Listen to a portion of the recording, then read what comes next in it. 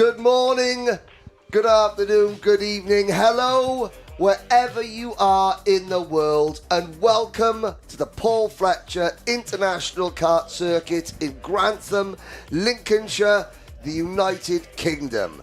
And finals day for the biggest single weekend event in British karting, the Motorsport UK Kartmasters British Kart Grand Prix. My name's Henry Beaudette. Joining me here in the commentary box is Andrew Mather, as well as Xander Clements, Bachini as well. This is the 30th running of what has become one of the signature events in our sport. 304 drivers entered from 25 different nations. Today, we decide who the 7 2025 Grand Prix plate winners are. I've been so fortunate enough to bring you this event either at the circuit or on the Alpha Live YouTube channel every year apart from one since 2008. But Andrew, despite your vast body of work in this sport, this is the first time you've joined me here at Kartmasters. And what a day we have planned. Very busy day as well. Welcome everybody to PF International. Really excited for what we've got in store today. I think Bachini summed it up brilliantly at the start of the week, didn't he? Of what this means to the drivers out there on circuits. Everything. It's Absolutely. You know, it's not a championship, but in some ways, you know, we talk about in Formula One about the Monaco Grand Prix and how that can be worth half a championship. I'd say it's worth more than half a championship for the drivers today. If they can take those GP plates, it's not just about the next 12 months. It's about a legacy for all of the drivers who go onto that roll of honour today. They are with drivers, you know, the biggest names, not just in karting, but in motorsport as well. Exactly. And they'll be there forever. Exactly. Just to give you an idea, Lewis Hamilton, Alex Albon, George Russell, Oliver Bearman, Will Stevens are just, they're 5 drivers who have made it to Formula One, who have won this event at least once. And the other list of winners, the who's who of motorsport in Britain, up and down the land.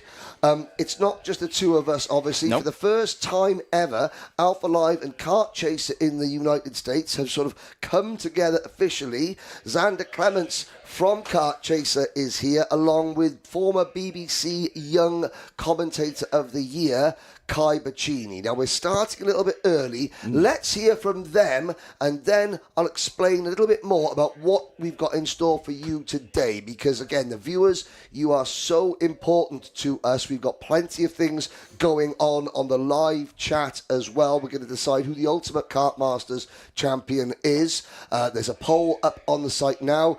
When this finishes, it's George Russell against Joe Turney. Get your votes in the Alpha Live chat coming in. When that poll finishes at the end of the first 3 or 4 races we've got for you this morning, because there is an adjusted timetable, we will have 4 drivers for you to vote for to become the Ultimate Kartmasters champion. But before then, let's go down trackside to see what the atmosphere is like with Bachini and vote for Joe Turney, speak to Bachini and Xander Clements. Take it away. Nothing like a little bit of an earlier start in the morning, and nothing like kart engines to wake you up in the morning. This is finals day for the 2025 Kartmasters GP. Champions are to be decided. I'm sure hopes will be high and some downfalls will come. But the question is, who will walk out victorious with the notorious GP plate esteemed on their kart? Xander Clements is alongside me, and we are ready for some racing. We are. It's still a long way before we do hand out those GP plates. Obviously, we have a couple of heats still to get through this morning, then the repêchages after that, and then, of course, into a round of pre-finals. The GP plate main events, 15 minutes plus a lap, that's still a ways away from where we are standing right now, and it is busy down here at Parc Fermé. Like you said, a quick start and a quick wake-up call for Waterswift, Senior X30, Senior Rotax, and Junior Rotax that, of course, have, or Junior X30 that have heats coming here this morning. Nothing like a shake-up to wake you up in the morning. We're straight into heats, as Xander said. That is, any of the heats that weren't run yesterday will be ran this morning. Then we're straight into the repechage, and that's where things get spicy, because that's where final places are decided, and that's where it's all up for stake. We're getting to the back end of the weekend now. This is where strategy really comes into play. You know, drivers, they're starting to get a little bit sparse on the tyres that they have remaining and the choice that they have coming into these races. So do you think we'll start to see a little bit of a tactical change from the teams and from the drivers of where those new tyres are placed on the car? Yeah, I mean, at the end of the day, we are waiting on our end to try and do the classification of the points before these heats are done, because we were kind of halfway through the rotation for groups.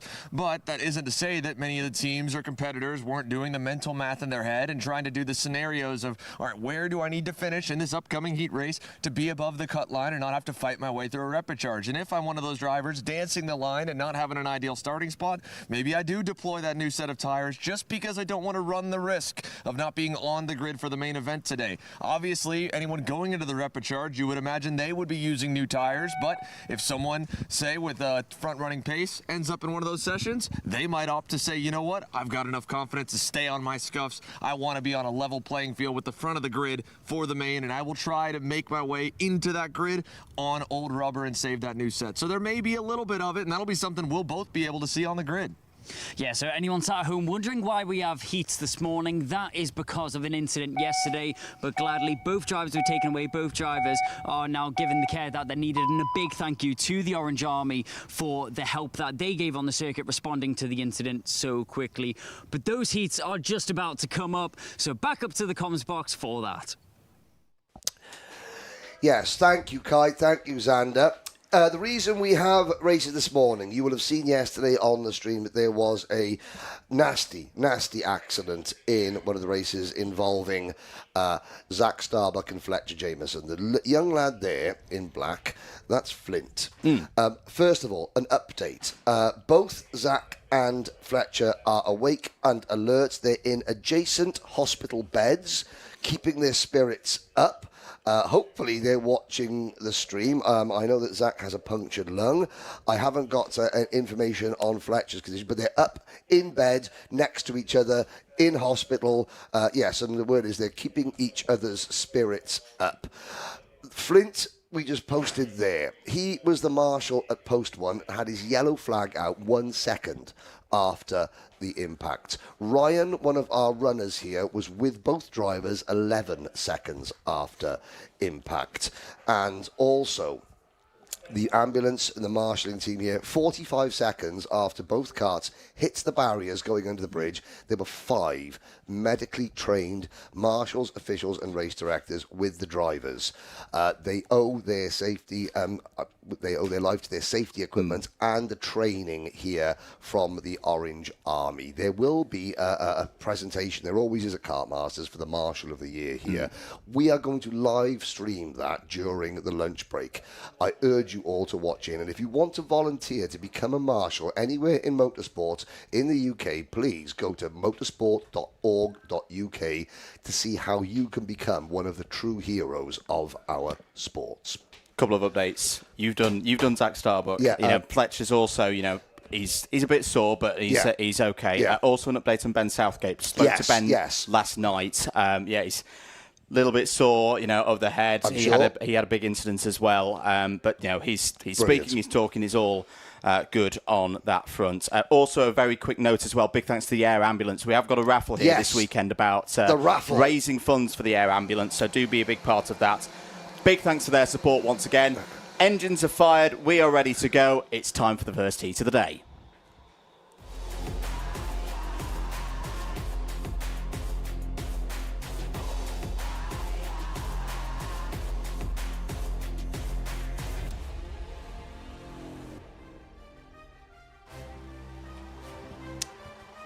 Into Waterswift then, Heat 4. This is the first of the races that we were hoping to see yesterday, but we're catching up now. Here is your grid for it. This was from timed qualifying yesterday. Colby Patterson on pole position, Night Measures alongside on the front row.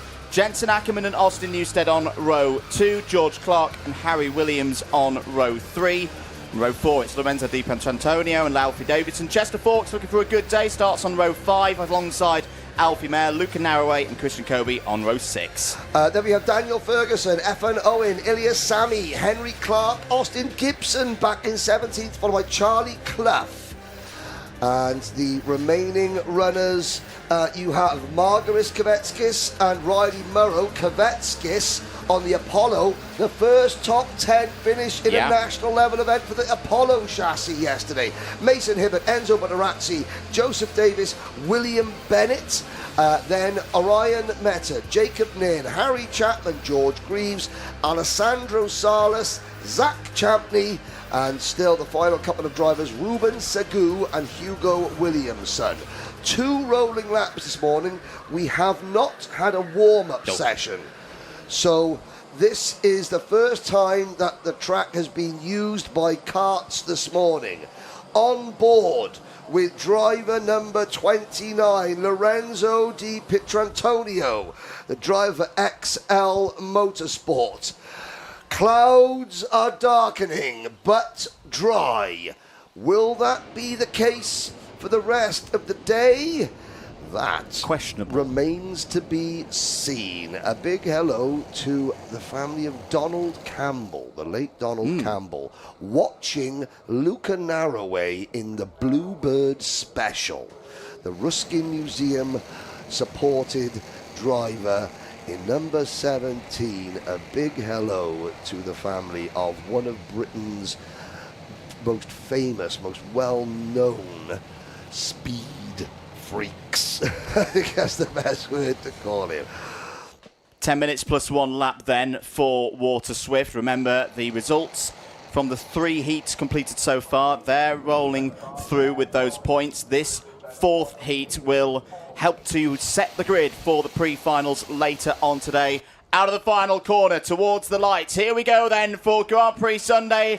Heat 4 for Waterswift is underway. It's a good start for Colby Patterson. Decent run for Jensen Ackerman as well, immediately up to P2. It's a clean start under the bridge for the first time. That's what we want to see. Chester Forks trying to move up the orders. Had a bit of a tough week so far. Good start for Night Measures as well. Henry on very good form at the moment is Night Measures. He's running in 3rd place and now going for 2nd place down the inside of Jensen Ackerman. Nice move there from Night Measures. The number 19 looking for a strong day. Everybody safely through the first few corners. On board with I'll start again. On board with Lorenzo Di Pietrantonio, getting passed there by Austin Newstead.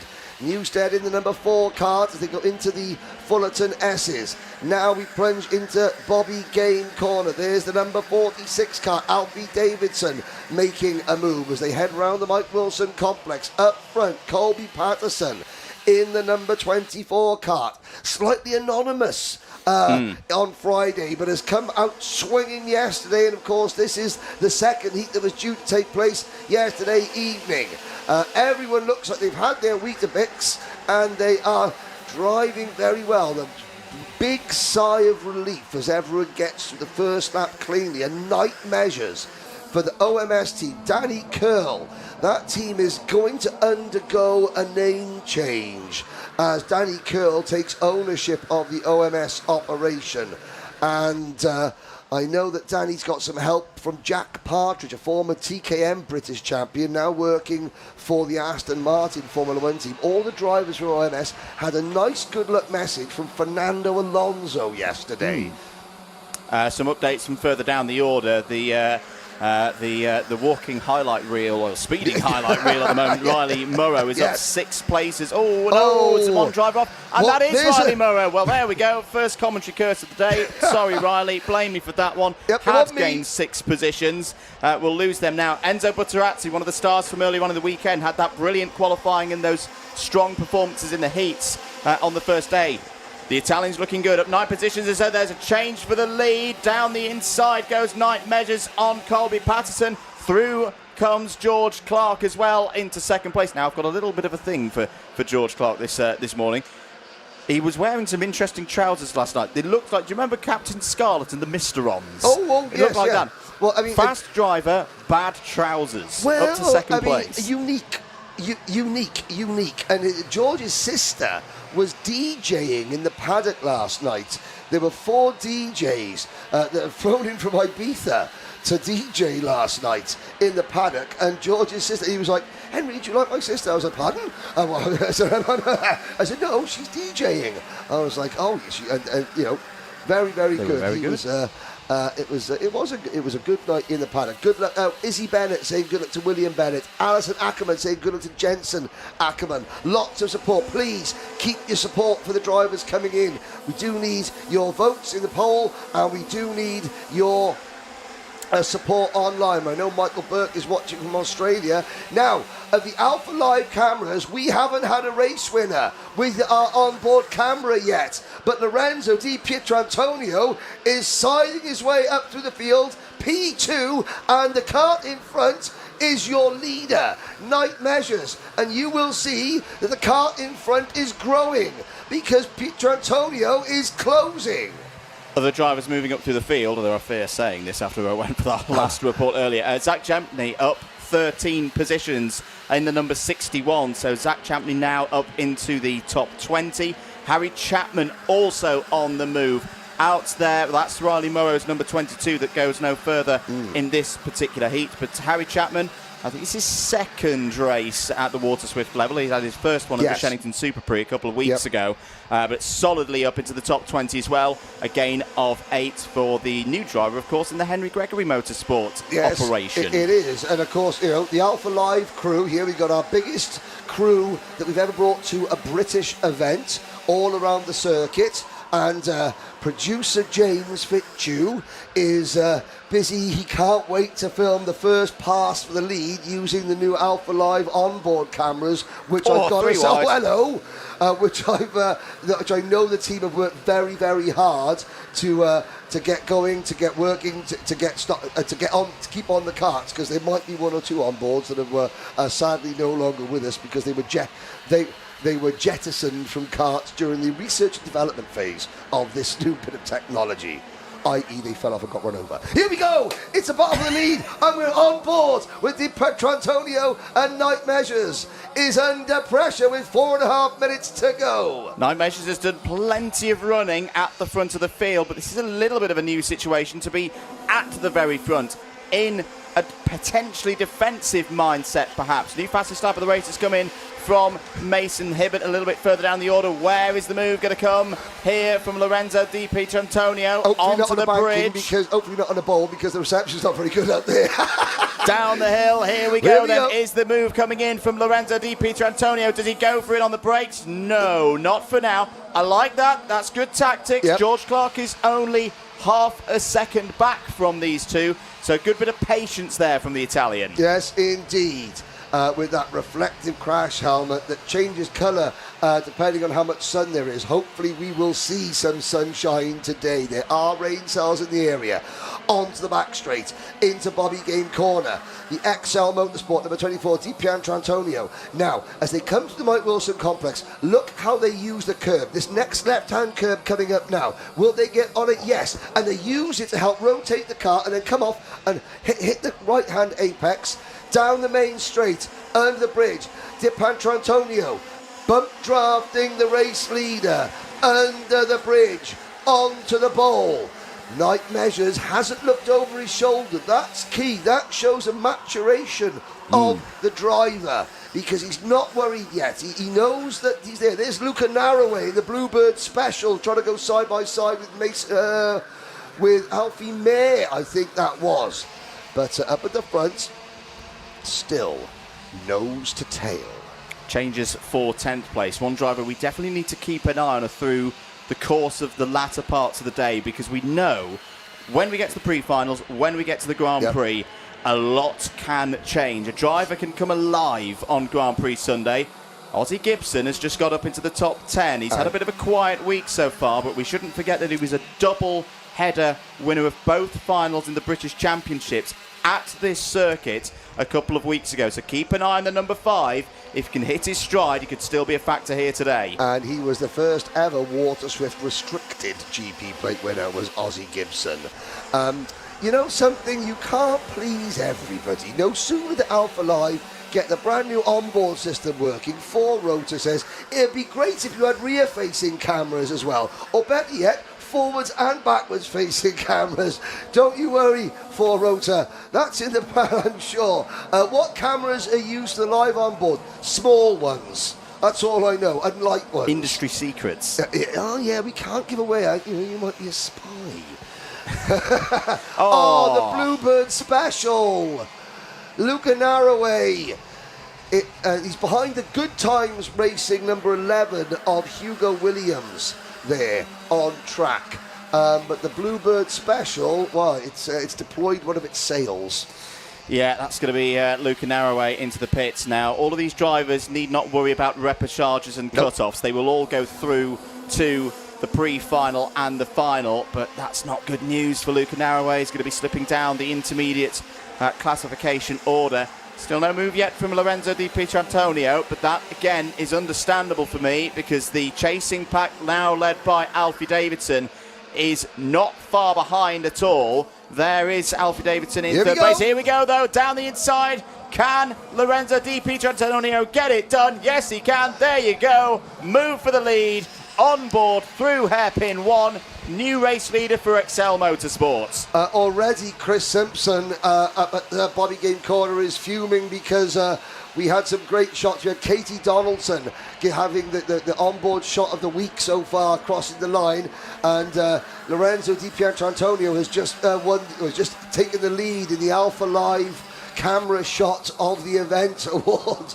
The camera crew are losing out the drivers in every way here, but they're doing a fantastic job, and I can see why Di Pietrantonio went for the move, because Alfie Davidson is closing in.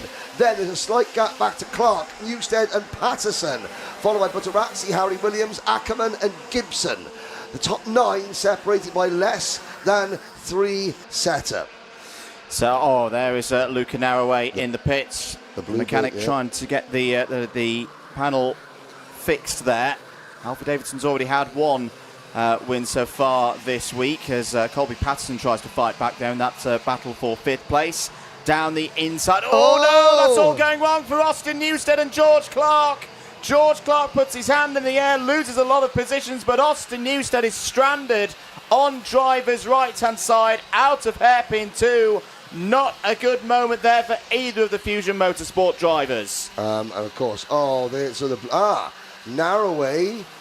trying to get back out, and again, Glenn Guest, 4Rotor on the thing. I know Glenn, he's done a lot of work with cameras on karts to try and promote karting in this world. And there's Night Measures having a look at the inside. Oh, Lorenzo, he saw and probably felt Measures in his peripheral vision. He's down to 3rd. Now Measures defending the inside line from Davidson. Davidson takes the lead. Di Pietrantonio tries the crossover. Thinks about it. The first naughty cutback of the day goes to not quite Lorenzo Di Pietrantonio. Measures defending. Alfie Davidson leads half a lap from home. Really good stuff this once again from the Waterswifts. Davidson moves to the middle of the circuit. Night Measures has got a route down the inside. They clash, they get together, but still pointing in the right direction. Davidson's going to have another go here. Here comes Di Pietrantonio to the inside. Whoa. Night Measures is potentially going to get this win. Yes, off the final corner. Very dramatic finish here in Waterswift. Measures takes it. Davidson P2. Di Pietrantonio in 3rd. Harry Williams 4th. There's an incident, and it's Margaris Kovetskis on the new Apollo, who's gone round with one of the OMS drivers there. I think it might be Henry Clark slipping down the order in the number 82. Yep. Wow, what drama at the end of Heat 4 in Waterswift, but it's a win for Night Measures, continuing, Henry, this strong form that we've seen from him over recent weeks. Yes, a dramatic late finish, that race. Harry Williams eventually comes home in 4th place. The gap between Di Pietrantonio, Williams and Butterazzi for third, fourth, and fifth was 0.05 of a second. Great drive from Butterazzi, great drive from Jensen Ackerman, Gibson, Christian Colby Patterson dropping to 9th, Daniel Ferguson rounding out the top 10, George Clark, Alfie May in 12th. Looking down the order, okay, Chester Fawkes didn't really, but he's getting through the races now, is Chester Fawkes. And then down the order there, well, Hugo Williamson, George Greaves, the two Good Times racing teammates, they finished third in the top 25. How about the Bechtold, watching from, I'm not sure, maybe Italy, maybe the UAE.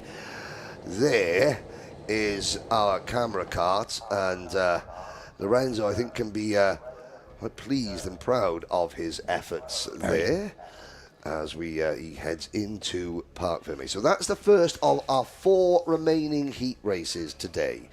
After the heat races, we move into the repêchages for the classes that need them. At about 1:30, then the pre-finals. There's a lunch break here at the circuit at about 1:30, and at 2 o'clock is when the Grand Prix begin. So let's have a go. And after a nice, calm, sedate start to the morning, ladies and gentlemen, let's go down to Kai Bachini.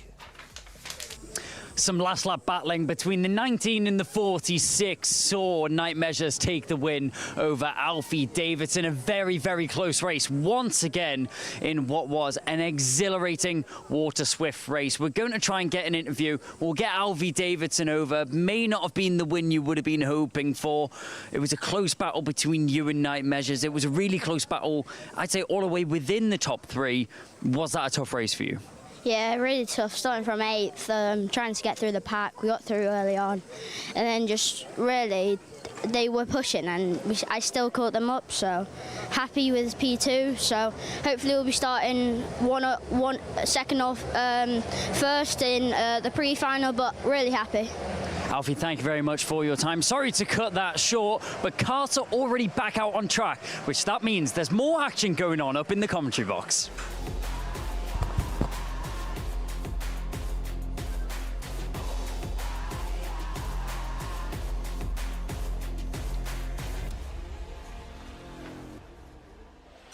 Yes, indeed. There's more action going on, but not for Jack Mowat.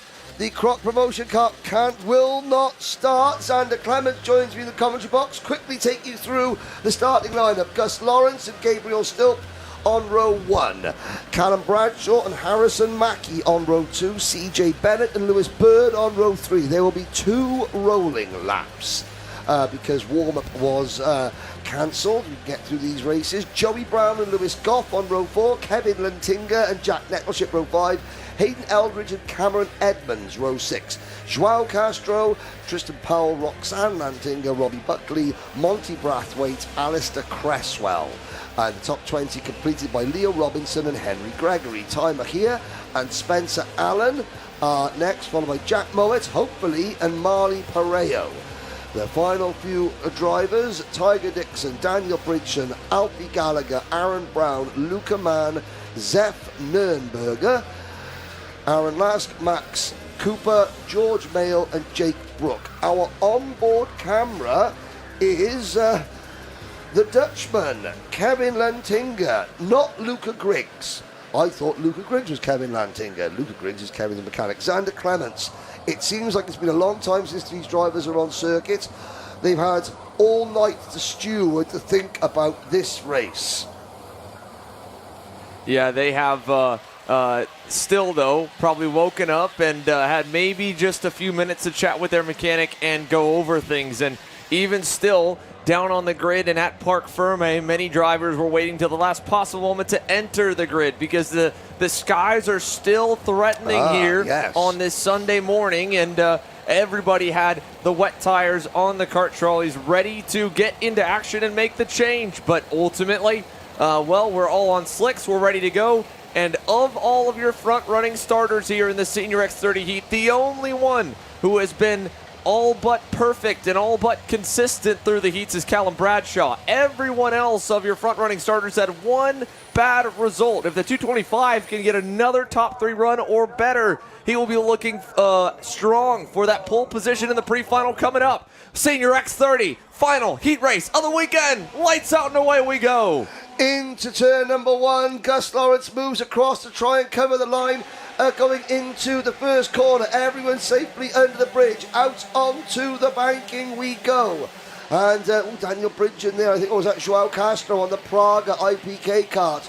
Both Pragas are in this race, those beautiful purple and silver liveried machines running quite well this weekend, it has to be said. Bradshaw already into the lead from Lawrence, then 2 of the Crocs battling, Stilp in the 342 and Lewis Bird, who's already got some hefty damage on that nose cone there. A huge gouge looks like it's been put out of it. Bird has been afflicted with nose cone penalties this weekend, and it already looks as though something could have happened in that. Yeah, he was trying to get back in line behind Gus Lawrence and then fight back to the outside, inside. Even he was challenging for a moment Bradshaw down the hill into turn number 5, and that's why Callum pulled the pin, let off the brake pedal, and sent it for the lead. And now he's going to get fed a bit of a side pod for the 151 of Lewis Goff, and Goff will bring 2 more with him. So quite a few, all going through turn number 3.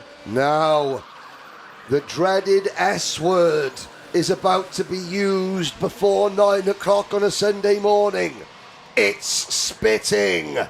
This could change everything, and Jack Nettleship, I said, gets elbowed aside by Jacob Stilp. They have time to insult each other as they're driving down towards there. Oh, Nettleship now defending on board with Lantinga, who has to just try and follow his teammate through. Let's look at the lap times. If it's starting to get mildly moist, then the drivers will soon start feeling it, because it's so early in the morning. It's harder. There's no temperature in the track. There's very little temperature in the tyres, and they're all on slicks. Harrison Mackey's Nanny June on the live chat. Hello, morning, Nanny June. Oh, that was a slick crossover right there. Lewis Bird getting the move done on Lewis Goff, and up front, Gus Lawrence is, I think, at this point content to follow and get away from all the chaos behind. Henry, we've waited for the intensity to pick back up. The first Senior X30 Heat race yesterday was tame. This one not so, as we got one of the S8 Racing TBs off the 24 around of George Mayo. So his Sunday morning off to a rocky start. But yes, the inclement weather that has ultimately stayed away for the entirety of Saturday greeted us once again on a cold Sunday morning. The lowest temperatures these drivers have raced on so far this weekend. Yes, yes. Welcome to British summer, Xander. And you can see there the first blodge of rain on one of our cameras as Jacob Stilp makes a move and passes Harrison Mackey. Gus Lawrence up on the banking, takes the lead away from Callum Bradshaw. I was about to say, if it's spitting, I would have thought that Gus Lawrence would sit behind Callum. Let Callum be the guinea pig. Let Callum test all the corners for slipperiness, and Gus has got that little bit of extra time to react. But Gus decided, no, I got to go, and he's gone. Gus Lawrence, to be fair, needs the points much more than Callum Bradshaw. Remember, it's a 2-point swing in the heat classification from second to first, whereas it's only a 1-point swing for positions further on back. This is a much-needed heat race for Gus Lawrence. It should have been already an easy shot to the first couple of rows in the pre-final, but that spin on the final lap of the opening heat race for Gus Lawrence has put him on the back foot for the rest of the weekend, and the second heat he ran on Friday also was less than ideal. The speed's been there the whole way, but to be fair in this heat, he has not gone purple yet. Gabriel Stilp was quickest the lap ago. Kevin Lantinga quick now, and he is right behind this group here, fighting it out for fourth. Harrison Mackey with a slick move, and Lantinga will pick up another one as well in turn 4. Well, Henry Gregory sent one to the inside. Great camera there. I think that's Emma France up on the outside of the banking. Gregory just got to the inside of Mackey. Lantinga capitalising as well. Harrison Mackey has not looked happy in this race. And two together. Spencer Allen, the driver. And Roxanne Lantinga looked to be the other one involved. And Spencer Allen, who's raising awareness for St. David's Hospice, out of the race. there were 2 warning flags given already. One to the 75, one to the 5 of Lewis Bird. The 91 was under investigation moments ago, and the first penalties come in, and it's for none other than the 27 of Cameron Edmonds. Now fast lap goes all the way down to 11th with Tristan Powell. As we see down the inside here, that's the 311 machine of Joey Brown. He's trying to fight back. Started up in the 7th spot, was 10th across the line, now back up the board to 9th. Biggest mover, Aaron Brown. I was about to say, look at that, the black, green and red kart of Aaron Brown charging up the order. Kai Bachini, what have you got for us down in pit lane? Big news coming down from Parc Fermé. We've just heard it over the tannoy. The meeting is now declared open. It is no longer a dry meeting, which does mean that wet tyres are available to the drivers and the teams if they feel is necessary. Now, why that will be is because there is forecast threat of rain, but there is minuscule drops of rain starting to fall down here in Parc Fermé. If that intensifies, that's going to be another question, but rain may be on the horizon. That'll be something Kai will have to keep a tab on, and our camera ops down on the Parc Fermé section of what the frenzy will be to be the last one in the gates before the grid closes. This will be chaos for Junior X30 as they're going to try and wait till the last possible moment to enter the dummy grid with still just shy of 4 minutes plus a lap to go.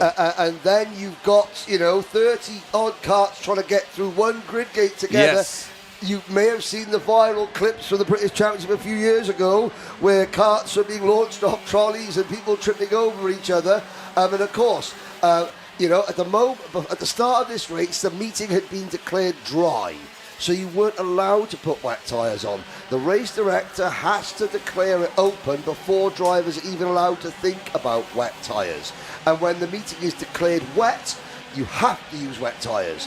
It's not a unique rule for the UK, but it is one of our rules. Gus Lawrence, 3/10 up on Bradshaw, Stilp 3rd, Gregory 4th, Kevin Lantinga in 5th.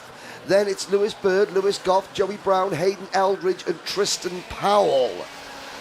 And he comes through there. Well, Nanny June, Harrison Mackey's grandmother, who is a long-time Alpha Live commenter and contributor. I think Iron Brew is made from steel girders, not iron girders. Why is it not, Nanny June? Why is it not called Steel Brew then? Tell me, you're Scottish. Come on, let's go back to the racing. 2.5 minutes to go.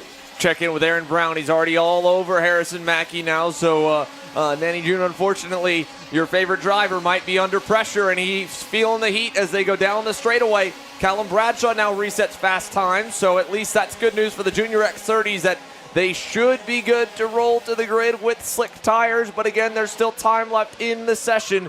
Bradshaw still in the wake of Gus Lawrence, not close enough to pressure and challenge. Gabriel Stilp about a second away, and then you go further back to this group here at the edge of the top 10, where Aaron Brown is now up a net total of 17 spots and trying to get more as Harrison Mackey goes way off at the exit of turn 4. Yeah, and Jack Nettleship in the number 75 kart. He's not had a happy race, that red and grey Gillard chassis. He seems to be under pressure throughout this race, defending for all his life, just getting involved in little tiffs with other people. Now, Bradshaw just checking across. He looks for his mechanic just to see what the signal is, to see the time. Now he has a little look. Lawrence sees the nose of the Strawberry Racing kart. He's not going to give the place easily. And now Bradshaw is back to the race lead. Lawrence checks over his shoulder. Are we going to see a retort straight away? Of course we are. Oh, you could buy a ticket for this. Bradshaw v. Lawrence. Now they're having a little conversation to one another. Gus Lawrence is... I think Gus wasn't happy that Callum had that half send, and he cut him a major break at turn 3 and then went right back by. And just like that, Gabriel Stilp is now in the conversation with 30 seconds plus a lap to go. That's great news for Lawrence, and I think that might have been why Bradshaw decided to go looking for the signal of how far back and how what was the closing rate of Stilp. And in a matter of half a lap, 3 are together. There are more on the way as we go nearly 3 abreast down the straightaway. No. backed up and into the wall. That was getting a bit vicious there, and now Bradshaw has been passed by Gregory. Gabriel Stilp managed to avoid that. Bradshaw looking over his shoulder now. I mean, you have to have a look. They were 3 wide, and we'll have to wait and see what the... let's have a look back at that, because already they were upsetting each other. Bradshaw gets to the inside. He'll say he was alongside. Lawrence, though, couldn't go as wide as possible because Stilt was on the outside line. So Lawrence gave him as much room as he thought he could. The main thing is that obviously that was a scene of yesterday's accident. Lawrence continues down in 23rd. Still leads. Henry Gregory second. Oh my word. Gregory almost got turned around there as he's trying to park it on the apex. This is the final lap. Lewis Bird, Callum Bradshaw, Lewis Goff, Kevin Lintinga, and I think that's Joey Brown also in that group now. This is the battle for second place. And round the outside, there's not enough grip there, although Lantinga, our onboard camera car, does pick up a place round the outside there.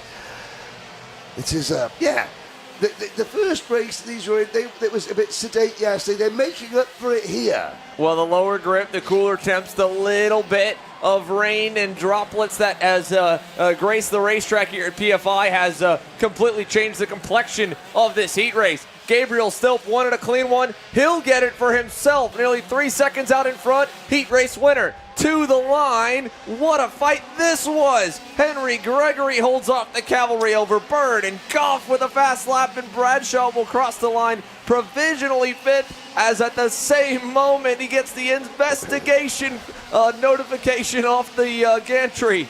My goodness. Yes. Well, there's been more. And through all of that, investigations in this weekend than a season of the Bill, I've got to say. So with that, the 75, we mentioned he was under investigation earlier, also handed down a 5-second penalty. That was pretty high up for Jack Nettleship. That would drop him back down to around 12th or so. And what that would do, it would be another spot for Aaron Brown. Your top 6 across, but Brown crosses provisionally 8th. If Bradshaw were to receive a penalty of any sort, along with Nettleship, that would be a 22-spot gain from way back to P6 for Aaron Brown. Major heat race for him, and a much-needed one after yesterday's qualifying. Yeah, but I also seem to recall in his first race yesterday, he was flying up the order. So, what a way to recover from a disappointing qualifying. Gus Lawrence, 24th. Goodness.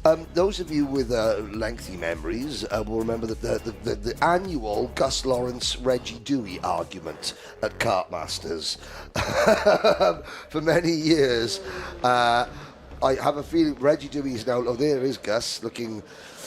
Yeah, I know we'll be sending it down to Kai Bachini, producer James, while we have Kai standing by. Can we take one more look at that moment from earlier? I know that we're getting ready to go down, but I'd love to have one more moment to kind of break down a bit of that tipping point of this heat race and the fight for the win. Watch this again. Bradshaw late to get there, but he did get it, and at the same point had to just tap the brakes and get it sideways. The first contact was okay. It was the second one when he was up and over the curbing and just a passenger, and that speared him right into the side. And the perfect contact, tire to tire, launching Gus Lawrence into the air, pirouetting around. And to Gus's credit, rather than initially locking the brakes down, he made sure to let the cart roll off to the side and not be an obstacle for the rest of the field, but obviously probably suffered some damage when he hit the wall. You have to remember that Gus Lawrence knew he was going backwards hard into the barrier.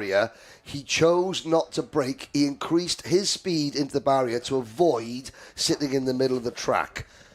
But, right, Gus Lawrence is about to speak to Kai Bachini. Have we got the bleeper ready? Take it away, Kai. We said it was all going to spice up today, and it definitely has in the Senior X30. Drama in the closing stages means that Gabriel still walks away with the win from Henry Gregory and Lewis Bird, but the driver which unfortunately came off worst from that one is Gus Lawrence. He's going to join us for a quick chat about what happened in that race. Obviously, Gus, looked like a tough incident. You're the one that came off worst, unfortunately. What happened from your perspective? No, obviously just racing, isn't it? Just got a bit tight at the first corner and we ended up crashing. Obviously, I ended up quite a lot worse, quite a lot of damage. So we just have to see where we start for potentially the repechage. I'm not too sure. See where we go. So repechage might be in the question you just mentioned there. Obviously, this isn't the ideal ending you wanted to your heats. All you got to do is bring it home. All you got to do is bring it home. Last race of the day, last heat of the day. It's unfortunate. Oh, well. Do you feel like the title's still in reach for you? Oh, of course, yeah. It's no problem. There you go. It's no problem, he says. Gus Lawrence unfazed by the incident that he just had on track. But talking about on track, I hear some Junior X30s.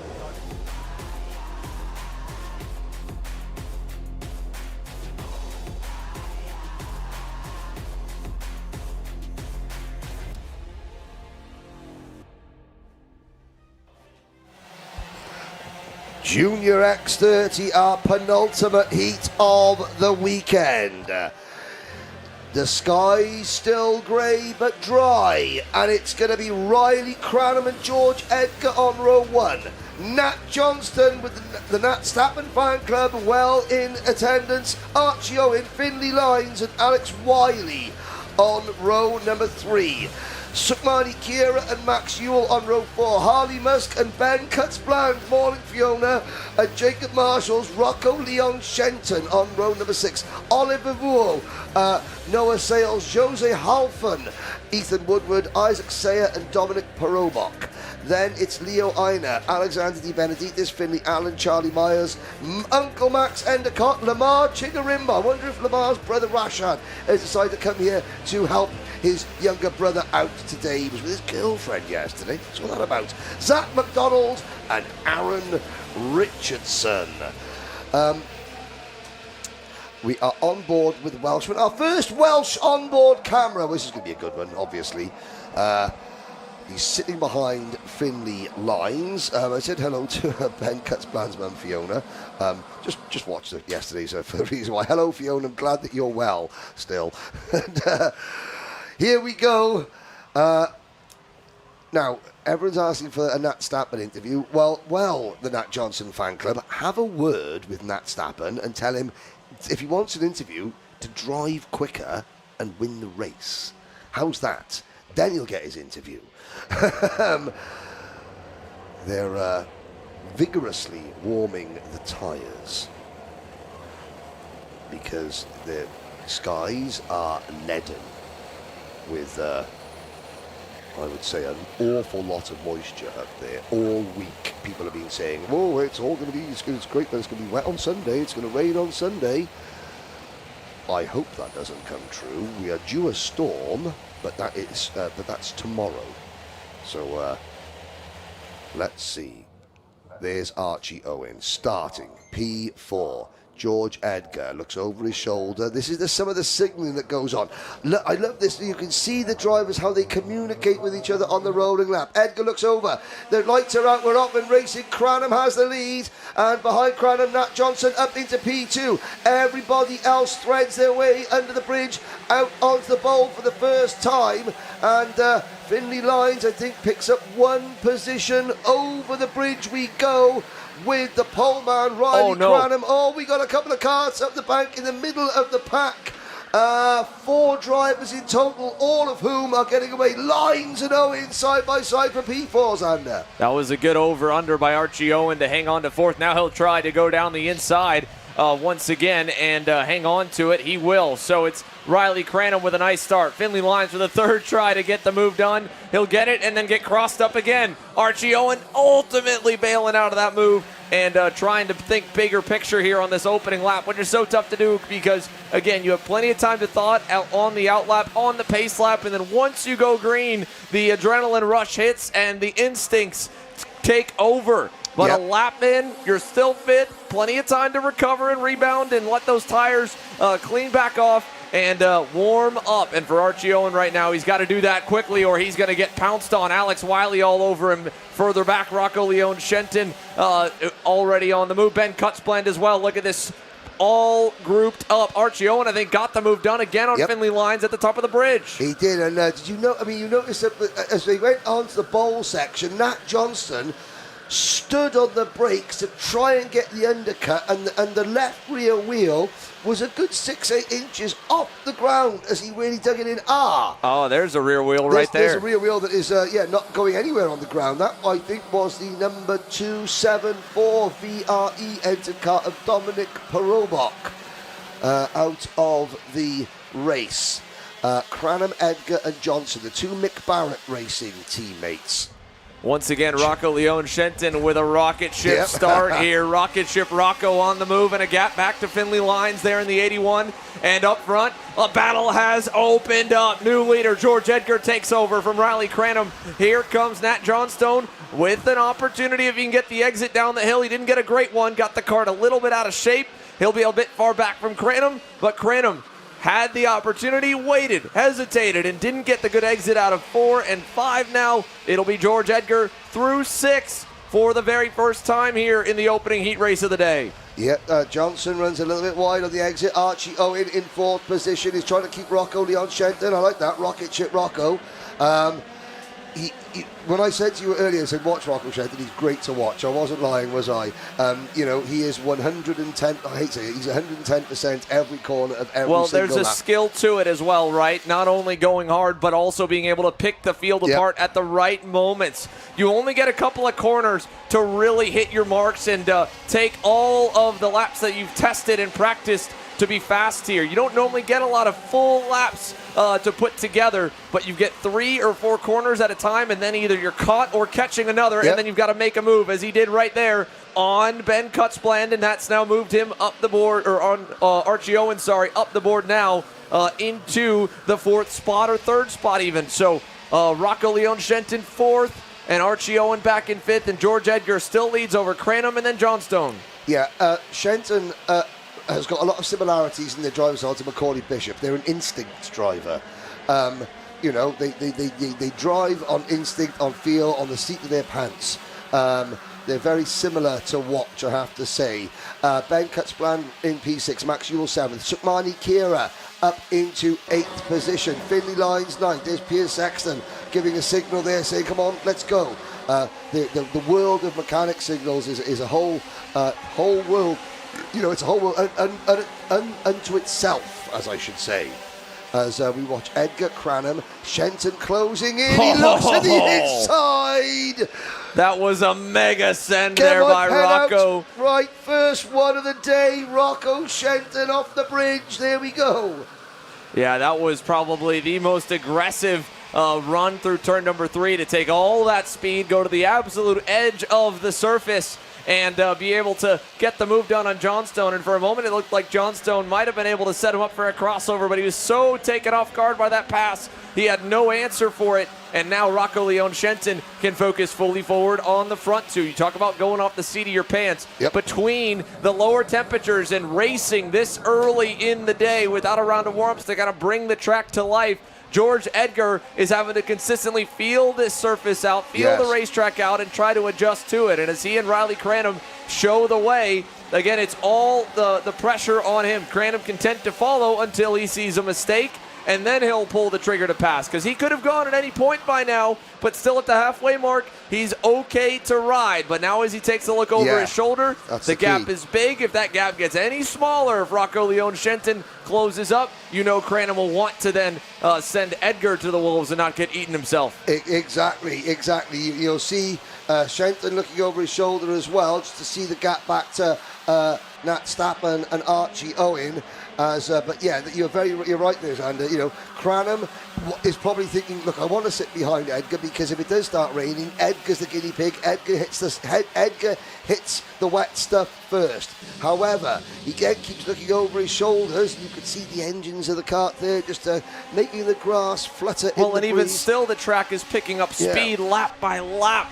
these drivers are already a couple of tenths quicker than the senior X30s from the session before. That lap alone, everyone in the top 5 knocked off another 3 tenths off their best of the session, and we're deep into this one. That was lap number 6. So it's only going to get faster. George Edgar's going to continue to have to push the limits and try to send it deeper and deeper to keep Riley Cranham content to ride behind. And I think right now the two of them are okay to stay in the formation that they are. Because while Rocco Leon Shenton went purple the lap before, this lap Nat Stoppen did back in 4th. They aren't making massive progress. But that time, through the S's, a little bit of a wiggle there from George Edgar. You can see his hands are very busy up front with the lower grip. And at any moment, again, Riley Cranham could go. He's waited. He's shown a lot of patience here in this heat, but that won't last. 3 minutes plus a lap. Okay, Shenton is quicker again. Shenton and Johnson quicker again. Cranham checks over his shoulder. I think the sense of urgency is going to start growing. Shenton takes a different line through the banking. Nat Johnson is going with Shenton, and Archie Owen isn't out of this one yet either. Ben Cutsbland all on his own in 6th position. Now Cranham. Yes, Edgar has to defend. Edgar was using more input on the steering wheel. Cranham tried to squeeze him. Cranham to the lead. Shenton will look to the inside. He points to George Edgar and says, go, push. And Edgar doesn't come across and goes, okay, Shenton's in a hurry and he's got one place to go, and that's the race lead. Only one car preventing him from taking it, and that is the British Open champion, Riley Cranham. Fusion Motorsport versus Privateer Driver. Up at the front with Mick Barrett Racing running 3rd and 4th, and then the Vismo International kart of, the BMR Restart kart of Archie Owen right there in 5th. And I've got a feeling that in the final 2 minutes of this race, we're going to see some really good shots. There's Shenton again, that's his trademark. New leader, Rocco Leon Shenton. George Edgar definitely is feeling the heat now as he covers low, and a look around the outside for Archie Owen and Nat Johnstone will go nowhere there in turn number 5, but at any point here he's going to have to start making some moves because Ben Cutsbland isn't terribly far back, and that entire back half of the top 10 have sorted themselves well enough. They're tracking pretty good at this moment. 1.25 minutes plus a lap to go. The clock is ticking down, and Archie Owen will need to make a decision sooner rather than later of what to do because the leaders could start to stretch away. Rocco Leon Shenton crosses the line for the first time atop the pylon here in Junior X30's first and final heat of today. Over the curbing, through the S's. Sukmani Kira now fast lap. Remember the young lady had to start from way back on the first day. On the second day, a better quali effort. She's starting to climb the boards now with a 57.73, mind you, Henry. That is nearly a full second faster than the opening few laps of this race as the battle for 3rd continues. George Edgar, heavy defense. Nat Johnstone trying to pick him apart and find a way past, but Archie Owen is there as the lead changes again. Over under from Shenton to keep it. Yes, indeed, Shenton now. He's been on offense throughout this race. Now, with just a few moments to go, 30 seconds plus a lap, he has to go defense. Owen has a little look, try the undercut on Johnson. Johnson fights back, Ben Cutsbland now moves into contention. So, the team that has won more Kartmasters titles across all classes than any other in the last, in the time I've been doing this event, and that's about 16, 17, maybe 18 years now, Fusion Motorsport has to go and battle with a privateer. Now, and Riley Cranham would love to be the one to hand him another GP plate. Last year's runner-up, British Open champ here this year. Riley Cranham thought 2025 could be his Kartmasters. It still very much could be, but in this heat race, he'll have to beat the rocket ship who's up 11 spots. Rocco Leon Shenton continues to defend. Perfectly managed it there in turn number 6 to stay in the middle, but he still bogged it down and had to chase Cranham down the racetrack to hold it. And now Riley catches him, sold him a dummy, and back and forth we go. Here comes Edgar back to the 2nd position. Cranham to the outside. The clock strikes 0. The last lap board will be going out. Nat Johnson in 4th, Cutsbland 5th, Owen 6th. They're watching what looks like it's going to be an epic final lap tussle as Rocco Leon Shenton tries to hold off the world. Here comes Edgar to the inside. new leader, George Edgar. Rocco Leon Shenton had to go narrow and forward. He got way out of shape. Oh, down the hill. He'll take them all to the low side. Cranham with a big hero move to the outside. It won't pay off. Shenton will get a little gap, but Cranham still has the motor tuned up enough. Off momentum from the high side. Shenton sideways again on the inside lane. Defending still. George Edgar running off and away with this one as the fight for second is still going on down to the bitter end here, Henry. Yeah, indeed. Now there's Ben Cutzbland defending from Archie Owen. George Edgar led from the start, dropped back, saw the battle going on between Shenton and Cranham, capitalised and takes the checkered flag. But this one in Junior X30 is going to run and run all day because the rest of the field crossed the line. You can't count out any of them. Oh, Alexander Di Benedictis in the number 46 and Noah Sales come together. And I have to say, yeah, well, I wouldn't say that George Edgar put on a complete cookery lesson in that one, but he did play it very, very smartly indeed.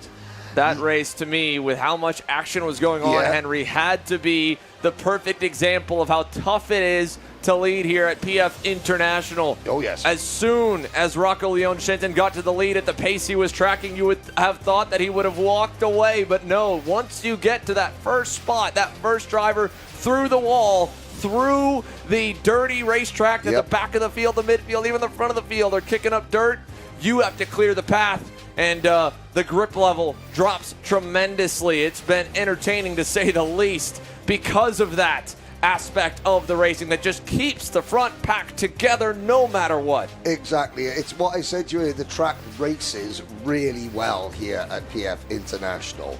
The poll has ended.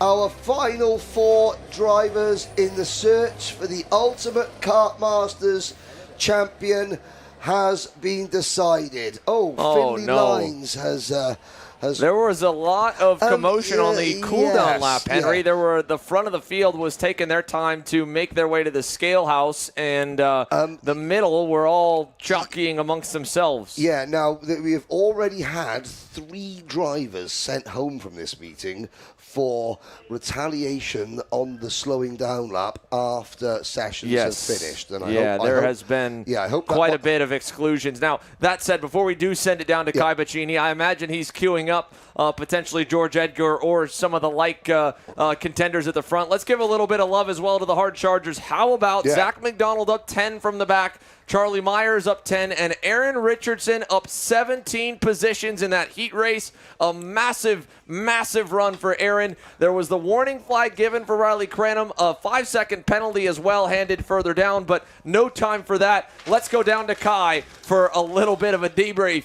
from a wild one in Junior X30. Well, Junior X30 definitely packed a punch, and what a race it was all the way to the end. There was multiple drivers that could have walked away with the win in that one, but the driver that did walk away with the win is George Edgar. He's just here for a chat. George, that's 3 heat wins out of 4. How does that make you feel going into the final later on?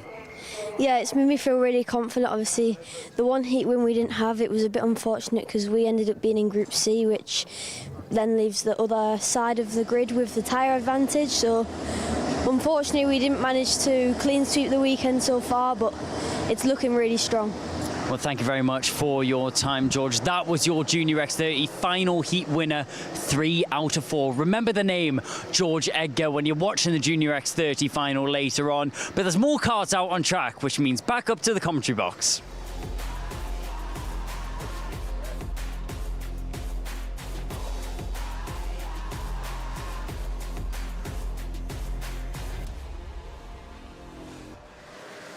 Race number 38 of the week. It's the very last heat race of Kartmasters 2025.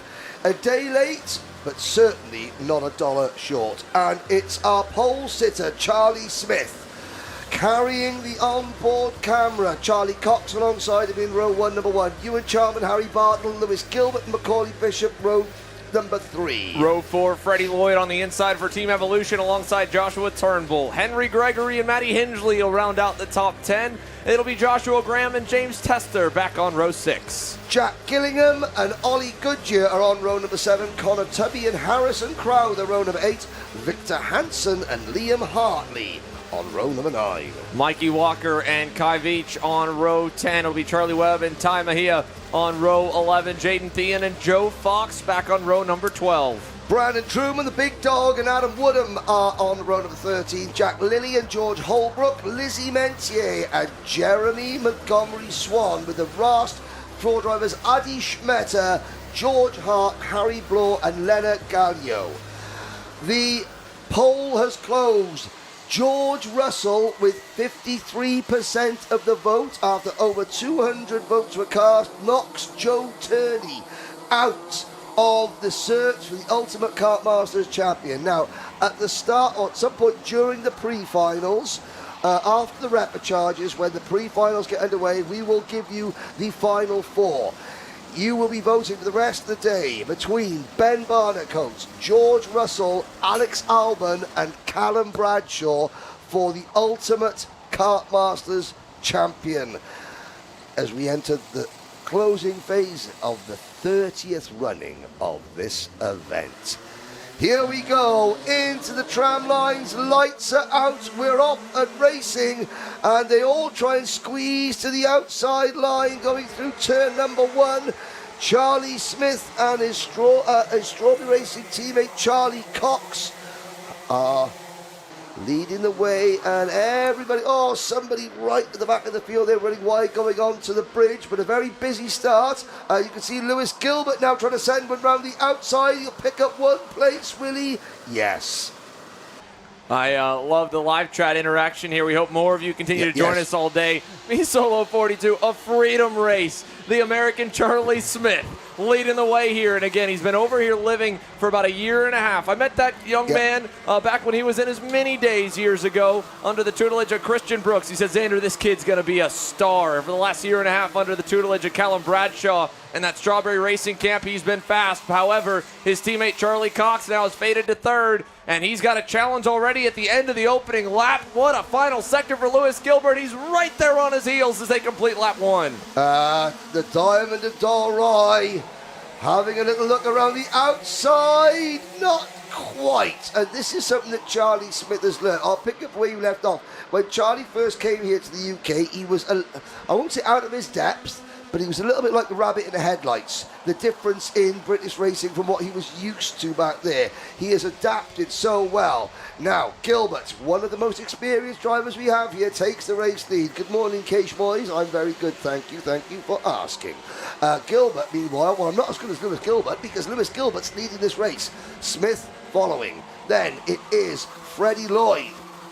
Freddie Lloyd has looked exceptionally quick every single time he's been on the racetrack, and it looks like this heat race is no different as the sun now greets us here at PFI. That's what it looks like. And maybe that's a welcomed sign for the on-track activity and that it has impressed the weather gods, if you will.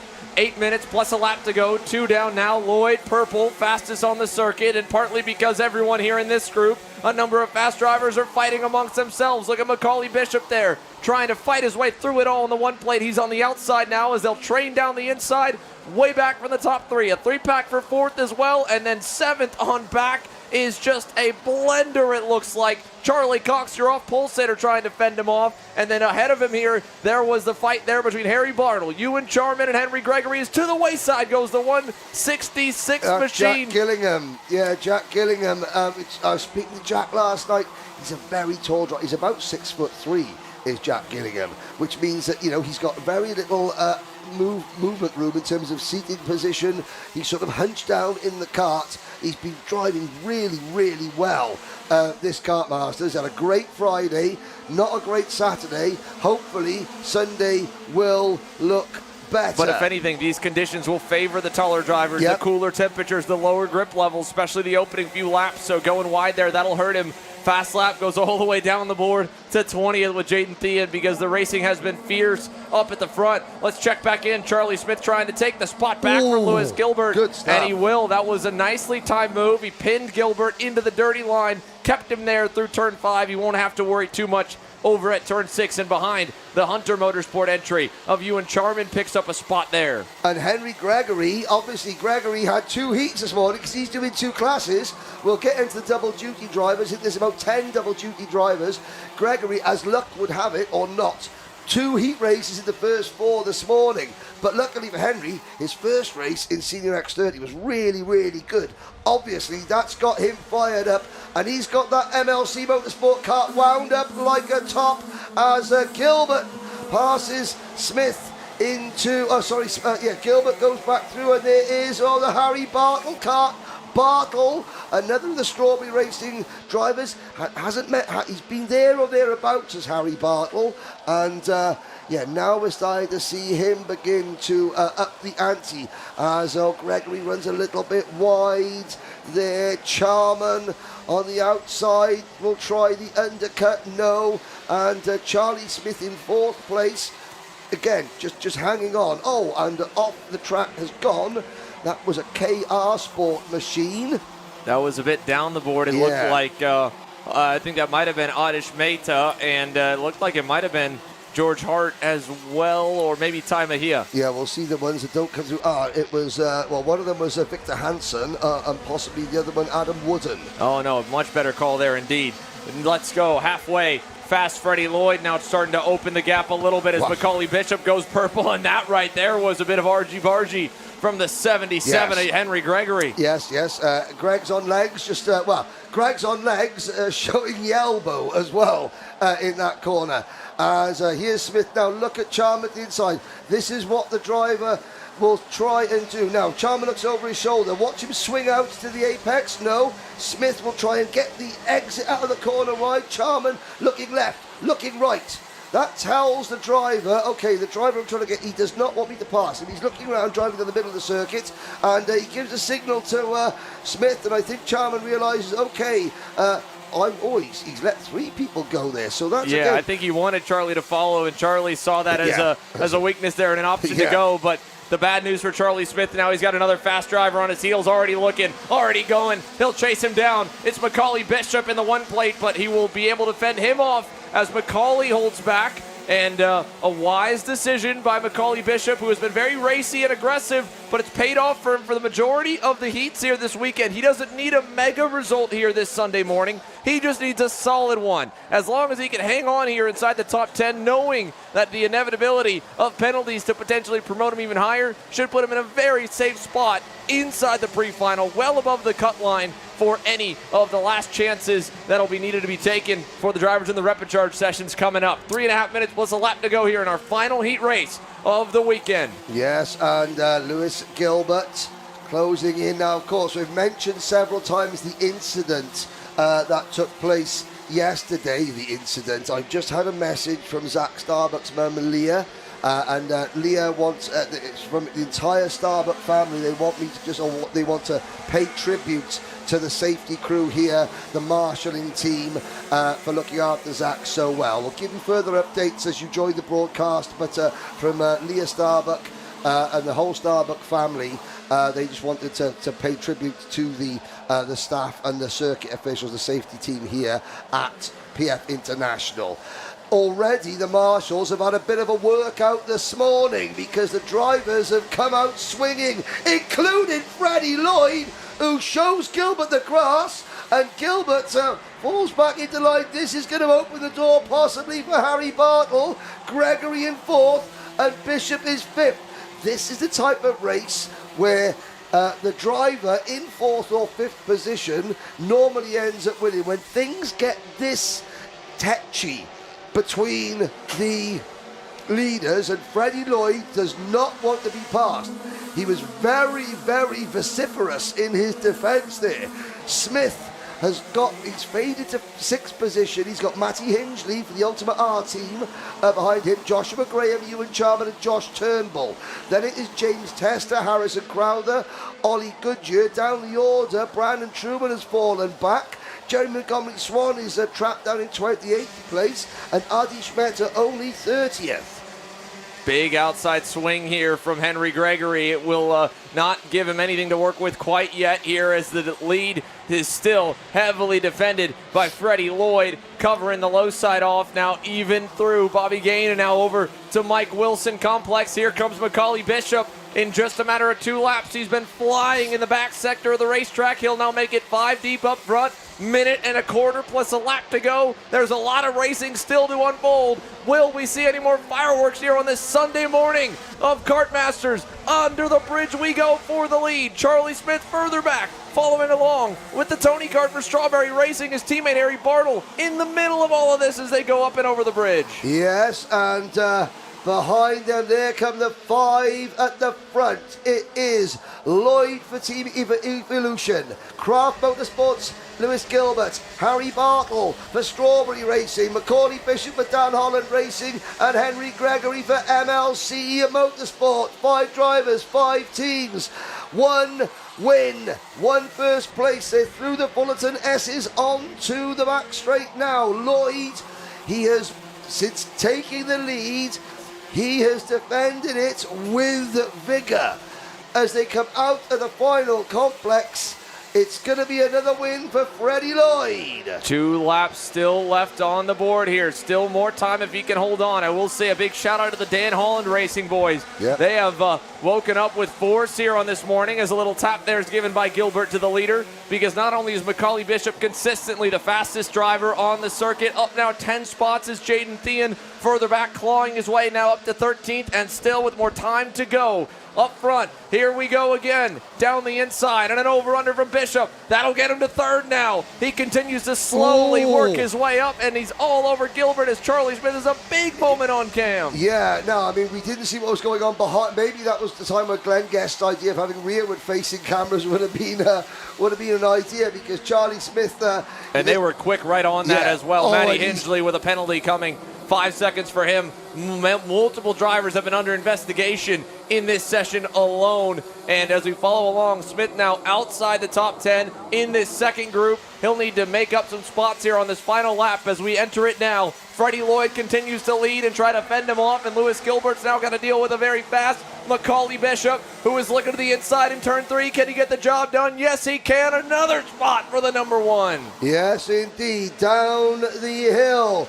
Bishop, who qualified well down the order, but Bishop was only, he was 6th, and he dropped back a little bit in the start of this race. Lloyd, I think, has gone. Lloyd is up the road. Bartle to the inside of Bishop, elbowing the number 1 plate wide as they come up the short chute. Half a lap remote. Gregory takes advantage. And look at the KR Sport number 8 of Joshua Graham. Hingley at the back of the group has a penalty. Graham siding through the order. Bishop fights back. Bartle up a couple of places, down a couple of places. Freddie Lloyd will score the heat race win here in Senior Rotax, and the battle shifts its way down to 3rd with a big-time final lap for Joshua Graham. Gregory hangs on to the P3 spot behind Lewis Gilbert.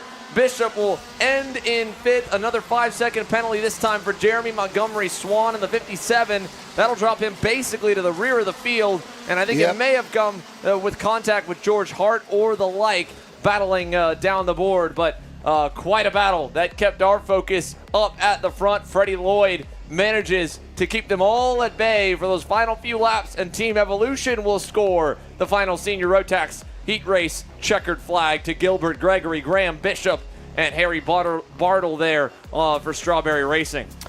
Matty Hingley, Josh Turnbull, Harrison Crowther, James Tester gets a top 10 for the Jack Dex Racing team. Mikey Walker up to 11th position. What a heartbreak for Charlie Smith, 17th across the line. Just continuously got swallowed up by the field. In the moments that he was free and able to run laps, the pace just never seemed to materialize for the Strawberry Racing driver.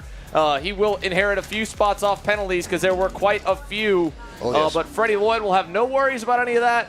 with a great performance as we ride back into the scale line and Parc Fermé here for Senior Rotax. Our heat race is concluded. It's a full day of racing action, Henry. No warm-up straight from here to the repecharges in a matter of moments. Yep. It is an action-packed day, as unfortunate as yesterday was, and it's great to hear, again, the family praising the staff. Like you said, one of the biggest highlights out of a day that had such a somber ending to it was how quick to react the entire Marshall crew, PFI medical team on site, and all the stewards to instantly take the race to red flag conditions and quickly tend to the incident over by the bridge. Yes, I'll just, for those of you joining the live stream a little bit later this morning, we started, an hour and a half early.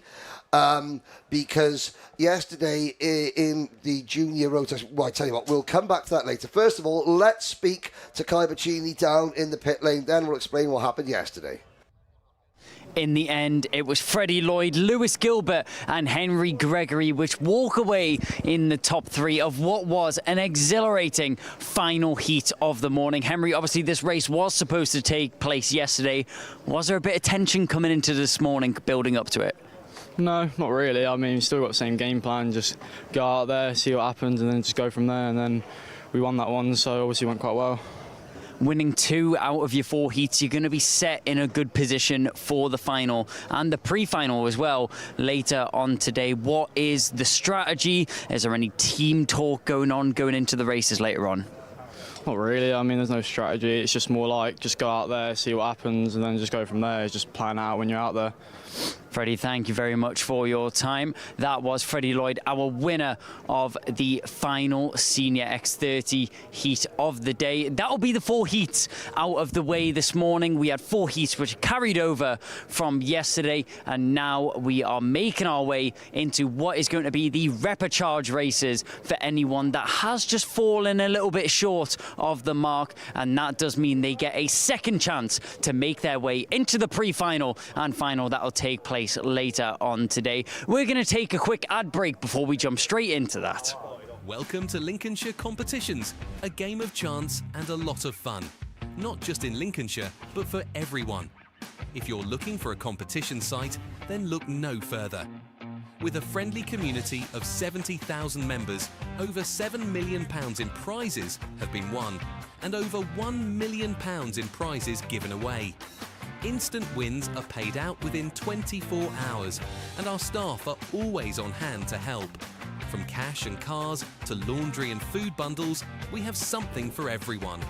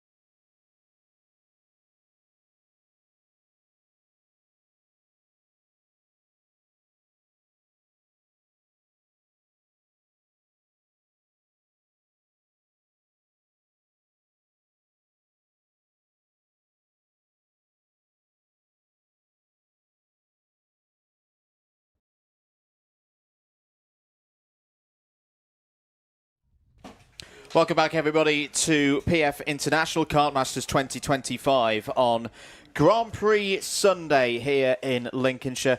Andrew Mather and Xander Clements on the microphones at the moment. Xander, we're getting ready for the repecharges, which is a couple of the people in the chat have pointed out.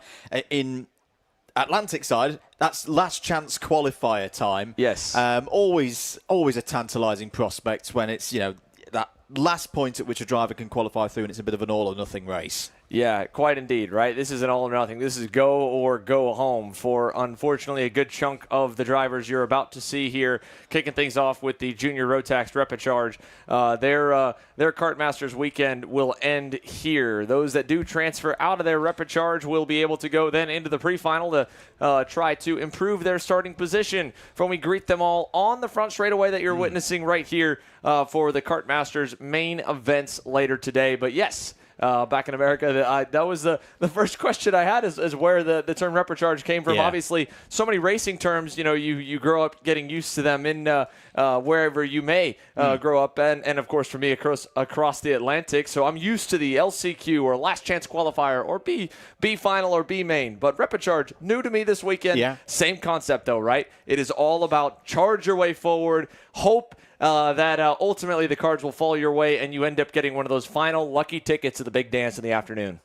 Absolutely. A couple of parish notices. The poll for the Ultimate Kartmasters Champion, the Final Four, the Fantastic Four, Alex Albon, Callum Bradshaw, Ben Barnacote, and George Russell George.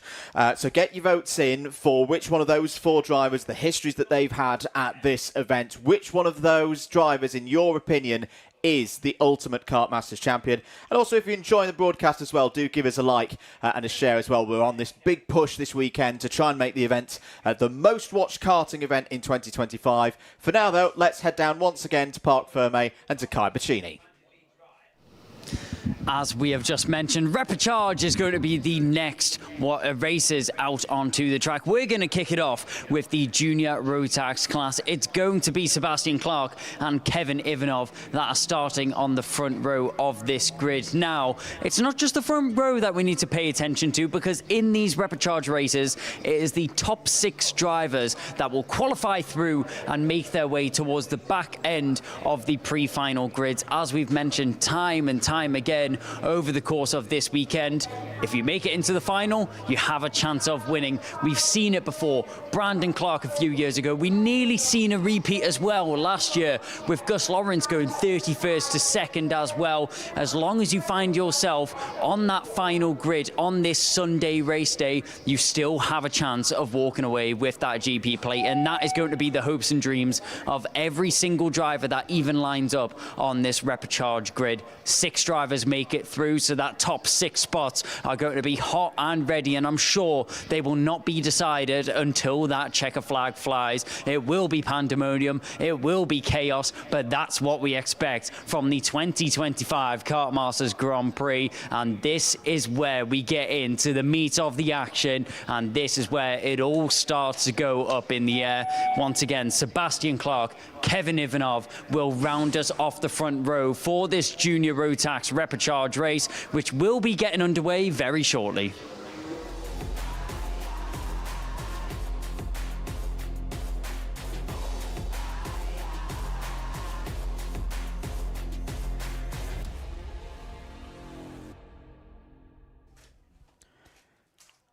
Thank you very much, Kai. So, it's time for the first Repêchage of Kartmasters 2025. This is when it's all or nothing for the majority of these drivers. This will be the last time they race here this weekend at the Motorsport UK Kartmasters British Kart Grand Prix. 31 drivers on the grid here in Junior Rotax. This is the most difficult, if you do the maths, most difficult final to qualify for, because there's only 6 places available to join the 30 drivers who have already automatically qualified through to the latter races here today from those heats. This is I'm not quite sure what we're going to about to see here, Xander, but I'm sure it's going to be exciting.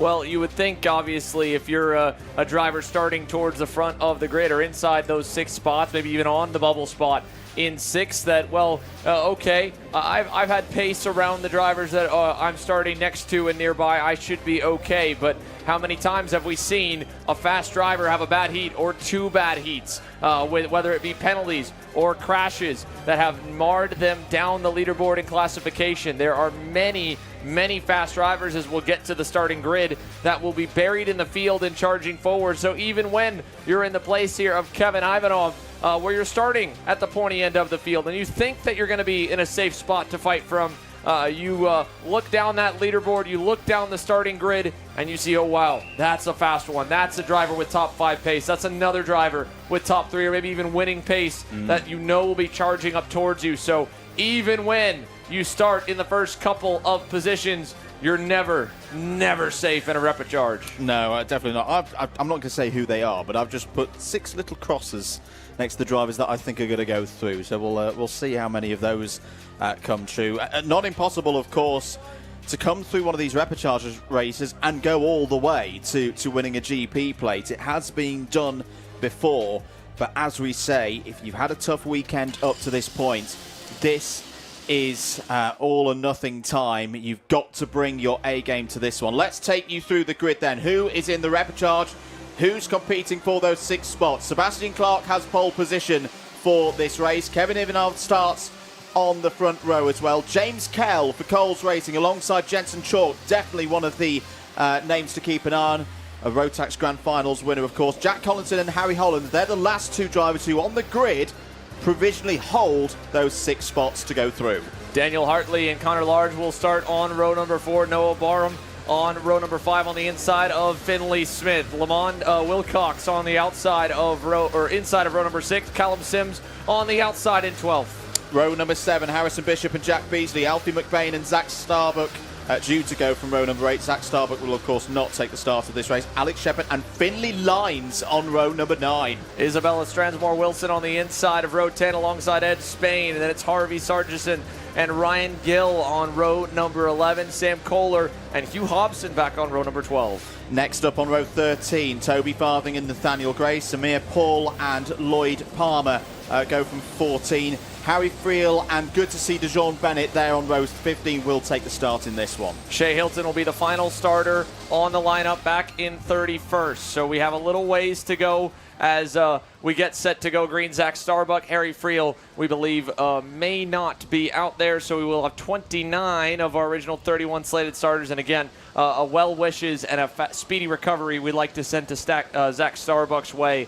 Off that scary moment yesterday afternoon. It has led us to this point, though, with racing from start to finish all day long. There won't be a single session that won't start like this today. Green flag in the air for the Junior Rotax Repechage. Very good start for Sebastian Kell on the inside. Oh no, as the number 73 has already gone round, but gets back pointed in the right direction. That was Connor Large, who started on the 4th row of the grid. Finley Lines going for a very, very wide run round the outside. Only 10 minutes for the drivers to sort themselves out to see who's going to go through. We've got 2 double, 3 triple, 2 wide down into hairpin number 1. You've got to be able to get through this first lap. At the moment, for those in the midfield, it's all about survival. We've got 1 spinner coming out of hairpin number 1, so somebody's repechage is already over. I think there's been problems as well for Finley Smith. Finley Smith has been delayed through the first sector. It's the number 53 George Whitbread racing machine that's gone round. That's going to be Toby Farthing. We're already losing some competitors from this top 6 battle. So how about that? We've whittled it down a little bit more, but still it is very close right near the bubble spot. Look at the lead pack here as they cross the line. Sebastian Clark leads at the end of the opening lap and quickly goes on defense down through turn number 1. Under the bridge we go to turn 2. A look down the inside for Jack Collinson on the Hunter Motorsport machine. Now he'll get crossed up and lose 1, 2 spots maybe through turn number 3 as he tries to find a gap, and now nearly 3 more as Jensen, Chalk, and Moore had a look there into the pit lane. I believe that may have been the driver that we saw spun Toby around. Farthing, number 53. Yes, so no laps completed for him. That'll knock it down to 28 still running. Finley Lines to the or Finley Smith to the back. Shea Hilton, Connor Large down as well. 26, but not out of it with battles like this. 8.25 minutes of this one remaining. Starting to stretch out of the front. James Kell has got a good opportunity here to break away. The battle is going to be really fierce around 5th, 6th, 7th, 8th positions.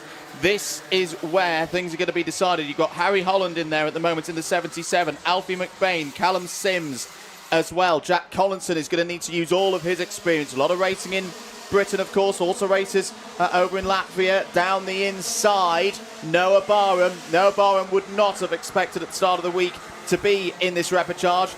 It really is Friday that set him back. A bad qualifying, but he is able to find his way through, as that was Harry Holland in a bit of trouble. And is it raining? Is it raining out there? Is that spots of rain on our camera lens? This is going to spice things up even more now in this repechage. And it is picking up. This is going to get very crazy very fast. You can already see the drivers are tiptoeing and starting to hunt for grip down at turn number 5. The track conditions flags have now littered the circuit. And James Kell had gotten away safely to a 1.5-second lead, but now he is all alone to try to navigate the conditions on slick tires for the entire field.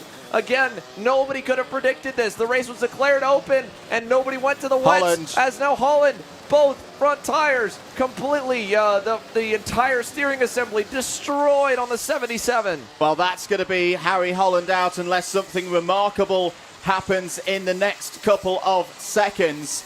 The rain, well, came absolutely beating down, may have already started to reduce. This is all about just keeping it on the road now. There's a change for position between Jensen Chalk and Sebastian Clark. Let's head down to Kai Bachini.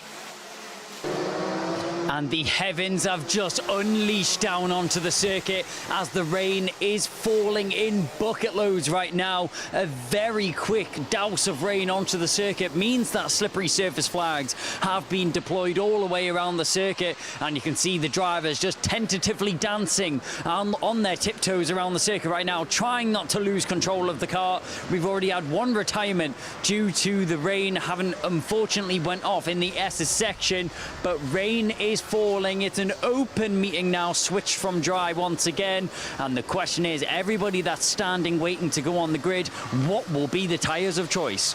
Well, that's a good question indeed. Callum Sims span off of the bridge, was in 6th place, was inside that cut-off for the going through from this repechage, but a spin as round goes the number 85 Evolution car. Oh, and I don't think they're going to be able to get out of there. That's going to be a real problem for the drivers. One of the JDRs is having a big snap of oversteer as well. It was Alex Shepherd who went round out of the Fullerton S's. So 5.25 minutes to go. Noah Barham leads. The rain may have stopped, is what I'm hearing in my ears, but it's lightning, still but you can lightening up, but you can see it for sure. Still less so than before. And it will only take a lap or two for it to clear, but you've got to hang on. And yes, that was our leader.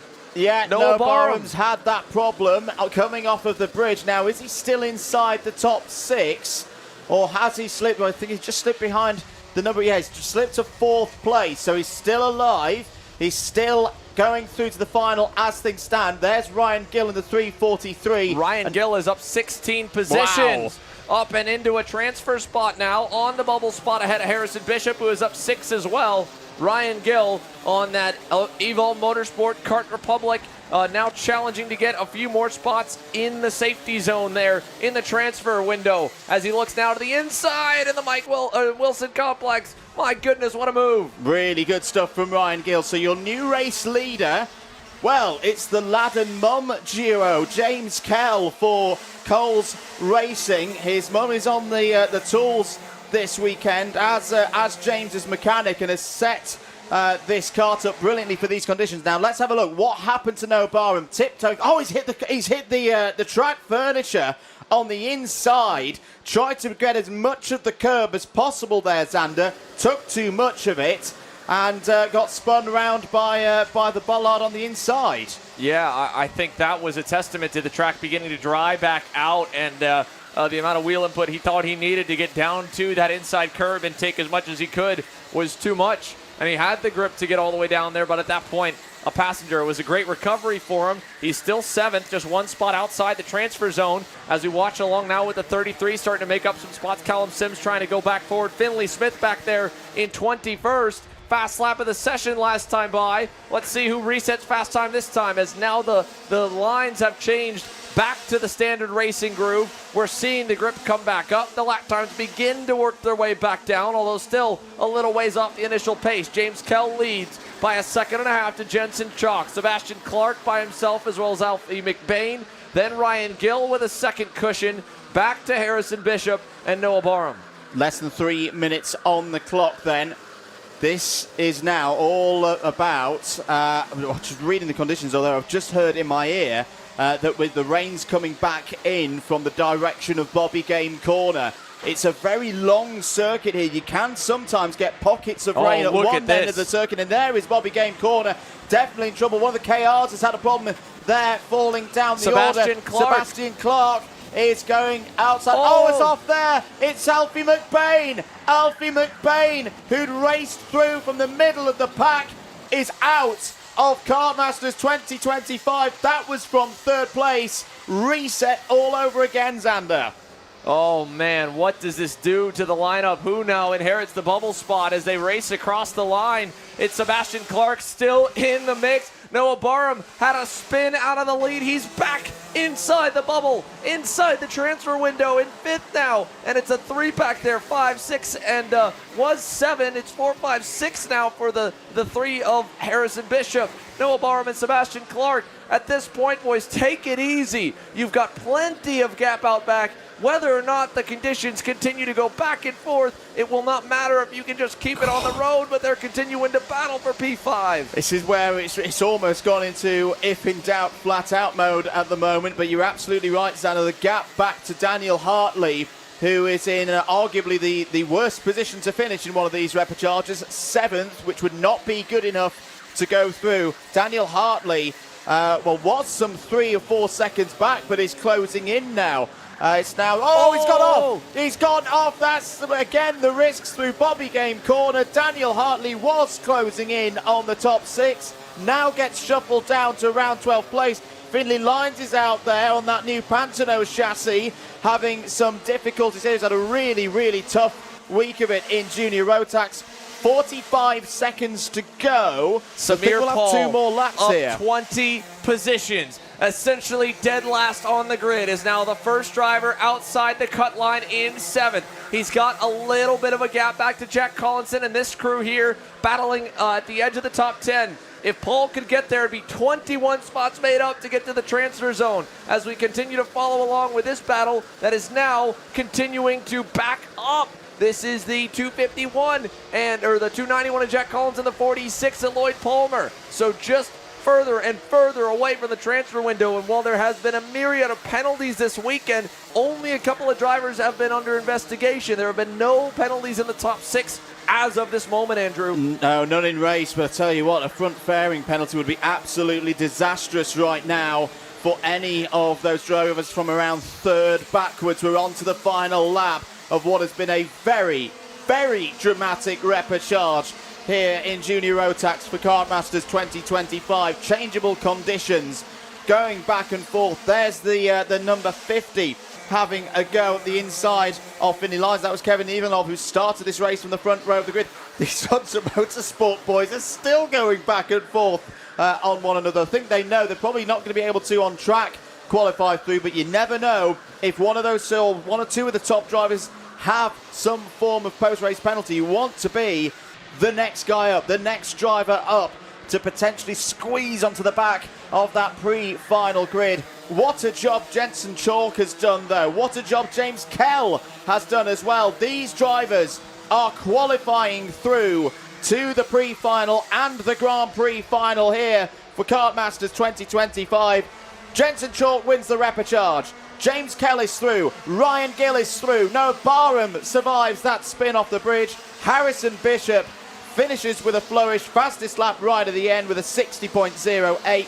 Sebastian Clark from the front row of the grid is the last qualifier through to the final 36. Samir Paul finishes 7th and will hope for something for one of those drivers just ahead of him if there's any kind of +5s for front fairings and the likes. But otherwise, Paul is out. Lloyd Palmer, Jack Collinson and Connor Large all finish in the top 10. Wow, Xander, what did you think of that as your first British karting repêchage? I don't think there was anything more British karting than that session alone, Andrew, with back and forth conditions, dry, wet, rain, drying conditions. 19 up for Ryan Gill to get inside the zone, 20 up for Samir Paul and Lloyd Palmer, but sadly they needed both 1 and 2 spots more to get in to the transfer window. what a race. Jensen Chalk, tip of the cap to you. James Kell as well led the majority of it and was the first driver to each corner. And again, the big report we got of the massive rain that returned right at Bobby Gain corner obviously caught out a number of drivers. And for him to be able to navigate that well, the first 4 at the time did, is ultimately impressive. So Jensen Chalk, though, on the final few laps, able to get the better of him, go up 3, get in. Noah Barham up 5, Harrison Bishop up 8. And again, as of now, no penalties and no investigations for the top 6. From what it looked like on screen, I don't believe any of them would have had a pushback bumper. And even still, if it happened inside the top 3 finishers, they would still be above the cut zone, dropping at the worst down to 6 behind Sebastian Clark. So what that does and what scrutineering does as well, well, Kai Bachini will have a great look at it, and he is down with us. What was an on and off race, I think it's fair to say. Well, in terms of the weather, it was dry, it was wet, it was dry again, but it's Jensen Chalk who walks away on top of this repechage race. The 6 drivers that did make it through are Jensen Chalk, James Kell, Ryan Gill, Noah Barham, Harrison Bishop, and Sebastian Clark. Those are your 6 drivers, which will be joining us later on for the pre-final and the final as well. We're going to see if we can grab any of the top 6 for a quick chat. See if Jensen Chalk is around for a chat with us. He had an all right day yesterday. He had 1 top 10 result in his heats. We'll see if Jensen Chalk is around for a chat. It doesn't look like he is. Not quite sure where he has made his way over to. Noah Barham, though, the number 4, is just over by the fence here. We can see if we can grab Noah for a chat. It seems like he's having a little bit of a debrief. Noah, we'll see if Noah Barham is available for a chat. Now, you were leading when it was dry. Yeah. Once it became a little bit wet, we saw a little bit of a pirouette coming off the bridge. What happened there? Yeah, so I saw the rain coming down and I thought, yeah, we're going to have to take some curb here. And then I just messed up and went for it too hard and clipped the wall. Must have been a heart-in-the-mouth moment there in the race. Still finished within the top 6, though, so you make your way into the pre-final and final. What's the attitude going into it? What's the approach of these 2 races? I think it's going to be such a scrap. Anyone can win it. And I've got to be sensible and make some good moves to move forward. Brilliant, Noah. Thank you very much for your time. That was Noah Barham. He finished P4 in that race there, so he will make his way through to the pre-finals later on. But 1 repechage is out of the way. That means another is going to follow up very shortly. So back up to the commentary box for that.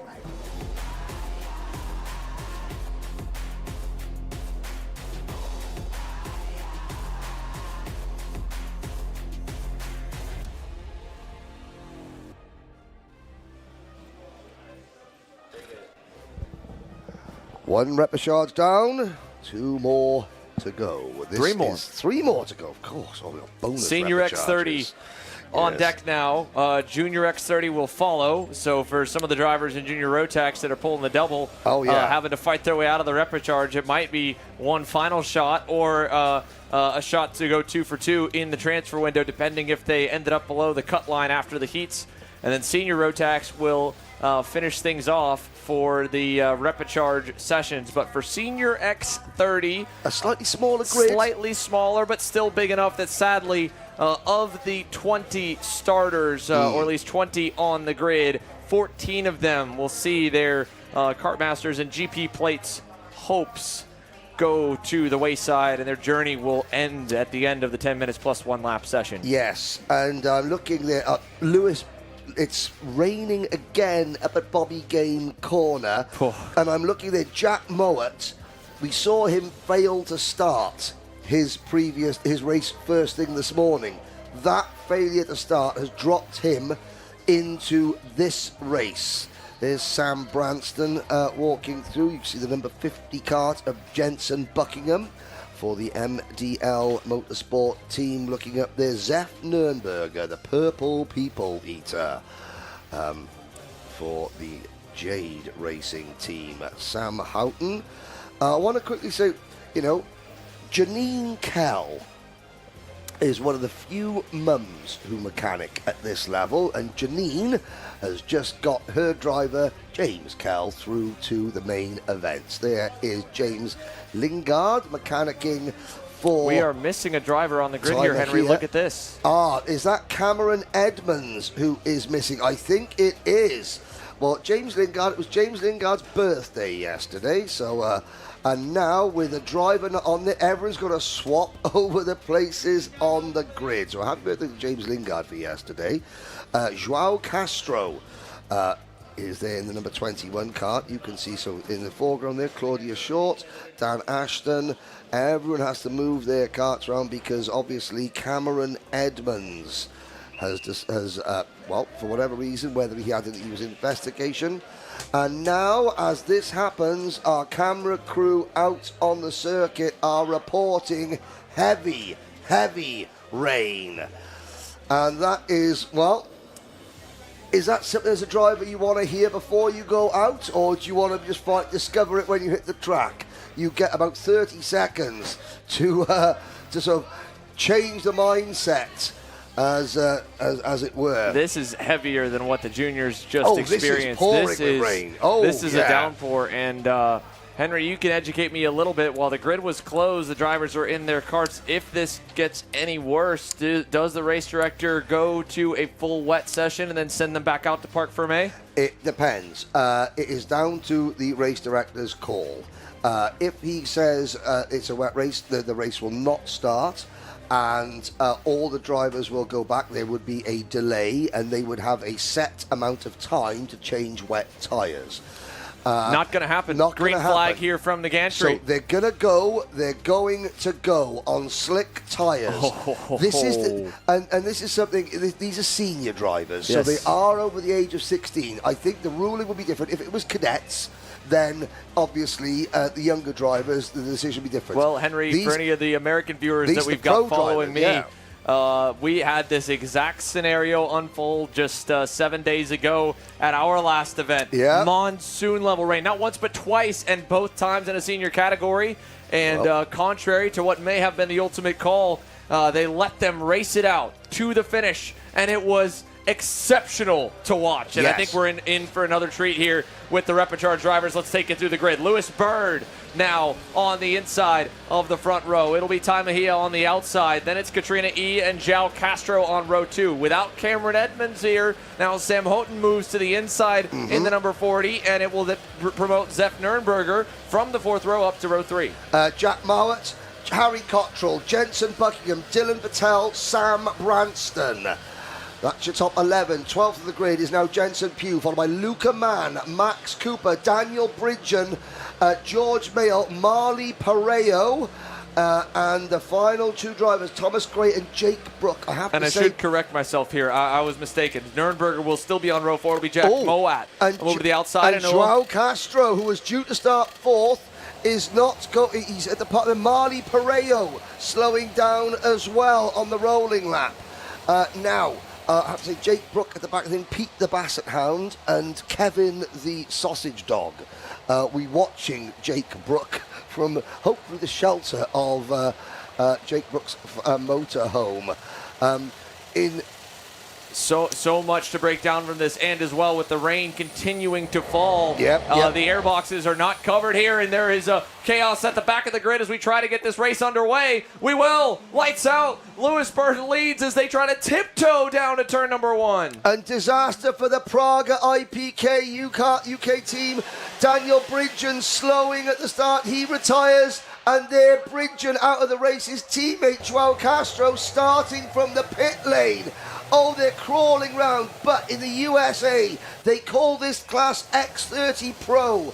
Why? Because in terms of karting, these are the drivers that are pro drivers. No, they're not getting paid, but they've been in the sport a long time, and now it's time for them to show why we call them the pros, why they are let out to do this. Oh, there's a couple of karts spinning into the first hairpin. Oh, at the back of the field, Joao Castro getting it all locked up. And the race director is watching this, but you drive to the conditions. And the conditions already appear to be lightening up from the heavens, but it has already been enough time for the track to completely go away as the 48 of Marley Parejo pushes through the scale line. Bridging out as well. Obviously, we mentioned Cameron Edmonds gone, so now the odds are in the favor of those who can just keep it on the tarmac. Exactly. Keep it on the grade stuff. Drive to the conditions. This might be the slowest 10 minutes, if you gather my drift, you've ever seen in your life. But it's what you've got to deal with. This might happen in the Grand Prix. At the moment, leading the way, Lewis Bird. Zef Nürnberger is up to second. And it's crawling. You might think this is going so slow. This is like driving on ice. On ice, because you've had so much rubber has been laid down, and now in greasy conditions, it'd almost be better if it was raining harder. You've just got that greasy track surface now. Oh, Nürnberger up the banking there at a second. Lewis Bird, this is the type of race where someone goes and wins by half a minute.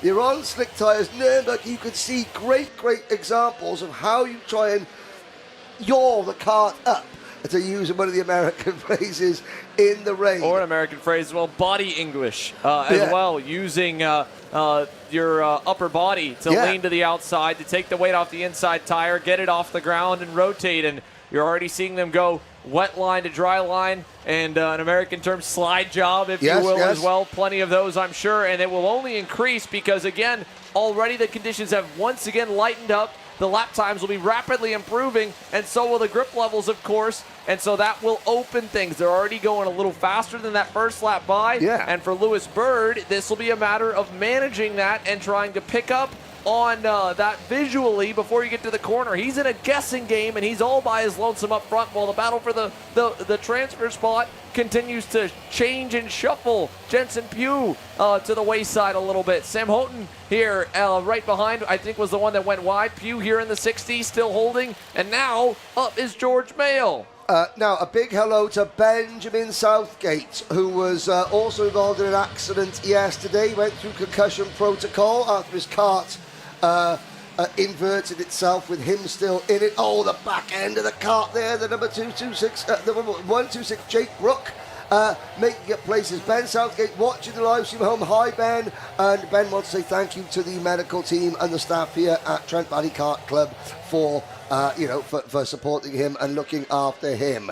Now, the order. Lewis Bird leads by 3.5 seconds. Harry Cottrell, Jensen Buckingham, Zef Nürnberger, Sam Branston, and Jensen Pugh in the number 60 kart is the transfer driver. He is on the bubble, as it were. In fact, no, Sam Branston in the number 58 kart is now on the bubble. The number 24 of George Mayle, and the second, not that TB kart, the second mean green TB machine, Zef Nürnberger, signalling to his team something may be going awry.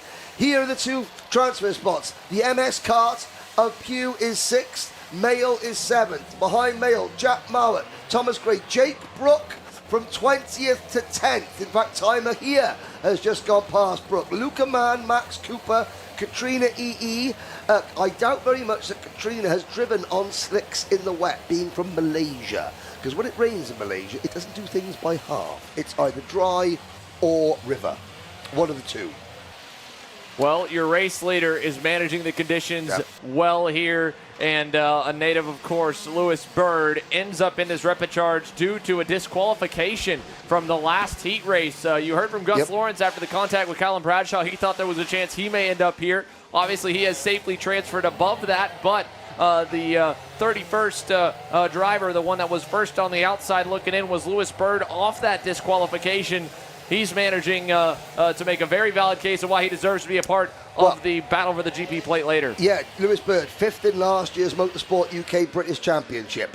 He has been a front runner, but I think he's batting 1,000 in terms of nose cone penalties. I think it's been pretty much a nose cone penalty every single race for Lewis Bird, which is why he's back here. Plus, obviously, the exclusion as well. Fast, absolutely. And now he just needs to tidy things up, and he will be on his way to the pre-final, the main event. Oh, and that is out of 7th place, Jensen Pugh. So Pugh now drops back. This will put Jack Mowat into the first place outside looking in on the bubble. In fact, where's Mowat in the number 23 cut? There he is. Mowat now in the top 6 ahead of his teammate. Mowat's on the bubble, and it's Branston down in 7th position. This is 5th, 6th, 7th and 8th. 2 TB carts for S8 Racing. 2 Mad Croc tarts for Croc Promotion. 2 get in, 2 go home. I can tell you from experience, Henry, the mean green TB carts have a lot of built-in grip. Naturally, They are going to excel in these conditions, and you're seeing that right now with George Mayle. You can look as even compared to his teammate up the road and Harry Cottrell, that they are flying in comparison. Cottrell just went purple last time by. The Beryl Arch should be pretty solid in these conditions. And Jeff Nurnberger's number 76 is looking good. But kudos to George Mayle. When you line up last on the grid for a repechage or a last chance qualifier, you go in really with an open mind, but a realistic expectation that you're probably not going to make it into the cut zone or above it, as we've got problems further back. The 126 of Jake Brook has gone around. He was up 9. Yeah, and Jake Brook, so it looks like it might be an early walkies for Pete and Kevin, his 2 dogs, because Jake Brooks' chances of making the main have just evaporated. Not unlike some of the surface on the rain, on the water, on the track surface. It's looking drier. Harry Cottrell has just set the new fastest lap of the race. Now we're still 30 seconds and some change off of the fast times. 35 approximately from what they would usually run on slick tires here. So we're far from a dry surface. My question as well, and maybe Kai Bachini or the likes down on the grid could give us a little bit of insight if they were able to, of typically in a Repechage or LCQ, you would sacrifice your tires that you were saving for the final and put them on, but putting on slick tires on damp and low grip conditions puts you on ice skates. I would be very surprised if Lewis Bird didn't come into this one with confidence and go to scuffs and say, you know what, I'm going to be all right. And the drivers that may have tried to gamble on themselves and save the new tires might be rewarded with that by having the grip in the opening couple laps they needed to get up the board. You want a wet line in karting. Track goes left, I go right. Stand on the anchors, hook the left front in the air, and then turn it on a sixpence to try and get it round. And Mayle has just set the fastest lap of the race. Great advert for driver psychology. Never give up. Yes, you're last on the grid for the repechage. Rain, the great leveller. And he said, right, he could have been full of despair. He went, no, I'm going to go. There he is, in the number 24 kart. Sam Branston, the man on the bubble with a minute to go. He's got his teammate, Jack Mowat, and then Mayle's teammate, Thomas Gray, behind them. They are trying to wrestle 6th place away from Branston with the Timer Here kart, number 314 for MLC Motorsport. These 3 drivers currently 7th, 8th and 9th. The first driver on the right-hand side of your screen, Samuel Branston. Well, I've got to say at the moment, he's okay, but he doesn't want to drop back because then Branston would be in a right-o pickle. Well, I want to add on too, and a tip of the hat to Branston, because he has been trying to work the inside of the wet corners where many have still been going to the outside, and that lap looked like the first time it was maybe a little bit faster in turn number 5 to do so, comparing him to George Mayle, and a little bit in turn 6, and you're kind of weighing those options as if Nurnberger, out of a transfer spot, has spun around. Nurnberger was safe as the clock struck 0. The purple people eater rotates, and now you can see that red and white Beryl ART. He's on the bubble.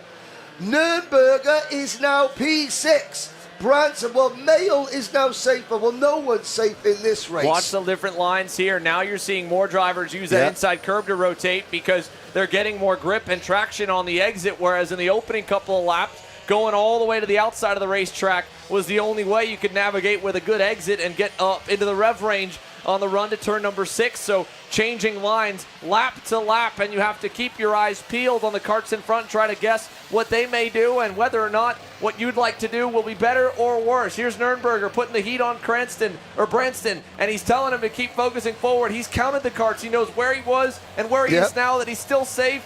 Don't defend from me. Let's get away from everybody else. But there's still going to be one more lap to hold on, and this is far from over. This is far from over. We start the last lap, but it's a 90-second last lap because of the conditions, and it's going to feel like 90 minutes for Sepp Nürnberger, who looks over his shoulder. Get your head out, Sepp. Don't headbutt the steering wheel. Keep it straight. I know that he's the adrenaline, the frustration, but at the moment, Sepp, you're in someone behind. Oh, and Jack Mowat sends Sepp up the banking. Sepp not happy about it.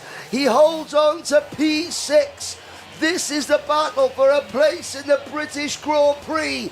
Nürnberger to the outside. Watch the crossover. Has he got the run? Yes, he does. He's signalling, but I think that Mowat, this is what one of you two is going home at the end of this race. Possibly both of you, who knows? Well, and again, who knows what happened with any pushback bumper deployments on the opening couple of laps. Look at the little bit of looseness on the crop promotion machine as Sepp Nürnberger maybe as well, a bit of contact. So what has that done? What would that do? Would they both then move out and then Jack Mowat moves in? Sorry, Xander, round the outside. What a brave move from Nürnberger in the wet for a place in the main event, but it's not over yet. Here comes Mowat to the inside. Oh, still okay through Bobby Gay, but he'll get sideways. And now, back through goes Mowat. He'll try to move him a little bit off the groove, and he gets the spot back away. Let's see if Mowat gives it back. He's trying, and Nürnberger knows it. Checkers out for Lewis Bird. He'll score the Repêchage win. Here comes Thomas Gray. Nürnberger's got one corner. Can Gray snatch it? Drag race to the line for a place in the main event. Gray gets it on the line. Gray gets it on the line from Nürnberger and Mowat. Unbelievable, Jeff. Lewis Bird, Harry Cottrell, Jensen Buckingham, your top three. From last to fourth for George Mayle. Sam Branson. Here is the run to the line, and look at Nürnberger. Nürnberger got a wheel on the white painted tram line, and that spat the kart sideways and cost him a place in the main event by 0.04 of a second. Anyone who said they shouldn't be going out in those conditions in the live chat, look, go outside and have a word with yourself. That was fantastic. It was, and I should correct myself as well, and a huge thanks to the live chat for staying informed also. I should have skimmed the rules a little bit tighter. They are all still on the same tires as mandatory news for the final, I believe. Mate, I wouldn't don't criticise yourself. I've been doing this for 20 years. I haven't looked at a set of rules yet. Well, but to be fair, it's correct on that. So all still on a level playing field. And George Mayle essentially from the back at 17th, but 13 up and truly from the back. Thomas Gray on the S8 Racing TB from 20th or 19th on the grid to 6th at the line by a matter of a foot or a third of a meter essentially here. A foot is fine. Not much is the universal. Correct. And I've got to say, Alex Short, Jim France, the guys at S8 Racing, well done. Mm-hmm. They moved over to the TB karts at the end of last year. It's their first year running that machine. It's the first, really, the TB kart has only just come to the UK in the last year or so. And that was a tough test for them. And they have passed with flying bright green colours. Thank you to the 1,000 plus of you watching at the moment. 40,000 viewers over the first and second days of this event. If we can equal that today, boys and girls, we become the most watched karting event anywhere in the world this year. And we've got to get the viewership up because Xander and the kart chase team are going to be smashing it at Las Vegas and at the end of this year. So we need to get a good head start before Xander and the boys go to work in Vegas. There's another event, the FIA event going on. I've never heard of that. Right, Kai Bachini, I think he's with the happiest man in Grantham. Thomas Gray. Kai, what a race. Rain definitely made this one interesting indeed. It was Lewis Bird who soared to victory after being disqualified from a heat earlier on this morning for being underweight. And out of position, Lewis Bird managed to take away a victory and no worries at all. It was dancing on ice, but he danced away with a victory. And one driver that will be celebrating as if he's just got a victory is Thomas Gray. We're going to grab him for an interview now. Now, Thomas, I think that was one of the most exciting finishes to a race I've ever seen. I was jumping up and down on the sideline, so I can't imagine what it was like for you in the car. If you didn't catch what happened on the last few corners, Thomas went from 8th to 6th in the space of 2 corners, getting 6th position by just 4 thousandths of a second. Thomas, how are you feeling? I mean, I was sat there 8th going into the last corner, then I saw them get a bit like a dodgy exit. I was like, I could have this then. Raced to the line and just got it off for that final corner perfectly. And I didn't know I'd won it till I came round the chicane and saw that I got 6th. Not won it, got 6th. And yeah, I'm through. Starting 19th, so pretty happy with that. You're starting 19th, but you're in the pre-finals and you're in the finals. You have a shout of winning the GP plate, and obviously you've got the TB Kart logo on your chest. Obviously, we don't see the TB Kart team often over in the UK. How have they been helping you over the course of the weekend? Our whole weekend, David, my mechanic's been on it the whole weekend. I've had 2 DNFs in the heat, so it's not looking good, but can't thank him enough for what he's done. It's been good. Brilliant. Thank you very much for your time, Thomas. Don't have to worry about the heat now because he has qualified for the finals. Take a breather and you can take it all in now. Thomas Gray, understandably ecstatic with that result. And you know what? A grin from ear to ear. That's what you love to see at the Kartmasters Grand Prix. And that's what it means to the drivers just to make it in to the pre-finals and finals. But that's only one race. 2 races done now for the Repêchages. Still a few more to go. More racing like this, we'll have to wait and see. Back up to the commentary box for that.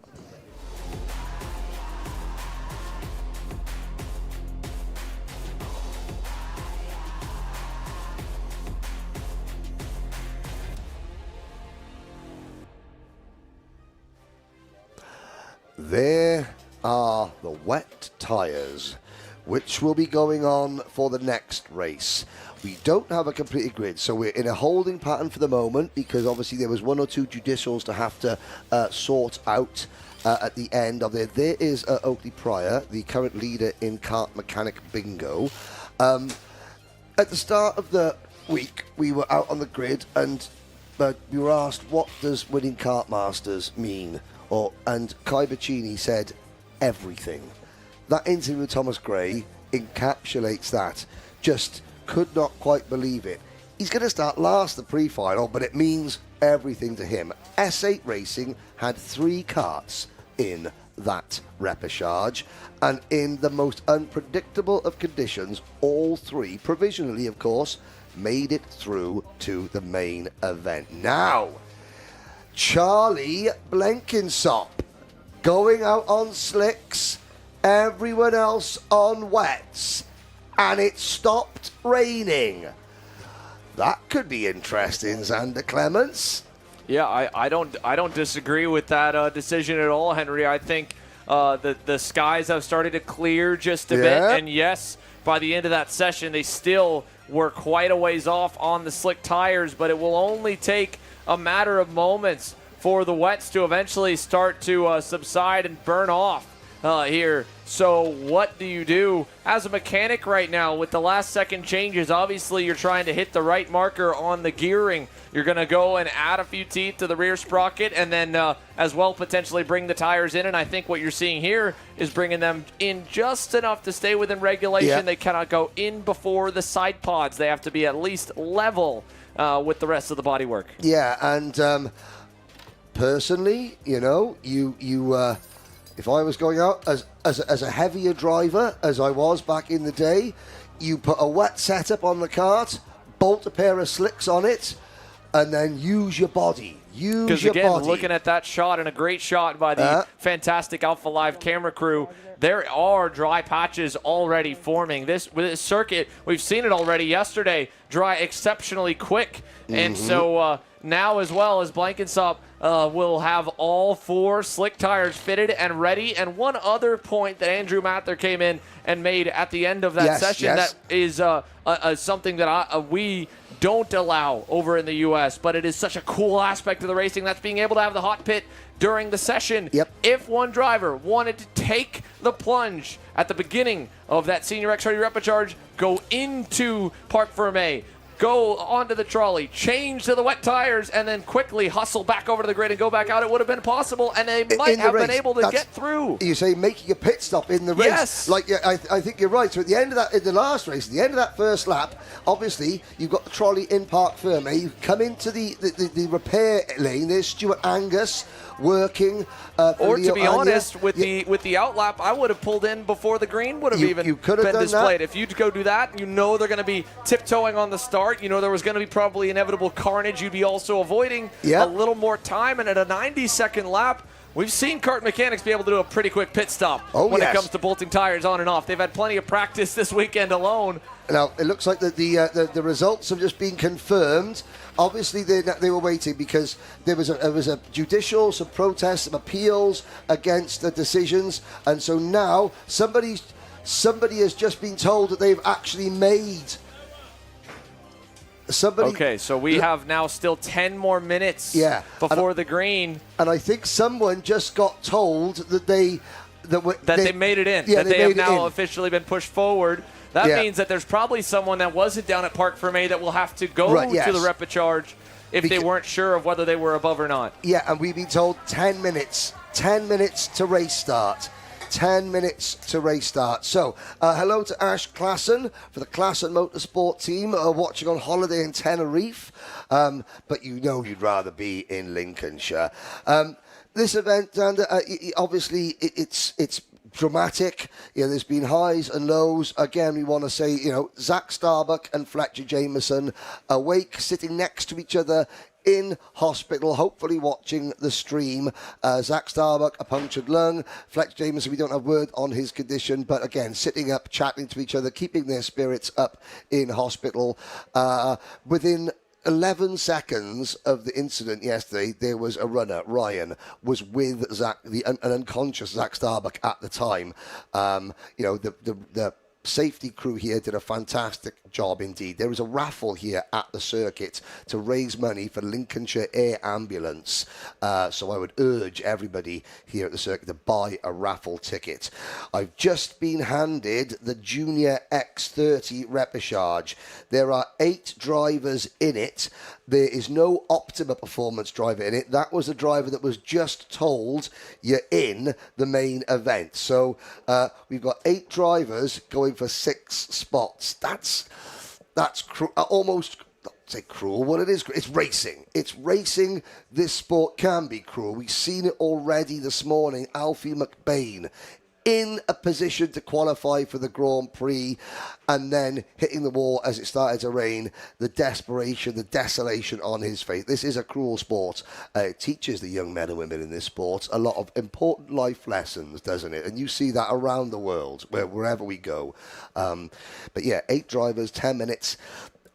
If I'm Charlie Blankensop now, I would be cursing that issue with that's delayed the start by 10 minutes, because he's starting on pole, on slick tyres, the track drying, everyone else is on wets, but they're in Parc Fermé. I wonder what the rules are with now going back to slicks. We'll have to wait and see. But at the moment, we've got 1 driver on slicks and 7 on wets. But again, only 1 or 2 of them before we came up here were pushing into the grid. We were following Jose Halfin. He was going down to the grid suited, wetsuit on, wet tires on.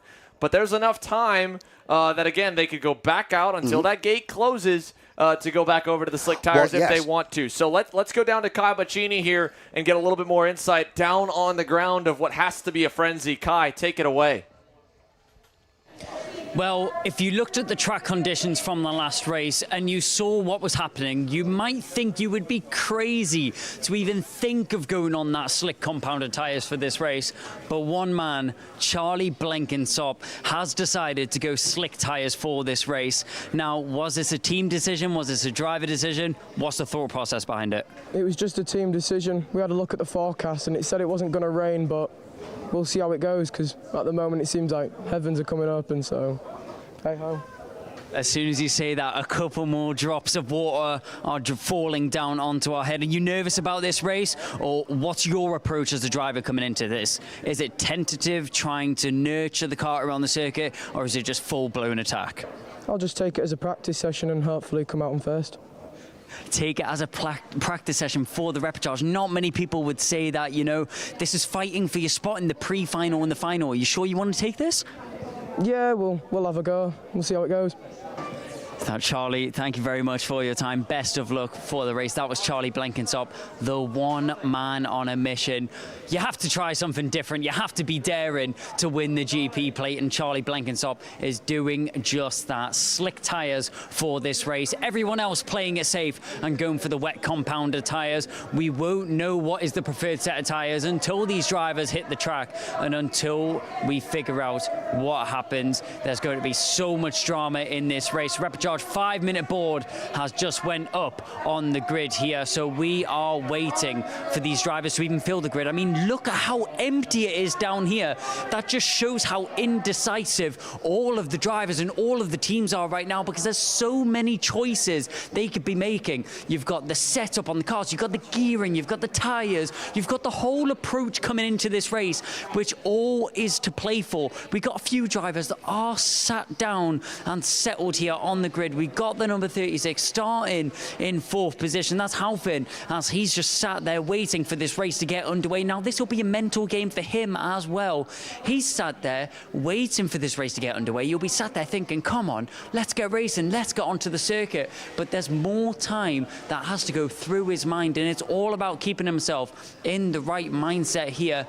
He's confident in his ability. He's confident in the setup choice. He's confident in the tyres, and we'll have to see if that plays out for him in the race. The indecision is starting to play out here. Drivers coming down the grid. Here is the 274 right here. That is going to be Parabox making his way into P5 right now as number 27.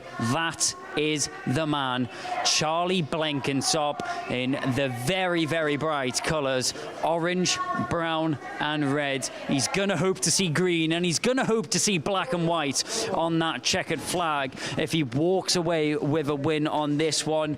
But as the drivers are now filling the grid, we are going to have to jump off the grid very, very shortly. Drivers getting prepared, and I'm sure the guys up in the commentary box are also prepared, as we'll throw back up to them for the start of this race. Thank you, Kai Bachini. Charlie Blenkinsop, he looked so downcast there. There's 8 drivers in this race, Charlie. Who knows what might happen? All you've got to do is finish ahead of 2. Yes, it's spitting with rain, but will it last? It started, it stopped, it started, it stopped. But if you're a privateer driver, the odds are against you anyway, so you've got to roll the dice. You've got to roll the dice because it's going to be heroes. Oh, there's another one. Lamar Chigarimbo. Is this going to split the grid down the middle? Slicks versus wets. And again, you mentioned earlier that for Charlie Blenkinsop that he was probably cursing the fact that the grid had to be shifted and delay the start, because when that happened, the rain had stopped. And now it has picked back up again. Yep. We are back now as they are covered under the grid, not feeling the difference of whether or not or how much the precipitation is wetting the racetrack. Once again, we had a dry line forming in the Mike Wilson complex. That is going away, and look at this. Okay. This is going to be probably even higher pressure than the race itself. 10 seconds until the gate is closed. If if one driver misses the gate, then you've only got 7, which means that somebody on slick tyres is guaranteed to go through. The gate closes.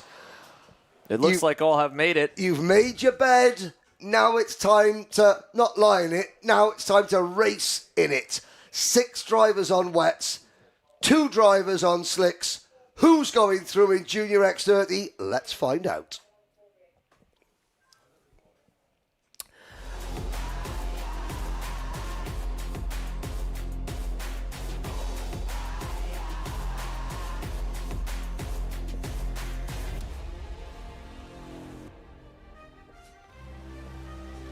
Charlie Blenkinsop, driver number 27, sits on slick tyres on pole position. Rashid Hilal from Bahrain, privateer driver. He's got Rashid Al-Mamari here helping him on the outside of row number 1. Panama's Jose Halfan for Mick Barrett Racing. You could see him, the second driver, the red and silver steering wheel there for Jose, starting P3. Noah Sales for S8 Racing. Well, S8 Racing, they're going to be riding a wave of momentum after getting all 3 of their drivers through the last repechage. Dominic Perobach, the VRE driver, he lost a wheel in the earlier heat race. And of course, there's now been mechanics who have had to hurriedly change tyres. Are all those wheel nuts done up safely? Are they done up tightly? Is there anything? You've got Lamar Chigarimbo, number 29, there on slick tyres as well. Ethan Higgins for S8 Racing and Finley Allen for Tim Wilson Motorsports rounding out the field. This is the repechage, the last chance qualifier. It is raining. There are 2 drivers on slicks. At the moment, they're the outsiders. They're not the favourites to go through, but 6 out of 8 will go through. And if any one of those 6 drivers on wet tyres has a mechanical issue, has an incident, then it opens the door for someone else. Yes, we did have 42 entries originally. There have been Maisie Creed, sadly, was excluded. William Archer had to withdraw. I saw William last night. He is here in the paddock supporting his KR Sport teammates. And I think there's been 1 or 2 other withdrawals from the event. So we are down to 38 drivers, only 36 can go through.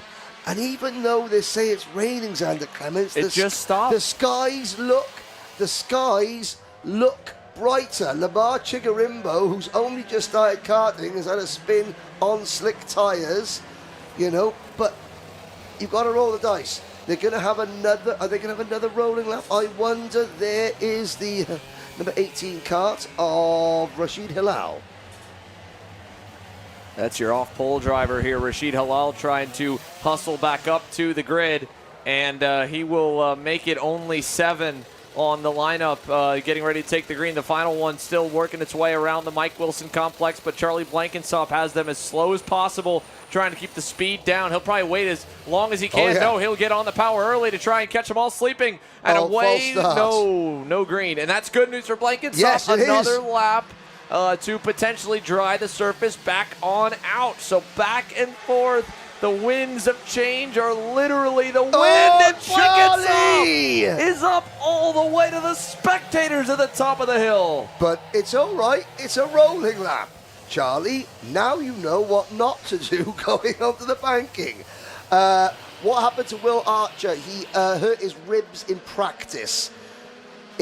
And we're getting word from our Alpha Live camera crew dotted around the circuit that not only has it stopped raining, but it's starting to warm up. But it will still take a few laps here. The dry line is gone. Charlie Blenkinsop, if he can hustle around before the commitment and formation section, will get back to the original starting position of the pole. But again, being on slick tires, well, then he'll be vulnerable in the opening lap or 2. Right. Rockaleon Shenton, he was, from what I could make out from driver sign language there, was explaining that he needed to do as much of this as he could. Put a ton of wheel back and forth to really heat up those tires, scuff them in, and also try to drive some heat into the pavement everywhere that he went as well. Yeah, it was really nice to see privateer driver to fellow privateer driver giving as much advice as he possibly could through the pit fence. Last chance qualifier. 6 go through, 2 go home. Damp track, dry skies, 6 on wets, 2 on slicks, and this is just to be in the Grand Prix. Let's go racing, lights are out, we're up and running. Blenkinsop now has got a tiptoe, and he's got a tiptoe, and everyone's got to be careful around him. Now hold your breath out onto the banking. Blenkinsop does get it slowed down, and it's actually Halpin that runs wide. Oh, and Halal goes round on wet tyres from the race lead. The Bahrainian driver, Blenkinsop now into the number 23 car of Noah Sales, understeering in. Where's Lamar Chigarimbo? Do you know something, Xander Clements? Those slick tyres, they don't look too bad at the moment, do they? No, they don't. Charlie Blenkinsop is trying to keep the field at bay until they fully hit the crossover point. We're almost there, though, for sure, as we watch Jose Halpin try to get away while Blenkinsop is defending feverishly here for second, trying to hold the rest of the wet tire drivers behind him and park it on the inside. But now, again, another look low into Bobby Gain. He'll keep it pinned low, and they'll cross each other up behind him. I have to say, Jose Halpin was up the banking and off the racetrack at turn number 2 on lap number 1. He will finish under number 14 car, Finley Allen. Right, that's 1 down. We're going to get a driver on slicks, definitely, even if it pours with rain now. We're down to 7, and that was the risk. Finley Allen, and out of the race. Well, Halpin leads by 2.5 seconds at the end of lap number 1, a lap which he went off track on at the start. This is going to be a crazy... Look at Lamar Chigarimbo taking that dry line. Blenkinsop, well, he won't know there's a car out of the race. Charlie, and you don't need... Let them go. It's down, but at the moment, even if it pours with rain, it's between you and Lamar Chigarimbo for a place in the main event. Rashid Halal, the 2 S8 racing carts, and Rashid Halal fighting their way past Blenkinsop. In his head, he'll be counting. Charlie will be counting. Okay, 1, 2, 3, 4. He'll know where he sits. At the moment, he sits in P6, and that's enough. And hopefully he won't be dished a penalty for the contact with Noah Sales on that opening lap at turn number 4. Sales obviously unaffected as he's now moved himself back up into the top 3. And for Charlie Blenkinsop right there, that would be the toughest sector of the racetrack to get through, and especially at the exit of the Mike Wilson complex, the last corner where the standing water will still be on the divots of the rumble strips. And behind him there, you can see Lamar Chigarimbo in 7th. Only he is the odd man out right now, while the top 5 are on the wets, 6th and 7th are on the slicks. It may not stay in that favor. A long way still remains for Jose Halpin to try and hang on.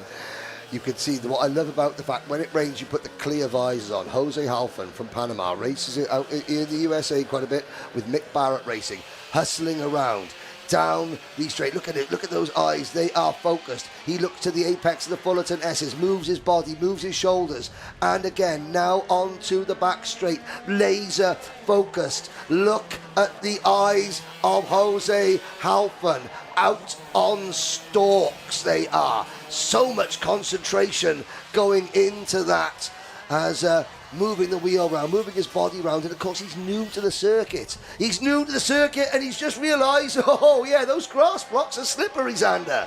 They are, but again, the wet tires will help him here as now we watch Charlie Blenkinsop have to deal with Lamar Chigarimbo, both on the slick tires, fight for the transfer. They are at the moment right now about 2 to 3 seconds slower than the wets, but it's just a matter of time as they both go way up the banking here in the bowl. Yeah, now, again, Charlie Blenkinsop over the curb. Lamar Chigarimbo, I said his older brother Rashan Chigarimbo raced for some time and is now running sort of a small team.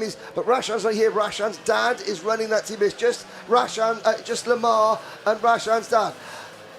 They're getting more and more confident. Okay, 111.3 for Jose Halpin, 114.7 for Lamar Chigarimbo. Lamar just needs to sit and follow. 5.5 minutes to go. In the first sector, they only gave up about a second that time. The second sector, obviously, like you said, visually looked better. They were down to only a couple of tenths off the pace of the leader, Jose Halpin. I think this next lap could be the crossover, and you can see it. Charlie Blankenstop is no longer frantic right now behind the wheel of the 27. He looks confident, and as Jose Halpin resets fast time to a 1:10, what does Blankenstop do? Is there's problems? Perobach.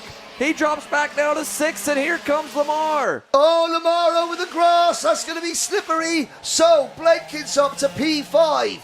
Oh, Blankenstop goes around as well. Chigarimbo is now into P6.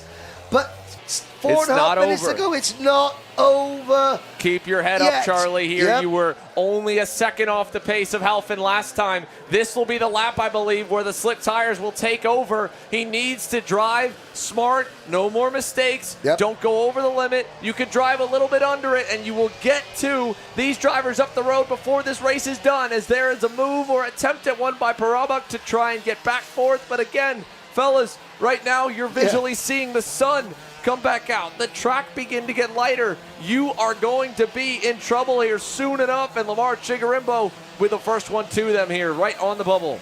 Yeah, indeed. Halpin leads by 5 seconds from Noah Sales. Rashid Halal a further 3 seconds back. Then it's Ethan Higgins. Higgins and Perobach, they were battling, they don't need to battle.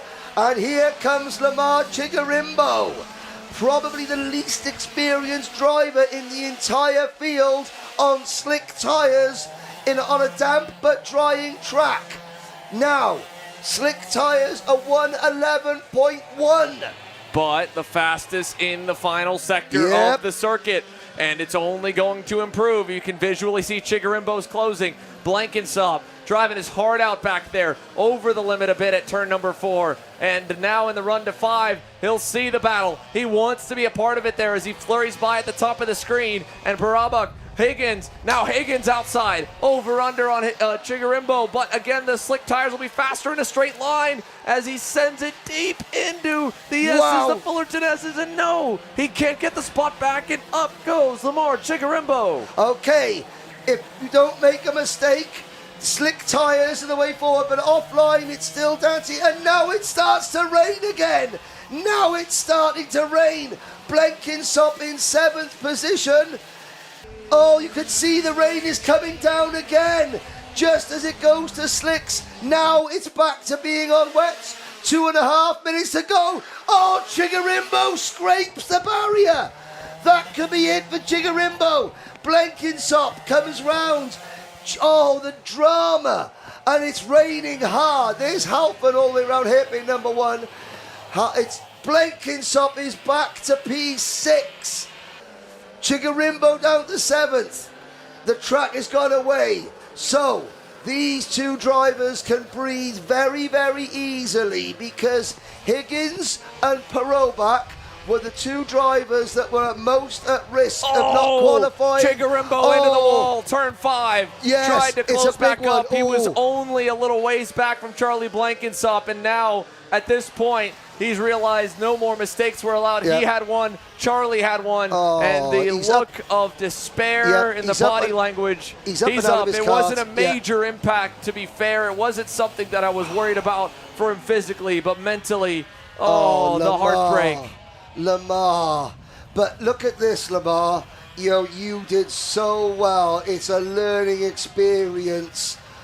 You've got to feel for Lamar Chigarimbo. Hey, the decision, it was almost right. You were 2 minutes away from being an absolutely inspired decision. Charlie Blenkinsop, the pole man. Oh, Rashid Hilal goes around. Chigarimbo had just set the fastest lap of the race, and then the rain returned. Oh, and I have to wonder right now, because there is more action still to go, Henry. Senior Rotax still has their repechage on deck in Parc Fermé, it must look like a mad scrum down there. I have to think that during the race they were starting to mount the slicks back up, and now it's the switch back to the wets. And the biggest rain shower we have seen yet today, now gracing PFI, and with only 20 seconds plus a lap to go, there is minimal time left here in this Junior X30 Repêchage and Senior Rotax. Well, that one has to be wild here. Will anyone in that try? I don't think there'll be any slick changes, but look at this. The chaos. Look at that. Yeah, the chaos down in Parc Fermé. Everyone scrambling onto wet tyres. There's Marvellous Marv putting the wet tyres on his Dan Holland racing kart. Drivers helping their mechanics. That's always a worry because, the drivers sometimes they don't get things quite as tight. The clock has struck 0. Rashid Halal from Bahrain, this is probably one of his first tastes of racing in the wet. Halfon leads Noah Sales by 5 seconds. Dominic Perot there is third. Fourth is the number 65 kart of Ethan Higgins. Then it's Rashid Halal. S8 Racing came into the repêchages with 5 drivers in the repêchage. It looks like they're going to get all 5 drivers through. Sam Pooley, former Minimax GP plate. Henry, do I need my umbrella? He's 30 minutes away. I wouldn't leave it in the car. Put it that way, Sam. I wouldn't leave it in the car because the rain is stopping and starting. It's stopping and starting.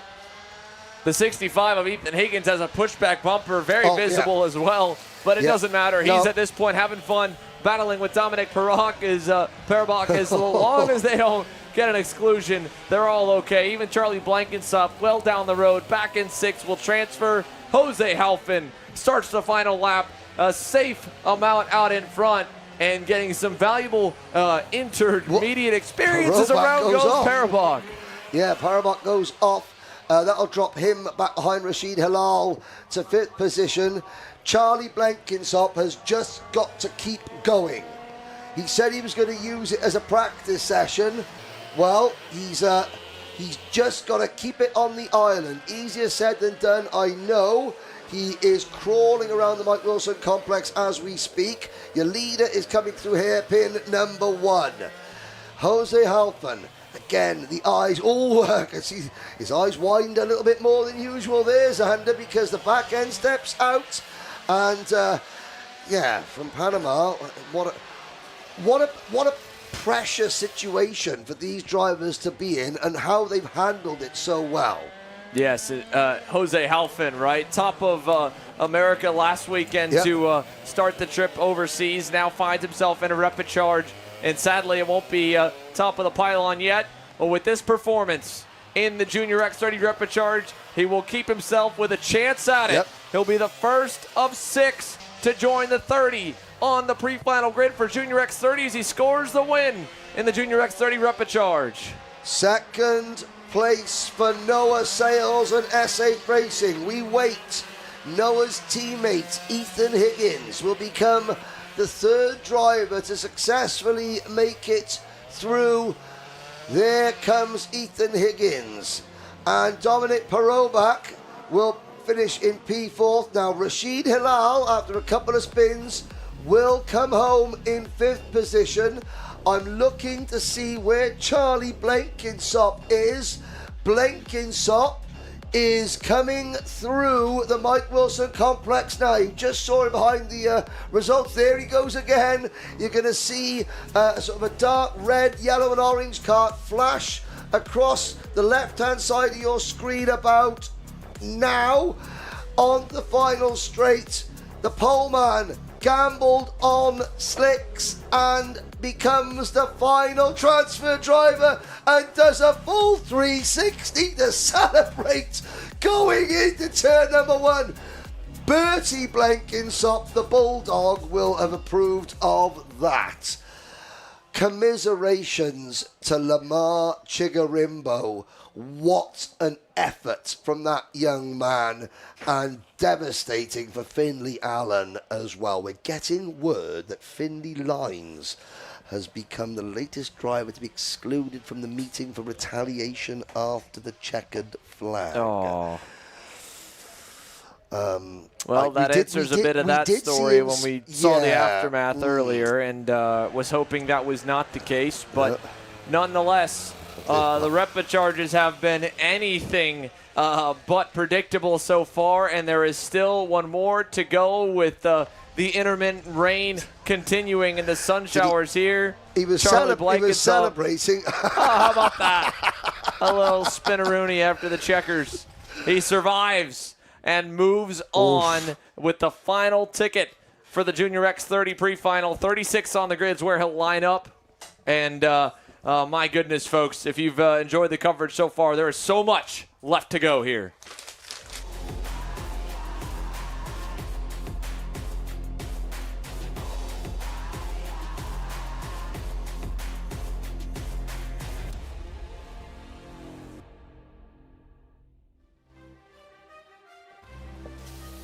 The final repêchage of Kartmasters 2025. Senior Rotax.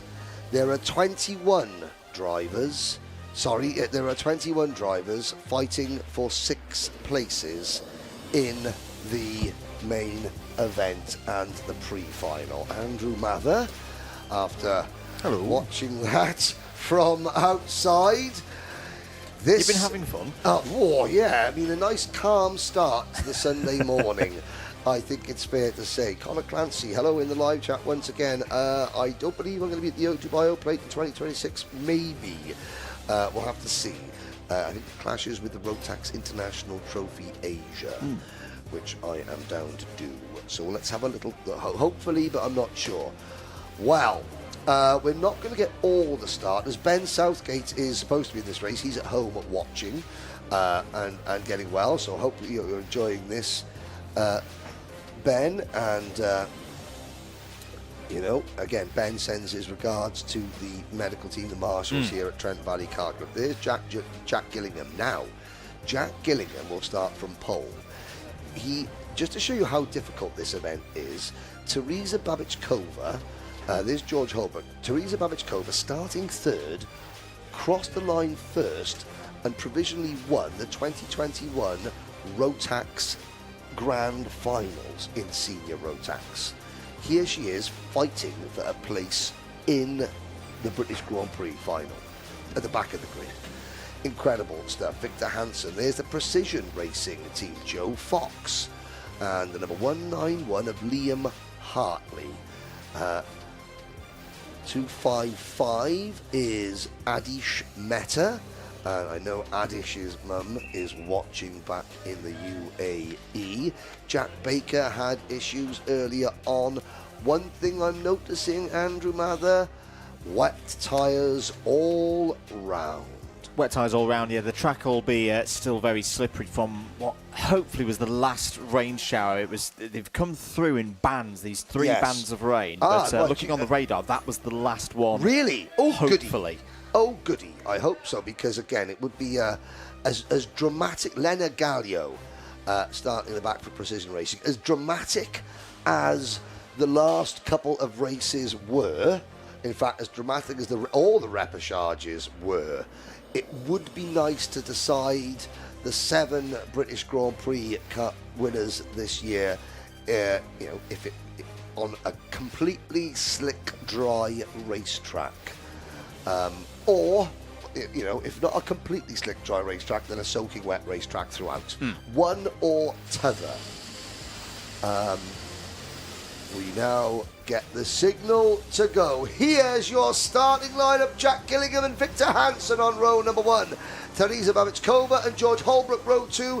Albert Wilton and Charlie Cox, who was so good in qualifying, on row 3. Timer here and Jeremy Montgomery Swan on row 4. Miles Roby and Joe Fox are next. Then it is George Hart and Liam Hartley. Liam Hartley, he's been quick. Watch for him. James Tester, Adish Mehta, Harry Bloor trying to get his cart off the line. Jack Baker, Sam Kelbrick, the Welshman for the Ultimate RT. Then Connor Tubby, Louis Judd, and Lena Gallio. Oh dear. Come on, Precision Racing. Try and get that number 44 cart going. Another Precision mechanic comes in. Will they get it running? Is it a case of just can't get it fired. Can't get it fired. Cannot get it fired. Now it's fired. Now it's fired. It's away. Oh, yes. Oh, into the race. Oh, they're telling him to stop. He's got to. He's going to have to wait.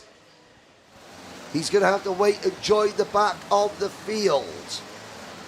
Right then, pick a winner. Well, Jeremy Montgomery-Swan has spent a week here testing. He said, qualifying, the only conditions that he didn't test on were these conditions. Excellent. That's for Jeremy. Yeah. Timer here. Double duty. He narrowly missed out on a place in Senior X30. Let's see if Ty can get into one of the main events. It will be a false start. Harry Blore joins the back of the field. Now, I think Harry should be able to retake his grid position, I believe. Normally, obviously, you'd expect Liam Hartley, who's been very, very quick, but out of luck, wrote a chassis off on Friday. You'd expect Liam to be contending for this one. Charlie Cox, after qualifying, you'd expect Charlie Cox to be contending. George Holbrook, extremely experienced driver, driving now for Nathan Chafer Racing. You'd expect him. Teresa Babichkova, you'd expect her to go well. And not to mention the two drivers on the front row of the grid. So there are plenty of contenders. Yes, Andrew? For those of you at home, because we like a redemption story, don't we? How about James Tester, starting on row 7? Has a bit of experience in this situation, was in the repechage last year and missed out by 2 positions in the end of going through in 2024. So keep an eye on the number 27, Jack Dex Racing Machine, potentially looking to... Can I sing the redemption song then by Bob Marley? The redemption? No, I can't. Well, I don't know. I mean, people might get upset when I try and do my making patois. Best not. Upon a Sunday as well. On a Sunday morn? I don't think so. Jack Gillingham leads them to the line. These are the conditions that should suit Jack Gillingham and the Guy Cunnington Racing team. 3 wide, a couple of drivers over the grass blocks, and we're all safely under the bridge. Gillingham, and again, using that extra height that he's got. Something has a rotation. Wilton. Albert Wilton goes around for the KR Sport team. The Precision Racing Squadron of Karts. Well, Precision Racing, let's have a little look. They have got 1, 2, they've got 3 karts in this battle. Let's see. And there's 4 wide, and Gillingham slices up the inside. For the Guy Cunnington Racing team, yellow flags briefly waving. That's a naughty cutback, but again, naughty cutbacks are. Hello, Kalish. And watching his grandson, Adish Mehta, in India. Great to have viewers from all over the world. So I think Adish's mum is watching from the UAE. Granddad is watching from India. Hello, Kalash. Adish Mehta at the moment. Where is Adish? Adish started around 16th place and he's got still circulating around. So there's another driver who just missed out on qualifying through from this repechage in 2024. Here's a move down the inside. It's Liam Hartley going for it past Victor Hansen for 3rd place. So end of the first lap. Gillingham leads from Babichkova. Hansen, Hartley, Baker and Holbrook at the moment with the ones going through. Connor Tubby's had a decent start, Henry. Yes. Up 12 places to P7. Now, there was one driver cutting over the grass and losing a little bit of grip. Now, there goes Tubby in the Coles Racing kart. The 37. Jack Baker runs Hartley wide. Where did Jack Baker start in 17th?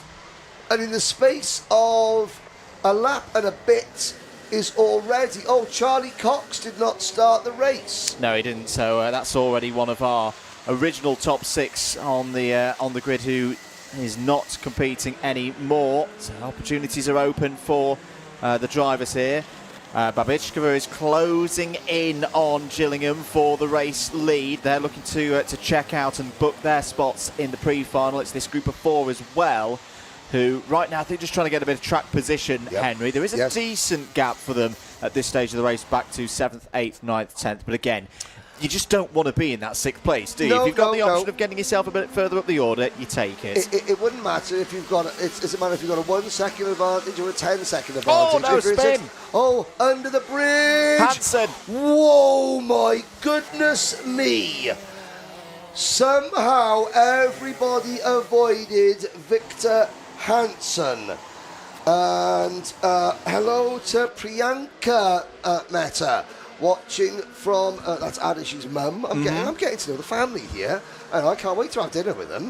Next time out in the UAE. There's the number 12. There's Charlie Cox. Game over. He just it went so well yesterday, and it's not gone well. Let's have an Adish Mehta update. We are running 16th at the moment, but of course these aren't conditions that Adish would be used to racing in.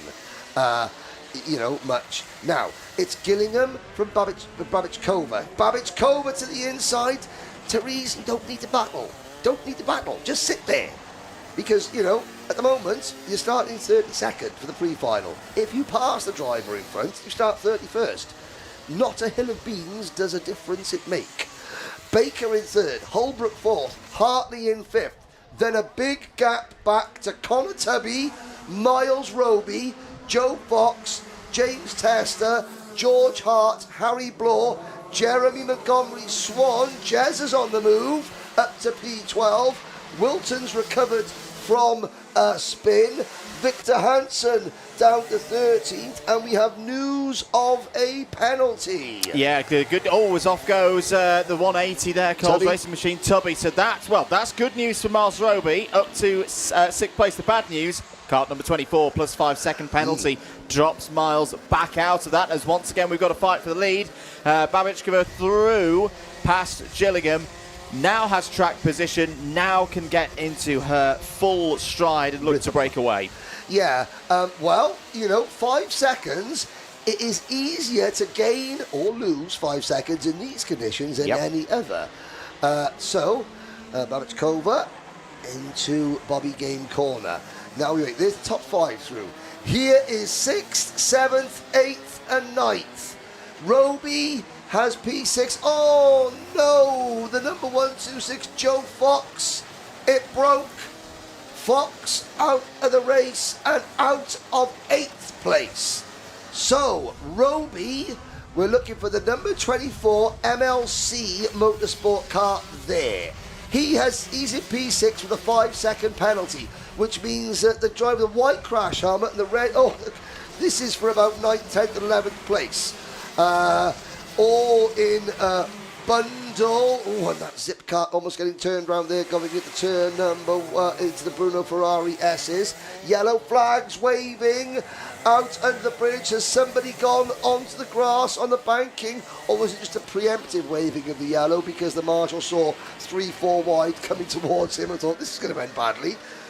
4 minutes to go in this one. Oh, look at the moves down the inside, a little bit on the grass there. I think this is the James Tester Adish Mehta battle. Yes, it is. And Victor Hansen coming back through in this group in the number 21, the zip kart livery there. So we know that Hansen has pace. Oh, but spins round again, half spin, and collects the 255 of Adish Mehta.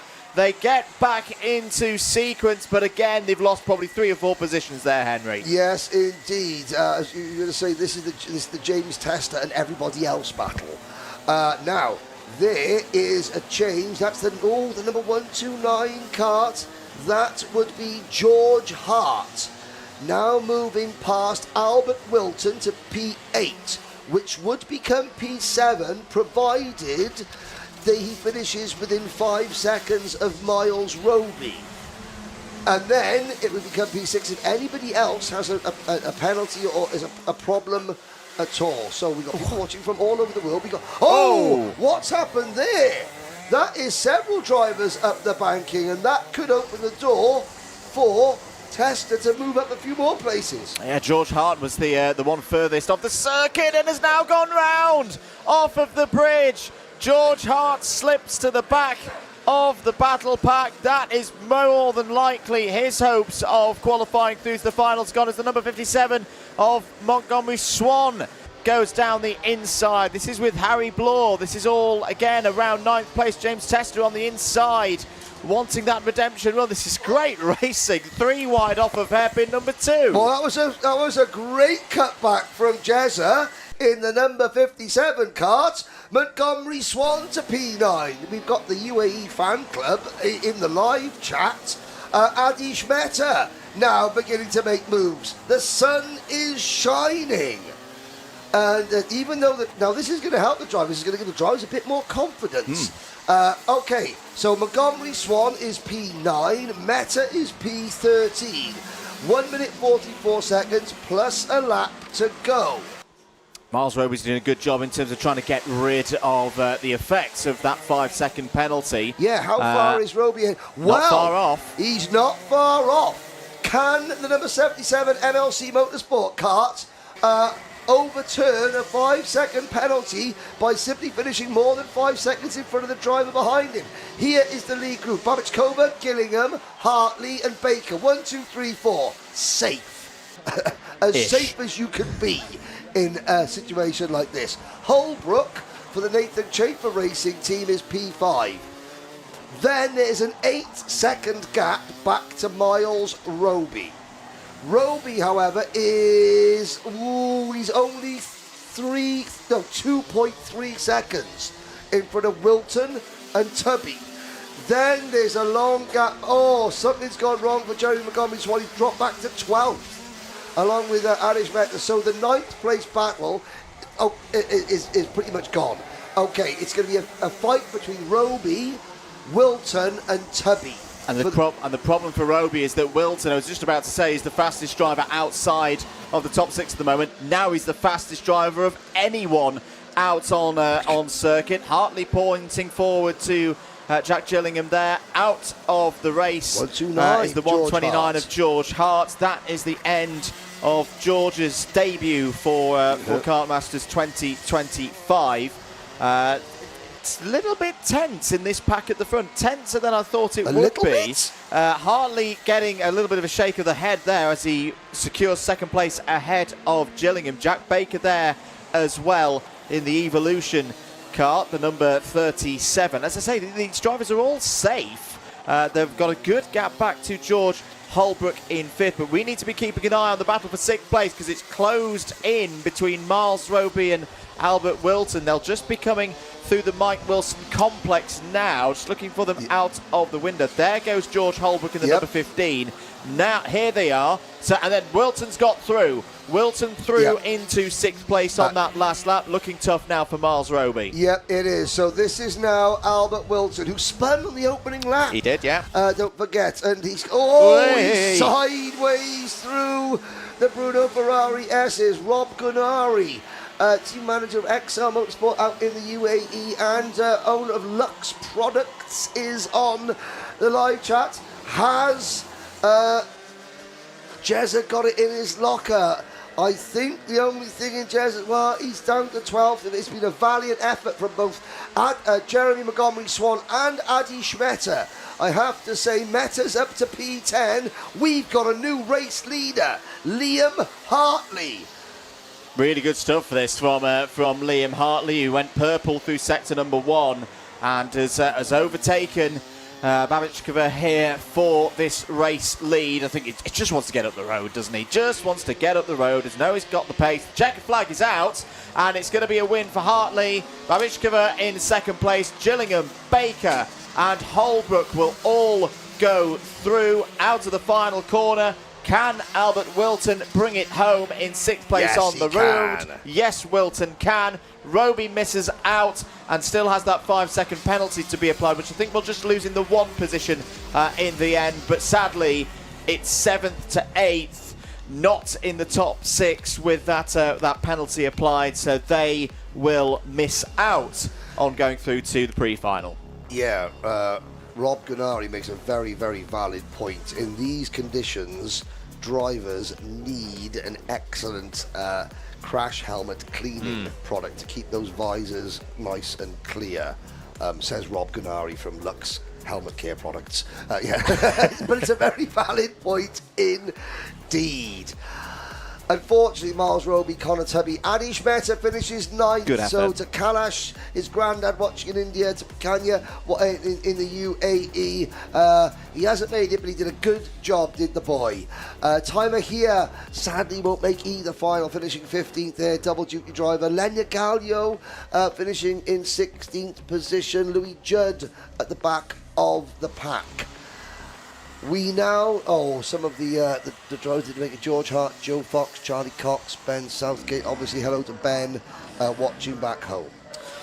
Well, there we go. Okay, we now know provisionally who is in the pre-finals for every class, who will go through to the Grand Prix themselves.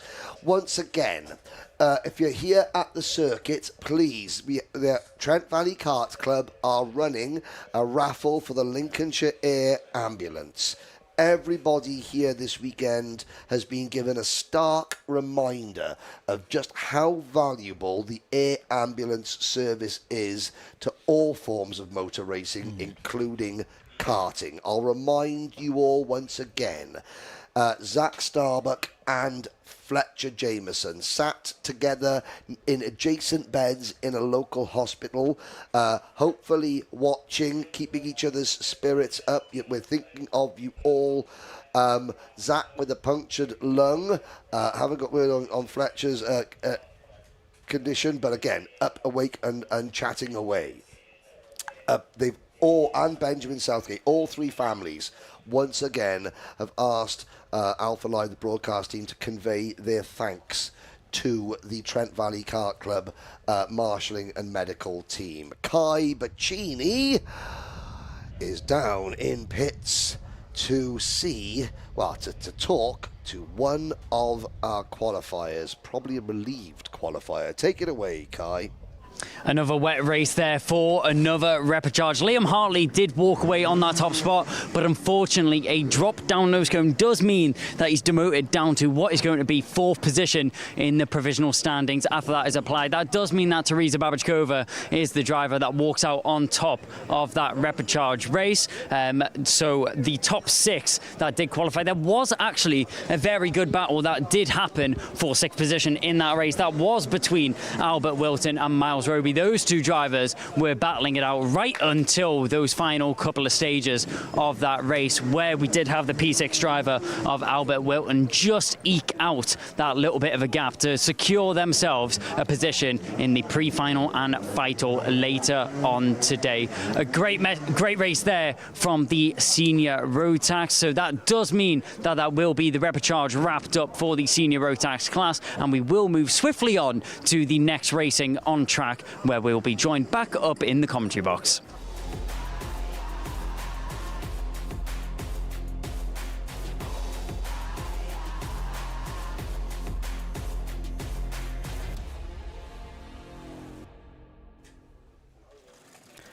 Thank you very much, Kai. Right, so all of the heats, all of the repechages have been completed. We now turn our attention to the pre-finals. If you're new to Kartmasters or just need a bit of a reminder, the grid for this race set from the intermediate classification from the 4 heats that we saw across the course of the last couple of days. But as I say, this is where the pressure starts to mount, the excitement starts to ramp up as well. This race is all about where the drivers will then start later on this afternoon. Think of it almost like a 2-part race. It's a longer race as well, 12 minutes plus 1 lap, with the gate closing in just over, 1 minute on the nose. This is also a tough call for tyres. Why you're seeing a lot of activity at this stage is the drivers, the mechanics, they're trying to leave this to the last possible moment because we have a drying circuit. There are still some clouds around. We just don't know today here at PF International what the weather's going to do. But they're trying to use all the information they've got at their disposal to make the right tyre choice. Now, they will all go through to the Grand Prix final. But if you can make a right choice here, Henry, and get a good run in this pre-final, you're really going to be helping your cause, aren't you, for trying to claim that GP plate later on today? Absolutely. You can see the drivers entering for the Minimax final. Now, looking back at the at the live chat. Craig Corbett, welcome back, watching from New Zealand. Rayan Qureshi, watching from the UAE. Gate now closed. And no, thou shalt not enter. Yes, Nicky Richardson makes a very somber point there that a punctured lung back at Kimbolton in 1994, young cadet by Daniel Spence, I think was the most recent fatality in a Motorsport UK event at Kimbolton by a punctured lung there. That weekend, and Nicky, correct me if I'm wrong on this, that weekend a certain young Lewis Hamilton eventually won the race. Daniel Spence, the younger brother of Jamie Spence, who was a Formula 3 touring car driver back in the day. Lincolnshire Competitions have just been and bought £1,000 worth of tickets to the air ambulance raffle. Thank you, Lincolnshire Competitions, who are sponsoring, advertising this event. You can see the advert for Lincolnshire Competitions on this broadcast. You are voting for, so if you are looking now, as we look at this, all weekend we've been looking to try and crown the ultimate Kartmasters champion.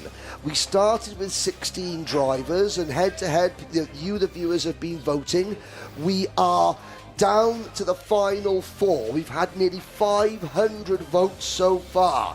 Ben Barnacote is currently leading on 34% of the vote. Callum Bradshaw has 28% of the vote.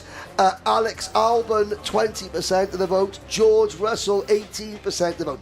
We are going to keep that running throughout the pre-finals and until the end of the lunch break. So you've got until the start of the Grand Prix this afternoon to keep your votes coming in.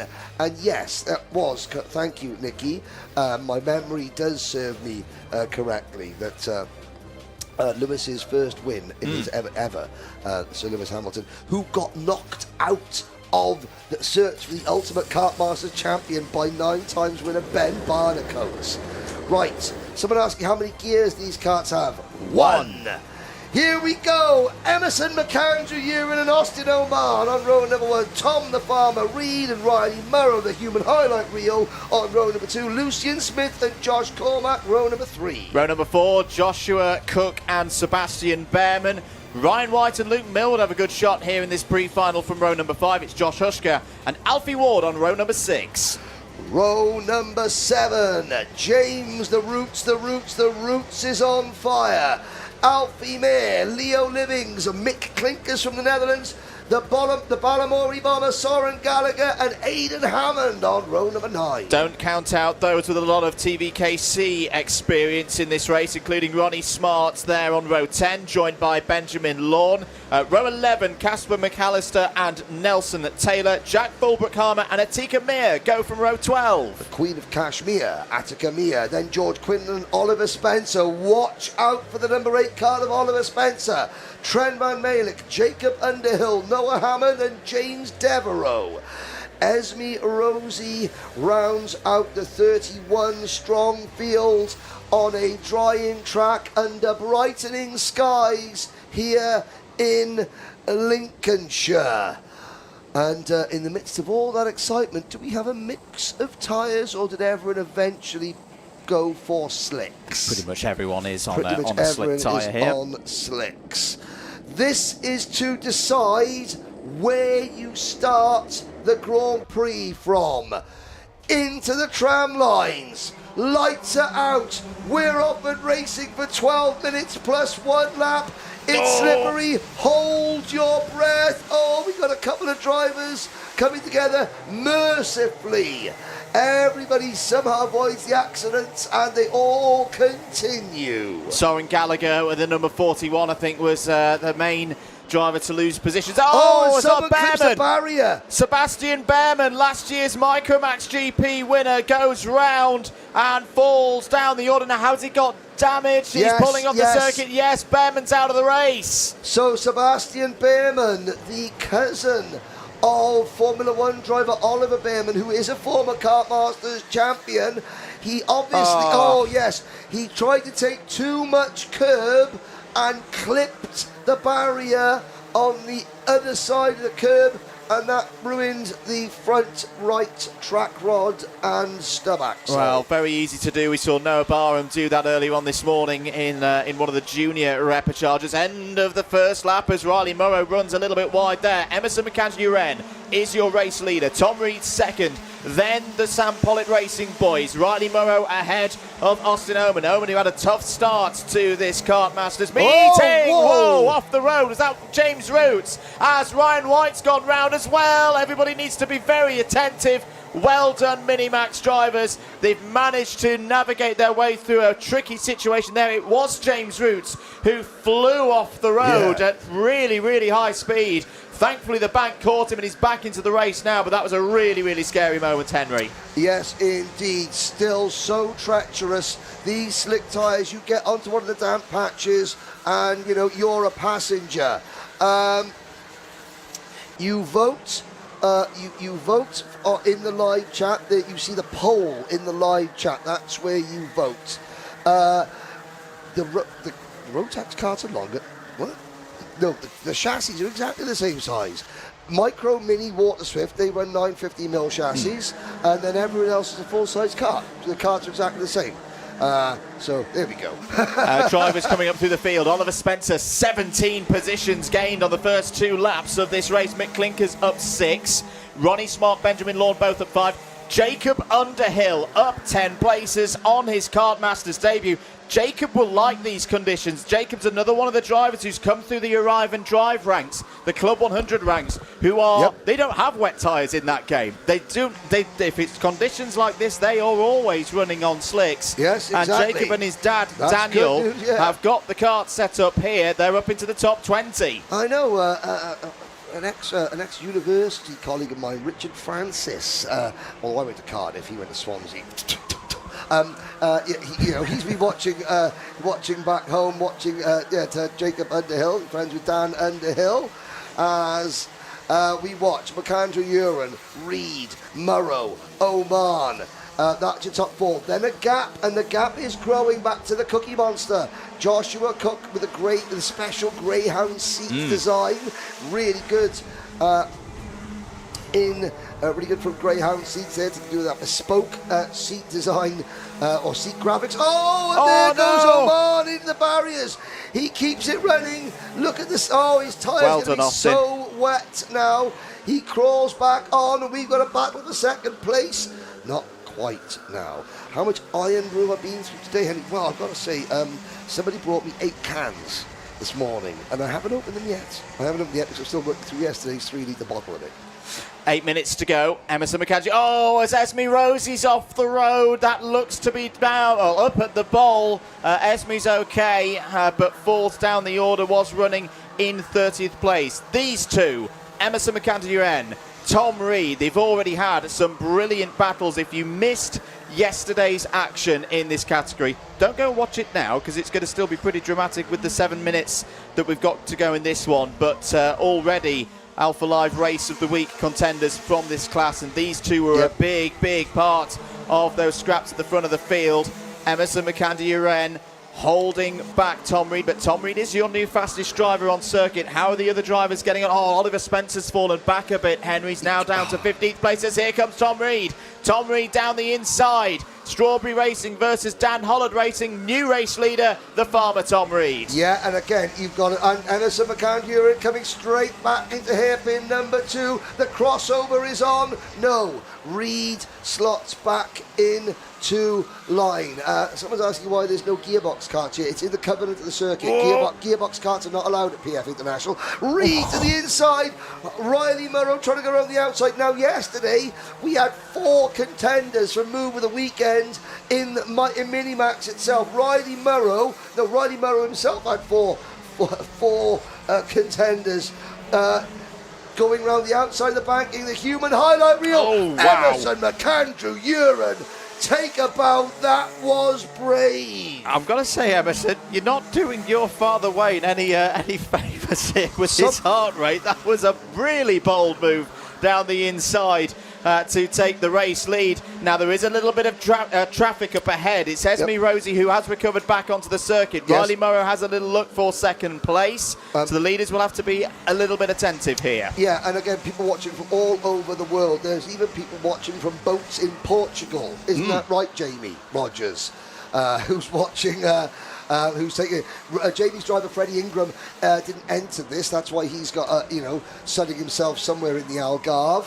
Hope we don't get too well. I mean, if he does get a seasick, then Jamie Rogers can clean it all up with the curtains that he's got on his forehead. 5 minutes and 40 seconds of this race to go. Big lap this from Emerson McAndrew. It's got a little bit of a gap now back to Riley Morrow there in second place. The lone Sam Pollitt Racing member of this breakaway. Keep an eye out on the KR Sports as well. Joshua Cook and Lucian Smith up into the top 5.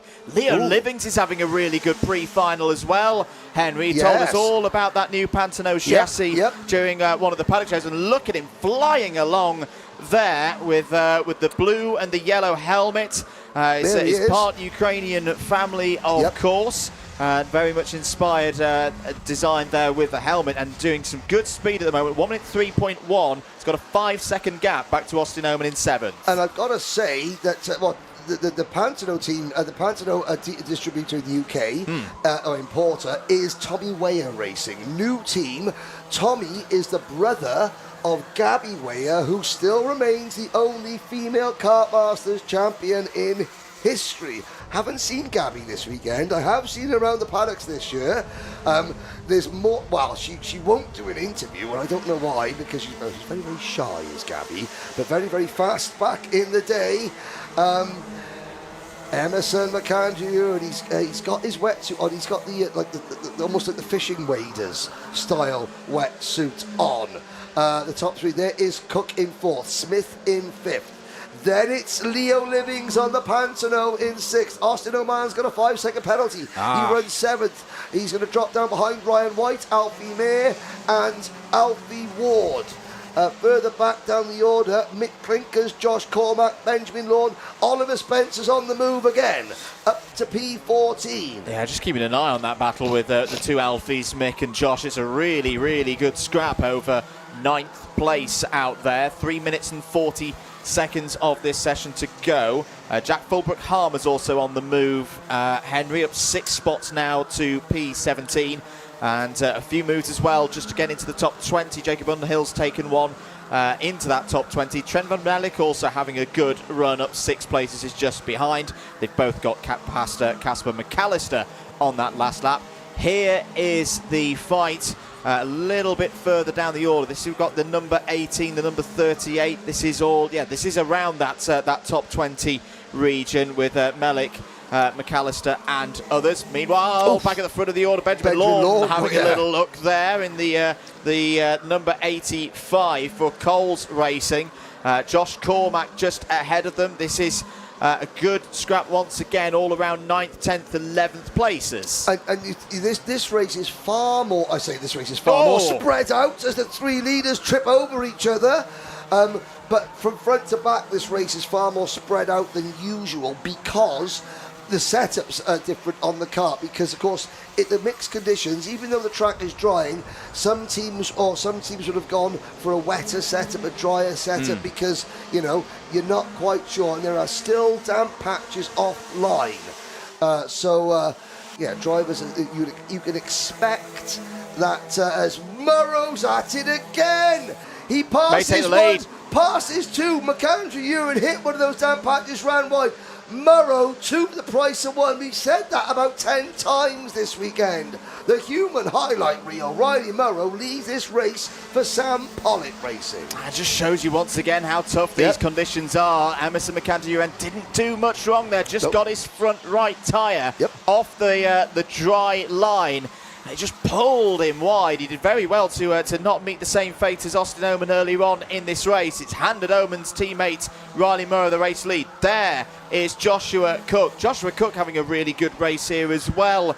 Henry is on a bit of a lone charge at the moment, up 3 spots to 4th. But again, a driver who's won some big races in his karting career, could still be a factor here today, as once again Emerson McAndrew goes for the race lead, down the inside through the Bruno Ferrari S's, takes it away from Riley Morrow, 1.25 minutes remaining. That is the second time in this race that Emerson McAndrew Uren, bearing in mind that is the corner that we had that nasty accident yesterday. You're going flat out, the track narrows into a bottleneck with slippery curbs either side, and twice McAndrew Uren has dived to the inside to make a move at the riskiest part of the circuit, and twice he has pulled it off as spotlessly.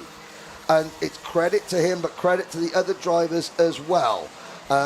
Even though these are the Minimax drivers, they are so brave, and that's what I think. They hold their nerve. Have we got an Oliver Spencer update? We're 15th at the moment. Yeah, to start holding in 15th is in a bit of a tricky position, because there's only one kart ahead of him in this group. It's Josh Huschka in 14th, and then it's a 3-second gap up to the next group. So I think for Spencer on this occasion, this is about as good as it's going to get, but it's progress, and that's a big thing in a pre-final here at Kartmasters. It sets your position on the grid for the Grand Prix later on. Still a good indicator for me that Oliver Spencer, when we get to that final lap, if everything goes well for Oliver Spencer, he will be in the mix. We've seen him charge through the field many times across the course of the last couple of seasons in the British Championships. He's going to defend this position from Huschka. Again, Huschka's going to try to go around the outside. It's nicely done from both of them, fighting here over 14th place. Yes, well, they're fighting over 14th. Tom Reed and Emerson McAndrew Uren are now fighting over the lead. The clock strikes 0. Out of the final corner, last lap board is out. Riley Morrow's just slipped back a bit, could fall into the clutches of the 2KR Sport drivers behind, who are both finishing this race strongly. Joshua Cook set a 1:17 last time around. Similar pace for Lucian Smith. They wind up round the bowl once again. Emerson McAndrew Uren looking for another victory. He had some stunning heat victories, but this is where it really starts to count now to keep this form going. Can he take pole position for the Grand Prix later on this afternoon? Tom Reed trying his best to get within striking distance of the number 3. The opportunities to overtake Henry are starting to run out. Yes, indeed, and this is where you're going to see, no one wants to risk it, too much. Now, as we go into the Bobby Game corner, these two drivers have closed up a little bit. They don't count, obviously not for the win here today into this race, but for the win today later on, for sure, Josh Cook and Lucian Smith. But it's going to be Emerson McAndrew Uren from Tom Reed, Riley Morrow, Joshua Cook and Lucian Smith for the top 5. Then we wait back. Austin Oman has got a 5-second penalty, so he'll finish a little bit down the order.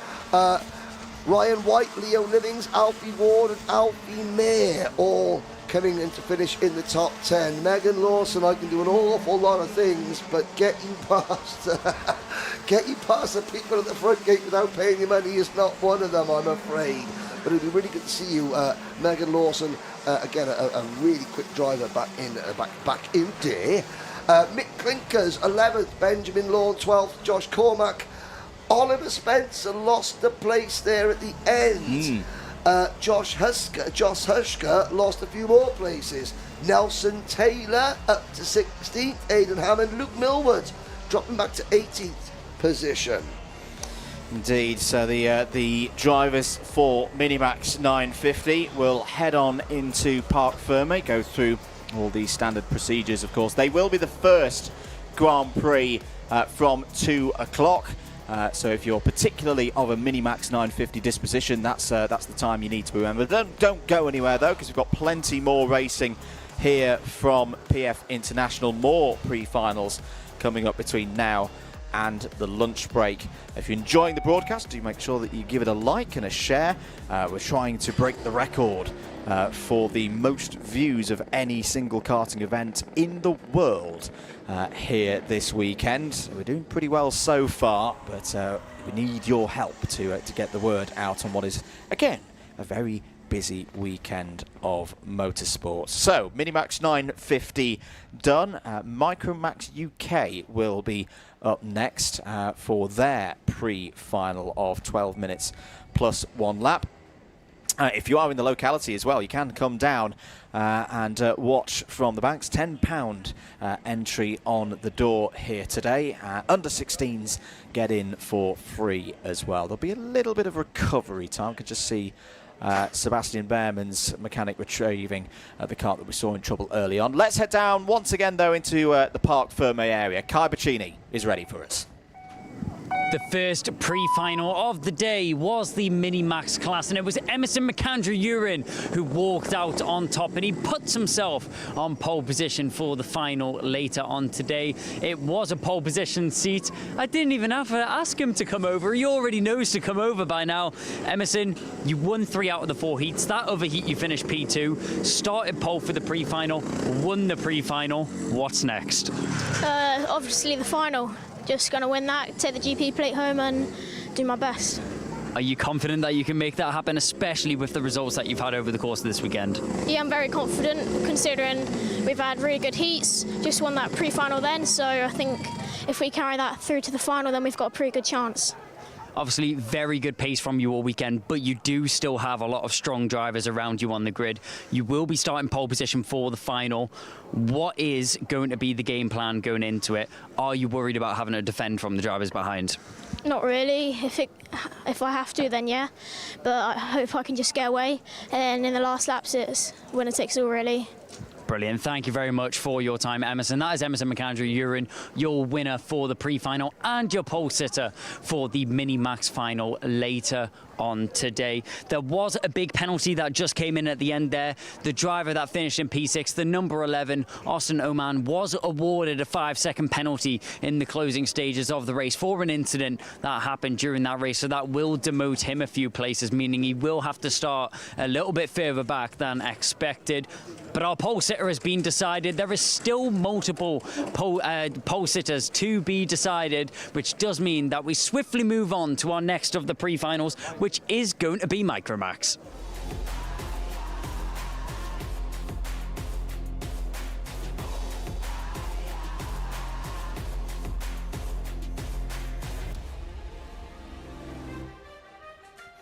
Thank you very much, Kai. Ready then for Micromax UK and their pre-final for the Motorsport UK Kartmasters British Kart Grand Prix in 2025. Here's your grid for it, determined by the 4 rounds of heats earlier on in the race meeting. Benediktas Matsiokas leads the field away, will be on pole position. Can this be another day where he adds the GP plates to the O plate that he won here back in March? Alfie Garrett's teammate for SFR will join him on the front row of the grid. Those two have traded the heat wins back and forth so far this weekend. Albie J. Stubbs and Albert Farrow, they form up a really fearsome row too there. 2 drivers in good form. Dimi Uzanov and Sebastian Crawford go from row number 3. It's then Otto Amy and Harris Barber starting this race from the 4th row of the grid. Charlie Page and Chloe McGill, they had a very close moment yesterday in the final heats. They both start on row number 5 for this one. Ralph Martin and Liam O'Hanlon, they go from row number 6. Row 7, Dax Farah and Oliver Woodall, Freddie Blackshaw and Reggie Chandler. On row 8, Arlo Gamble and Ronnie Allen on row number 9. Row 10, Jensen Darlow and Teddy Murphy, then Benjamin Karachkovich and Zach Andrew, Ted Hayward and Freddie Walker, followed by Ollie Brunt and Edison Burrows, 26 of the youngest drivers of Kartmasters 2025. And, well, what have they got in store for us? The red and black attack. 1, 2, 4 on the grid. LBJ Stubbs for Sam Pollitt Racing, P3. They come out of the final corner, through in front of the jam-packed grandstand. Lights are out, we are off and racing into turn number 1. Look for that black liveried kart, number 62, Dimitar Uzanov. Dimmy to the outside. He is going to be a factor here, even though he's got no teammates. Charlie Page also is going to be a factor after a penalty yesterday. He's another sort of independent driver. Ooh. Are we going to see an alliance? Have we got a new leader already? LBJ Stubbs to the point. Yeah, really good start there for LBJ Stubbs. He's had a very strong season in the Miami Waterswift Restricted category in the British Championships. Has been doing double duty as well, racing in Micromax UK, but he really does seem to have taken a big step forward in terms of the Rotax category performance this weekend. He leads this pre-final in the early stages. What has happened towards the back of the field? We've got one car, two cars around. It's that Jensen Darlow. It is the TVKC points leader after the first flurry of rounds so far this season. Has had a spin, is back into the race, but will fall down to 26th position. Now, I know that there's another event going on in Denmark at the moment. Noah Wolf is watching. He's racing KZ out there. Noah Wolf, one of only 2 drivers to ever do the double here at Kartmasters. That's 2 GP plates in one day. Did that back in 2021, 2022, as memory serves me correctly. Ian Rogers from motorsport-timing.co.uk also tuning in. Haven't missed him at all, have we? No. Yeah, Des Woodcock and Yasmin Manchester are running the timing and scoring for us here this weekend. And O'Hanlon getting an awful lot of support, but the red and black attack are back 1, 2, and 3 out of the Fullerton S's. Look at Dimitar Uzanov in 5th position. Behind Uzanov, Sebastian Crawford, Harris Barber, Chloe McGill, Ralph Martin and Charlie Page round out your top 10, with Otto Amy, Freddie Blackenshaw, Oliver Woodall, Reggie Chandler, Teddy Murphy, the rest of the top 15. Down the main straight they go into the Bruno Ferrari S's. There is a link on the live chat. If you are not here at the circuit and you want to donate to the air ambulance, please look at the link in the live chat as you are voting in the poll for the Ultimate Kartmasters Champion. Maybe when we're doing the Ultimate Kartmasters Champion in another 20 or so years, there'll be several drivers you're watching now in this race on that list. Who knows? We need to keep an eye, Henry, on the number 77. Teddy Murphy's absolutely flying out there. It's change for the race lead. Pharaoh down the inside of Masiokas. Not too much defence there from Masiokas. That's understandable. They are teammates. They're looking to work together and just consolidate at the front. But yeah, just to go back to Murphy, the number 77 has gained 5 places in this race, is the fastest driver out there. This is a good performance for the MLC team. Yes. Can Murphy perhaps break up into the top 10? He's only, a second and a half off of that point. And here's something, I'm looking in the live chat, there's an awful lot of drivers racing. These behind Reggie Chandler. There is a look at the smartest crash helmet here at Kartmasters, in my opinion. It's a proper old school design. He's got the matching race suit and some fantastic merchandise as young Reginald. Top 5 closing in. I'm noticing the track, there's an awful lot of rental kart races here. Daytona D-Max, Club 100, things like that. And people go, ooh, but getting into this type of karting is so expensive. Well, we have a solution for you. MLC Motorsport, the people behind MLC Motorsport, run something called kart competitions. Kartcomps.co.uk. Later this month, if you look at that, they raffle off, they do competitions and raffles. On August the 19th, they are raffling off a brand new 2025 Tony Kart and Rotax engine. Any size chassis, any spec Rotax engine. The price is with £8,000. So if you're a rental kart racer and you're thinking, the tickets are £4.48. For less than £4.50, you can win a brand new Tony Kart and Rotax engine. To start go racing. I'm part of the kart competitions family. I present the raffle prizes, and we've got a 3-wide situation going on there. We've given away tyres, engines, for the last 8 to 10 months. It's a really, really good way for getting new people into the sport. That's kartcomps.co.uk. Shameless plug over. Oliver Woodall had that spin there just round the bowl, but Oliver's okay. Back onto the circuit. Really, really dead scrap this, though, at the front of the field. Alfie Garrett, LBJ Stubbs and Benedictus Masiokas going back and forth over second place. It's giving Albert Farrow a little bit of breathing room at the front of this field. Dimitar Uzanov still there in 5th place as well. Harris Barber coming into play as well, under the tutelage of Mark Baines, of course, in the Strawberry Racing awning. Mark's not had too much to cheer about off the circuit with his football team, of course. Oh, the Sheffield United versus Sheffield Wednesday. Well, Barry Bannon's re-signed for Sheffield Wednesday. There we go. Oh, Andrew Mather, a committed Sheffield United fan. Mark Baines, committed Sheffield Wednesday fan.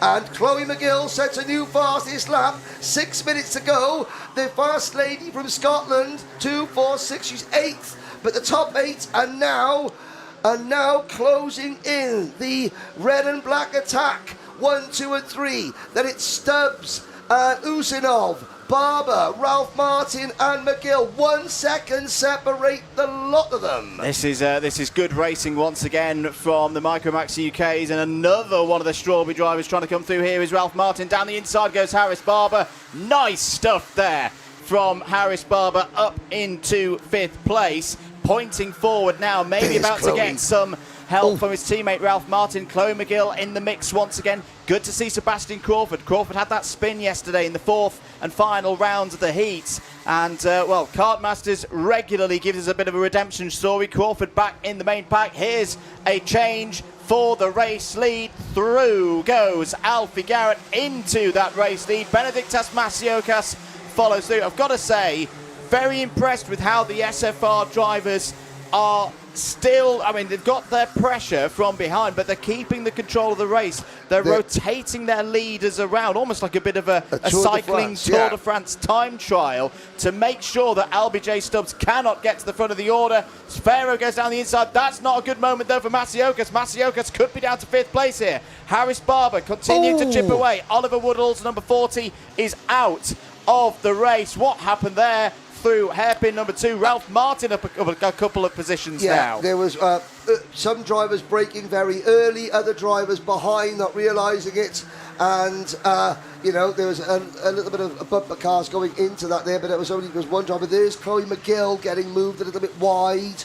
Dimi Uzanov, the Anglo-Bulgarian driver, his mum and dad are Bulgarian, but Dimi and his siblings were born in the UK, and he's got that, the Bulgarian colours, the red, the green, and the white on his race suit. I spoke to him last night. I said, "So do you get that with your Bulgarian parents?" He went, "No, I like the colours."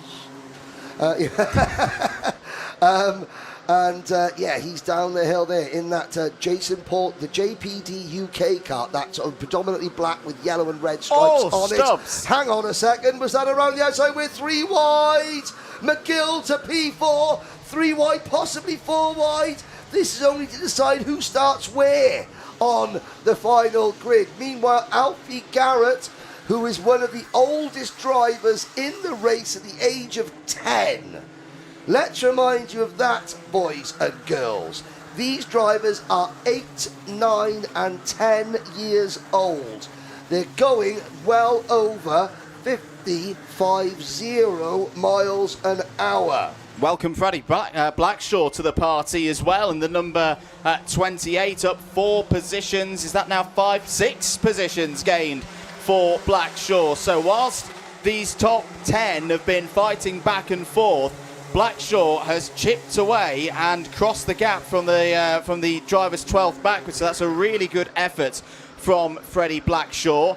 Down towards hairpin number 1 again. Is there going to be another move here? Farrow looking to the outside, side by side between the 2 SFRs. Stubbs trying to get involved there as well. Good positioning by Albert J. Stubbs. Farrow found himself out on the curb. Stubbs, is it going to be a bit of a naughty cut back? Yes, it is. It's side by side with Alfie Garrett. Next corner will go to Stubbs. Through into the race lead. Has the SFR resistance be broken here as Masiokas down the inside of Farrow, and look out for Chloe McGill. Chloe McGill up to 4th now. This is SFR versus SPR. Screed Flooring Racing versus Sam Pollitt Racing, because Stubbs and McGill are teammates. Then you've got the trio, the red and black attack. You've got 2 drivers from Straubs in there as well, with Ralph Martin and Harris Barber. You've also got 2. JPD UK have got one bullet in the gun with Dimi Uzanov and privateer driver Charlie Page in the number 14. That white waving and signalling to Ralph Martin as they head down. We've still got 90 seconds to go in this one. Attempt there from Uzanov to try and go around the outside of Masiokas. This is something we've not seen a lot of from Masiokas so far this season. On the defensive, he's won so many races, whether it be at the O-Plate here early in the year. Dimitar Uzanov up to third place, change for the lead once again, and as soon as we say that, it could change back once again. Stubbs down the inside of Garrett into P1 through Bobby Game corner. This is going to give an opportunity to the rest of them to close in. Masiokas back up to third, Uzanov fourth. Still got 60 seconds on the clock as well. This is the longest race that these young drivers have had so far this weekend.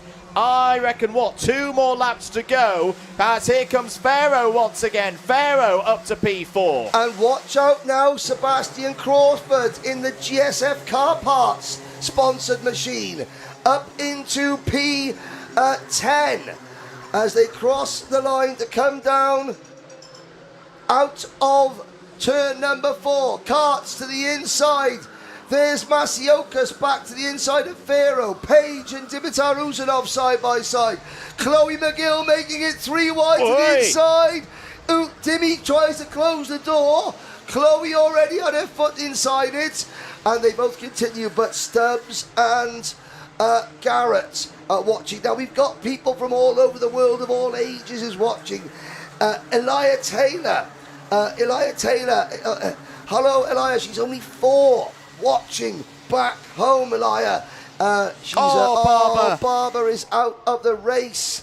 Elia, her dad Lee Taylor is one of the mechanics here, and Elia loves watching all the racing. Not even the ones that her dad's mechanicking in, but maybe in a couple of years we're going to have another member of the Taylor family in this event. Out of turn number 4, down towards hairpin number 1. There's the 28 now getting involved. Freddie Blackshaw, Arlo Gamble, Benjamin Karachkis. Ronnie Allen just set the fastest lap of the race on the final lap. LBJ Stubbs then has the race lead through the Fullerton S's for the last time. He hasn't got pole position secured yet though, because Alfie Garrett just keeps charging and still on his rear bumper through the Mike Wilson complex. LBJ Stubbs had a very good weekend here a few weeks ago in the British Championships. He's going to start on pole position in the Grand Prix later on this afternoon. LBJ Stubbs wins in 2025 again for Sam Pollitt Racing, 1/4 of a second ahead of Alfie Garrett. Benedictas Masiokas third on the grid, not on the front row but inside of row number 2. Not a bad place to start, and he'll have his teammate Albert Farrow alongside him. Dimi Uzanov, P5, another strong run for the JPD UK efforts. Ralph Martin, top Straub's driver in that one, P6. Will have a good shout at trying to take the GP plate later on this afternoon, as will Chloe McGill and Freddie Blackshaw, both of them moving 3 and 7 places forward, respectively. Charlie Page and Sebastian Crawford inside the top 10. Great to see Arlo Gamble moving forward as well there, Henry, up 6 places in that race to 11th. Otto Amy 12th, your biggest mover in that race, up 8 spots, was the number 45 of Benjamin Krajkovic. Liam O'Hanlon and Ronnie Allen complete the top 15. I'm very much looking forward to that Grand Prix final later on this afternoon, Henry, because we've been saying a lot this week that Benedictas Masiokas is the firm favourite based on the form book and what we've seen so far this season, whether it be here for the O-Plate or the British Championships.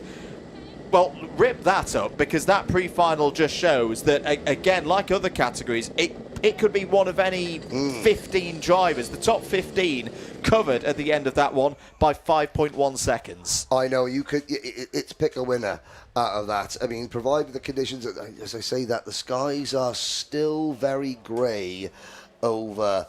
ahead as we wait to see there. But of course, people having celebrating birthdays today. Well, I made fun of Jamie Rogers earlier, but no, he's a great guy, Jamie. He's on a birthday party he's out celebrating Phil McCory's birthday. Happy birthday to David Whitehouse's daughter. She's 7 today as well. Track falls quiet. Waterswift Pre-Final will be up next. And again, you know, with this, there are other events on over this weekend. Kartmasters is getting the ball. We're trying to get, we're trying to get the most viewers of any kart event in the world at the moment. We do thank you. Kai Bachini is down in pit lane. LBJ Stubbs takes that win from Alfie Garrett in second and Benedictas Masiokas finishing in third. LBJ Stubbs is already stood waiting for a little bit of a chat here. Albie, it seemed like you and Alfie were just able to push away a little bit at the end there. You got yourselves, both of you, just pushed away out in front, sets yourself up very nicely for the final.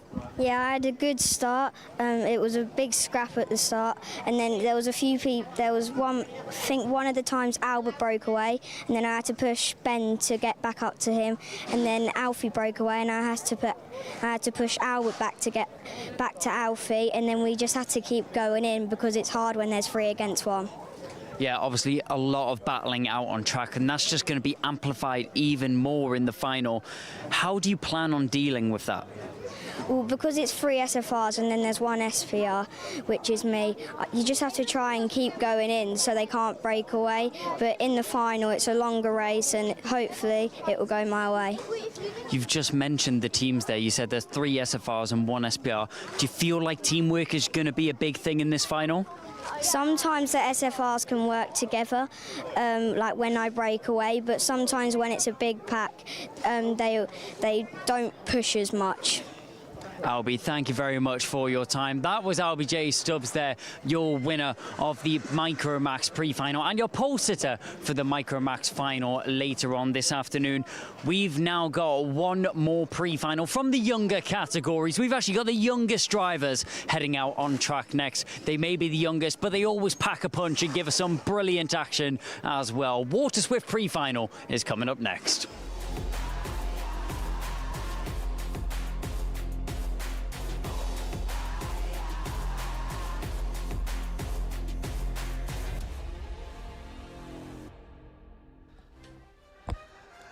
Now, as we look at one of our contenders, Super Lolo there, that is Enzo Butterazzi.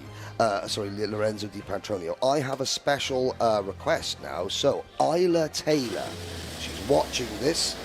Isla Taylor, I know you're only 4, and I know that you love watching karting. You need now to text your dad, Lee, and tell Lee who you think is going to win this race. Who you think? Give me a number or a name. Who you think, Isla, is going to win this race, and then your dad Lee can tell me, and we'll see if you're right. Love it when kids 4 years old watching this. Here's your starting lineup. Night Measures starts on pole position. Alfie Davidson alongside on the front row. Harry Williams and Italy's Lorenzo Di Pietrantonio. Super Lolo starts on row number 2. It's Christian Kobe of the Republic of Ireland on row 3, joined by one of the stars of the weekend so far, Enzo Butterazzi. Row 4, Jensen Ackerman and George Clark. Austin Newstead and Colby Patterson, 2 big hitters in Waterswift. They go from row number 5. On row 6, Luca Narroway in the Bluebird. And Ozzie Gibson. Yes, indeed. Henry Clark, Zach Champney. On row 7, Charlie Clump and Daniel Ferguson. Evan Owen and Orion Meta on row number 9. And still they keep coming. Margaret Kvetskis and Chester Fawkes, they complete the top 20. It's Harry Chapman and Mason Hibbert going from row 11. Ilyas Sami and Riley Morrow go from row 12. Row 13, Joseph Davis and Alfie May. George Greaves and Alessandro Salas. Ruben Segu and Jacob Nairn. Rest of the field, 32 drivers in total, completed by Hugo Williamson and William Bennett. Live on board with Lorenzo Di Pietrantonio, who will have the view from the outside of row number 2 for this race start.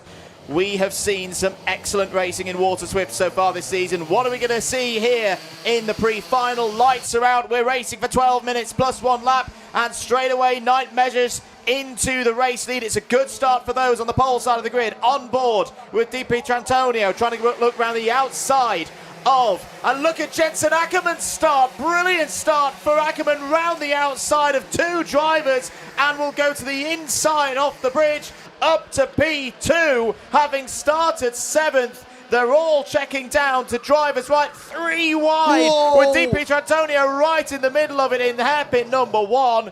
Measures leads, but what a run from Jensen Ackerman. Yeah, on that Synergy chassis. I'm not sure if Jensen's running with a team or if that's a proper privateer effort. I think it might be a proper privateer effort. We have to go all the way back to 2018 for the last time a true privateer was a Kartmasters champion. That was Theo Mikouris in Honda Cadet. Is that going to change today? We've got some great privateers in great positions, but it's a new team. OMS are yet to win at a national level. They're now under the stewardship of former world champion Danny Curl, and Night Measures has the race lead. He is ahead of Alfie Davidson, Austin Newsted. Then it is Ackerman, DP Trantonio, Clark, Williams, Butterazzi, and the Bluebird of Luca Naraway. Here's DP Trantonio chasing down Jensen Ackerman. Good start as well for Harry Chapman. For Henry Gregory Motorsport is up 11 positions into the top 10 to the 32 going forward. Ilyas Sami also on the move. Another 10 positions gained into the top 15. Riley Morrow, we'll say it again, the walking, talking highlight reel has already overtaken 9 drivers in this pre-final to break into the top 15. Race getting into a rhythm now. Here are your lead 3 drivers who have been on top form throughout this Kartmasters meeting, Henry. Alfie Davidson leads this race from Night Measures, and Austin Newsted. The tactics right now has got to be get into a rhythm and try to pull away, because they've got a good gap back to this group here that's now led by the number 42 of George Clark. George Clark's had a really good step forward this season, took his first podiums in a British Championships level at GYG earlier on in the season, has gone from strength to strength. He's got his confidence now as we ride on board with Lorenzo DP Trantonio, Enzo Butterazzi ahead of us there in the number 20 into hairpin number 2. This is good racing once again in the Waterswift category, Henry, all for P4. Yes, it is, and through the Fullerton S's, curb on the entrance, use it to rotate the kart. Now down the back straight into Bobby Game corner. Even though from the outside this circuit looks billiard table smooth, our onboard camera tells you that it is absolutely not, and that these drivers, they're buffeted and battered around in their seats. We can give you an update on Zach Starbuck and Fletcher Jameson. Ackerman's gone off. Oh, now that, look, was that a battery? Something, or was it a throttle had stuck? The engine was the marshal there trying to get the Starbuck and Fletcher Jameson sitting up in adjacent beds in hospital, keeping each other's spirits up. Welcome aboard Chris McCarthy, Sky Sports. Chris McCarthy watching, a former Kartmasters competitor, presenter for the Alpha Live coverage. Chris is going to be at the next round of the British Championship at Kimbolton next weekend with Purple Sectors Media, giving media training to drivers in the Motorsport UK British Kart Championship. Davidson and Newsted, followed by Measures. Those 3 are now 3 seconds in front of Clark, Williams, Butterazzi, DP Trantonio. Then there's Harry Chapman. Harry Chapman to P8, followed by Christian Kobe, Henry Clark. 7 minutes and 35 seconds to go then. Colby Patterson down the inside of one of the OMS drivers there. I think that was in a battle with, yes it was, with Ilyas Sami. Meanwhile, back at the front of the order, it's been a change Measures around. Has split the fusion pair. Measures has split the fusion pair, and he doesn't want to be the meat in the sandwich. He wants to be the cherry on top.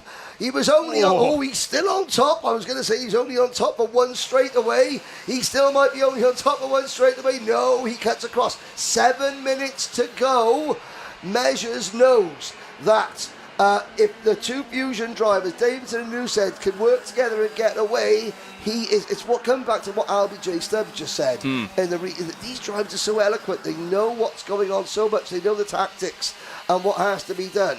Yeah, measures know that a 2 against 1, a 2 against 1 where you're not at the front of it, that is difficult. But as I say that, I think we've had a lead change. Yes, Davidson back in front. I've got to say, I've been really impressed with Night Measures over the past few weeks. He's been really, really getting the bit between his teeth.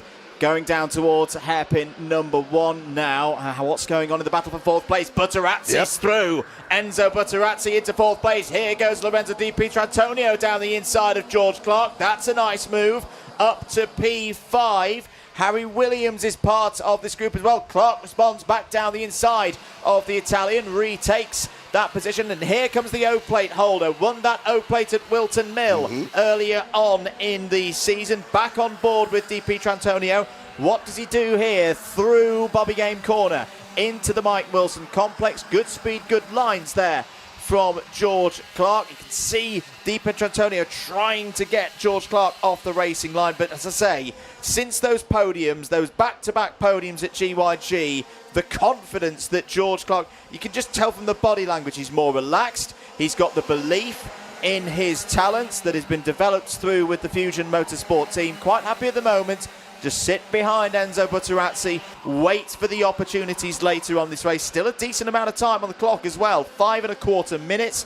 Just to tune in further down the order, Riley Morrow is up into the top 10. Di Pietrantonio holds and goes down the inside for 5th place. Clark shuffled down to P7. Christian Kobe part of this fight as well. On board once again with Lorenzo Di Pietrantonio, and here comes the Fusion down the inside. Christian Kobe through once again. Had a really good performance last year at the IWF finals at Zwera. Remember, this is a category. The race winner, once we go to this later this afternoon, gets a ticket, gets race tyres as well, fully paid for Valencia for the 2025 edition of the Miami Warriors final. And once again, Henry, it could be any of these drivers heading off to Spain. Absolutely. There is the battle going through.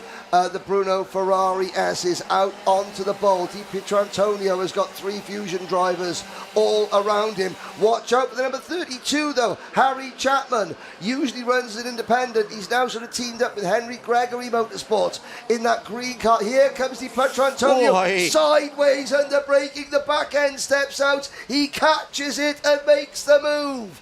Great stuff. Chapman closing in. The Bluebird special of Luca Narraway. Oh, that is a harsh defence there. The Bluebird special of Luca Narraway moving into 12th position now in contention. Hello to Gina Campbell, the daughter of the late Donald Campbell, who is watching this at home. And there goes Chapman. Chapman's just comes using the momentum. That was key. Chapman caught them. They were all battling. He thought, right, I've got to go inside, outside, inside. Don't lose momentum. He's now at the head of that group is Harry Chapman. 3 minutes, 20 seconds and 1 lap to go. This is a tremendous scrap for 6th place as Harry Williams goes down the inside of Chapman, takes a position there. Running down the rest of the order, Mason Hibbert's looking pretty quick at this stage of the race. Has got up into the top 15. Overtakes everywhere you look. How can you not be entertained by this? This is just the pre-final. Imagine what the Grand Prix final is going to be like later on this afternoon. Chapman, and touch there with Williams. Here comes Luca Narraway down the inside. Bluebird goes through and is up now. What's that? I think that's up to 6th place. Do you want to know why more people are watching this than the FIA event? I present you that screenshot right by there. And this is just a warm-up for the main event, ladies and gentlemen. Yes, there's Josh Gollin coaching there with the blue jacket on. Oh, Narraway losing out there. They're side by side. Look how close that is under the bridge. These drivers are 8, 9, and 10 and 11 years old. They're veterans doing this. Look at this. This battle goes from where's seventh down to what? Pretty much the end of the field. 7th to 26th.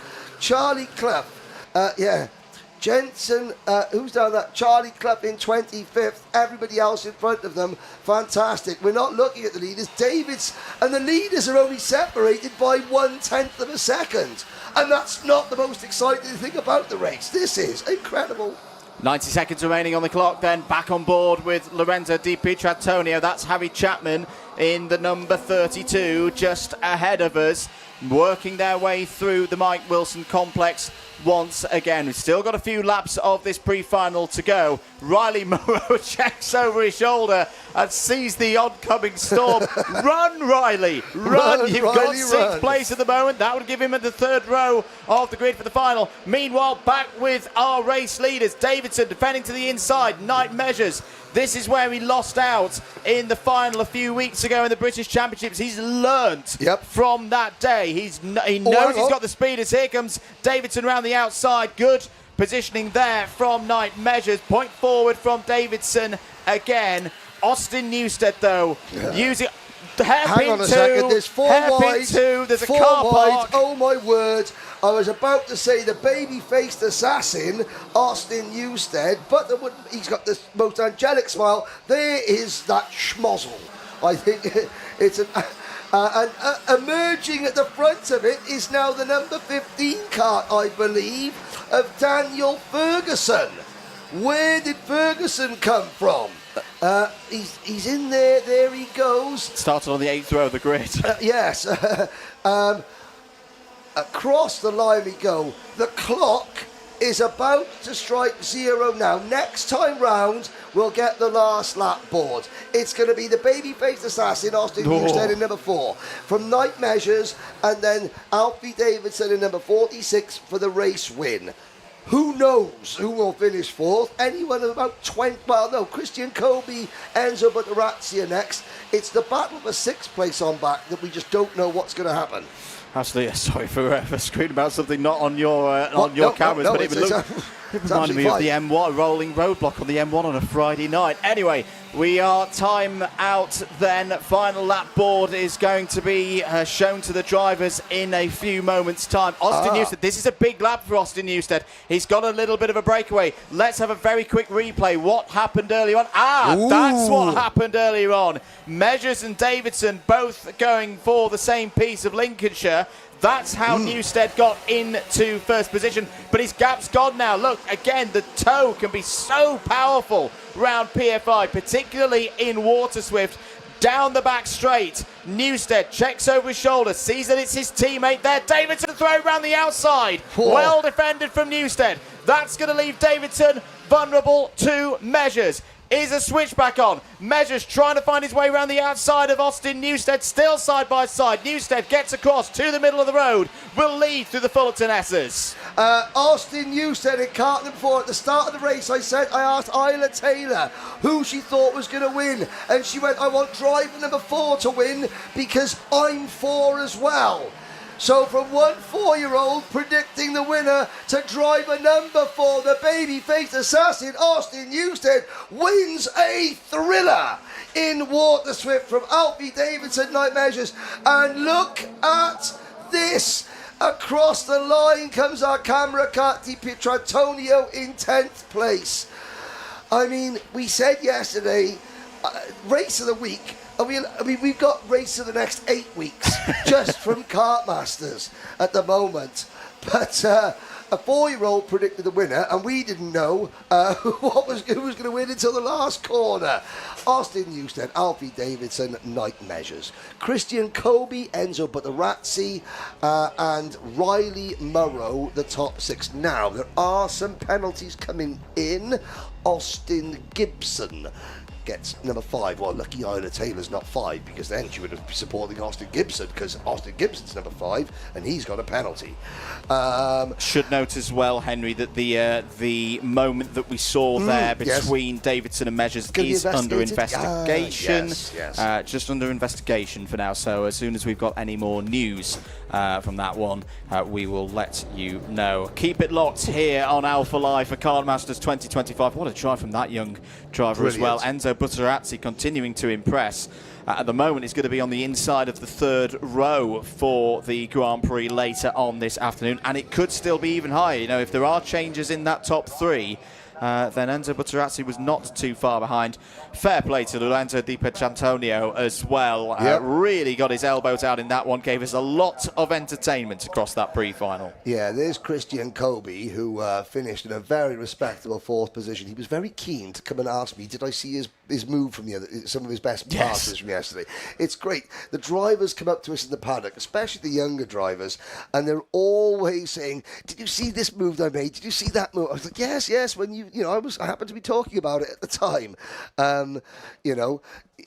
That's really good. So, Waterswift pre-final over. Harry Chapman dropped to 27th there at the end. Didn't see what happened to Harry Chapman. Chester Fawkes only 19th. Margaris Kvetskis at one point was threatening another top 10 finish. Talk about the Apollo kart. I'm not quite sure how many Apollo cadets there are in existence, not many. Kai Bachini, we need a breather up here in the commentary box. So Kai, you have a chat to some of the drivers after that one. And we swiftly move on from the Waterswift races. That was a great win taken away from Austin Newsad. Second place goes to Alfie Davidson. Third place provisionally to Night Measures, as he is under investigation for an incident that we saw on the penultimate lap of the race. Just a little bit of wheel banging going on between the top three, but that's what you expect from Kartmasters. That's the racing that you come for. We'll see if we can grab a chat with our winner of Austin Newsted. Looks like he might be over here, just at the barriers. Austin, we've already spoke to you a few times, but a brilliant win there. It seemed to be very, very close up within the top three of you guys. Did you find that a difficult race? Yeah, very much so. I managed to get a good start, get through to the front five, and then I managed to get through to P3. Me, Alfie Davidson and Night Measures got a massive gap. We pushed away, and I managed to get both of them on one move, which I think was a really good move. And then I managed to just defend it and fend them off for the rest of the session. And obviously this just a taster of what we should expect from the finals later on today. Is there anything from this pre-final that you've learned that you're going to use going into the race? Yeah, there's quite a lot. Some of the things are like, I now understand when it's closer to the finals how some of the people are going to drive and how I can react to that. Austin, thank you very much for your time. Very well done on the win. Austin, you said will be your pole sitter for the Waterswift race. But we go from the youngest to some of the oldest drivers. It's going to be the senior class, which are next out onto the track. So back up to the commentary box for that.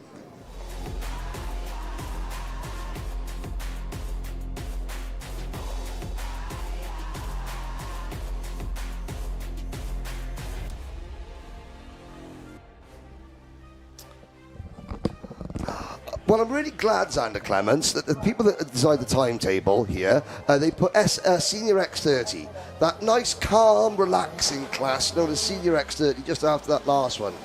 Luckily, I've got my blood pressure tablets with me. You're going to need them here. It's going to be Freddie Lloyd and Macaulay Bishop on row number 1. Gabriel Stilp and Harrison Mackie, row 2. Fred Green and Callum Bradshaw, row 3. Row 4, Caden McQueen, a solid starting spot, kind of splits the difference of him over the weekend. In contrast, is outside Aaron Brown. Major improvements from the Saturday morning qualifying effort. Then row 5, Tristan Powell and Joey Brown. And row 6, Kevin Lantinga on the inside. Gus Lawrence nowhere near that cut zone, but keep your eye on the one plate to be moving forward and maybe having his sights set on one driver in particular. Indeed so. Lewis Kopp and Henry Gregory are next. CJ Bennett and Jack Nettleship on row number 8. Monty Brathwaite and privateer driver Rylan Eschberg on row number 9. Row 10, we'll have Hayden Eldridge and Theo Strange on the outside. Sam Lewis and Alistar Cresswell on row 11. Alfie Gallagher, Roxanne Lantinga on row 12. Yeah, Roxanne says she's normally quicker than her brother in the dry. Leo Robinson and Robbie Buckley are next. Then Spencer Allen and Aaron Lask. James Harris and Tiger Dixon. They were the last drivers that automatically qualified for this event. Here are the Repêchage, the last chance qualifiers. Lewis Bird, Harry Cottrell, Jensen Buckingham, George Mayle, Sam Branson and Thomas Gray. 12 minutes, 36 drivers. Lights are out Freddie Lloyd brings them through turn number 1, tries to squeeze Macaulay Bishop, but absolutely manages. Bishop hands on. Oh, and there's an MDL kart. Nettleship clips that spinning MDL kart, and one of the S8 racing drivers hops up and piggybacks his way over one of the Evolve It looked like it machines. might have been George Mayo, but I don't want to speak too soon. Either way, the majority of the front runners are all good, except for one inside the top 10 with a big off-track excursion. It was our camera car, I believe, going wide. Kevin Lantinga with a big-time off-track moment, potentially at the exit of turn number 5. And all of this has given Freddie Lloyd a nice and healthy gap out front as they scrap behind him. Here's Caden McQueen's group, 4 deep. And a change there as Aaron Brown fades behind the number 6 machine of Henry Gregory. Yeah, indeed. Aaron Brown, of course, a terrible qualifying yesterday, had to fight his way up. We saw him make progress. There are some of the mechanics watching. The grandstand is packed. Look at the spectators in all the grandstands here. I've got to say, this is a huge crowd. Thank you for joining us here live at the circuit and on the Alpha Live YouTube channel. Gus Lawrence already up 1 place, but he's going to take his time. Tiptoe, you've got to safely navigate your way through the stormy, choppy waters of the opening couple of laps into, hopefully, calmer seas when things spread out ever so slightly. Freddie Lloyd has, wow, he's gone off like a cat with a rocket up his backside. There is a rear bumper. I think that looked like it had the number 13's. It was a triple-digit number. We'll soon find out when it's number 150. Oh, Roxanne Lantinga, the sister of Kevin, the Dutch lady, out of the race, mechanical flag. Harrison Mackey with a look that time on Macaulay Bishop. He pulled back on it, and this group here, oh, there he goes. Right there, turn 4. That's been a fun passing spot to watch. It always is, and that was about as clean as you can cut it. Didn't lose any time at all to Fred Green in the O-plate in front of him, and he even got a better exit than Fred did out of turn number 5, and he'll put Fred under pressure through turn 6. Macaulay Bishop feeling the same from Callum Bradshaw, who will fade low, maybe not quite there, into the S's again. And a big gap out back from this group. Joey Brown leads the next pack. Gus Lawrence's progress up to 8th now, slowly picking him up and putting him down. Yeah, and Gus has now got Caden McQueen behind him. I think that could be a good duo to work together. Both drivers racing out in the USA as well as back in the UK, and very experienced heads on their shoulders. As you look at the senior X30 at over 70, nearly 80 miles an hour, charging under the bridge. The skies are darkening again, but I'm looking out on the banking, no umbrellas going up. But you have to wonder, Xander, how much longer it is before we get another one of those very sporadic rain cells moving through the area. That black and red liveried kart, trying to see who that is, as Callum Bradshaw now behind the and here's Lawrence as well to the back of it. So Bradshaw up a couple. He and Gus Lawrence are moving forward through this field, as now Callum Bradshaw is the next one to bring the fight to the O-plate of Fred Green. All the while, Freddie Lloyd now has Gabriel Stilp trying to track him down, and Harrison Mackey, who's gotten through, all within a second up front. I'm looking back there. It could be Hayden Eldridge, the Vismo International driver. Kart number 10 is also in that group. Lawrence passes Joey Brown. Gives Joey Brown, think, Joey. And I've got to say that... I've got to say that Joey Brown would probably do quite well to just listen to Gus and follow, because Gus, you know, when you have a racing accident, which Gus called it with Callum Bradshaw earlier on, you simply use it as motivation. Well, the truth Gus is, has got a lot of motivation because you can see Callum Bradshaw in front of him. Yeah, and those two were in good spirits earlier yesterday when I chatted with both of them, hanging out and playing the weekend back, and both had been talking about trying to play the conservative game through the heats to this point, and even still, it's controlled aggression in the pre-final. The last thing you want to do is send yourself deep in the running order here in this session, because that's where you'll roll off for the main event. But for Lawrence especially, compared to Bradshaw's run through the heats, Gus was a bit timid, maybe under-aggressive, not nearly aggressive enough on the day number 1. He was good in the only heat he ran on Saturday, and then this morning turned the aggression up, matched that of Bradshaw, and the two of them obviously made contact and handed that heat race win out of the reach for both of them. Yeah, Gabriel still managing to circumnavigate the rotating kart of Gus Lawrence in that incident there. Fred Green now in the O-plate kart, holding off Lawrence with McQueen, and again, interesting to see. Joey Brown was trapped behind him, over, under, and then backwards down the board as Caden McQueen got through, and now it looks like Aaron Brown, Hayden Eldridge will pick up another. This has been a phenomenal drive forward already for Hayden Eldridge. That's going to put him a net up of 9. Biggest mover inside the top 15. Further down the orders, you're looking at Lawrence, and again, Caden McQueen. Lawrence is opening the door, McQueen is following through. That's a veteran move, a veteran set of moves. Let the other driver in front of him do the hard work, and now we've got a battle over the race lead. Cut back for Gabriel Stilp. Freddie Lloyd goes from first to third. Nanny June has just thrown a gin and tonic all over the living room there because Harrison Mackie is up into P2. These three are battling, and they don't want to battle too much because if they look over their shoulder, there's a green and white Tony kart on its way, and it's Callum Bradshaw closing in. Bradshaw on the way. Macaulay Bishop not far back either. This could quickly become a 5-car grouping up front, still with plenty of time left. 5 minutes plus a lap to go, and Gabriel Stilp leads the way. Back to Harrison Mackie and Freddie Lloyd.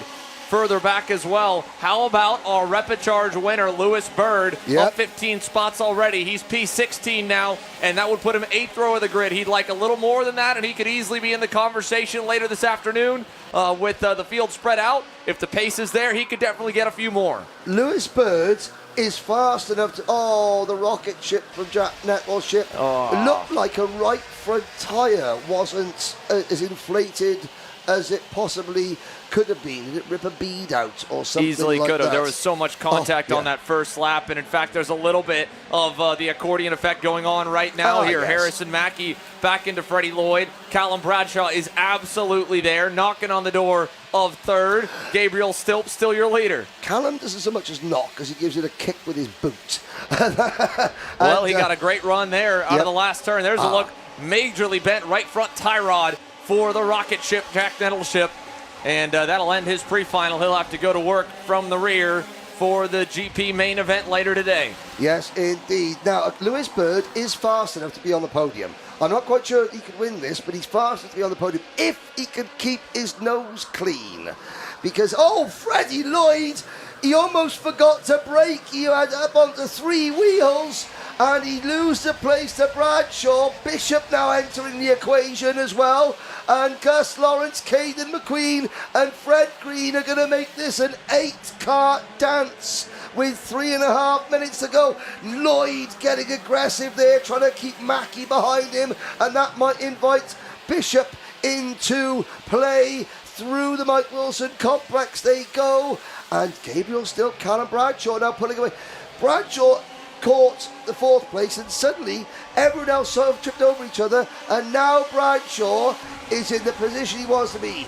He's got Gabriel Stilp all to himself and a couple of kart legs of clean air behind him that will allow him to set up a move without being freight trained. Callum Bradshaw has a missile strapped to that Strawberry Racing Tony kart. He looks to have more top-end speed at the end of the long straight than anyone else, and he's been able to carry the momentum pretty well through the hairpins, enough so that he'll take the lead right here in turn number 6. And so it's Bradshaw now in the front of an 8-car lead pack. Back to the O-plate of Fred Green. Yes, indeed. Out of the Fullerton S's, 2.5 minutes to go. Bradshaw, who started this race back in 6th position, working his way seamlessly to the front. He is one of the 4 drivers in the online poll that we are running, and that will run until the end of the pre-finals to find the ultimate Kartmasters champion. Here comes Gus Lawrence passing Macaulay Bishop. Lawrence, I think 5th position. Gus would think that's quite well salvaged. As Bishop now under pressure from the number 142 of Caden McQueen, 8th for the lead. Lewis Goff runs 9th, and Aaron Brown is 10th. I'm hesitant to even try and name some of the other top 20 runners because I don't know what might happen.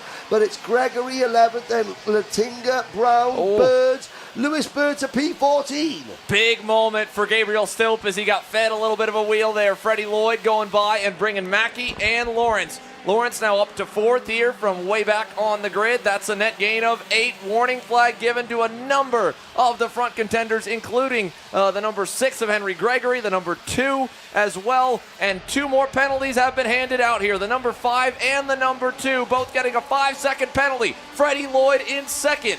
5-second penalty incoming here when the checkers fall. So premium karting's Freddie Lloyd. 5 seconds. Lewis Bird. A 5-second penalty. He's moved up 20 places. Nearly 20 places. Oh, the number 12 kart, that is Theo Lestrange, the BMR Restart driver, out of the race. So, Freddie Lloyd, there he is, number 2. That penalty would put him down to 9th place at the moment. And you can see it right here. The black mark on the right side pod of Freddie Lloyd is exactly where that penalty came from, right out of this complex here, out of the Fullerton S's. Just got a bit out of shape, came down, and it was a bit too aggressive. As there's again another look, sadly at Lestrange off to the side. The number 12 is done. That'll be 34th provisionally. Gus Lawrence all over Harrison Mackey here with 20 seconds plus a lap to go. Now, Gus Lawrence, okay. Gus Lawrence, he will have seen the 5-second penalty for Freddie Lloyd, so he knows now that that is not an issue. Does Gus Lawrence want to start on the outside of the front row next to Callum Bradshaw, or on the inside of the second row just behind Callum Bradshaw? Well, he's got the time to make the decision, or does he think that this group will reel Bradshaw back in before the checkers fall and trigger the fight even further? Right now, he seems content, like you said, Henry, to ride behind Harrison Mackey, but he's faster, and I think Mackey's a tick slower than Gabriel Stilp, who looks to the side as well for a little bit of extra intel. So a big run this time for Lawrence. Out of the Fullerton S's, still no move through Bobby Gain, but he can only wait for so long to try and hold that coveted P3 provisional starting position for the main, because again, Stilp is there. Because Gabriel Stilp don't play. Stilp don't play. He will act as the spoiler whenever he can. Could Gabriel Stilp. Behind him, Macaulay Bishop defending from Fred Green and Caden McQueen.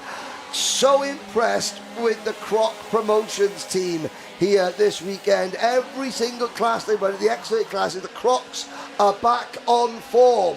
Freddie Lloyd trying to say push forward because he wants to mitigate the damage done by that 5-second penalty. I think Lawrence is taking your advice as now he goes full on defense here back to Stilp. He doesn't want to let him go, and Stilp sends it around the outside contact. And Lawrence has to let it back in.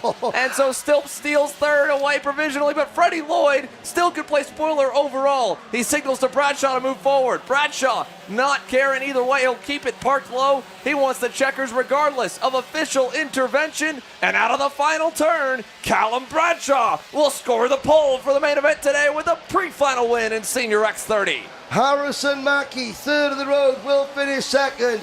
I said Gabriel Stilp don't play. He steals third place from... what a move. That was a great move. Gabriel Stilp has made a career out of, he can brake later and rotate the car quicker than virtually anybody else I've seen. There's a circuit called Sheddington. There's a nice hairpin, and he's like no one else I've seen in that corner. And he just parks it, plants it, turns it. Lawrence finishes 5th and will start on the outside of row number 2 in the main event. Now, where will that 5-second penalty put Fast Freddie Lloyd? Right now, it looks like it will drop him all the way down to the 10th or 9th position. 9th place. Lewis Goff, though, the 151, he should be safe. Had a warning flag, did not get anything further. And the 5 of Lewis Bird ends 13th on the racetrack. He'll drop way back with a 5-second penalty. Looks like it'll put him down to around 20th or 21st. Still ahead of a number of drivers here, including the heartbreak of the few DNFs. Only 3, Theo Lestrange, Jack Nettleship, and Roxanne Latinga. Oh. Yeah, I know. I know I keep sort of referring back to the stuff that we do together with the USA. This is Super Sunday. This is Super Nuts has Super Sunday. The US karting scene has Super Sunday at Vegas. The British karting scene as a whole has Finals Day at Kartmasters, and you're seeing why the two are so intrinsically linked. And it all builds, right? This entire weekend has built up, and this was another chapter in the story for Senior X30 with lots to take away from that session alone. And, of course, our very own Kai Bachini will be down in a matter of moments to give us some more intel from scrutineering as they roll through to Parc Fermé. With still more racing to go, absolutely, of course, here, and then a lunch break shortly after. But, yes, there is a massive crowd that continues to build, not just in the grandstands, not just down by the grid, but all around the trail on the outside of PF International. Those will be some hot ticket seats here as the day goes on, and Kai can give you a bit of an insight from the drivers as to why that will be. Kai. In 2016, this man standing next to me won his last GP plate. That was in a junior class, and he came for revenge in the senior class, and he set himself up very, very well. A win in the pre-final here. You started 9th on the grid after a couple issues this morning in the heats, but straight back on top form. Yeah, obviously in the first heat this morning, a little incident cost me a penalty, but yeah, really happy to come through. The pace was really good then. It's difficult when you do start at the back. I've been at the front this weekend, so sort of racing through as a new one, especially I've not been racing much, so I was sort of thinking coming into this one about the racecraft and everything, but no, it's all good then. And obviously you're able to rely on past experience, stuff like that. How do you bounce back from an issue like that in a heat?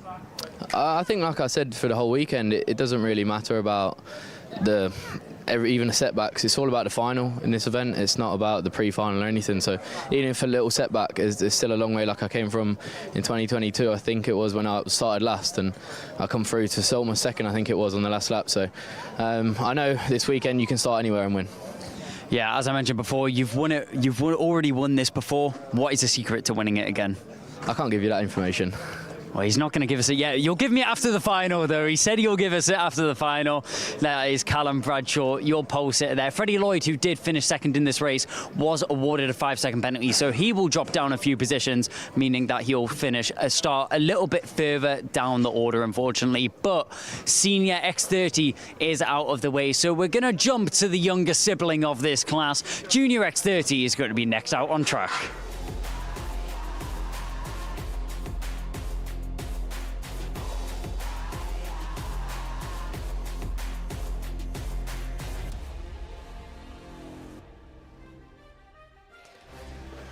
As we watch the Junior X30 field lineup, the local weather station says that there is a rain cell about 15 minutes away.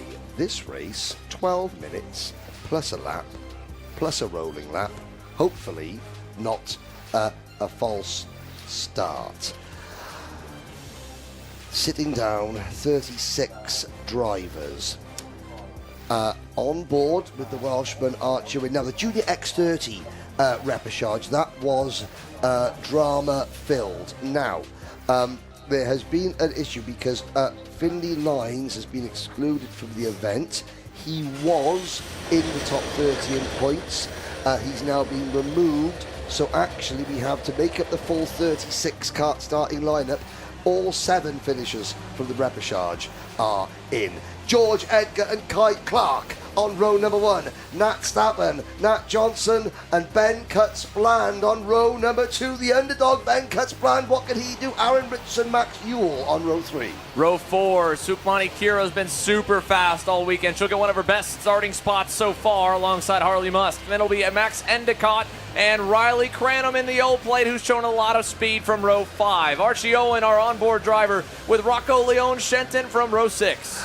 Isaac Sayer and Katie Donaldson, Henry Carter and Jacob Bashler, Mayan Patel and Jacob Marples on row number 9. Row 10, Zach McDonald on the inside, Freddie Wood on the outside, Alex Wiley and Oliver Meek will make up row number 11. Sorry.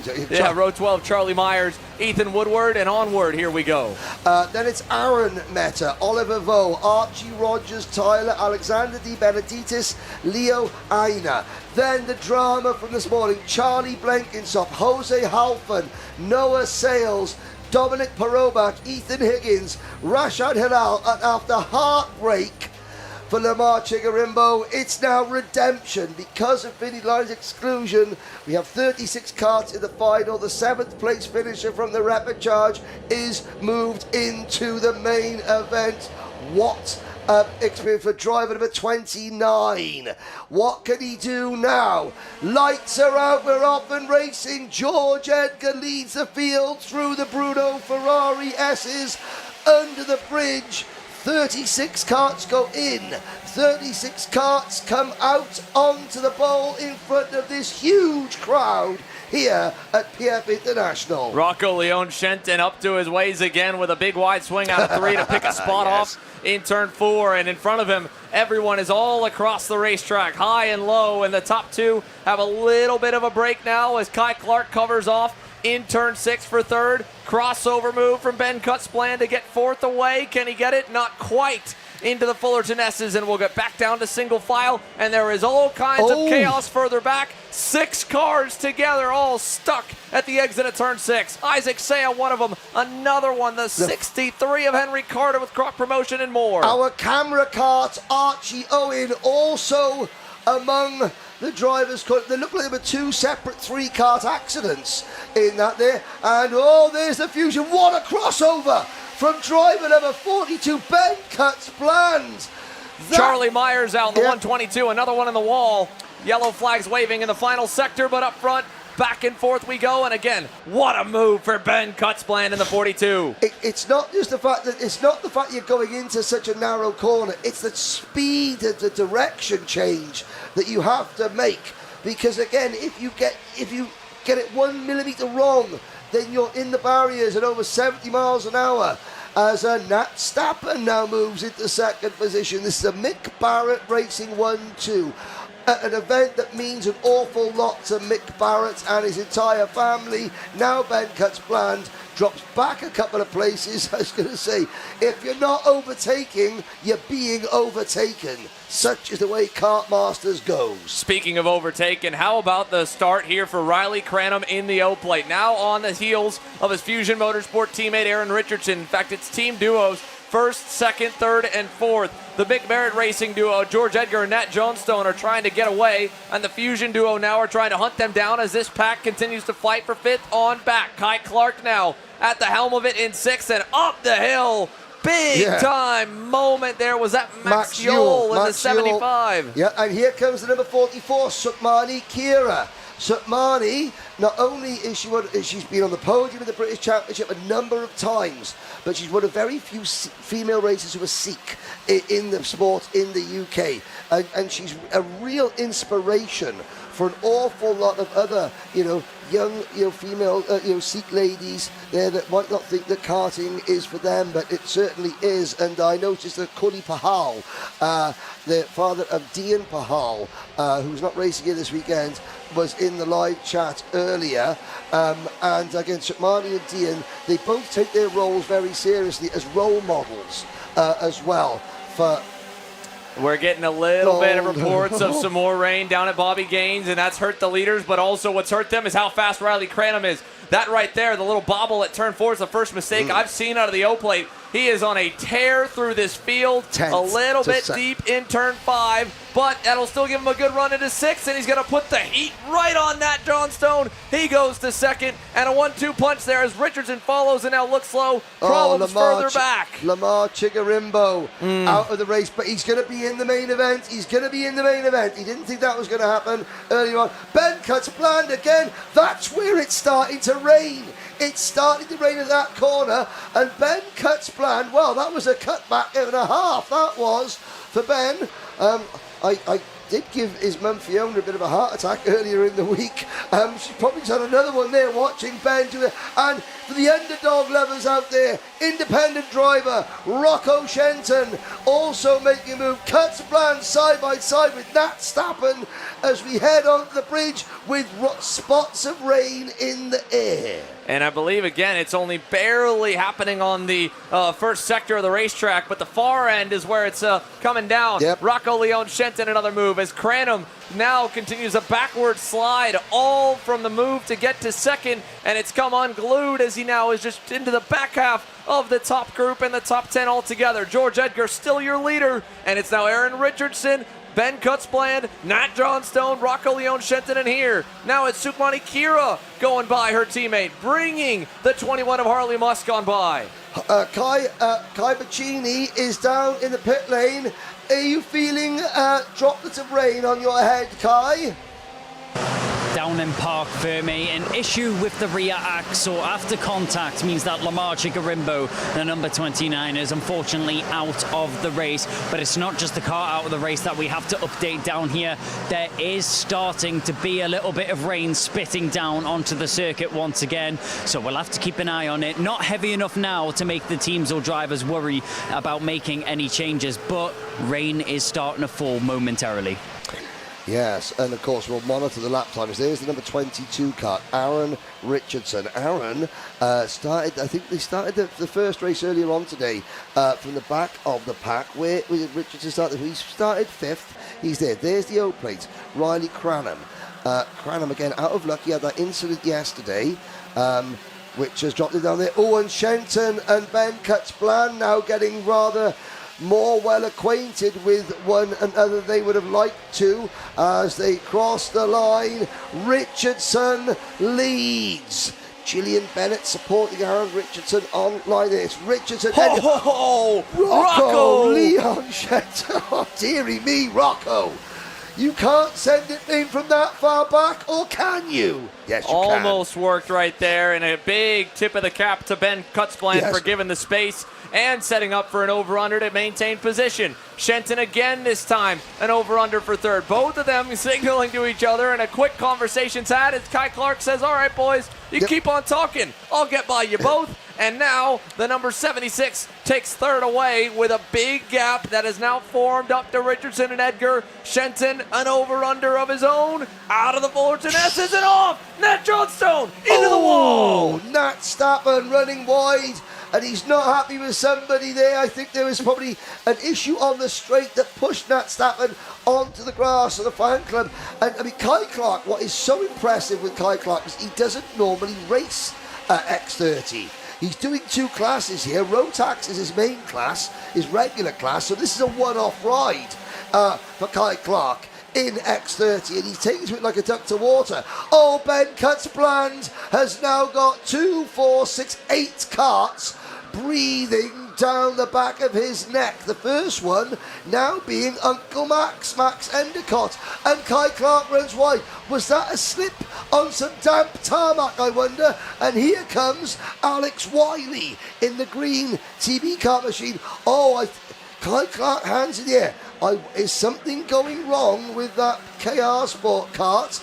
Because he suddenly slowed down. Well, I mean, looking at the steering wheel down that short chute into Bobby Gain, it looked to be a bit off center. So maybe some of the contact here has bent the steering column or front end assembly. And on top of that, of course, the back end of the track is still... He's not happy as Kai Clark. Yeah, the back end is still damping up and getting just the inkling, just a bit of droplets. And the far side here in the bowl, dry as can be. And that, of course, is going to change. The drivers are trying to monitor it to the best of their ability. And the best right now is Aaron Richardson is into the pit lane. Goes Nat Johnstone. Yep, Nat Johnson into the pits and out of the race. I've got to say, Kai's mechanic, Joe Bleakley, his long-time mechanic, Joe Bleakley. Kai is busy telling Joe that something's gone wrong in the car. And Joe's probably sitting there going, well, I can't do anything about it right now, Kai. You know, you deal with the next 3.5 minutes of the problem, and I'll fix the problem in the next hour when you get back to the pit lane. As we look down the order, there is Alexander Di Benedictis on the move in kart number 46, passing Jose Halfon. Now, let's talk about some of the repechage qualifiers. Who have we got? Halfon up to 19th. Noah Sales to 22nd. Perobak is up to 25th. Hilal 26th. Blenkinsop 27th.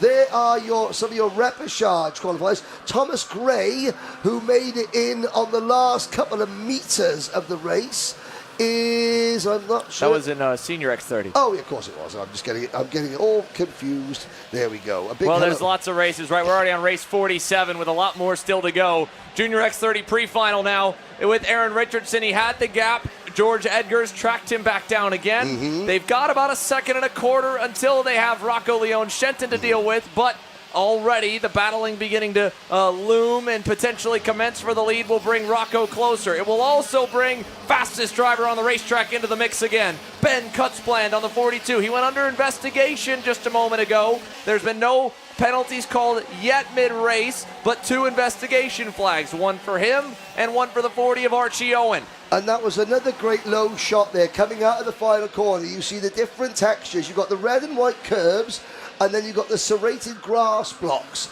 And of course, you know, they eat the tyres a little bit more, the grass blocks, you know, because of the different construction of them. And of course, they retain more water than the curbs as well. But the drivers are, using them with... Well, and the more that they run over them, right, the more that water will naturally get pushed out and dispersed. So as we check back in here with Riley Cranham in the middle of Max Endicott and Sukhmani Kira, 5th, 6th, 7th, and onwards to Kai Clark a little ways away. Yeah, 8th.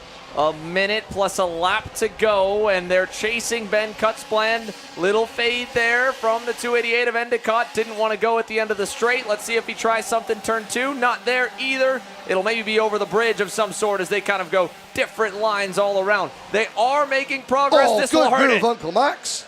Max Endicott, he's a dark horse. A couple of weeks ago here at PF International, Endicott was on the podium. He goes about his business quite quietly, Max Endicott. And here we are now, new leader. Is it Aaron Richard? George Edgar going round the outside, makes a move. Great stuff from George Edgar. It took 3 turns to set that one up. Yep. Outside, inside, all off the big run he had down the hill from turn number 4.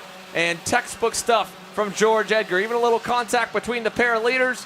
And off of that, Rocco Leon Shenton now makes it 3 in the party up front. 2 laps to go as the timer just barely keeps ticking while the leaders hit the line. The fact that it took so long for George Edgar to finalise that move on Aaron Richardson, that gave Shenton a chance to close in. Richardson has another nibble at the inside of Edgar. Edgar holds him off. Shenton says, go forward, keep going forward. And does that mean that Rocco's going to try something high, wide and handsome? No, he doesn't. I think he's happy in third for the final. He doesn't want these two to fight it out, but again, someone's going to have to go to the outside lane for the main event grid. Rocco says, you know what, fine, I'll take over second. Let's go forward and get away. We've got a huge gap back to a scramble for 4th, and maybe Rocco will get the lead, but it will have to be by force here because George Edgar is defending with all his might now through Mike Wilson. Rocco Shenton, he's going to be on the outside of the front row. We're going to have a privateer on the front row for at least one of the Grand Prix if he can stay there for one more lap. He's pointing forward. Very animated. Now, will he go around the outside? It's going to be another heroic move from Shenton. He's got a nice run out of turn 4. He could do something with it here on the run down the hill. Again, points to Edgar. Edgar doesn't trust him. I wouldn't either. No. This is Kartmasters. This is the fight for the pole in the main event. Shenton will pull alongside, door to door, and right behind looking on is Richardson. He'll get back to second with a crossover again from Shenton.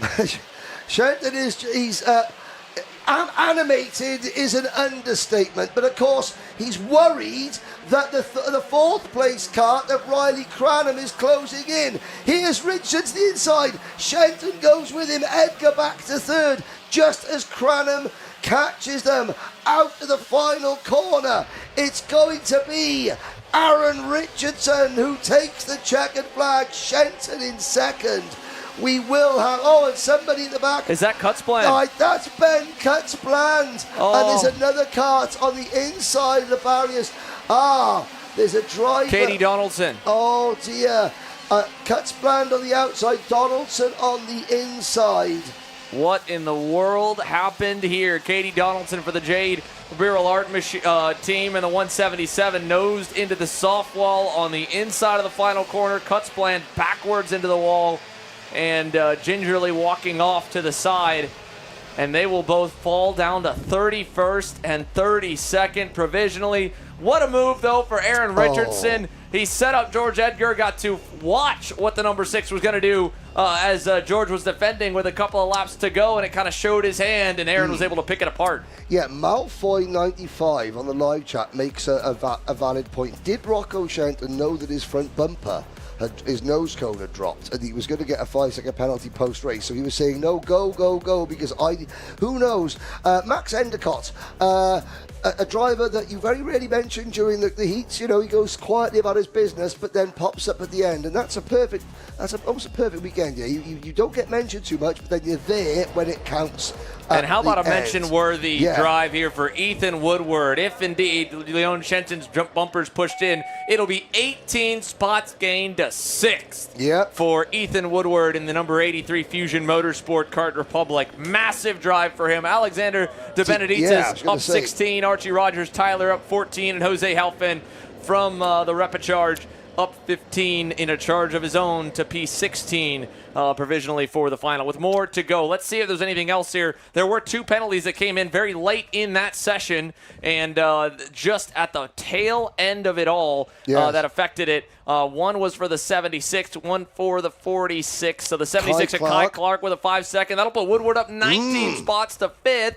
And then the 46 machine handed a penalty as well. De Benedictis. So that'll hinder that massive drive forward. But again, he's not alone. We could visibly see Shenton's bumper and a great catch by the massive viewership that we have here as well, both live on Alpha Live and, of course, around the facility. And we're going to head on the facility to grounds down to Parc Fermé with Kai. And we are done there with the Junior X30 final. And we are here with Aaron Richardson, our race winner from the Junior X30 final. Obviously, a difficult race out there. Top 3 battling all over the place. How was that one for you? Oh, yeah, I mean, I led most of the race. George got me, but then I went down to 3rd on the last lap. We had a bit of a trouble on tonight, right? And then I got out in front, so it's good. Brilliant, and it looked like it was quite a tight battle up at the front end. Is that what we should expect going into the final, or do you think it'll be even more worse? Well, I mean, what I would like to do is start and pull, get away with a gap. If that doesn't happen, it doesn't matter, but I think it's going to be a very big battle, and I think everyone can be there. And going into the final, is it going to be a race to win, or is it a race to survive? I think it's a bit of both, really. There might be some crashing, might be some penalties, whatever, but I just think it's going to be, everyone's going to defend the whole race. It's going to be someone with luck, so. Well, thank you very much, Aaron, for your time. That was Aaron Richardson, your race winner there for the Junior X30 final, just finishing in front of George Edgar and Rocco Shenton. Rocco Shenton obviously finishing in 2nd position, George Edgar in 3rd. Those 3 having a great battle between the 3 of them. But that will be it for the X30 pre-finals, which means that we're over to the other class in seniors and juniors. That is going to be Rotax, kicked off with Senior Rotax pre-final coming up next.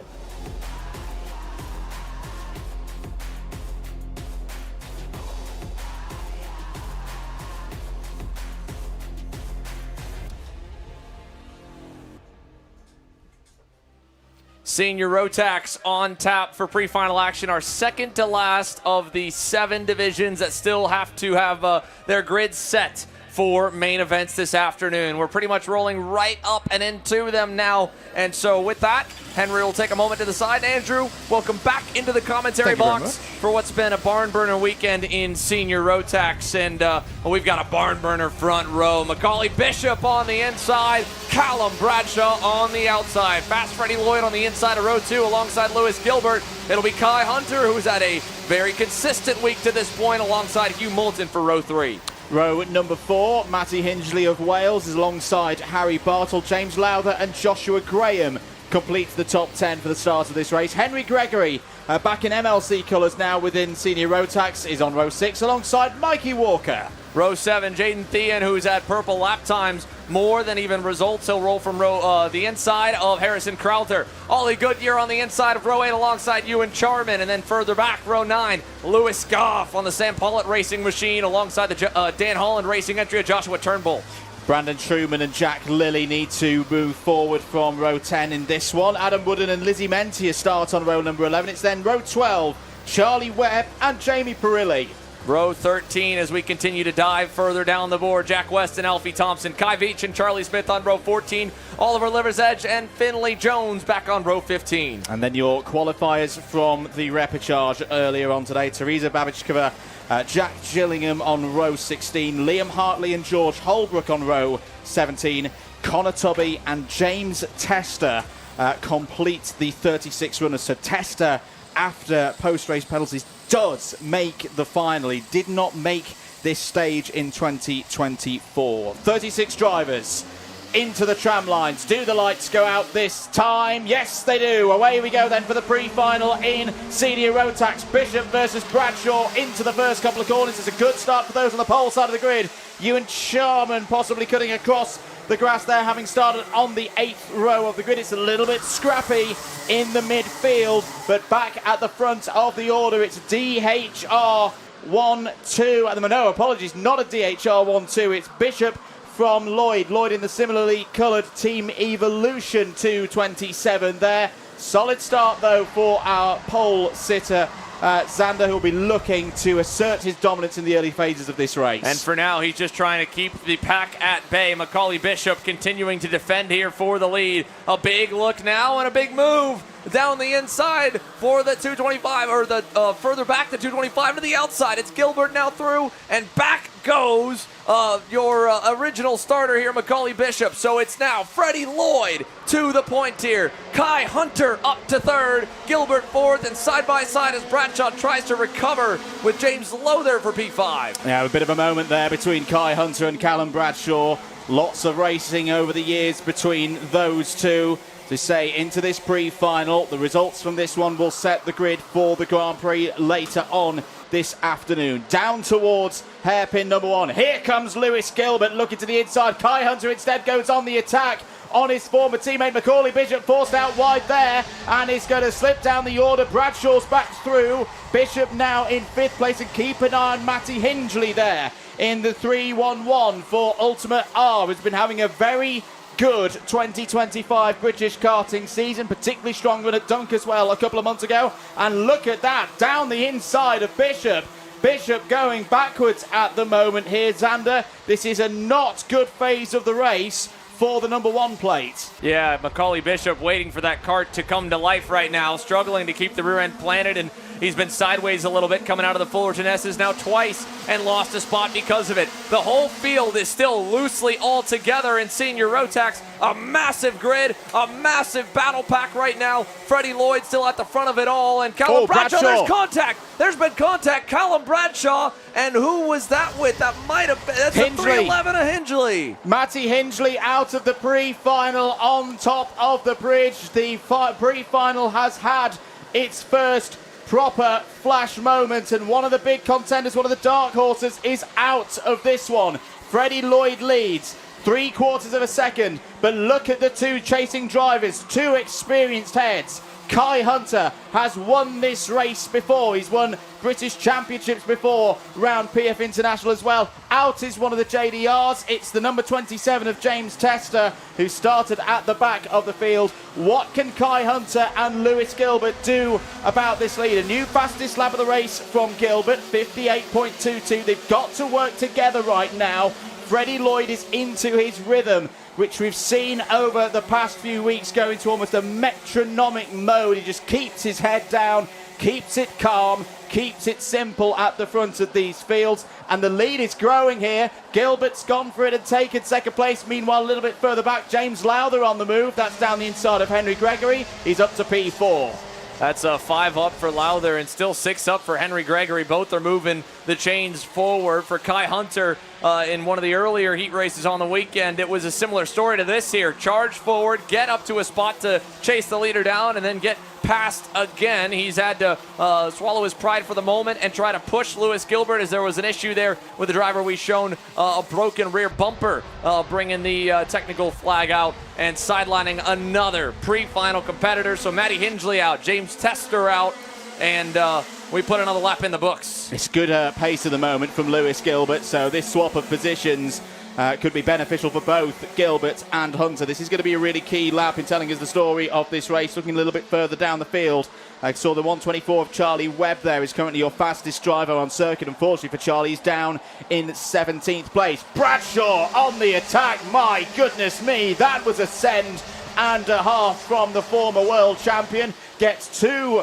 places there, past both Joshua Graham and Henry Gregory. Bradshaw has the bit between his teeth now. At the start of this Kartmasters weekend, he was looking in imperious form. It was reminding me of back to about 15 months ago when we had a big round here for the British Championships. The others, they've raised their game. They've taken the fight to him, but Callum Bradshaw is not going to lie down without a fight here. 7 minutes to go in this pre-final. What's the gap between the leaders? It's coming down. New gap is now 0.7 of a second as Ewan Charman takes the fastest lap of the race, Xander. Lots of overtaking going on in the midfield. Yeah, Macaulay Bishop's backward slide is not done yet. Lost another few there in turn 2, and he'll fall outside the top 10. One of them going by is Lewis Goff in the 151. He's the only driver so far assessed a penalty. 5 seconds incoming for him at the checkers, so he's trying to make up for potentially lost ground. But Macaulay Bishop in the Dan Holland Racing LN kart,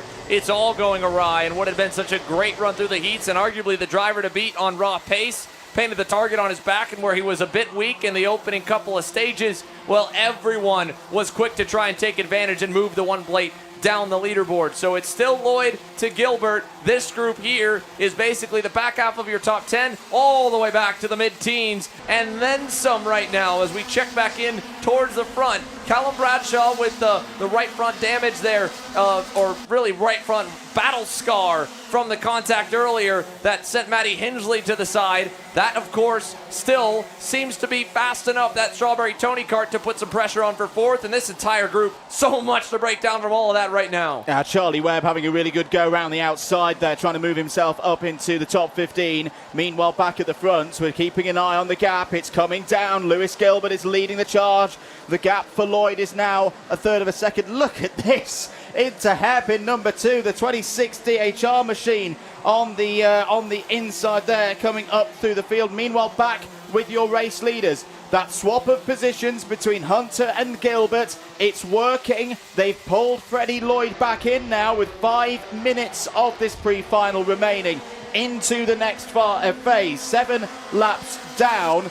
How can you see Freddie Lloyd dealing with this situation right now, Xander? Well, Freddie Lloyd already got the ire of the officials in his senior X30 pre-final with a penalty for being a bit aggressive side to side. So knowing that won't be an option, his only option if they do get to him at this point in the race is to instantly counterattack with responsive moves, because if he defends like you're seeing some of the drivers right here continuously, that'll get a warning flag. And now, well, again, there it is. He'll have to be forced to it. New leader, Lewis Gilbert to the point, Kai Hunter to second. Plenty more overtaking going on in the middle of the pack. Teresa Babichkova is up 15 places in this one to P16, but back with our race leaders. Lewis Gilbert got the moves done through the hairpins. Hunter has followed through likewise. The shrewd tactical mind of Kai Hunter has played this very well so far. Last won a GP plate, of course, a couple of years ago in this category, in that tremendous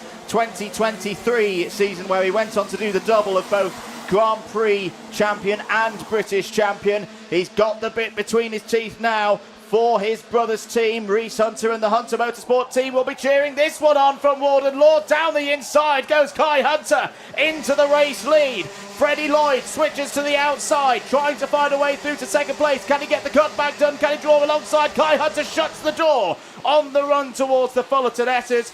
Classic Kai Hunter there, Xander Clements. He read the situation perfectly. He let Lewis Gilbert do all the hard work of reeling Freddie Lloyd back in, and without a moment's notice has pounced and taken the lead of this pre-final. But leading will not be easy. We've covered quite a bit of the midfield going all kinds of ways. You can see all the marbles there on the outside of that corner alone. That's what the leader has to deal with on the racing line every single lap. And that's why it's so hard for a driver like Freddie Lloyd, as fast as he's been, to keep others from tracking him back down. It's far from over, and in fact now 4th and 5th are getting closer into view. Callum Bradshaw, James Lowther now less than 2 seconds away, and Lewis Gilbert realizing the opportunity again. He goes back around Hunter. Brilliant stuff on the brakes from Lewis Gilbert, and we've seen his tactical play so far in this 2025 British karting season to be pretty good as well. And it's happening again. This is what Lewis Gilbert likes to do. He likes to back the pack up. That's a little bit too close, though, with Freddie Lloyd. Kai Hunter's going to try and cut down to the inside. That's allowed Bradshaw and James Lowther both back into play. Lewis Gilbert, he likes to back the pack up. He likes to get the numbers game up, have them then fight for second place and bolt off the front. Now, can he do it again? It's a hard place to do those tactics here at PF International, but you can see the Craft Motorsport bus has been parked now by Lewis Gilbert. Joshua Graham in the pink helmet is back into play. Henry Gregory as well. 1, 2, 3, and Bartle's in this group as well. So it's 1 down to 8, all scrapping for pole in that GP race later on this afternoon. And the thing is here, as we see more moves back in the group, the 373, Harry Bartle with a nice send down the inside. The outside moves that worked earlier in the weekend with a clean racetrack are no longer sticking down at turn number 5, no matter how much of a superhero you think you are. Here, though, crossover moves, still good, almost good for Callum Bradshaw. He thought better of it, waited on it, pulled back into line. To the line this time. Minute 15 plus a lap to go. Lewis Gilbert continues to lead. But drama, plus 5-second penalty for kart 329. Lewis Gilbert was out. Is that Charlie Webb off the road in the 124? Freddie Lloyd around the outside. Around the outside goes Freddie Lloyd into the lead of this pre-final. What a story we're having here in Senior Rotax. But for Gilbert now, the backing up of the pack, it's a disaster for him. Right now, he would drop down to around Teresa Babichkova in 13th place. What a drive from Babichkova, by the way, from the Repêchage. Side by side between Hunter and Gilbert again. This is for P2. Elbows out racing here in Senior Rotax as Henry Gregory tries to deal with James Lowther. This is over 7th place. Still 30 seconds on the clock as Bartle throws it down the inside. Doesn't work, gains 1, loses 2. Good reading of the road there by Callum Bradshaw, who's now back up to 3rd place. A breathless pre-final here in Senior Rotax. 2 laps to go, Xander Clements. It's far from done here, Andrew. Now with Gilbert back on the attack again, with that penalty looming that the entire pack would have seen. The 329 winner, loser, it won't matter here in the battle for the lead, but it could matter for the sake of Freddie Lloyd, who was the driver that he was side by side with when he drew the ire of the officials. Now back for 4th, big fade low there by Joshua Graham. Haven't mentioned him yet, up 6 for KR Sport, and again, more drivers continue to close in. Teresa Babichkova's phenomenal charge is now up 19 positions to 12th and counting. There could be more as there's 2 together. That was Babichkova. That was Babichkova indeed. And who was that with? Was that with the... Might have been Harrison Crowther. Yes, it was Harrison Crowther now. Will that neutralise the race? It's down at hairpin 1. It's just being covered by local waved yellows at the moment. We will see the last lap board now. Freddie Lloyd leads this race, leads this pre-final under the bridge for the first time. Yellow flag still out, of course. Brilliant work again by the TVKC Marshals as Bartle has a go there at Joshua Graham. Joshua Graham's had a quiet Kartmasters so far, but it's there in P4. This is very Joshua Graham-like through the yellow flag zone. No overtaking allowed in this part of the circuit. Couple of sectors to go here, Xander.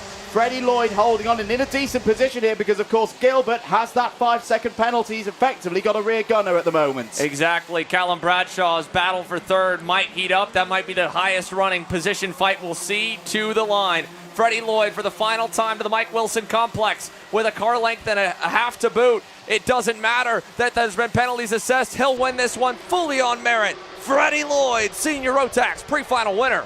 Gilbert second. Bradshaw will inherit the front row off the penalty, but third across the line to Graham, to Harry Bartle, and Kai Hunter through all of that will still remain inside the top 5 provisionally. 2 more penalties assessed after the 329s as well. The number 40 machine has received one, and so has the 373 of Harry Bartle for Strawberry Racing. So another top 5 finisher will drop way down the leaderboard. That would put him to around 12th. It would also, again, take Gilbert outside the top 6 here. So 2 of your 6 drivers on screen, the front finishers, will start buried in the mid-pack for the final. Freddie Lloyd, though, not one of them. Phenomenal race. And breathe. Do not be doing anything else at 4:30 p.m. local time here today. That is when we will see the Senior Rotax Grand Prix final at Kartmasters 2025, and based on what we've just seen there in that pre-final, it is going to be a stunner. Lloyd from Gilbert, Bradshaw, Graham, Bartle and Hunter, your top 6 on the road. Henry Gregory, great effort there to P7. You have to send your heart out to Teresa Babishkova. She will be on the grid for the final, we hope, later on this afternoon. But what a drive from her. Went through from the repechage, showed the kind of performance that took her to an on-the-road, at least P1 in the Rotax Grand Finals a few years back. But that retirement undoes all of that work. She will start towards the back end of the field later on this afternoon. Just to run down the rest of the order. Henry Gregory, P7. James Lowther, P8. Brandon Truman and Lewis Goff in the top 10. Macaulay Bishop, definitely some things to think about there for the Dan Holland Racing Team. What happened to Macaulay Bishop's pace there? Just went backwards. We'll start on the inside of row number 6 as things stand with Ewan Charman for company. It was nearly 4/10 off the average pace of the top 5 drivers, most of them able to get into the low or mid 57s, only a 57.70 for Macaulay Bishop. You'd have to go way back to find drivers of similar speed, so a bummer for him, but a great run for Fast Freddie Lloyd. He's your senior Max pre-final winner. We'll send it down to Kai. Freddie Lloyd takes the win there in Senior Rotax Pre-Final, followed by Lewis Gilbert in second, and third is Callum Bradshaw as well. It was heating up right at the front end. Lewis Gilbert is actually going to join us for a chat now after what was a very, very intense race. Lewis, we haven't spoken to you yet this weekend, but you've been chipping away up at the front end, getting some good results in, and you've set yourself up on the front row for the final now. Yeah, it's not been a bad weekend. Friday was a difficult start. Obviously qualifying not great, but we've kind of dragged it back now. I think there's been some unfair and not penalties that should be dished out, especially at the event this weekend. So I'm not speaking too much on that, but yeah. I mean, if you're starting in the top 10, you've always got a shout in this sort of race. So yeah, see what happens. Yeah, and of course, Lewis, you're leading British champs this season, and now you've came into the Kartmasters GP. Do you reckon there's a good opportunity of you taking home a number 1 and a GP at the end of the season? Well, that's the plan, hopefully, but this is not a race that I'm desperate to win. Obviously, you always want to win, but it's more of a gauge for us before we come back for the British Championship. So yeah, just see what happens in the final. And what's the mindset going into the final? You said you're not desperate to win, but it would be great to win the GP plate, of course. What's the mindset going into it? Do you want to get into the lead early and be the one lead in the air, or is that not the position you want to be in? Just need to see how the race plays out. If I can get into the lead early and get going, then obviously I will. But if there's a chance for me to get in the lead at the end and kind of sit there and wait to make the best move, then I will. But we just need to play it by ear and see what happens. Brilliant, Lewis. Thank you very much for your time. That was Lewis Gilbert. He finished second and will start on the front row for the final later on this afternoon. But the pre-final action has been unbelievable, but we have just one more pre-final to go. Junior Rotax is coming up next.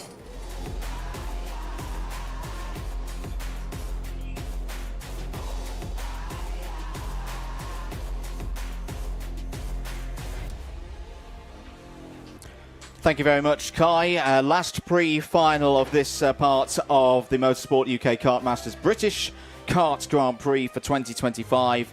Brings us to race number 49, the pre-final for Junior Rotax.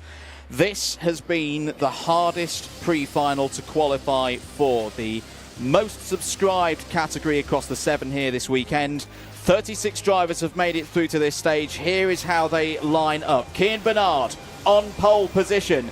A GP plate winner back in the day in his Honda Cadet days, if my memory serves me correctly. Starts on pole as Archie Lovett alongside an all Sam Pollitt Racing front row. Kai Clark and Cam Nelson, they go from row number 2. Charlie Wolfett and Harry Freeman on row 3. Boaz Maximov and Jared Fox-Whiteley go from row 4. Leon Hasty, the O-plate holder, won that plate here in March. Starts on row 5 alongside Eva Morris. Sebastian Lusch has been strong this week. Starts alongside Albi Lapper on row 6. Row 7, Joshua Smith on the inside of Matteo Palazzo. Then it'll be row number 8, Charlie King and Daniel Kilpatrick. Albie Friend on the inside of row 9 for Dan Holland Racing, and all Dan Holland Racing row 9 with Harry Taylor joining him.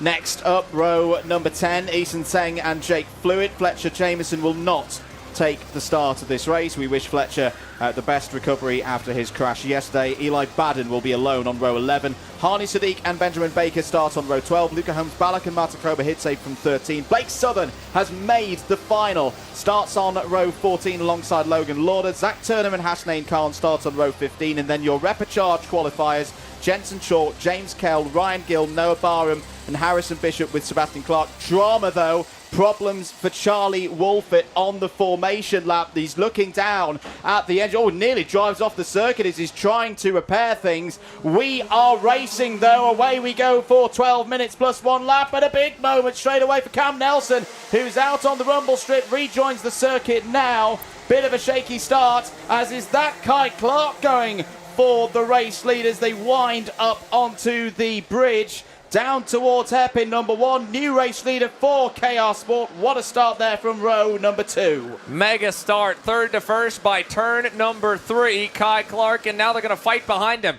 Cian Bernard under heavy fire here as now Harry Freeman closes on in, and side by side further back inside the top 10 as they'll try to sort themselves out coming out of turn 6. Outside of the mechanical issues for Charlie Wood, but we are still with the majority of the field. No incidents as of yet as they run to Bobby Gain, but they are trying. That is for sure here, Andrew. My goodness. Yeah, that was Eli Baden going wheel to wheel with Harry Taylor. Just to note, our poll, our final Fantastic Four for who, by your votes, is the ultimate Kartmasters champion will close at the end of this race, and it's still open. 5% lead for Ben Barnacote at the moment over Callum Bradshaw. Charlie Wolfett is out of this race. The technical problems could not be rectified by the driver alone, so Charlie will be helped back into the repair area and hope to try and pick up some minor placings in the latter stages of this race if he can get running again. Here down into hairpin 1, Clark leads from Freeman. It's a 1-2 at the moment for KR Sport. Cian Bernard under a bit of pressure at the moment. There's Albi Lapper Boaz Maximov going for a move down the inside. Tight to the inside through the entry into the Fullerton S's. Top 3 now. Xander starting to break away. Cian Bernard continues to fall backwards now. He'll find a place in line outside the top 5 as another few will unfortunately follow him off the cliff there at the end of Bobby Gain and go 3 wide to Mike Wilson Complex. Wow. They are all over the surface, and yet still we have kept the majority of your field pointing in the right direction. The top 3 now with a major break with Archie Lovett going purple. Little bit of drama. I thought this might come in. 3-second penalty for Archie Lovett, the 188. Now I reckon, I don't know if we've got a replay of the start, that this is going to be Archie Lovett leaving the tram lines before lights out. We'll come back to that situation because Lovett right now is going down the inside of Harry Freeman to take P2 on the road. Nice move there from the Sam Pollitt Racing driver. That is going to start bringing, though, other players back in. Maximov, Hasty, Lusch, Bernard, Nelson are all close behind. Don't count out Eva Morris. Had that really good run at the Rotax International Trophy at Le Mans a few weeks back. She's solidly in the top 10 as here. That's Albie Friend going down the inside fighting with Eli Bannon. They both lose out on that occasion to the number 15 of Joshua Smith. overall here. Biggest mover was Baden. He was up 9 spots before that moment. Now across the line, he'll drop back 1. And we check back in to the fight looming for second and third. Kai Clark is pulling away. Archie Lovett, Harry Freeman, and crew. And now with a move down the inside, Kean Bernard's trying to make up ground, and he goes around. Bernard spins, top of the hill, turn 3. It's a real shame for Kean Bernard. He's going to have to work hard now to recover any of these positions, because remember, the finishing positions of this race set where you start for the Grand Prix later on this afternoon. It's starting to just get a little bit congested at the front. Leon Hasty keen to make moves here. There is the Craft Motorsport O-Plate running at the moment in 5th place, just behind Maximov into the Mike Wilson complex. Cam Nelson's fought back well here after that little drama at the start for the Welshman, looking good in 6th place. Another lap goes down, and you can still see all the leaders in frame. Kai Clark had an opportunity to get away, but that lap wasn't fantastic for the 67. Gave up quite a bit of time back to his teammate and Harry Freeman. And then back here, side by side for 4th and 5th. To the inside and through for Cameron Nelson. And that battle will work its way down the chain until they get back to single file on the run to turn number 5. And Kai Clark not trusting his teammate and Harry Freeman, who was trying to tell him he'd push him, but he does not want to give him even a thought or a chance of breaking that request and going by. And now he'll trigger a fight for second. Nice crossover from Lovett. And the fighting continues back here inside the top 10. How many times so far in 2025 have we seen KR Sport versus KR Sport? Freeman down the inside of Lovett, but this is all really good news, I think, for Cameron Nelson. Nelson's had a strong season so far in the British Championships, looking well positioned in the standings. And I'd say in this category, he is DHR's lead driver this weekend. No Jacob Ashcroft here at PF International for Kartmasters 2025. We'll see him back in a few weeks' time. Oh, big moment for Maximov and Hasty under the bridge. Even Morris had a front row seat through all of that for 5th place as Hasty looks down the inside once again on Boaz Maximov and has got the move done. Eva Morris points forward now. There's a big gap that they've got to close here, Xander. It's about 1.5 seconds between Nelson in 4th and Hasty there in 5th, as that is Jared Fox-Whiteley for Jax Motorsport.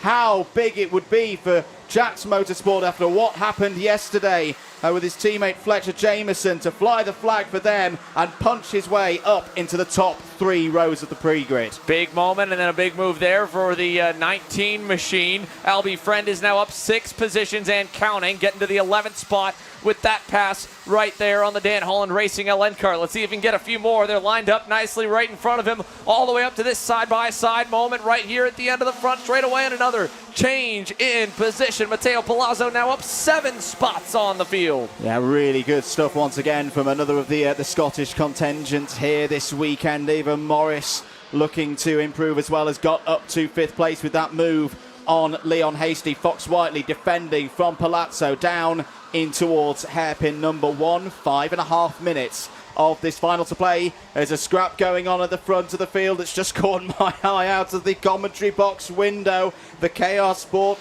drivers are going at it again. Looks like Cameron Nelson's got through into 3rd place ahead of Archie Lovett. There's Albie Friend down the inside, gaining another position past Northern Ireland's Daniel Kilpatrick for 9th place. All going on in the midfield as well. There is Eli Baden in the 155 for the Cato Motorsport team. Where is Eli at the moment? 13th across 13th. The line last time by. That's still a massive gain forward. And I don't know if this is correct here, Andrew, but if it is, it would be Archie Lovett with 5 in total 3-second penalties. It could be a glitch in the system, but they all came in at different minutes as well. It wasn't all at the same time. The 188 obviously had, we witnessed already the 3-second penalty from earlier. I don't know if he's received any more as he goes back to work regardless, with a move right there on Cameron Nelson to get back to 2nd. And that once again gives Kai Clark some breathing room. Yeah, it does indeed. There's still a while on the clock to go. Oh, we got problems on the racetrack. One driver off. Exit at turn 5 in the run. It's one of the MLCs, the number 62 involved there as well. That may have been, yes, it was. Jake Flewitt is out of this pre-final. Sadiq, the other.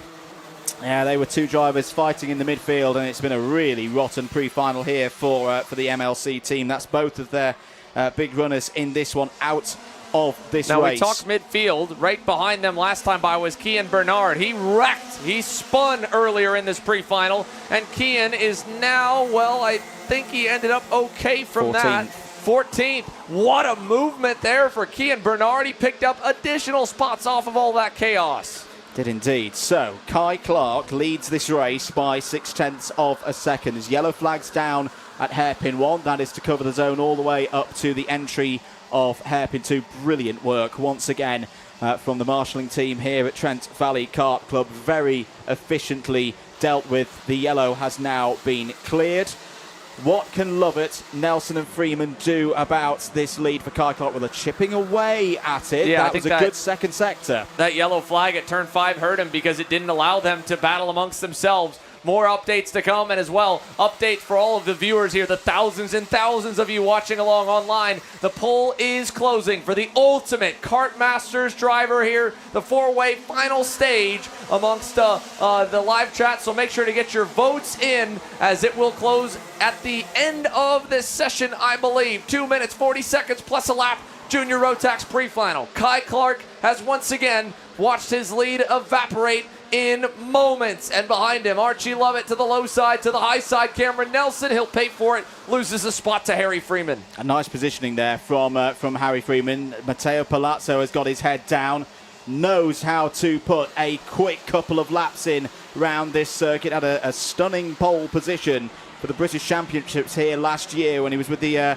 Saltire Motorsport team. He was a big part of why the KR Sport team, with their might and their size, looked at that Scottish driver and went, we'll have him for 2025, and he's delivered for them previously this season. What can he do? He's now joined this pack of Nelson, Freeman, Lovett and Clark. 2 minutes to go here in the pre-final for Junior Rotax. Harry Taylor has set the fastest lap of the race. Kai Clark trying to control things at the front. Oh, nearly a door open there for Archie Lovett. Nelson's shuffled out of the pack, but has been able to hold on to 4th place side by side as well between Friend and Fox Whiteley. Friend goes off the circuit, back on again, very tight there, down into hairpin number 1. And look at Eva Morris has now joined the battle for the lead. 6 drivers into hairpin 2. Lovett has another little nibble at Kai Clark. Kai Clark nearly out on the grass. Nearly in the grass. There is Harry Freeman. And he's going to get down the inside. Restores the KR Sport 1-2. Junior Rotax at it again, Xander. And now it might be a 1-3. No! Contact! Up and over the front end of Archie Lovett there was Matteo Palazzo. And now he continues further back. Big time downward slide for Lovett. And look at that. Albie Friend now moves forward. And there's Lovett in the wall. The 188 only had a looming 3-second penalty, and now it'll be a drop to the tail end of the field. You can understand the frustration, but Archie Lovett needs to keep his cool, and I think he is now keeping his cool. We'll watch the rest of this race from the Marshalls post. That's a real shame for Archie Lovett. It just seems to be the continuing theme for Archie Lovett in his time in the junior levels of karting. He has the pace, but he never seems to have the luck go his way. That is a retirement from this pre-final. He's not out of things, of course, but will have to have an almighty drive to win the GP plate here this year. Cameron Nelson checks over the shoulder. 3rd place battle there with Eva Morris and Albie Friend on his first British karting weekend, now in Dan Holland Racing colours, has won many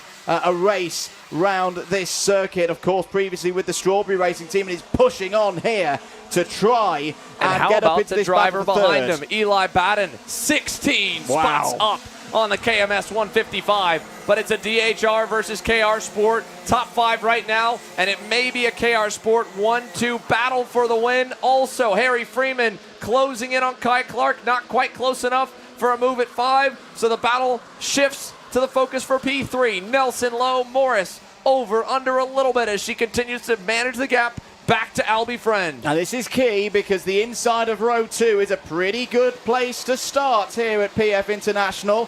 The hopes of second place, they know, are gone, but you don't want to be starting on the outside on that quick run into the Bruno Ferrari S's. We're on the final lap here in the pre-final, the last pre-final of this part of Kartmasters 2025. Kai Clark will head round the last couple of corners and secure pole position for the Grand Prix later on this afternoon. Kai Clark wins in a 1-2 for KR Sport ahead of Harry Freeman. Cam Nelson holds on to third, and after that tricky start on the second row, he moves from the outside to the inside for the Grand Prix later on this afternoon. A really good drive there. Eva Morris as well. Eva in fourth place. That one moves up from 10th at the start of that race. Albie Friend in the top 5, and a sterling effort from Eli Baden as well. Your not quite biggest mover in that race, but still pretty good. 16 places gained to confirm who your biggest mover was in that race. Noah Barham, who qualified, of course, through from the Repêchage, gained 17 places. So again, keep an eye on Barham for the Grand Prix. Started 34th, finished in the top 20. If he continues that progress, Xander, that's going to be a driver right in contention at the end of the Grand Prix. That's right. Halfway up, halfway to go. 17 spots up to P17. Only a handful more to do it all over again with more time as well. 15 minutes plus a lap for the Grand Prix races later this afternoon. And then now, provisionally, the grids are all set for them here as we further back check in on the results. What a recovery it was in progress for Kian Bernard. Unfortunately for him, he still ended up outside the top 20 when he crossed the line. The Sam Pollitt racing driver, who again rolled off from the front row, will cross in 21st with still more official intervention to go. Multiple other race control commands coming in, a 5-second penalty, and another driver issued under investigation. But as we drop to the tail end of the grid here, we did manage to get 31 of our 36 slated starters to the line. Sadly, Hami Sadiq, Sebastian Luch, Charlie Wolfett with the mechanical issues early on. Archie Lovett, of course, with that major moment in the Mike Wilson complex.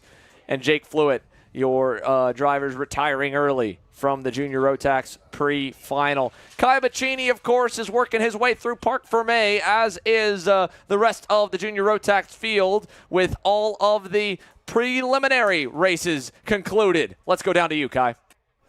It's Kai Clark, Harry Freeman, and Cameron Nelson that are your top 3 in the Junior Rotax Pre-Final. So that will be your top 3 for the grid as well. Eva Morris will join them alongside on the second row in fourth. Cameron Nelson's going to join us for a chat now. Cameron, I think you're one of the best comeback stories of the weekend. Disqualified from qualifying on Friday. You made up 50 places just on Friday alone, and now you're starting on the second row for the final. How does that feel? Yeah, it's good. Obviously, anything can happen at the Kartmasters, so I didn't really think about being disqualified too much. But no, it feels good to be back at the front. You said that you didn't think about it much, but surely it has to play on your mind. You know, such a disappointment in qualifying, having that disqualification. How do you come back, and how do you motivate yourself for the rest of the weekend? I mean, it just adds to the story if you win. That's what I kind of think of it. If I can win the final, it just makes it a lot better. So I think about winning the final and just getting my head down and give myself the best chance possible. People say that winning Kartmasters is 50% skill, 50% luck. Which 50% are you going to be using for the final? 50% skill. There you go. 50% skill or 100% skill? 110% skill. 110% skill from Cameron Nelson. Cameron, thank you very much for your time. You heard it. These drivers are going to give it 110% for the finals after our lunch break. It's going to be hot, and it's going to be heavy. It's going to be feisty, and you just can't wait at all. After the lunch break, we will be back with the finals for the 2025 Kartmasters GP to find out who will be crowned champion at the end of the weekend. We're going to have a quick break, but we'll shortly be back with more racing action. Thank you very much, Kai Bachini. Xander Clements, you've just experienced your first set of pre-finals live here at Kartmasters. What do you think of it? Well, I mean, I don't, after the first round of heats were underway, and from what I've watched, of course, in years past from across the Atlantic, I didn't expect anything less, right? This was all-out aggression. This is all about getting to the best spot to fight for a GP plate in the afternoon, and there was definitely quite a bit of it. At the same point, we saw a little bit more strategy of where they wanted to finish in a couple of the pre-finals, because, again, this is a direct lineup for the main, and with the Grand Prix on the line, line. The outside lane has been hit or miss on the starts here. Sometimes we've seen the front row maybe drop down to first and then third, or maybe first and then fourth. Other times we've seen our off-pole sitter fall all the way outside the top 10 before they even get across the bridge. So I think that, combined, of course, with the race control being very, very busy to try and keep things clean and tidy heading into the Grand Prix finals, the drivers hopefully at this point have an idea of what will be acceptable and what won't be, because they definitely tested it, especially in those last couple. And we've seen in previous years, of course, that the anti's just going to keep going up and up across the course of this afternoon. Do stick with us. Thank you for your support. If you've enjoyed the broadcast so far, do make sure that you've subscribed here on the Alpha Live YouTube channel and given a like to the broadcast as well. We're going to take a short break here in the comms box whilst we get ready for those Grand Prix finals. More here from PF International after this. Welcome to Lincolnshire Competitions, a game of chance and a lot of fun. Not just in Lincolnshire, but for everyone. If you're looking for a competition site, then look no further. With a friendly community of 70,000 members, over £7 million in prizes have been won, and over £1 million in prizes given away. Instant wins are paid out within 24 hours, and our staff are always on hand to help. From cash and cars to laundry and food bundles, we have something for everyone.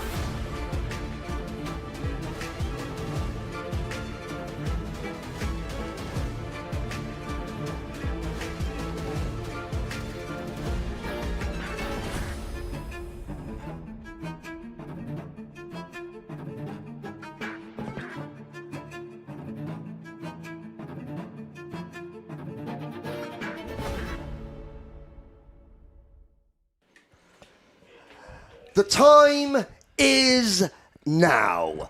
30 years after the very first GP plate was awarded to none other than Sir Lewis Hamilton, we are going to decide the next 7 drivers who will wear the most coveted crown in British karting.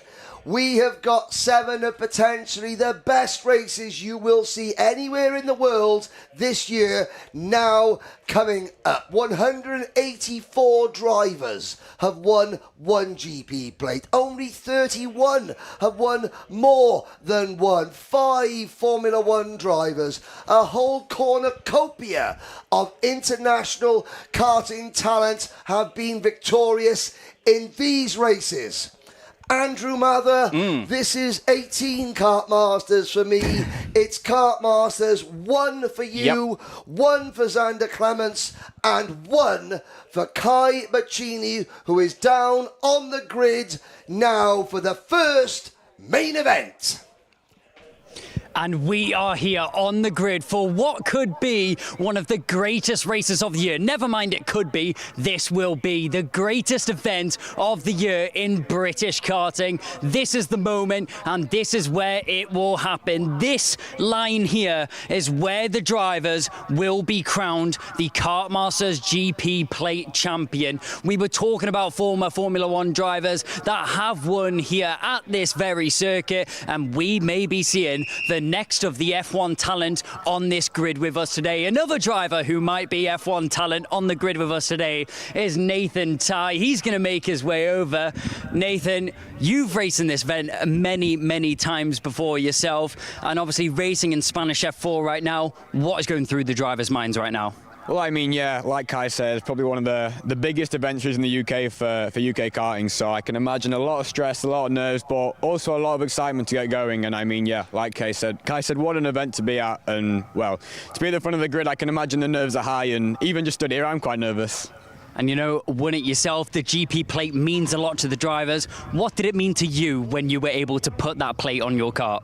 Yeah, the GP plate, it means everything for a driver. I mean, I won it by 2,000, so it just shows how tight the racing is here. And yeah, the GP purely for a British driver is just everything.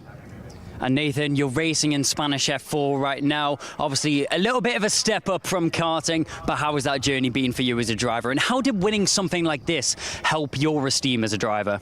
Yeah, I mean, the confidence boost you get from winning Kartmasters is it's unbelievable. And I mean, yeah, we've been good this year.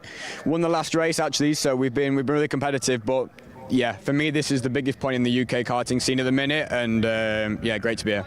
Well, Nathan, thank you very much for your time. I'm sure we'll catch up with you again later, but we're going to have a little bit of a wander down the grid here. As we can see, the drivers sat ready as if it's a Grand Prix start. No, this isn't Formula 1, but it's the closest you're going to get in karting. We have Emerson McAndrew-Uren and Tom Reed on the front row of the grid. Very serious game faces, and you don't blame them at all. It's all fun and games until you arrive at the final now, and this is where things get serious.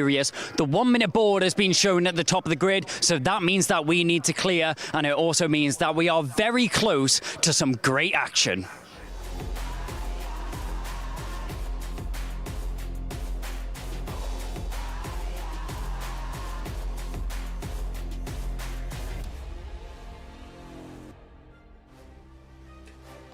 The very first Minimax Grand Prix was in 2003. It was won by Adam Christodoulou. Will Stevens followed that up in 2004, and since then we have seen Tom Grice, Ryan Denton, Billy Albo, Danny Harwood, Jack Barlow, George Russell, Ross Gunn, Philip Rawson, Tom Gamble, Sam Pooley, Cian Dewis, Dexter Patterson, Jamie Day, Harry Linden, Blake Ticehurst, Finn Leslie, Cole Denham, and last year, Albie Friend. Andrew Mather, one of these 31 drivers, is about to join them. Let's start the starting lineup. On pole position for the Minimax Grand Prix in 2025, Emerson McAndrew-Uren for Dan Holland Racing. Tom Reed alongside him on the front row. Those were the top 2 classified drivers last year, still on this grid. Riley Morrow and Joshua Cook They start on row number 2. Lucian Smith will look to support and punch through from row number 3. He's joined by the ever-improving Ryan White. Leo Livings, the only driver here on a Pantano chassis in this class, goes for position number 7 alongside Alfie May. Austin Oman and Netherlands Mick Klinkers.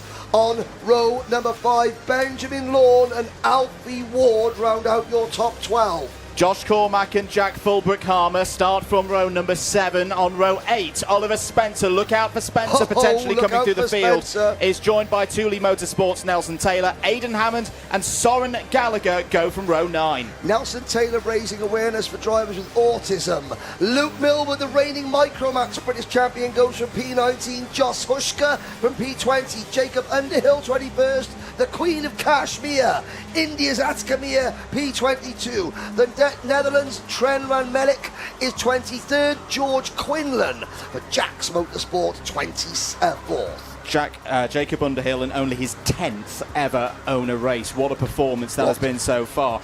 Casper McAllister and Ronnie Smart go from row 13. It's then James Devereaux and Noah Hammond on row 14. Completing the top 30 qualifiers, another driver who could potentially come through this field based on form. James Root starts P29 alongside Esme Rosie on row 15. Starting shotgun on the field, last year's Micromax Grand Prix winner, Sebastian Behrman, who, by winning last year's Grand Prix in Micromax, became one of 5 families to have won a GP plate. Seb and his cousin Oliver. And Oliver went on to do a few bits, didn't he? Just a bit. So please join us on the live chat.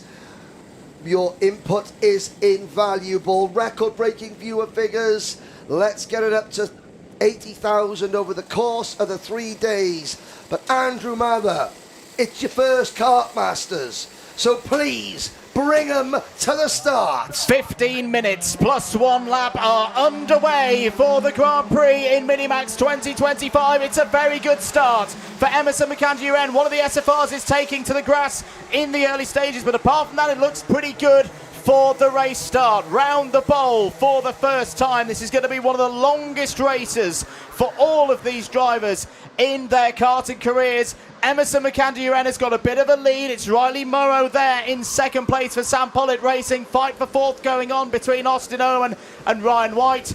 Good start at the front of the field. These drivers have put on a lot of entertainment so far this weekend, Henry. A lot of professional racing out there. It's been good racing. A solid start for our Minimaxers. So the reigning Rotax International Trophy champion, Emerson McAndrew leads the human highlight reel. Riley Morrow through the Mike Wilson complex on the opening lap. 2-3 wide into the Mike Wilson complex. The farmer, Tom Reed, is P3. And up into 4th position is that the second Sam Pollitt Racing car, Austin Oman, the son of Tristram Oman, one of the finest kart racers in his era, the 1990s. His son Austin is trying to emulate his dad's achievements here.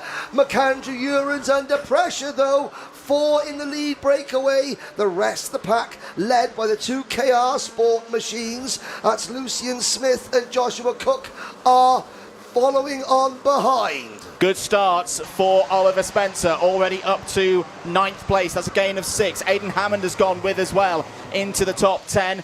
Soren Gallagher, Luke Millwood, they're all more moving forward. James Roots has broken up into the top 20. That's a gain of 9 spots in the early stages. Sebastian Behrman as well from the back of the field. Meanwhile, back at the front of the order, Owen has a little look at Tom Reed. More than a little look, in fact. Down the inside takes P3. And look at Oliver Spencer in the black and white helmet. We've been saying throughout the weekend, qualifyings haven't been his forte, haven't had any of the good luck for Oliver Spencer, but if there is one thing that the number 8 seed from last year can do, it is attack, attack, attack. He is already up to P7. And we've got a lead change. Morrow to the inside. His teammate Austin Oman follows through, forcing McAndrew a little bit wide. McAndrew in 3rd. Spencer up to 4th position. Oliver Spencer, who started down at the back of the pre-final grid. He's moving into P3. Lewis Hall is mechanic. Rob Hanscom, the boss of Global Karting, will be jumping up and down, just keeping their fingers crossed. Spencer has not really put together, of all his heats, he's had one trouble-free race from the back of the grid up to the front. It's been a nightmare for Oliver. Otherwise, this is his last race in the UK before the family moved out to the United Arab Emirates. What a farewell to British karting would this be for Spencer? Up to P3, but it's Sam Pollard Racing 1 and 2. Murrow, Oman, Spencer. We say that he only starts the back because he loves the game. Well, he's loving this as he moves on to the bridge. Lap number 4, 11.5 minutes to go, Andrew. And that's a good point to make it 11.5 minutes to go, because this is where setup for these drivers, for the mechanics behind them, will be really key as the longest race of the year. For anyone who's maybe falling back a little bit at the moment, they'll be hoping that their karts just spring into a bit of life later on in this race. Change for 4th. Lucian Smith has got through past pole sitter Emerson McAndrew. Further down the order, who is improving? Ryan White there. Solidly in the 6th place for Hunter Motorsport. Alfie Ward improving as well. The red and black attack there. There's another one of the SFRs coming through. That's the other Alfie. Alfie Mayer up into 12th position now. Soren Gallagher continuing to improve, is now in the top 15. And Luke Millward as well. Luke Millward, last year's Micromax British champion. He knows how to finish a race strongly with pressure on the line when he snatched that title away from this man who's going for the race lead. Austin Oman down the inside of his teammate for a moment there. Riley Murrow holds on to the race lead, but these two Sam Pollard Racing drivers under a lot of pressure now from Oliver Spencer down into hairpin number 1. Sam Pollard Racing, they had their big breakthrough year in 2024.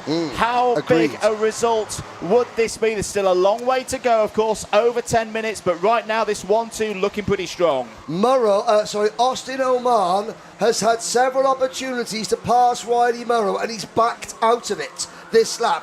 Why has he done that, ladies and gentlemen? Because he wants to work with, he knows that the moment that him and his teammate go side by side, not only will that lead group grow by at least 1, 2, possibly 3, it will give Oliver Spencer something that Oliver has not had all weekend.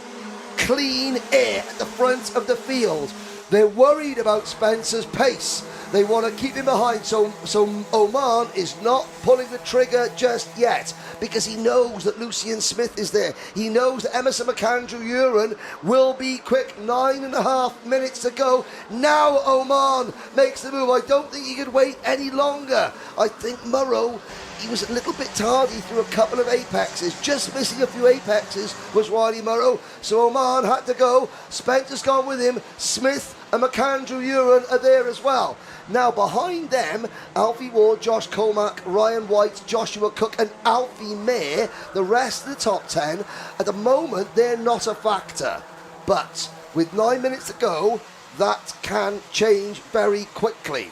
8 minutes and 45 seconds on the clock. I do think for Riley Murrow, maybe just a little bit of pressure. This is the Grand Prix after all.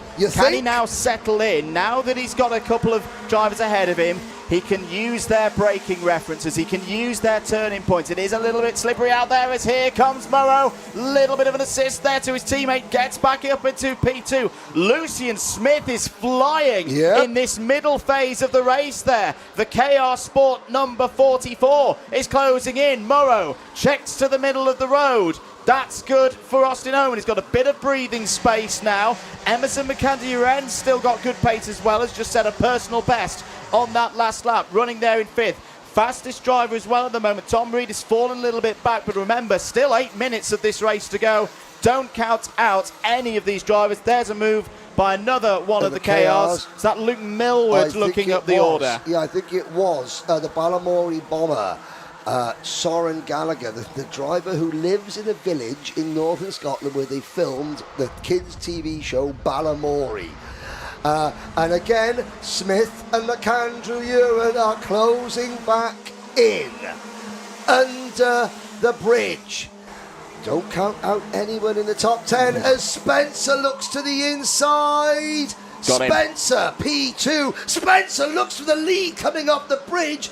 That was a lunge and a half, but Oman, to his credit, held him off. Right decision in the midst of the battle there to pull out of that one and not have any form of incident, but that was a little hesitation. That was one of those 50-50 ones that Oliver Spencer meant. It just brought Murrow and now Lucian Smith back into play. This is what we were meaning earlier on in the race of if a driver is a little bit slower in the first half of this race, don't worry, because if there's battles at the front, karts start to come on a little bit later on in the race. Tyre pressures, tyre temperatures start to get into their optimum condition. And look at Emerson McAndrew-Uren, stalking there in 5th place, was 3rd in this race last year, wants to go 2 better here in 2025. 6.5 minutes to go, end of lap 8. Owen still your race leader, but Spencer now putting Owen under massive pressure as they run up onto the bridge. Emerson McAndrew-Uren has now pretty much caught this pack. It's a 5-car battle for the lead. Austin Oman is he's braking quite heavily at the early apex on the banking, and that is what's caused everyone to sort of back up into each other. There's a little bit of contact there, but it's because Oman is on the brakes really early because he does not want to wash up the banking. He doesn't want to give anybody the opportunity to undercut him coming out or going through the banking, going onto the bridge. The top 5 are now together. Alfie Ward is 2.4 seconds off the race lead in P6 with 5 3/4 minutes to go. Now I think you'll start to see Ward close in. There he is in the 83 kart. Tom the Farmer Reed coming back, passing Hunter Motorsports. Ryan White. Ryan, a former British champion. Spencer, for the first time all weekend, takes the lead, and this is going to bring the rest of the top 10 into play. 5 minutes to go. Spencer now defends. They all hug the inside line. Watch out for Emerson. First Slim Shady, the finals. Almost. Smith passes 2 in one go at hairpin number 1. And now McAndrew-Uren from 5th to 2nd in 2 corners. You mentioned the top 10, Henry. I'm going to make it the top 15 because I tell you who else is coming up through the field and could come into play in the latter stages of this race. Sebastian Behrman up 17 places. James Root up 17 places. They're only about 5.5 seconds off this lead pack, which if they keep fighting, which they will keep fighting, everyone's going to be having a chance here of GP glory. 4.5 minutes to go. Riley Murrow leads to the end of lap number 10. Emerson McAndrew-Uren in 2nd place. Austin Oman in 3rd. Lucian Smith 4th. As there is a scrap, there's a change for 3rd place. Lucian Smith has got through. Austin Oman immediately counter-attacks. Tight on the bridge, and off goes Austin Oman. He'll get back on the road, but loses a lot of positions. Tom Reed's gone through. Ryan White's gone through. Here comes Alfie Ward down the inside, takes 3rd place. And that was Lucian Smith just, too committed to the inside. Oman at the banking. This battling is allowing Murrow and Emerson to escape. Wakey, wakey, boys and girls. The Kartmasters GP plate title is disappearing up the road. As great as this is to watch, as Alfie Ward now up to 3rd. Spencer, Smith, Reed, White, the Cookie Monster Josh Cook, last year's Micromax Grand Finals champion, and his teammate Luke Millward are now in 8th and 9th. Oman is still there in 10th, and behind Oman you've got James Roots and Sebastian Behrman. Roots started 29th, Behrman started 31st, and that was 12 minutes ago. There's 3 minutes left, and you don't want to count anyone out there, anyone on the screen here, but this is for 3rd place. This is for the final podium position. Suddenly, Murrow and McAndrew-Uren are 2.5 seconds up the road. I say for James Roots, you just saw him at the back of shot, in camera shot for the first time, yet they're right at the back there. That black and yellow global karting entry, less than 3 minutes to run. What do these drivers do? They've had this big scrap for third place that's allowed Murrow and McAndrew to get away. More than 2 seconds is the gap now for the number 22 and the number 3, but you've got to think that those two will start fighting at some point. If Murrow, if Ward and Spencer can get their heads down, they can still win this. They can still chase down the top two. Threading the needle at 50 plus miles an hour, nearly 60 miles an hour in Minimax.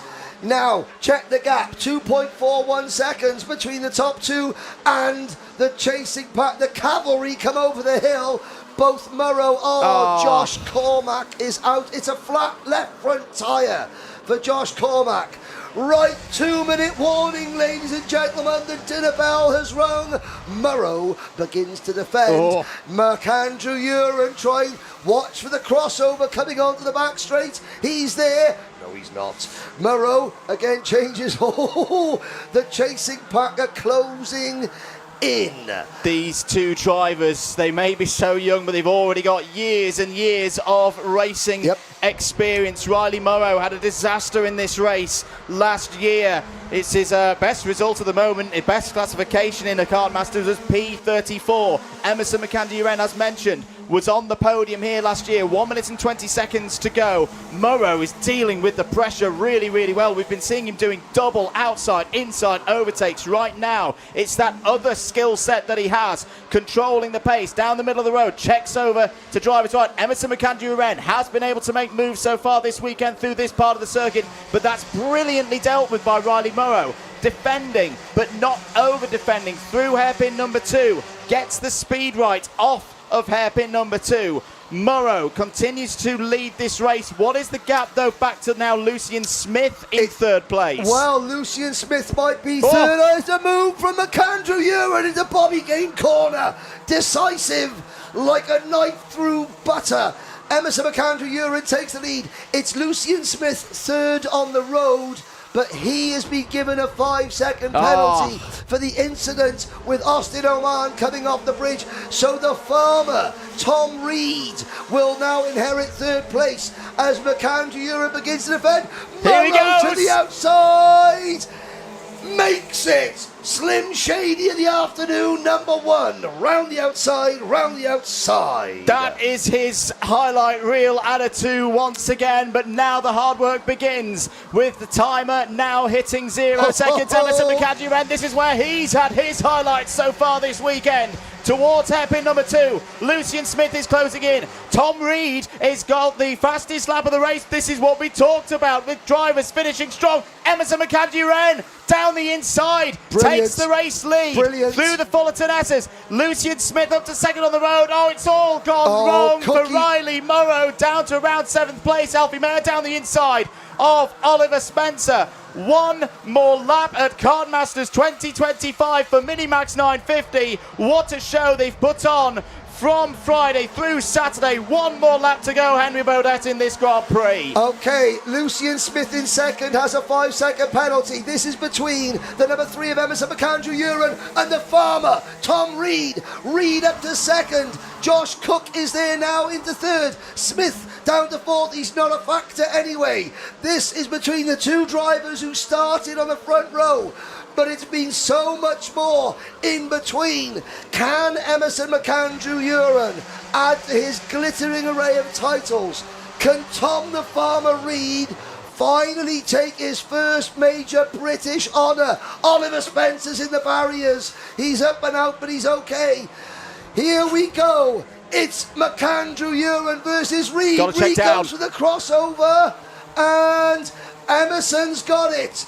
The great-grandson of gentleman Jeff Uren is about to become a Kartmasters champion for the very first time by 1/10 of a second. What a drive. What a drive from Emerson McAndrew Uren.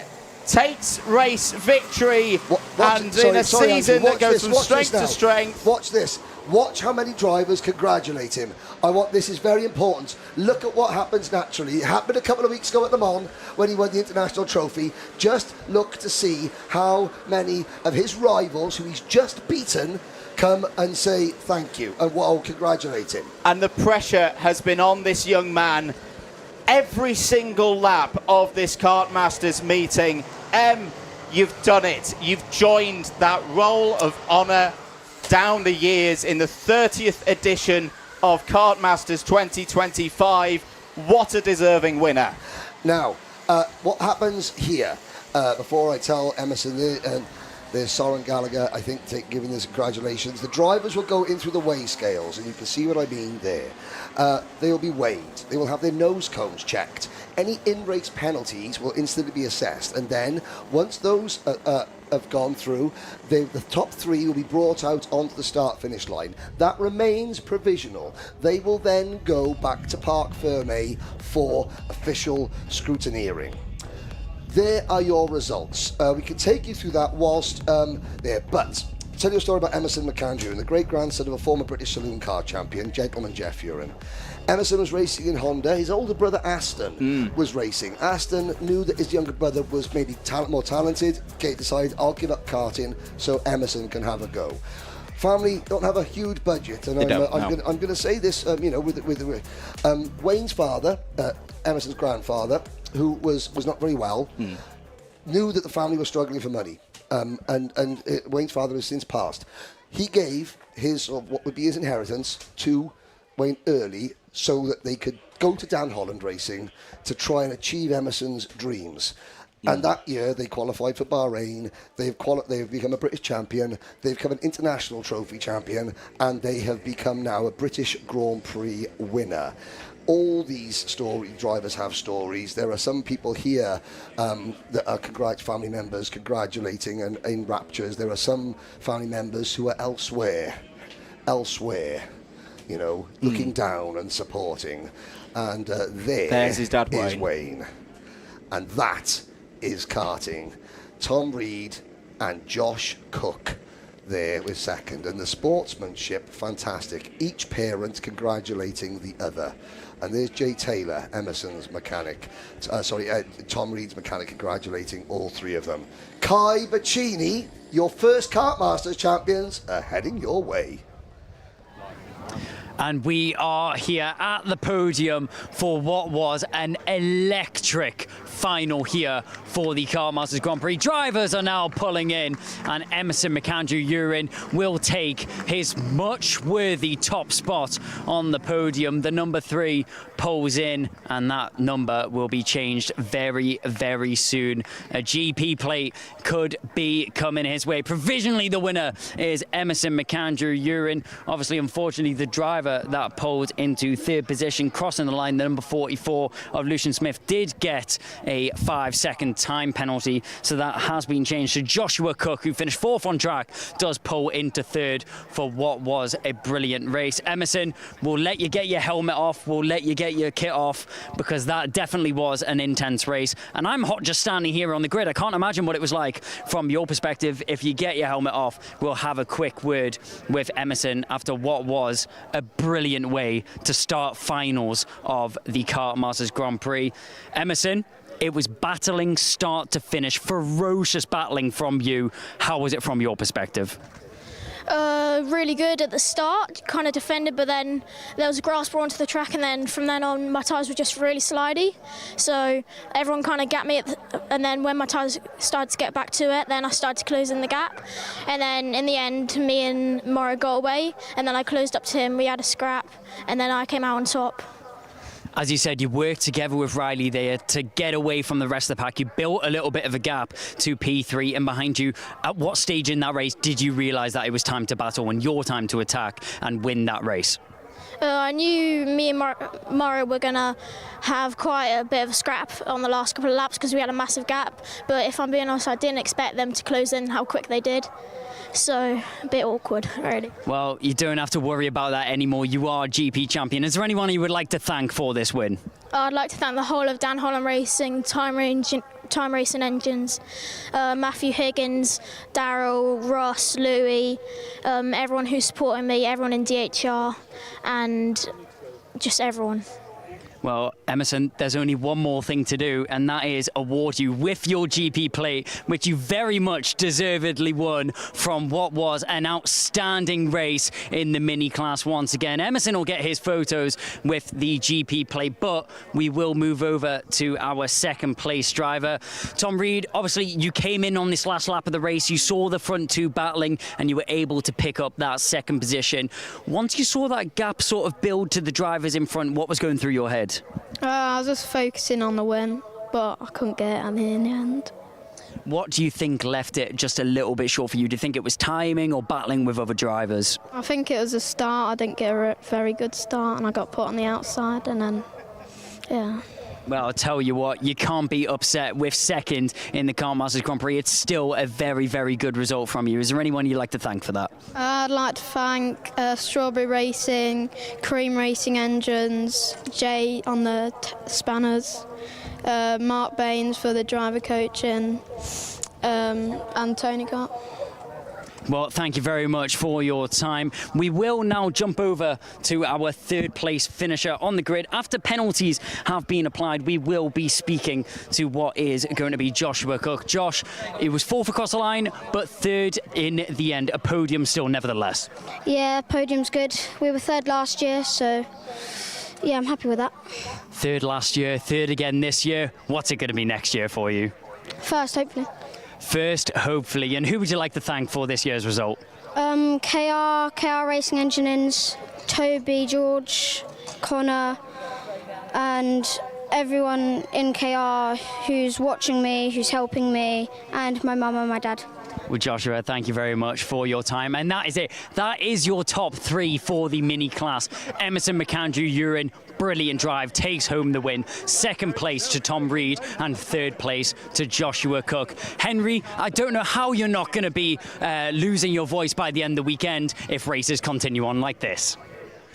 Yeah, thank you, Kai. I don't know either. Plenty of iron brew. Josh, you forgot to thank your sister Tilly. Uh-oh. Uh-oh, you're going to be in trouble. What a start. I did say it yesterday. I thought Minimax was going to steal the show. While they were on first, they have set the bar pretty high. We've still got 6 races to go. The challenge is now on for the rest of the drivers. We've got the youngest drivers coming up now. It's Micromax. Well, for the very first final at Kartmasters, you commentated on, Andrew Mather. Not bad. That one bad, was it? Yeah, pretty good start. Just to mention as well, I know some people have been saying, where's Matthew Higgins this weekend? Where's Matthew Higgins? Well, because he's not out on track. He's sitting he's got a win, obviously, as a driver last year in Senior Rotax. He's now got one as a driver coach. The work I count that as a Welsh victory. Absolutely. Emerson McAndrew-Urin's Welsh because Higgins is his coach. There we are. But Wales won. One of the things that's really impressed me about Emerson so far this year that you've got to give Matty a lot of credit for is just how composed he is in 2025, and particularly there in the early stages of the race. You know, down to fourth, down to fifth. Would have been very, very easy for Emerson to lose his head at that point. But he's just going, no, it's a long race. We'll come back through. It's very easy for Emerson and any of those drivers to lose their head at any corner in a race like that. But if the minis could do something, what about the youngest members of Kartmasters 2025? Micromax, Kai Bachini is down on the grid. For the Tiddlers, the youngest members of our karting family. Kai, take it away. And as quickly as the last race is finished, we straightly move on to what is going to be Micromax making their way onto the track. We seem to just get younger and younger in terms of the ages on the grid here. We can see our top two just poised on the grid right now. It'll be interesting to see who is able to walk away on top of this one. We're going to have a quick word with what is going to be Albie J. Stubbs, sat here on pole position. Albie, obviously, it's a difficult race, 15 minutes ahead, the longest race of the weekend. What's your thoughts going into it? What's the plan? How are you going to keep these guys behind you? Well, hopefully I can get a good start, and then if I fall back a few positions, just keep calm, and then I should be able to come back through because it's a nice long race. Albie, thank you very much for your time. We've already been given the signal to clear the grid. We seem to be on a tight schedule, but the good thing is for you guys at home, that means more action out on the circuit. So straight into the Micromax final.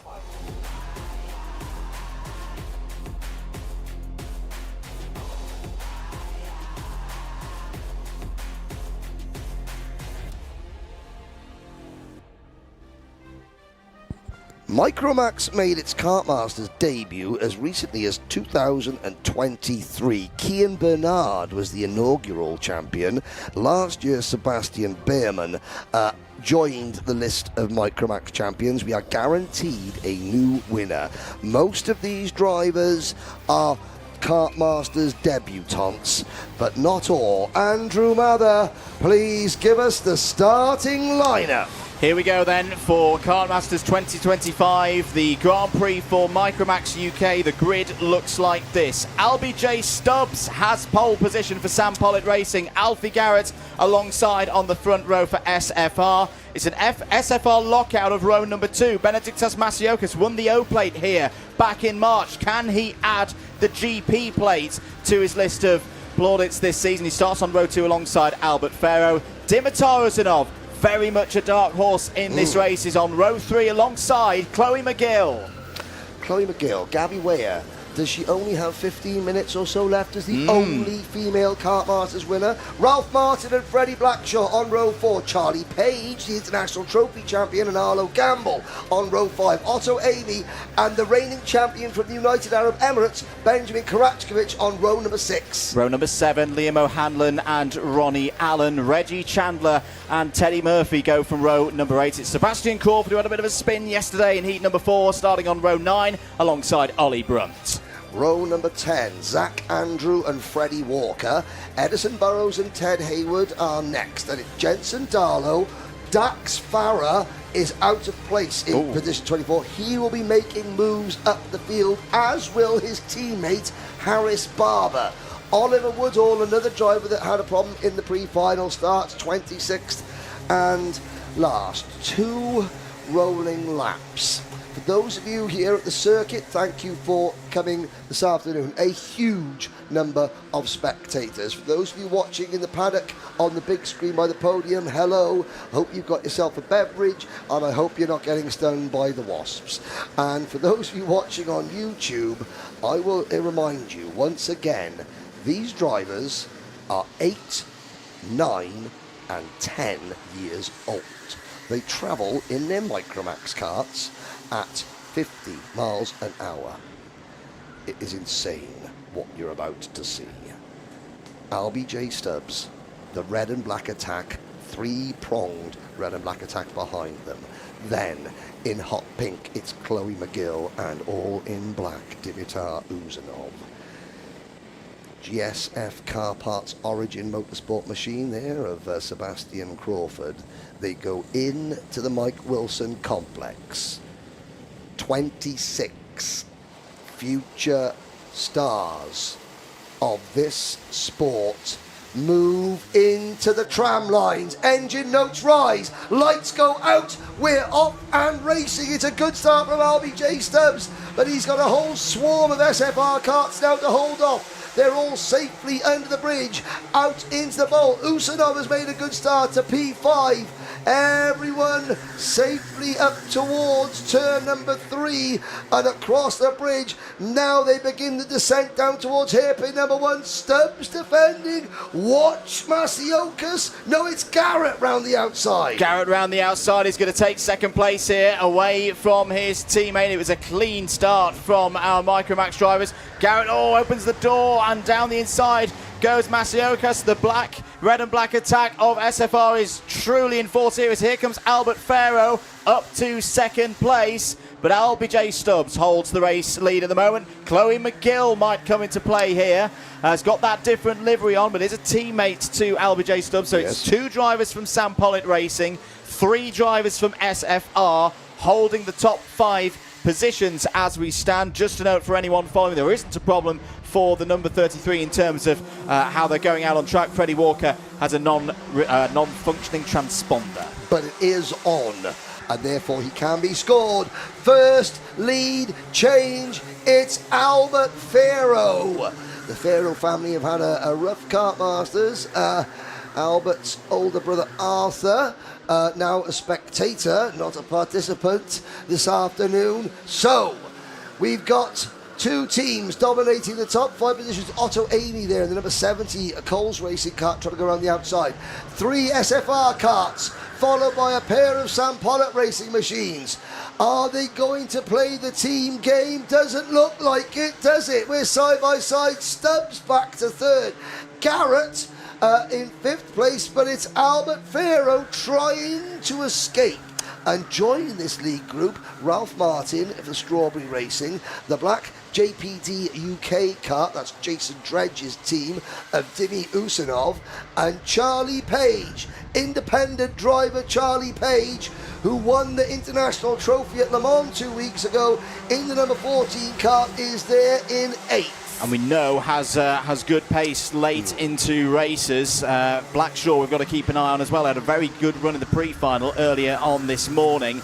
Out of the bridge once again. So far this race very much going by the Micromax UK textbook. We've seen this in this class over the last couple of years, particularly round here at PF International. Very long straights, very difficult for a leader to break away off the front of the pack. This is all going to be about patience for these young drivers. A little adjustment there from LBJ Stubbs, looking to get the power right. You're playing around with the radiator flap there to make sure there's good level of cooling air. So it's quite a muggy afternoon here at PF International. Air temperature 21 degrees. It feels a little bit more than that, especially with the moisture that's been passing through earlier on in the day. And the hot air that we're spouting. Oh, absolutely. Of course. 11 and a half minutes of this race to go. Farrow leads from Masioka. Stubbs still there in 3rd. But the skies are as bright as I have seen them all day.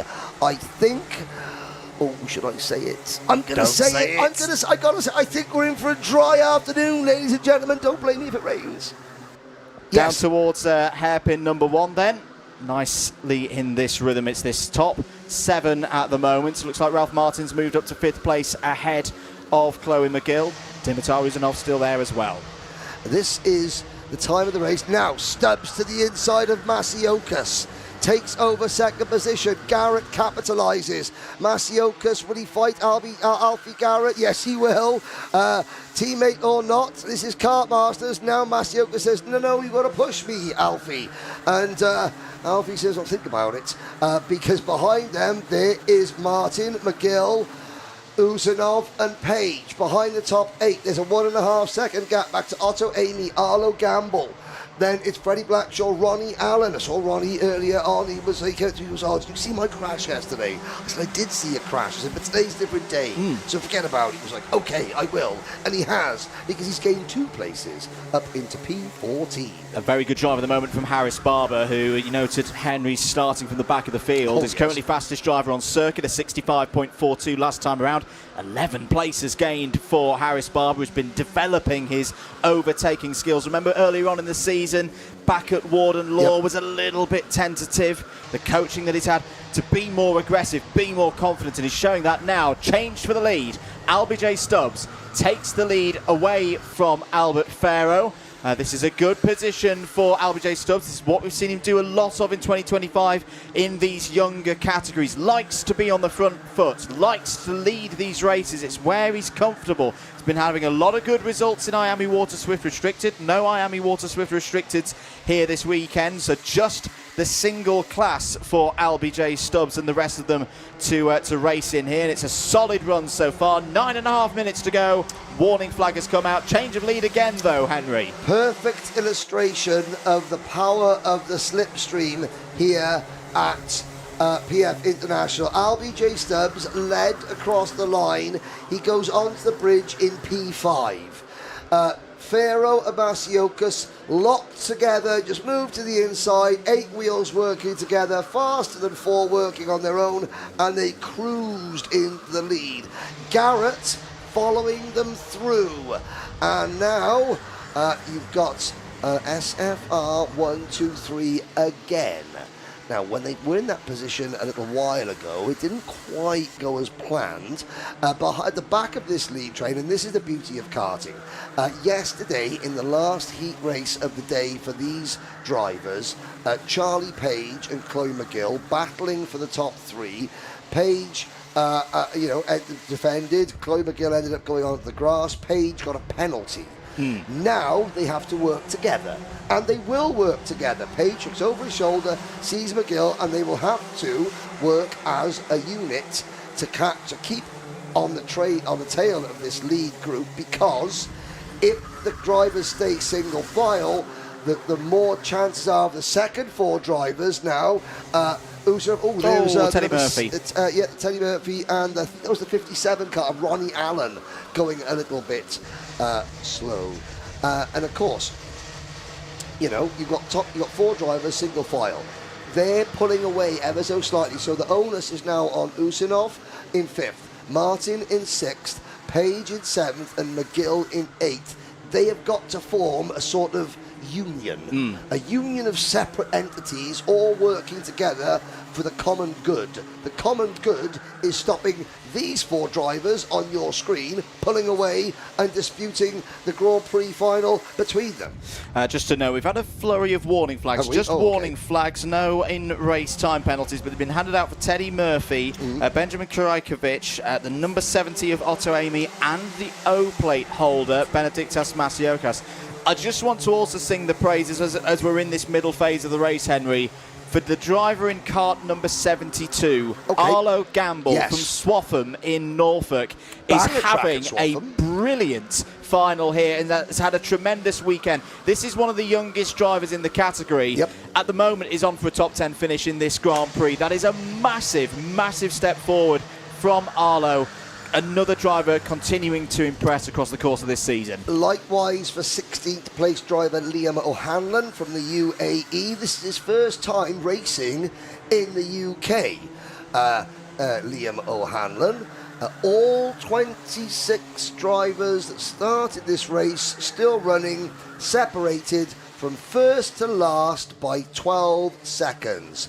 And they continue to circulate this 1400-metre circuit under the watchful eye of the Orange Army, the marshalling team here at Trent Valley Kart Club. That's good news for it's bad news for these 4, but it's good news for the chasing 4. In 6th position, Charlie Page just sets the fastest lap of the race, and that small time that the top 4 were away is now over, because we're back to 8 in a line pretty much. As Stubbs goes back into P3, that is all the momentum that they needed to lose to allow Usinov, Page, Martin and McGill to hang on. This phase of the race, for all of these drivers, it's just about keeping yourself in play for the last couple of minutes. No need for any heroics at this stage. Change for 9th place. Sebastian Crawford has got through past Arlo Gamble. So that second group is about 4 seconds behind the breakaway pack that we're watching on your screens. Oliver Woodall having a good race as well. Another driver Henry, who's 13 only places just turned gained. 8. He's only just turned 8 as Oliver Woodall. He was 8 years old in May. And now that's bad news. That's Page and Martin and McGill battling. It's dropped them a little bit. Now, if you're new to karting, and I imagine we've got well over 1,000 people watching, and someone is out there that has just stumbled upon this. Why are they all just following each other? It's deliberate. They can overtake each other pretty much at any time they wanted to, within reason. At the moment, Pharaoh could just duck up the inside, pass for the race lead. Why doesn't he do that, I hear you asking? Well, because the more he does that, at the moment they've only got 8 karts in the lead group.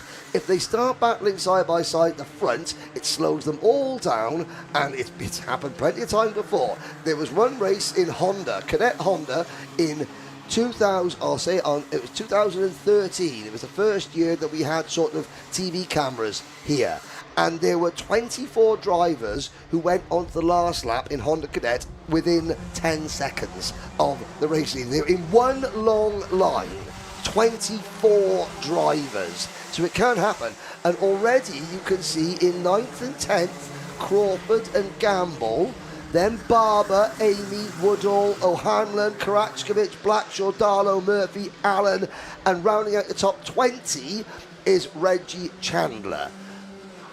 Down towards hairpin number 1 then. Nice speed from Masiokas, Pharaoh, Stubbs, Garrett. One's a calm one at the moment, but we've seen that in the heats so far this week. That these drivers will... Oh, sorry, just saw out of the window 4 wide. I was going to say... Heights of hairpin number 1. Sorry, I know I've done that a couple of times today. This is a calm one. Yes. Calm as in... Is all relative. The sea in Jaws was calm a fraction of a second before the shark turned up. You know, that kind of calm. That kind of calm. Yeah, that kind of calm that you know is not going to last very long.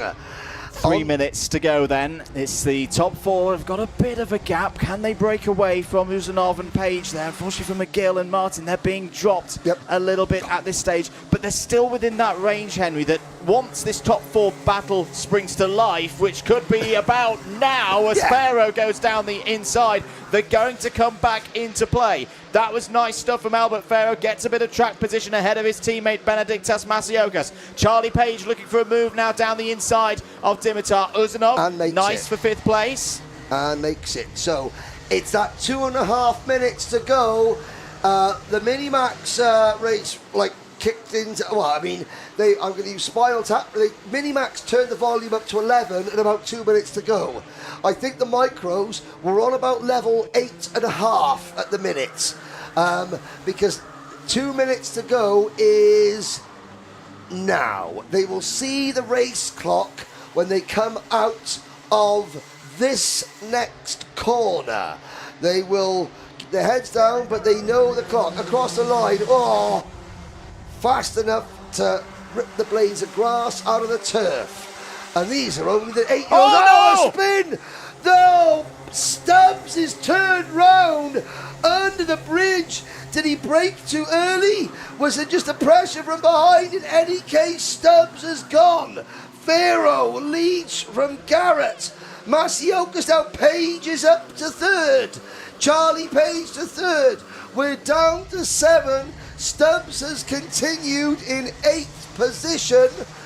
I want to try and see if we can see that again. Garrett points forward. Pharaoh defending from Page. Masiokas is next. That was a really strange looking incident, Andrew. Good to see that Stubbs is back in the race, because that's a really, really high speed part of the circuit. Charlie Page up to 3rd place, and I like the look of the body language of that number 14. Let's have a look at a replay then. So this is coming out from underneath the bridge. What happens here with Stubbs in the race lead? We're waiting for them to emerge from under the bridge there. They're going to appear in a moment to see what happened here for the lead of Michael Max UK. So yeah, it's hard to tell there, because that more started from underneath the bridge. It was Stubbs taking the middle of the track under the bridge, and then the first, I think it was Pharaoh was the first of the SFR carts, was on the more traditional racing line. He wasn't a complete cart length behind. As Stubbs then moved wide to take the high entry onto the banking, I'm not sure if he realised that Pharaoh was he had a nose alongside the rear bumper. So it looks as though Pharaoh completely turned him. But I think that Stubbs was definitely on the inside, that was moving out to take the racing line. Pharaoh was already on the racing line and was it's a strange one. Anyway, final lap. Garrett, Pharaoh, Masiokas, Page, Uzanov, McGill. 6 within a second for the GP plate. And I tell you what, Stubbs isn't out of this. He's still carrying on in 8th place. It would take a small miracle for him to get back on the podium, but there he is in the orange and blue Sam Pollitt racing machine. This is the key corner now, down towards hairpin number 1. Alfie Garrett has the race lead. Page defends for 3rd place, ahead of Masiokas. It's Garrett, it's Pharaoh breaking off from the front of the field, but there's surely going to be a move coming in here. Doesn't matter that these two are teammates now. Only one driver can become Grand Prix GP plate holder in Micromax for 2025 through Bobby Game corner. Good speed for Alfie Garrett. Chloe McGill's out on the last lap, will not score in the top 10. Alfie Garrett has navigated his way through PF International and becomes GP plate holder. Alfie Garrett wins it for SFR. It's a Team 1-2. What a victory. Nathan Rawlings brought the SFR Motorsport team back after a couple of years of hiatus at the start of this year. Alfie Garrett, it was his 10th birthday just a little while back, a couple of weeks ago, I think. His Auntie Kerry is always watching from home. She never turns up at the circuit, but she's always watching from home. There's Harris Barber congratulating Alfie Garrett. Chloe McGill. How devastated must Chloe be after spinning on the last lap? And she comes across to give... Henry, I spoke too soon. She did get a top 10. She got back out. She got there, and got P9. She still congratulates Garrett at the end of that one. Albert Farrow is devastated. He misses out by 0.4 of a second. So that's 2 Grand Prix and... 0.5 seconds, the cumulative difference. That was the word I was talking about, cumulative. Again, let's look down the order. So, provisionally, Garrett, Farrow, Page, Masiokas, Stubbs, Uzanov, your top 6. Martin, Crawford, McGill, Barber. Amy, Gamble, Arlo Gamble, Blackshaw, O'Hanlon, and Murphy, your top 15. And there is Alfie Garrett provisionally. There's Edison Burrows with a big smiley face on the back. And Edison Burrows for St. Paul finished 23rd. Sadly, Benjamin Karachkovic, the reigning UAE champion, didn't finish. Now, at the top of your screen, you can see Gary in the Rotax Racing shirt. You can see Gary Shiel. Gary and Tina Shiel are the Rotax UK distributors, Jag Rotax. 27 years ago, Gary and Tina's parents, John and Jean Gravitt, set up Jag Rotax. They have become the only Rotax distributors that UK has ever had. They're the most successful distributors in the world. And 10 days ago, Jean Gravitt sadly passed away. Jean has been responsible for thousands of drivers making it on to the grid. And everybody in British karting pays tribute to Jean Gravitt, who has passed away. Kai Bachini, down to you on the grid. Well, 2 brilliant races to start off the morning. Sorry, not the morning, the afternoon. Just catching up on time here. One driver who will have to catch up on time is the number 47 of Alfie Garrett. A brilliant job there to take away what was an outstanding victory. You can see why he's so happy. The 2 teammates worked together very, very well, did Alfie Garrett and Albert Farrow. Albert Farrow is under investigation for the incident earlier on in the race. We're going to see if we can catch Alfie Garrett after he's done congratulating the other drivers within the top 3. Alfie, will get you over here for a quick little chat about that race. Seemed pretty straightforward. Work together with your teammates, get to the front, and then battle it out between you for who can take the flag. I'm so happy that I've finally done this.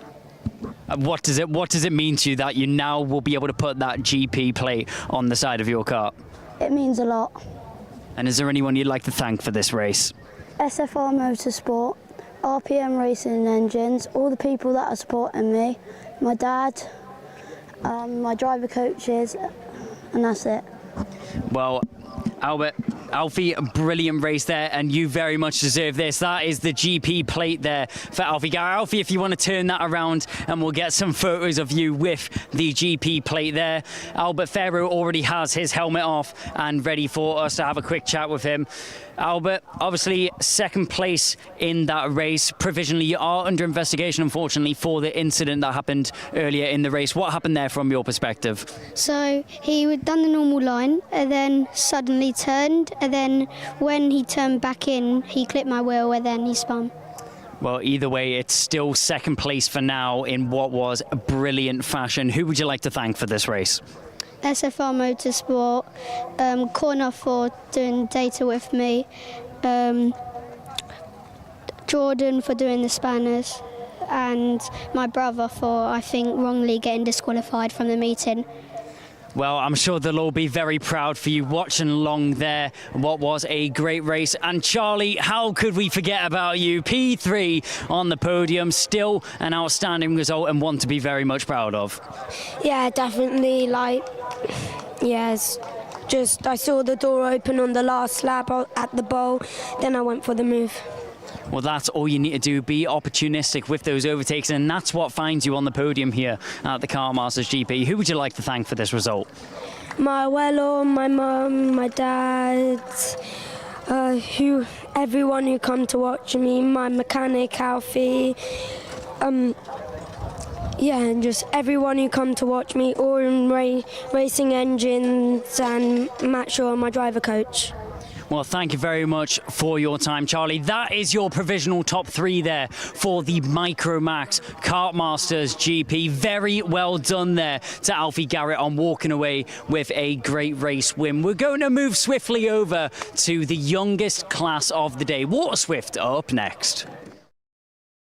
Thank you very much, Kai. Indeed, Miami Waterswift, the next category, our youngest group of Miami drivers here this weekend, and this should be a very high-quality race. Many of these drivers racing not only in the national championships, the British championships, but in Europe as well.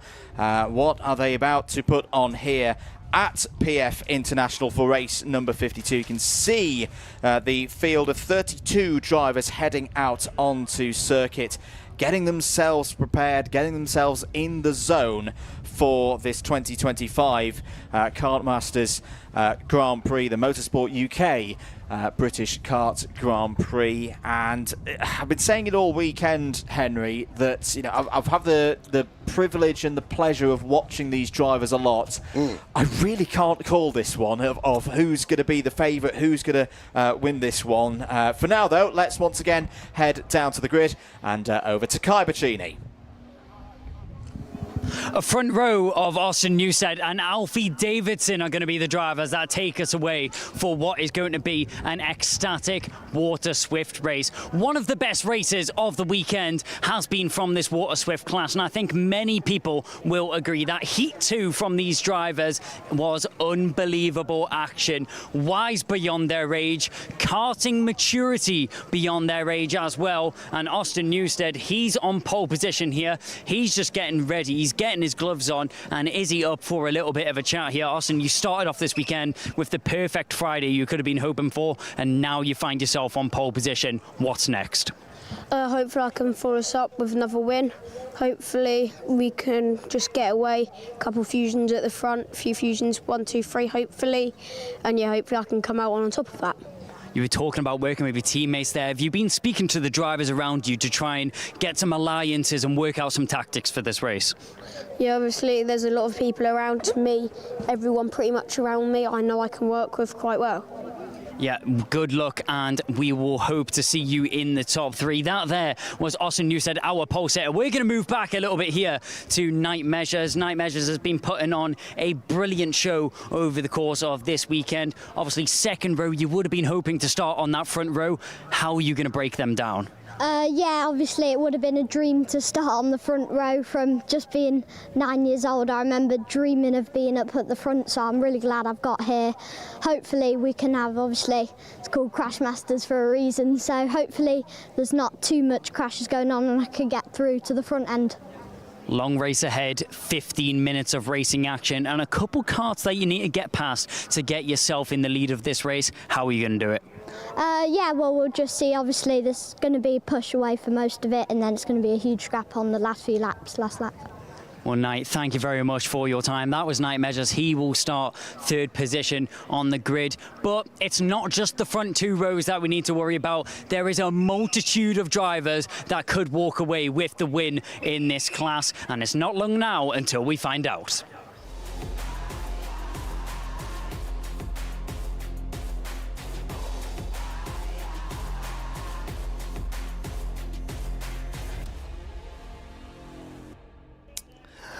Well, firstly, ladies and gentlemen, can I apologise for Knight Measure's use of the C word this afternoon? It'll be the only time you hear the word Crashmasters mentioned.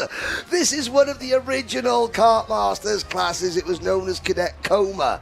Back in the day, Lewis Hamilton was the first champion. Stephen Thompson, Craig Gornall, Craig Dolby, Alex Sims, Adam Christodoulou, Oliver Rowland, Scott Jenkins, Jordan Lennox-Lamb, Sam Jenkins, Alex Alban, Alex Walker, Roy Johnson, George Russell, Connor Jupp, Dan Ticktum, Dean McDonald, Alex Quinn, Kian Jewis, Taylor Barnard, Zach O'Sullivan, Josh Irfan, Keen Nakamura-Berta, Nathan Ty, Noah Wolf, Riley Cranham, Jesse Phillips, and last year, Will Green. Not a bad roll of honour. Here we go, Andrew Mather. Take us through the starting lineup. Here's your Waterswift grid for 2025's Kartmasters Motorsport UK British Kart Grand Prix. Austin Newstead is on pole position. It's a Fusion Motorsport lockout of the front row with Alfie Davidson alongside. Knight Measures. Can he put right what arguably went wrong for him a few weeks ago in the British Championships and take the GP plate? He starts on row 2 alongside the Republic of Ireland's Christian Kobe. Enzo Butterazzi doing it from row number 3. Starts P5 alongside Riley Morrow. Row number 4, Harry Williams, the British Open champion, and George Clark with Luca Naraway in the Bluebird Special. Hello to Gina Campbell, the daughter of the late Donald Campbell watching. Lorenzo Di Pietrantonio is 10th, Zach Chapley and Henry Clark. Top 12. Colby Patterson and Austin Gibson go from row 7. Gibson, of course, won both of the finals here with the British Championships a couple of weeks ago. Daniel Ferguson and Margaris Kovetskis on the brand new Apollo 950mm chassis. They start on row number 8. Charlie Clough and Chester Fawkes, both standers outsiders in this one, but with good speed, they could move up from row 9 on this grid. Ilya Sami and Joseph Davis are next. Then Wales' Efan Owen and Orion Meta. Jacob Nairn and Ruben Sagoo. That's your top 24 on what will be a 32 kart grid. Harry Chapman in only his second race at this level starts on row 13 alongside Mason Hibbert. Hugo Williamson and Alessandro Salas. Salas won the GP plate last year in Miami Waterswift Restricted. That's row 14. George Greaves and William Bennett complete the top 30, and then the rest of the field, 32 of them on the track, Alfie Mayer and Jensen Ackerman. We should note as well, this is not just for a GP plate. No, it's not. This is for a ticket to the Miami Warriors final, fully paid for, including race tyres, courtesy of JM Engineering. Big thanks to James Mills and the whole Mills family for their backing of that one. A number of these drivers in this race had a great run in Solera last year in IWF 2024. Which one of them is going to be joining the list of British drivers heading to Valencia later on in the autumn? This race will be 15 minutes plus 1 lap. And it's an all-Fusion Motorsport front row. Fusion, the most successful team in Kartmasters history. Alfie Davidson and Austin Newstead bring them to the line. Lights are out. We are off and racing. Measures hard into the barriers. Hard, and 3 karts are all in the barriers. Knight Measures' kart is folded up like an accordion. He is up and out of the kart, walking away. Red flags, and again there are officials already with these drivers. Knight Measures got up and out of his kart. We're not showing you the incident. I can tell you now, ladies and gentlemen, in 20 years of this sport. I have never seen a chassis bend that much. It is at the front end of that kart. It is a 90-degree angle to the floor tray, and yet Knight got up and walked away. He is with the officials. There's two officials there. Everyone else has driven away from the incident. The red flag is out, and already there are four medically trained officials. Chris Walker from Kartmasters. Oh, there's a member of the media there as well, and the ambulance is with Knight Measures. Again, I will say Knight was up and out of the kart. He's now sitting by the barrier because he went in hard, and that is exactly the same place at the barriers that we had the incident between Zach Starbuck and Fletcher Jameson yesterday. The rest of the field have stopped on the start-finish line. You could see on the standing in the dark glasses, in the black t-shirt and the orange tabard, that's Glyn Griffiths. Glyn is the head marshal here. Between Motorsport UK, the Committee of Trent Valley Kart Club, and Glyn Griffiths, they are the people who are responsible for training the marshalling team here, the Orange Army. As head marshal, Glyn is in charge of recruitment and then making sure everyone turns up to the training and what have you. I am looking down and I am watching Knight Measures walking into what is he going to walk in? Yeah, he's got to go into the ambulance. Yeah. So he doesn't want to go into the ambulance, but he has to go into the ambulance. And Knight Measures not limping, not walking. There will be photos of that kart, I am sure. It is, I am not lying, ladies and gentlemen, the front end of the kart has folded up to 90-degree angle, and Knight is walking away. People ask, crash helmets. They're so bloody expensive. We can't afford to go karting. £400 or £500 for a crash helmet. That's why you spend £400 or £500 on a crash helmet, ladies and gentlemen, because they save your life. And whilst it's very dramatic what's happened to the chassis, it's designed to do that, to make sure that the chassis absorbed the impact and that energy, not the driver. Yep.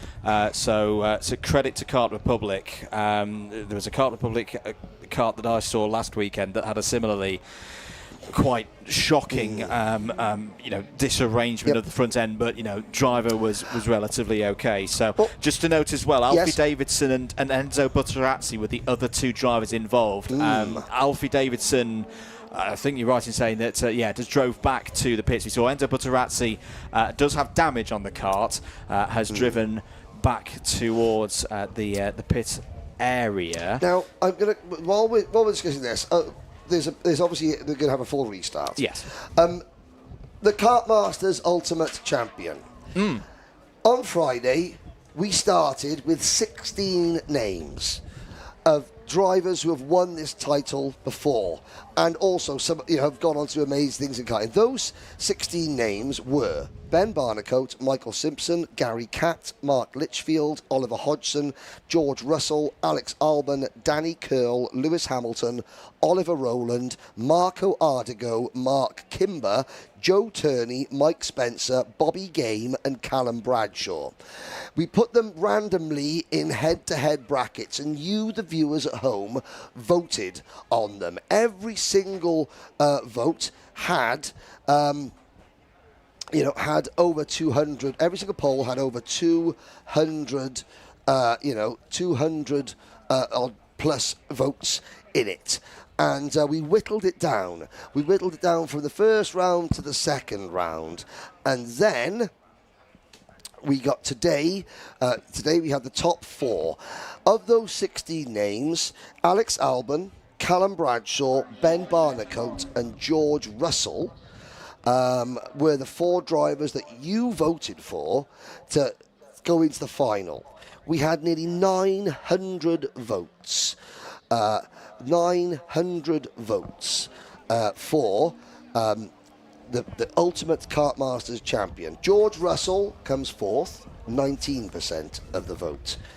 Alex Albon was third at 22% of the vote. Callum Bradshaw second with 27% of the vote.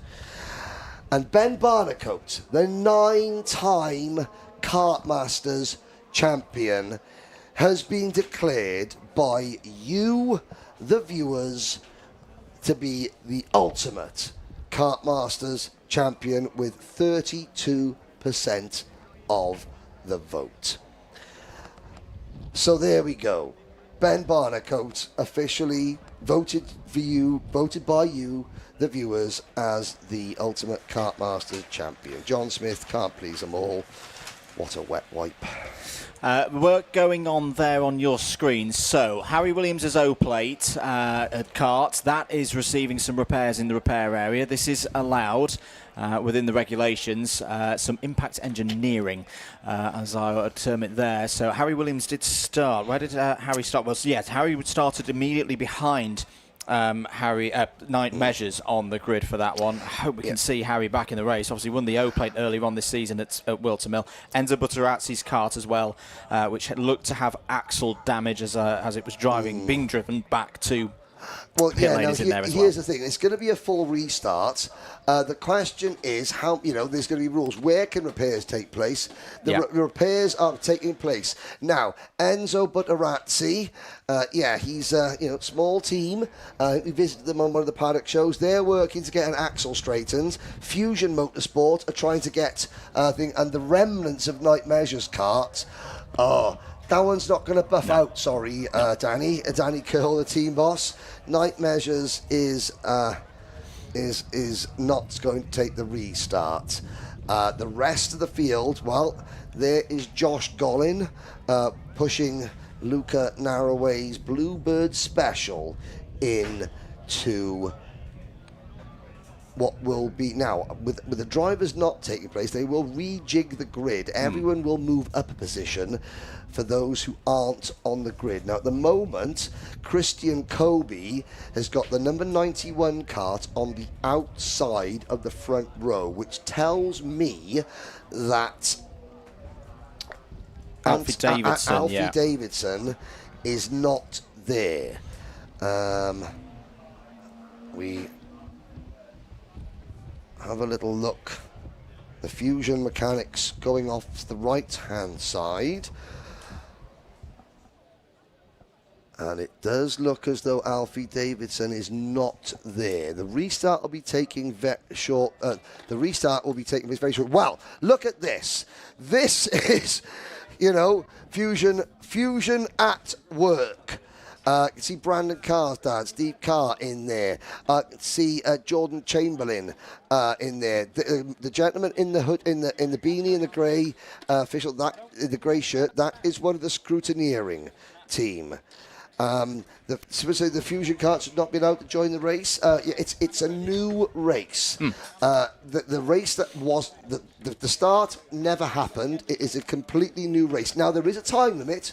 They're not going to hang around until they're fixed. They've been given a specific time frame, and if it ain't fixed by then, tough.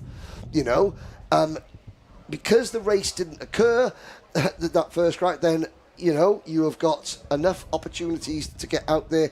Obviously, Night Measures, well, you can see there, this is why you can see Danny Porter there with the Optima t-shirt on. He used to work for Fusion, and he's helping. Steve Carr there with the baseball cap on, communicating. He's back and forth to the USA. His son, Brandon Carr, won from last on the grid in the Junior X30 a few years ago. He's now racing sprint cars in the USA as a professional driver. Just to say as well, Henry, with the scenes that we're seeing down there with Harry Williams' O-plate kart, we talk about what Kartmasters means to the drivers, obviously, but also to the mechanics.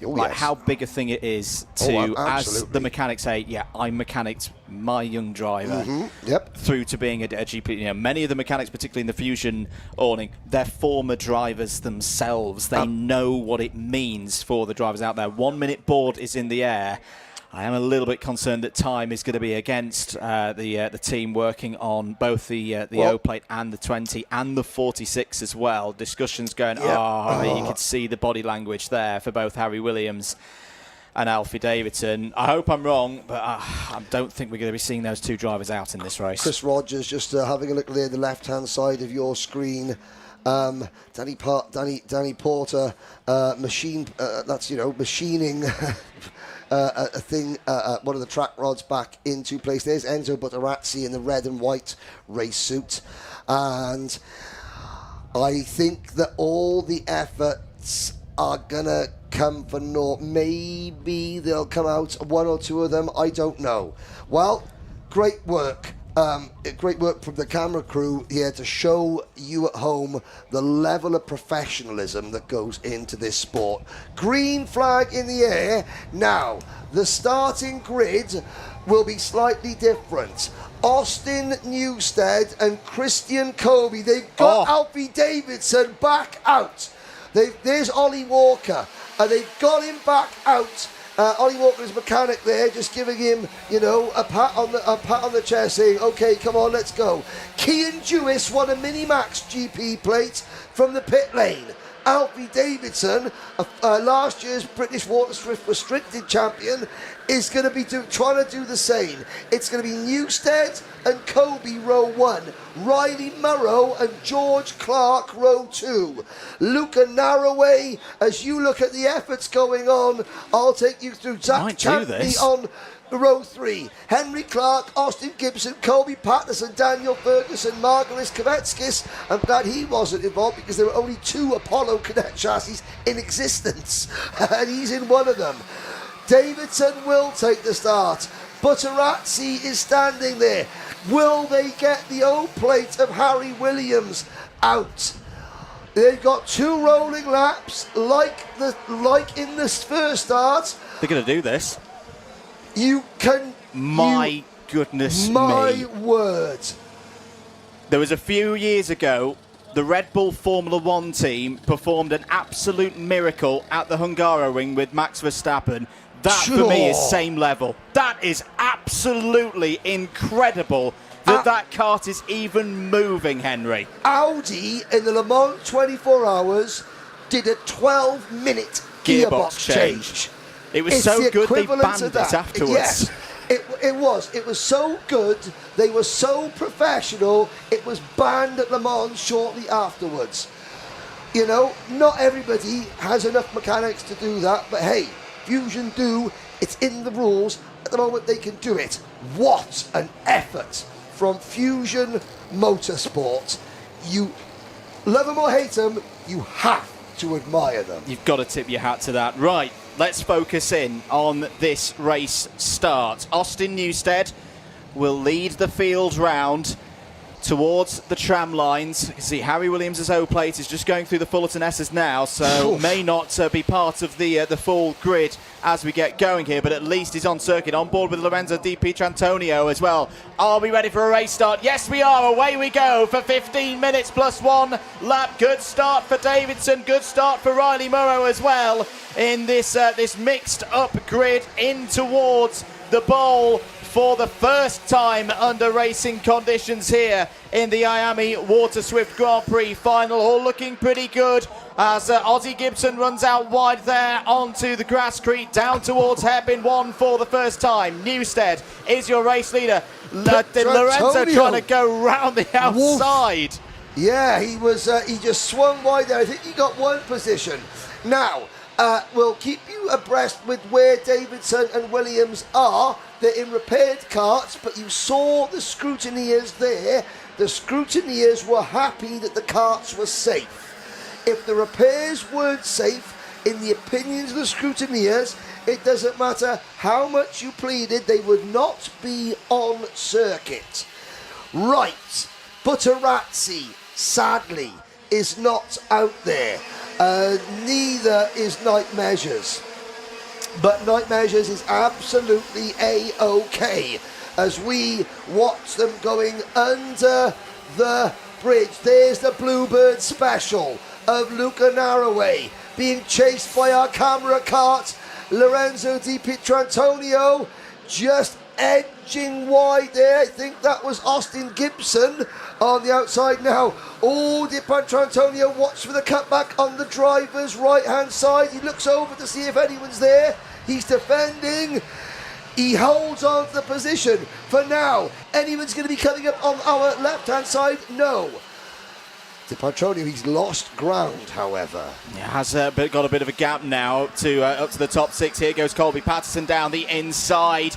That's a good move from the driver from Halifax. And Daniel Ferguson also on the move there, Henry, up into the top 10. So, end of lap number 2 then.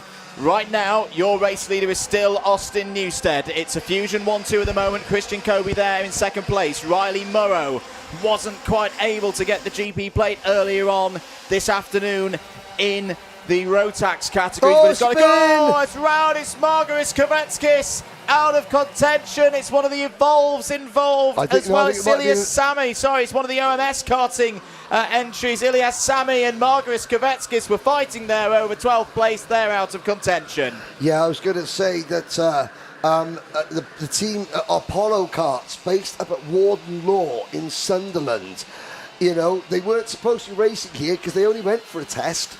And then they thought, oh, the car's actually quite good. We'll chuck it in and see what happens. There's only 2 of them that are currently in existence. You know, small outfits taking on the big guns. I got a feeling at the end of this, their order book might need to have a couple of extra pages in it, because Margaris Kvetskis, and credit to the Apollo team and Margaris's mechanic, Jess Alexander, they've done a fantastic job. They've had a top 10 finish. They've been running inside the top 20, and you've just seen that what you saw from the Fusion team there. That is what the tiny little crew at Apollo Karts is up against. Yeah. That level of F1 style professionalism, and Kvetskis has had that wagon in the top 10 at various points. He's still in the race, but you know, chances of a good finish are gone. Absolutely. I say we're just going to tip our hats to Adam Nichols, you know, who took over that operation, took out the Harzer importing a few years ago, and has moved it. He's been asked for so long, when are you going to do a 950? When are you going to do a 950mm? I would tell you what, in the early stages of this project, he's built one heck of a chassis that I hope we see more of in the future. And good luck to all organised with the Pro Kart side of the business. They have their British 24-hour next week, of course. Back here, though, in this Waterswift Grand Prix at PF International, you're watching Kartmasters 2025. 10 minutes and 40 seconds of this race to go, and the race is on. Austin Newstead and Christian Kobe, there was 0.08 of a second between them last time around. The teammates trying to break away. George Clark there in third place. It's Riley Murrow, best of the rest at the moment, the first non-Fusion entry in this race. Down towards hairpin number 1 go the race leaders. These 2 duos working nicely together at the moment. I tell you who else is closing in, though. Luca Narroway, the Bluebird, is really pushing on here in 5th place. Zach Champney is going with him as well. Zach Champney up to 6th place. Privateer Zach Champney, let's not forget. So, even though you've got teams, the professionalism and the infrastructure like Fusion, like Sam Pollitt, Luca Narrow running for Evolve Motorsport, like Excel Motorsport, who are in 7th and 8th places with Colby Patterson and Lorenzo Di Pantonio, like OMS with former world champion Danny Curl at the helm, like BMR Restart. If you're a privateer, if you're just a family, and we've been out to Zach Champney's awning, it's an open, easy up little awning. Zach and Jacob Nairn and their families and a little caravan are just having a great time. Look where Zach Champney is. He is still within a couple of seconds of the race leader in 6th position. And he's got experience in these finals as well. Where is Alfie Davidson in the race, Andrew? He's going to be... Where did he start? Well, at the back, and pretty much. In a cart that was wrapped around a fence earlier on. And he's up to 12th place. He's up to 12th, my goodness me. My word. What a set of stories we're having in this Waterswift final. Here's a good scrap. One of the SFRs out there moving up the order. 8.5 minutes of this race to go. Who else has gained a good amount of position? Jensen Ackerman's on a charge as well. Jensen Ackerman, who has been a regular feature at the front so far this weekend, but had bad luck in the pre-finals. Also started this race from the back. He's up 15 places to 17th. There are some mighty drives going on out there. Yeah, XL Motorsport there. That was Patterson, Di Petrantonio, but here is the lead, the baby-faced assassin, Austin Newstead, and Ireland's Christian Kobe checking over his shoulder. They hold a 1.1 second advantage over George Clark. George Clark's mechanic, Alicia Barrett, is done all she can do now. It's down to the driver as they flash through the Terry Fullerton S's. Great view there of just how close the drivers come to the apexes, just how inch perfect they have to be. 7.5 minutes of this race gone, 7.5 to go.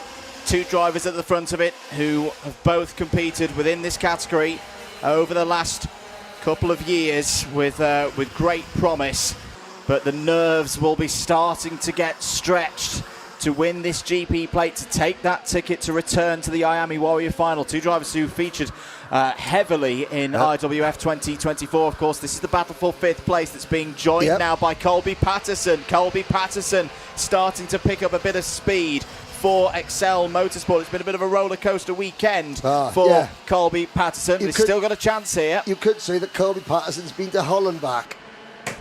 Aha. Here will we, ladies and gentlemen. Sorry. 6 minutes and 45 seconds to go. A few more changes further down the order. Austin Gibson is not giving up this push. He's up into P9 now, just ahead of Mason Hibbert. Charlie Clough as well on the move.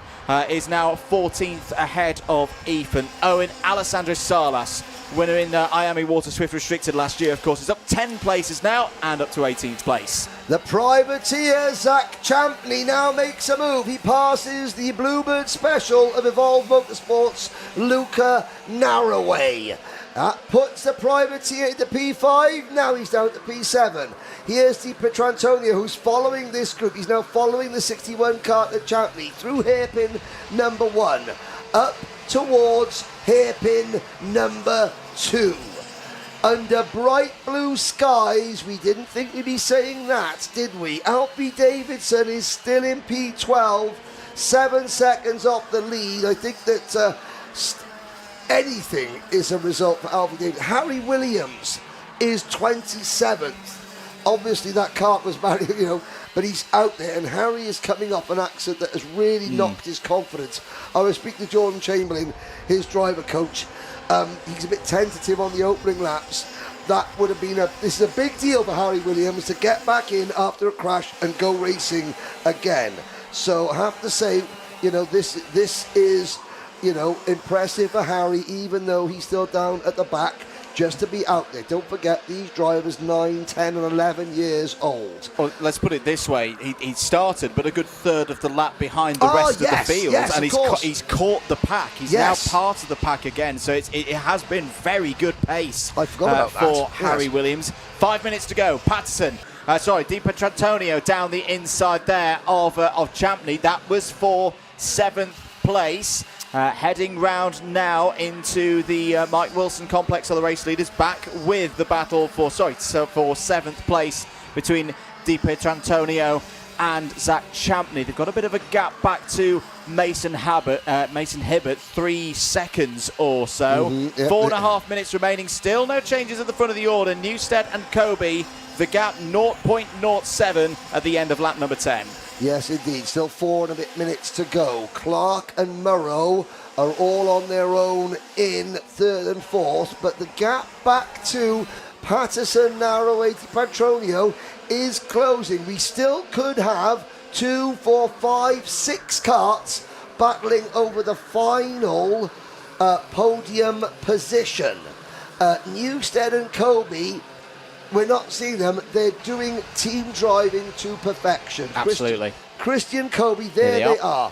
Christian Kobe sitting behind his teammate. He'll push up to the rear bumper, give Newstead just a little bit of a kiss on the rear bumper down the straights. That will give Newstead a little bit of extra speed, and the vacuum that's created behind the vortex of air that is created behind Newstead's kart will allow Kobe to travel a little bit quicker, and then he'll give him a kiss like that again. And so far, it has worked to their advantage. This is how you do a 2-kart breakaway. So all the driver coaches who coach young drivers, you look at this race and you see what Newstead and Kobe are doing, and you say, right then, this is how 2 drivers work together, and to make it work. It's a classic test case, you know, as it were. The crowd on the banking is as big as I have seen it at any Kartmasters for many a long year.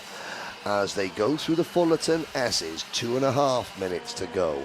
I don't think you're going to see Newstead and Kobe battle until the last lap of the race. I tend to agree with you maybe there. The lap before. Maybe the lap before. Yes. I tend to agree with you there, Henry. I tell you what is going to be really key, though. What happens on this lap with these 3? Why? Because Colby Patterson is the new fastest driver on the circuit. Yes. If he can use that pace to just inject a bit of energy into this chase back, it could change things all. Well, that's injecting something as Moro takes 3rd place. Patterson is going to be through there, but that was a little bit rough and tumble. That'll have lost him some time. He was injecting his nose cone into the rear end of the kart in front of him, I have to say.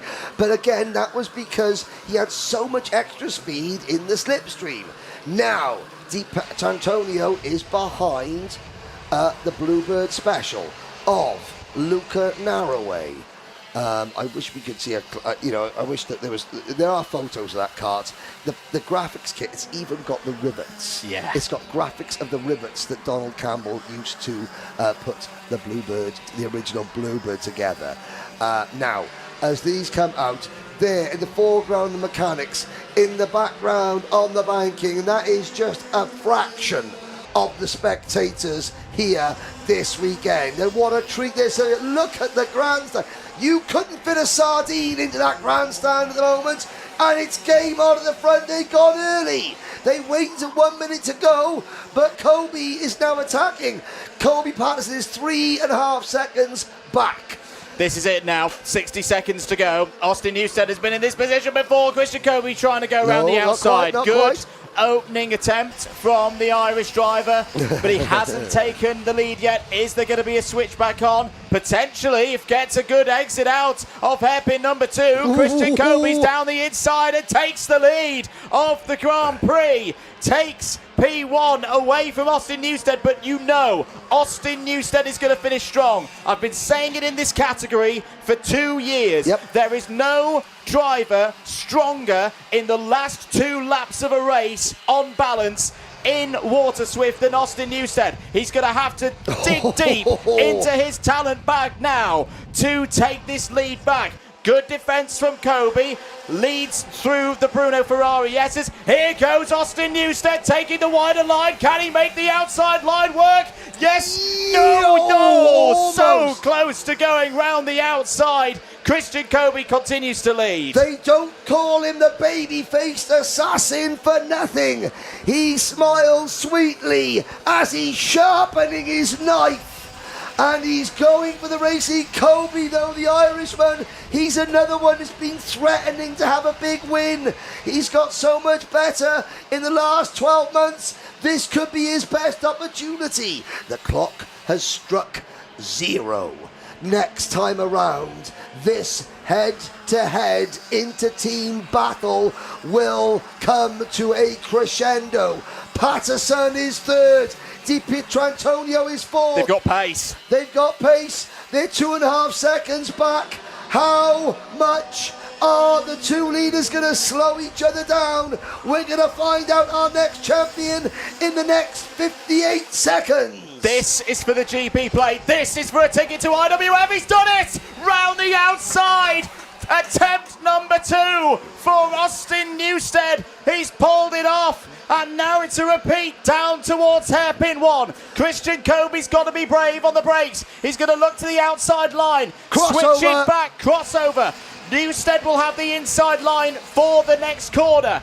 Into the left-hander of hairpin number 2. Christian Kobe's going to try and draw alongside, side by side. Oh, no, that's not nice to see between the 2 teammates. Newstead's going to hold on to the lead. Down towards Bobby Game corner. Christian Kobe puts his hand up to say, Austin, what was that? Round into the Mike Wilson complex. Controversy here in the Waterswift final. 2 more corners to go. Austin Newstead will take the checkered flag first. It's a Fusion 1-2 on the line. Contrasting emotions. 3rd place for Lorenzo Di Pietrantonio, which was on the last lap. My, oh my, Henry, what a finish. I said, he smiles sweetly, this Austin Newstead. You're right, though. When it comes down to the final, a thumbs up and a shake of the head from Christian Kobe. Newstead, to be a champion in this class, in this sport, you have to. You can be the nicest human being in the world outside the go-kart. You have to be a ruthless assassin in the kart. You have to be. It's that close, it's that competitive, and look at Lorenzo Di Pietrantonio. Yes. Yes, our camera cart is third. He's racing back to the pits, probably to give someone a hug. That might have to wait a minute because he's got to go out onto the circuit first. Patterson 4th, Murrow and Ferguson round out your top 6 on the next screen. And Austin Newstead under investigation. Understandably, they will look and review the cameras thoroughly as you see the remaining finishers. Harry Williams, that 25th position means more to Harry than a lot of you would think. He got back out there and did it, and for a driver recovering from an injury and a little bit of a fright, that's impressive. Alfie Davidson as well. Okay, let's pick this one apart, boys and girls. Newstead, Austin. It's twice. That's twice. Okay, we don't make the call. We do not. Commentators are not officials. We are not. We are commentators. If we had brains, then we'd be officials, but we don't. Speak for myself. I know. Yes, that remains provisional with a capital Provisional. Did I spell that right? Look at Super Lolo. Look at Super Lolo. He's third at the moment. That might become second. Brilliant. I'm going to just say this about Lorenzo's performance this weekend. We commentated on an event at Warden Law last year, didn't we, mate, where a lot of international drivers didn't come because they didn't think they could beat the Brits on home soil. Absolutely. They can if you drive like that. That was a brilliant performance from Lorenzo Di Pietrantonio. The drivers are heading down to the front 3. Let's head down to Kai Bachini. Well, our top 3 make their way down towards the grid here, and it's Austin Newstead who will claim the top spot here with the GP plate under investigation for the incident on track, but provisionally does take the GP plate. The number 4 could be changing to a GP after this weekend. He'll quickly get his helmet off and get ready for a chat. Austin, you're not new to this chat. You know what the deal is. Difficult race there, you know, pushed away with your teammate there, got a nice little gap and then battle it to the end. Yeah, me and Christian did a really good job there. Credits due to him. We managed to get away and then 4 out on the last lap. Brilliant. And who would you like to thank for that race? I'd like to thank all my sponsors, my mum and dad, and that win there's Fletcher James after his massive crash yesterday. Awesome, and this is for you. The GP plate will be given to Austin Newstead after what was a brilliantly fought race between him and Christian Kobe on those last couple of laps of the race. We will very swiftly move over to Christian Kobe. Christian, we saw you put your hands in the air a few times over the line there. What happened? I was down the inside of him and he turned into me twice quite hard, like left hand down me. But yeah, it was a good race between us. Yeah, well done to Austin. Great driving from him. Awesome. And Christian, who would you like to thank for this race? Can I thank my dad, my granddad, my uncle Aaron, my sister, and of course my mechanic, and my mum. Well, thank you very much for your time, Christian. And Lorenzo, what a brilliant race. If I look on my iPad here, you started all the way down in 10th position to finish in 3rd. How was that for you? It was good. This is my first podium in England, and I'm just happy. Well, hopefully it's your first of many. Who would you like to thank for that result? Callum, Excel, my dad, and my mum watching. Well, Lorenzo, thank you very much for your time. That is your top 3 here for the Waterswift class. Christian Kobe will make his way past. The current GP holder of Austin Newstead will make his way past. And we now move from the youngest drivers to the oldest drivers on the grid. Next up is seniors. Thank you very much. Interview of the day so far. Lorenzo Di Pietrantonio. Celebration of the day so far, too. He was pumped up on the cool-down lap, and you can see, Henry, he was also pumped up on the onboard, going back out onto the racetrack to get behind the number 3 plate on the straightaway. He's driven his absolute heart out for that. And credit to Christian Kobe as well. Obviously, you've seen the defensive. There is an investigation. The win remains provisional. Christian goes, fair play to Austin, drove really well, great race. He composed very, very classy from the young Irishman as well. And of course, Austin Newstead as well. He is an immense talent.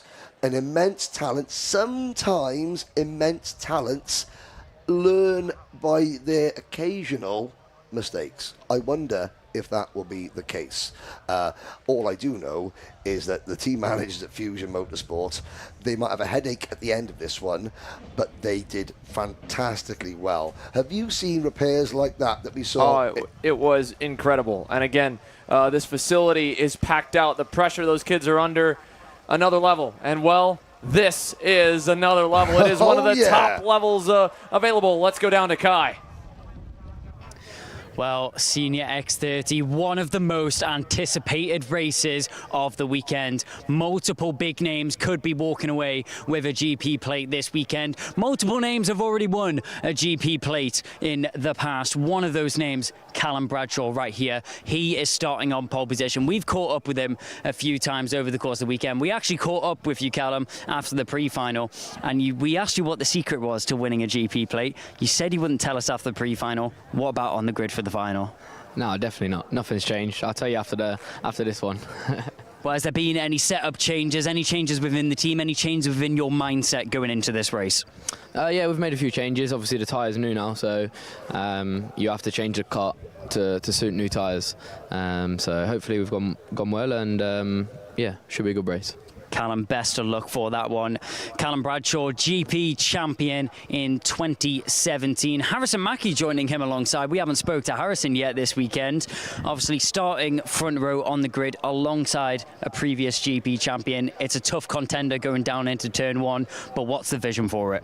Yeah, we were on the front row last year. Hopefully go do the same as what we did last year, but it's obviously a different level now, and just got to be sensible and get the best result we can out of it. Of course, best of luck for it, Harrison. That is the 1-2-1 Senior X30 of Harrison Mackie. We'll move over to Gabriel Stilp. He said he's never won this one before, but it definitely is one that he would like to add to the accolades. Second row of the grid.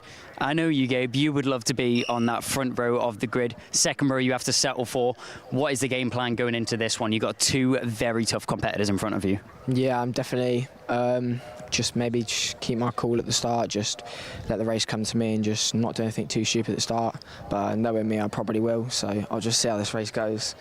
Well, let's not do anything stupid at the start, and then we might have a good chance. You do have some very, very strong Croc teammates in the grid with you as well, though. Do you think teamwork might come into chance, or even just working with other drivers around the grid? We've seen it in the past couple races. Yeah, with teammates at the front with me, I think, yeah, it could definitely help us. Just, yeah, having a few of us at the front, work together a bit. And is this where that past experience of 2 IWF titles comes into it? Do you think that gives you an edge over the other drivers? I don't know, I have to find out. Well, I guess we will find out. Gabriel Stilp will be starting from 3rd position. Mr. PFI, he's got his helmet on and he's already ready for this race. Gus Lawrence, 2nd last year. Are we going to go one better? Oh, for sure. I'm starting quite a lot closer to the front. Last year I started maybe 30th, around that area. So yeah, we'll see how the race plays out. Obviously everyone's at the front now, so yeah, we'll see. Yeah, 31st and 4th, very different starting positions, but this is one of those where you've got a few drivers in front of you. Are you going to go aggressive early? Or are you going to let the drivers fight it out in front of you and wait for your opportunity? No, for sure. We just have to see how the race plans out and see how it unveils, really. You can't make a plan. You just need to see how you get on. Of course. Thank you very much for your time, Gus. That is going to be our front 2 rows. Macaulay Bishop will quickly run over. It's not. He's already ready for me. We spoke about this last night.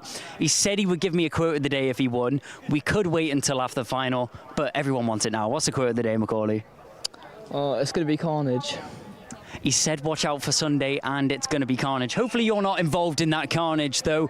Talking about carnage, everyone has to clear the grid now, so best of luck, Macaulay. But in just 1 minute's time, these senior X30s are coming out to play and it will be a good race.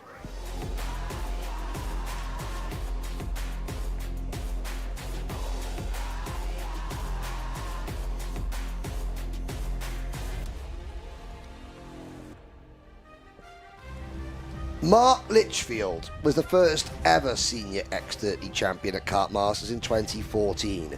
Ben Barnicoat won the first of his 4 X30 titles the year later.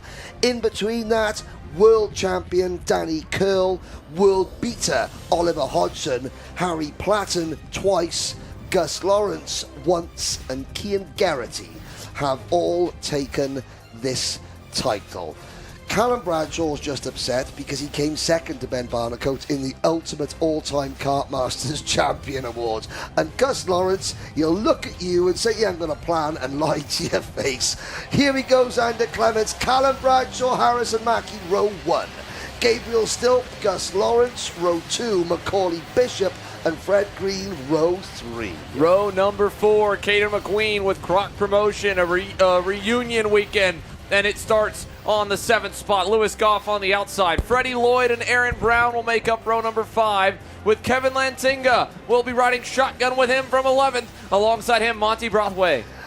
Row number 7, Joey Brown and Hayden Eldridge. Irishman CJ Bennett and Tristan Powell go from row number 8. Harry Cottrell and Alfie Gallagher on row 9.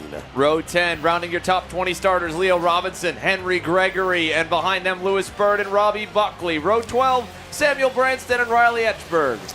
Then it's Alistair Cresswell and Tiger Dixon, Sam Lewis and Jensen Buckingham, James Harris and Aaron Lask, your top 30.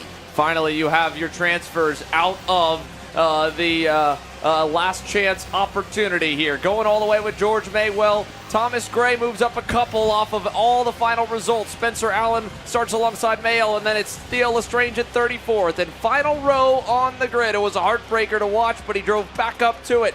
The rocket ship Jack Nettleship here and Roxanne Lantinga. Keep an eye on both of them. They were fast, and Carnage in the pre-final has them buried in the field. Long road ahead from row number 18. There is look at the banking and the grandstand and the VIP gantry and the mechanic stand. This is the one that a lot of people wanted to watch. Callum Bradshaw is one of karting's best characters. He embraces the role of sometimes the pantomime villain because everybody knows he is world class, one of the best in the world. He'd do great in the United States with Callum because there's full of characters over there. Zach Comandamello's got a friend as the bad guy out there, but you have to you admire and you respect, and a lot of drivers fear Callum Bradshaw, but his body of work in this sport is almost unparalleled. Greg's on legs is going to be quite quick, I think, as well. But like with Andrew Mather, Xander Clements, I hope you've enjoyed your first Kartmasters. We've got a long way to go. Call them to the line. We're about to go racing. There's nothing quite like it. Senior X30 Kartmasters is underway for 2025. through to him. Oh, Aaron Brown all out of shape going through the S's, but he saves it. And look for the battle for the lead already. Yep. They were side by side. Bradshaw under attack early as they raced down the hill off the bridge. First run down to turn number 5. Bradshaw got away okay, and it is Stilp on the inside defending for second all the way back to the rest of the field. We've gotten all 36 through it so far, albeit with a few off-track excursions, as now ascend down the inside. Is that Harrison Mackey? Indeed. The 121 moves up to P2. No! Right back at him is the 342. Stilp on the brakes. Kart squirreling around. Mackey comes back at him. Bishop shows him a nose as well. Gus Lawrence in the middle. Quote of the day so far, Gabriel Stilp said, "Oh, you just got to not do anything stupid on the first couple of laps, but knowing me, I will." As he then goes for an absolute send into Fullerton S and ends up losing 3 places. On board with Kevin Lantinga, under the bridge, onto the banking. He's looking to the inside. There's Gus Lawrence with Caden McQueen and Freddie Lloyd right behind them. Anyone in the top 10 can easily win this race. Don't count out Gregory and Brown, 13th and 14th so far. This is going to run and run and run, Xander, because everybody now has got their heads down trying to catch Callum Bradshaw. We've been hyping this one up, but you know what? Callum's the type of driver, he'll look at that and think, I know you're probably saying, he knows what he's got in his locker as Callum Bradshaw. Paul Spencer from Strawberry Racing has said on many times, Callum Bradshaw is the best driver I have ever worked with, and he has worked with generations of the best. Well, Callum Bradshaw, this next lap will be tricky. You saw the midfield there. Caden McQueen got swallowed up by the pack, and multiple drivers along with McQueen went to the grass. Bradshaw will be the first one to it. They've already caught back up to him on the straight alone as Gus Lawrence picks up another spot and gets to 4th. But the question will now become, what does the run down to turn 5 look like? First time in a moment. Bradshaw's seen pressure. Mackey points forward, says he won't go at him yet, and he's going to hold him to it, and he'll buy himself some trust right now in the race leader as 3rd defends on. And how mature is this from Harrison Mackey in his first year as a senior driver? Last year's British Junior X30 champion. He is surrounded by people, by people like that, like Freddie Lloyd, who has raced all over the place. He's surrounded by people like Gus Lawrence, the reigning triple British champion, and yet he keeps his cool. He's following ex-world champion Callum Bradshaw. You know, Bradshaw now understands that Mackey can be trusted. Okay, so he's not going to start backing the pack up into, you know, a 30-kart scrap. Unless he has to. And Fred Green is trying to make that a reality. Good run down the hill for the O-plate. Still feeling the heat from Lawrence, and Lawrence is going to get dived by Lloyd. So Freddie Lloyd will get himself back a little bit further up the board. The number 2 plate now moves to 4th on the racetrack. And this group is still including Macaulay Bishop back there in the 68. Lewis Goff by himself there in 7th. Kevin Lantinga, who we're riding shotgun with right there in the 8th spot. Good view of the fight up front. Lloyd side by side with Fred Green. Contact again. Finally through for 3rd. Yeah, Lloyd there just gives him a little hip check. Going through the Mike Wilson complex now. Where is Gabriel Stilp? The answer is he's dropped to 12th. Has Stilpy raced his way out of contention?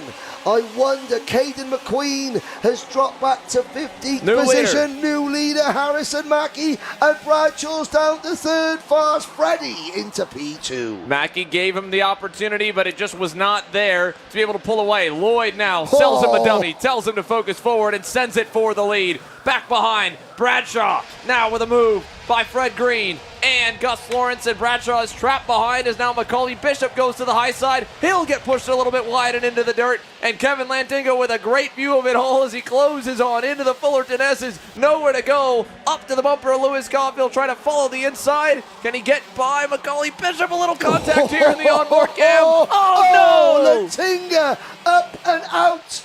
The door was closing. Bishop's gone as well. Has Bishop gone as well? I think he has. Yes. The door was closing. Bradshaw crosses the line.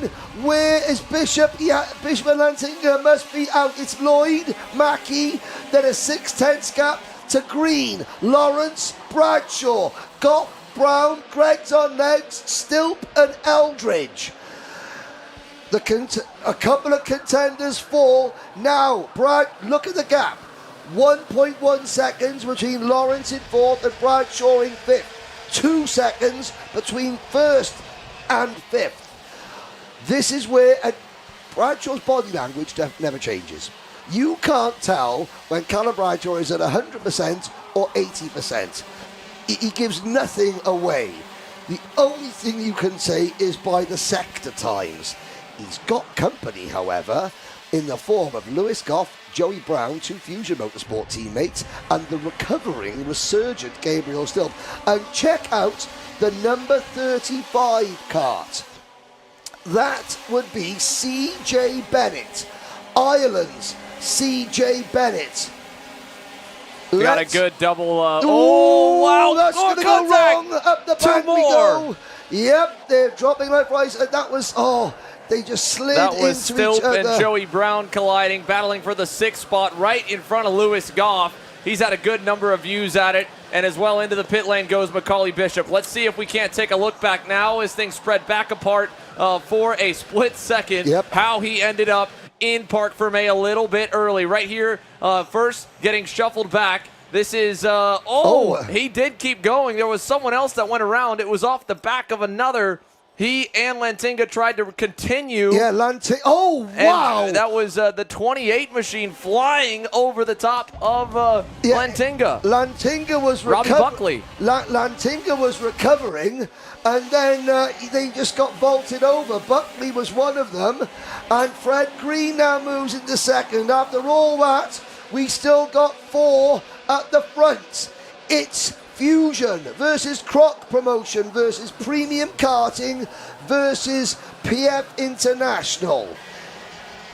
Then this group, Bradshaw in 5th, Goff 6th, 7th is Hayden Eldridge for the for Vismo International. Then his teammate Aaron Brown, Greg's on legs and his own team owner driver, and Ireland's CJ Bennett for the Mark Dave Litchfield kart. And it's, wow. And that was, again, that's a narrow part of the track. Bishop and Lantinga were both slow, and other karters were trying to feed their way through, and Lantinga got...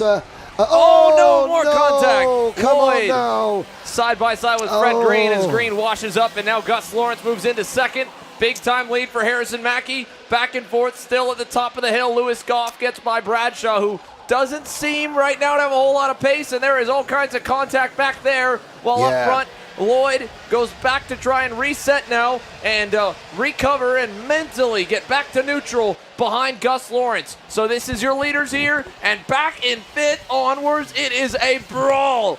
Lewis Goff at the helm, Bradshaw there, the 6 of Henry Gregory up the board, and a couple of big movers in this pack as well. Henry Gregory is up 11 in himself. Lewis Bird is up 10 in the number 5 machine. And remember, he had to go to the Repêchage race after a DQ from his final heat, drove from last to 17th to get on the grid for the Grand Prix. He's now up a few more. Now, we've had 3 flashpoint incidents now. Freddie Lloyd and Fred Green being the 3rd of those. Kevin Lantinga, our camera car, is still racing. Macaulay Bishop is the only driver who has retired from this race so far. Stilp is down in 20th. Joey Brown is 14th. 5-second penalty announced now. The number 2, Freddie Lloyd. 5-second penalty for that warning flag he had already received earlier in the session. And off that incident there, including himself and Fred Green, it's now drawn the ire of race control to a breaking point. So P2 on the circuit, trying to outrun a 5-second penalty. That'll be nearly impossible to get to the lead and get that kind of a gap. Never say never at Kartmasters, but what that means is he can play spoiler at this point and at least have a sense of pride to be the first one of the checkered flag. Well, yeah, that's something that will cross his mind, I am sure.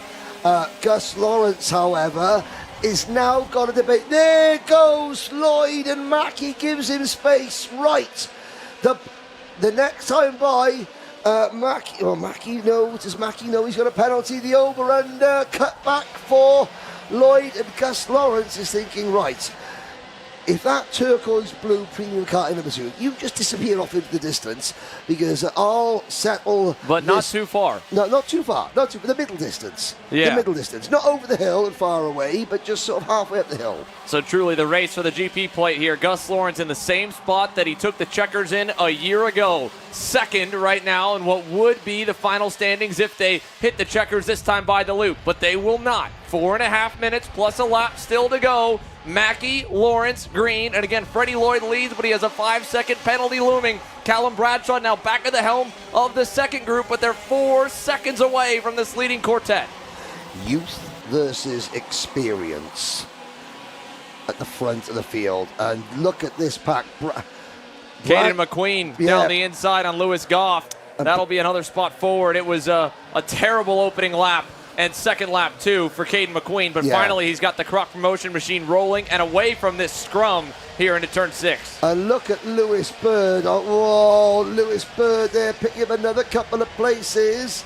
There's the 36 kart of Change Leo up Robinson. front. Change up front. Gus Lawrence has now taken himself and Fred Green past Harrison Mackey. Freddie Lloyd still leads the way with the penalty looming. I think for all three behind him, as smart as it would be to just push the 2 plate away, they know that the safest place to be right now is probably the lead of the race on track. And of course, again, you talk about the sense of pride. Well, if you got the win off a penalty, it feels just a little bit less whole, a little bit hollow. I think Gus Lawrence, after last year, wants to be the first one of the checkered flag. And he's 2 car lengths away from the driver that stands in the way of that right now. Freddie Lloyd still showing the way. Yeah, I mean, I can understand your point, Xander, but I mean, Gus is such a wily campaigner. He sees himself, well, there's eyes on the prize, and that prize does not include the premium karting number 2, Tiger Dixon. Gets his claws clipped and is out of the race.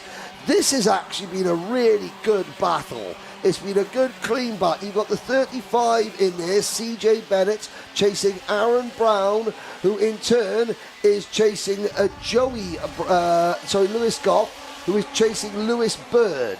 Now, this is the battle for the race lead with 2 minutes to go. Lawrence has got to try it. If he draws back up to Freddie Lloyd, he's going to have to try and pass him. He's trying to keep Freddie Lloyd out of the way so he can just deal with new race leader, Fred Green. The Oak Plate champion, Fred Green, moves into top spot for Croc Promotions. Harrison Mackey playing a watching game in 3rd position.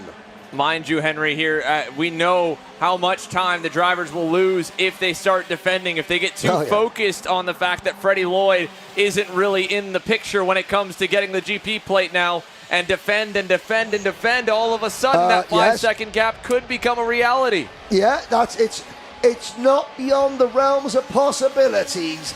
And welcome aboard the nearly 2,000 of you that are watching this currently live.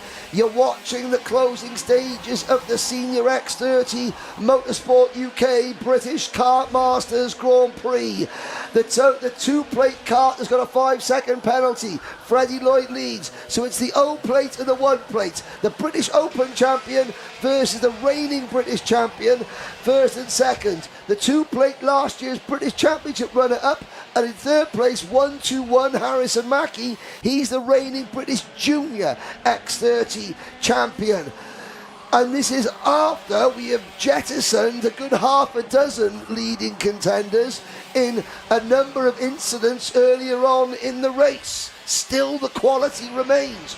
World champion Callum Bradshaw is nearly 5 seconds back in P5. Yeah, he's trying everything with his might right now with the help of Caden McQueen and Henry Gregory to close up to the leaders. But here's the thing. It'll be even tougher for Gus Lawrence and for Harrison Mackey to mount a counterattack on Fred Green, with Freddie Lloyd essentially being a pace car, giving tow and slipstream back to the O plate and clearing a path for them all. And right there, a rare mistake out of Gus Lawrence, washing wide in turn 5, just opened the gap tremendously for Fred Green. Yeah, that was unlike Gus Lawrence there. Out of the race goes Ireland's Robbie Buckley. He was one of the ones. Oh, and also Alfie Gallagher for R1 Racing. has gone. Mechanical failures striking at the end of this race. Green wasn't supposed to do much karting in the UK this year, turned up at the O plate, and when Alpha Live were going to do the sort of the driver portrait shots, he did a stupid pose. He went, it's all right, no one's ever going to see it. And then he went and won the British Open title, and everyone saw it the next day. He might have to dust off that photo again pretty soon, because he is less than a lap away from Kartmasters glory.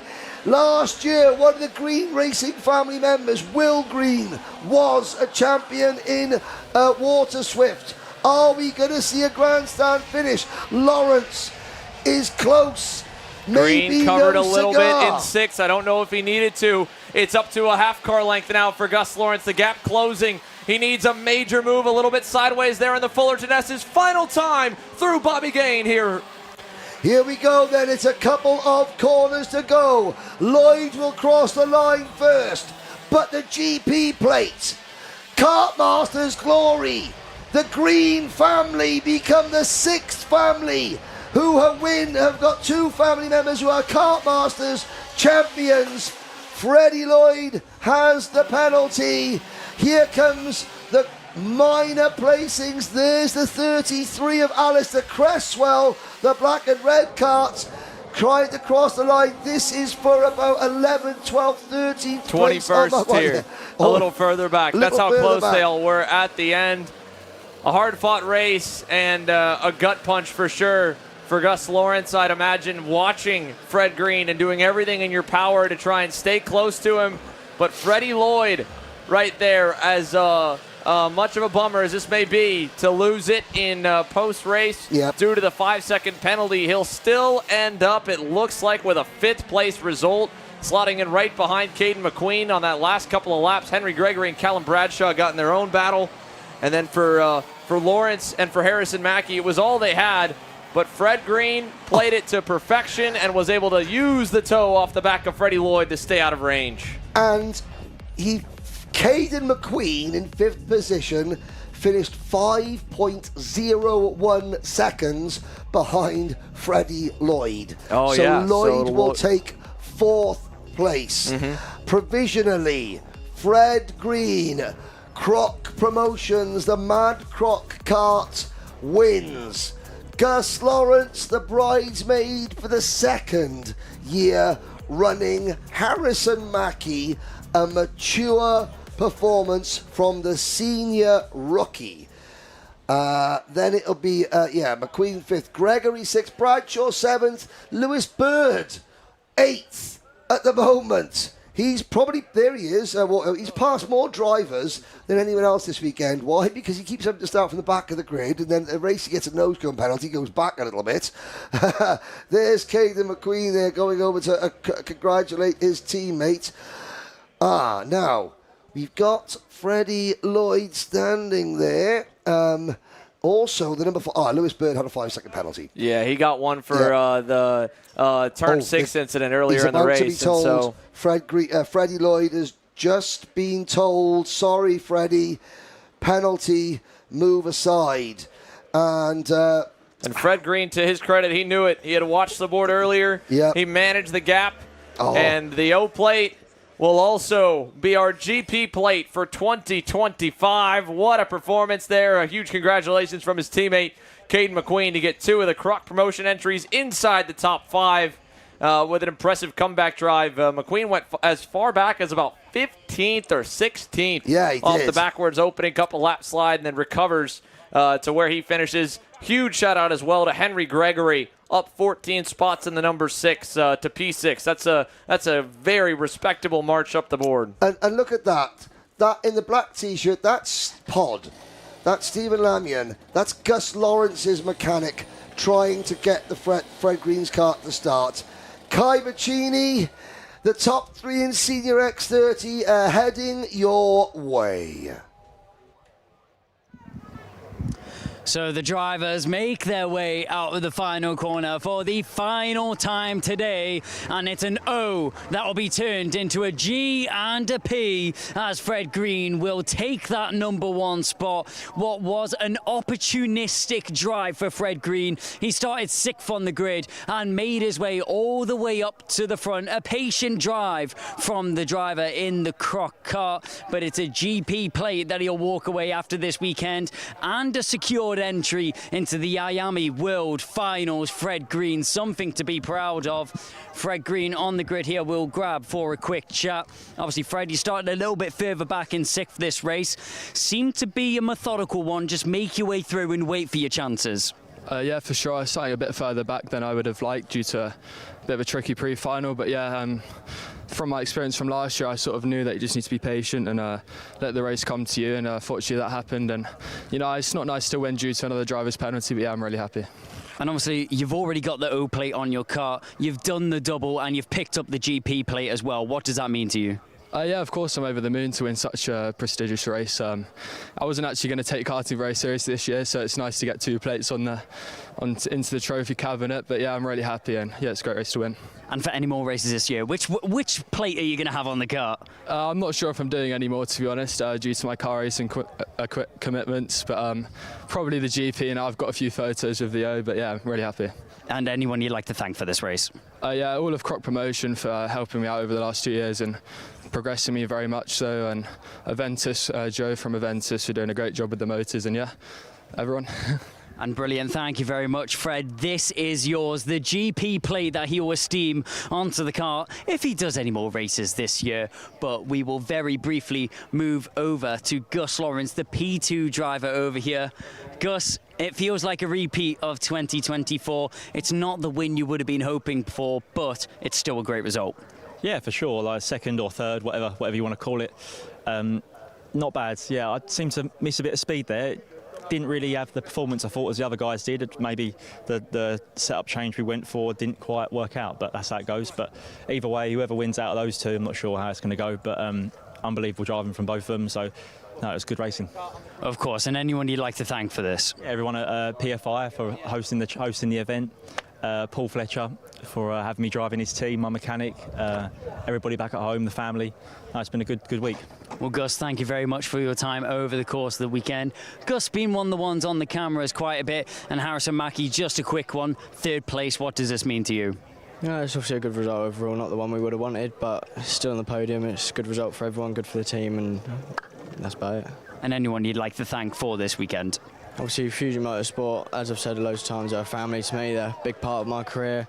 Joe at Ventus Power, bolting the right thing on the side, goes down straight all right. My mum and dad supported me and put me in the place where I am, and my brother helping out all the time, Danny Taylor, my mechanic, and everyone else supporting me at home. Thank you very much for your time, Lewis. That was your top 3 for the Senior X30. Next class that are ready to grid up is going to be the Junior X30.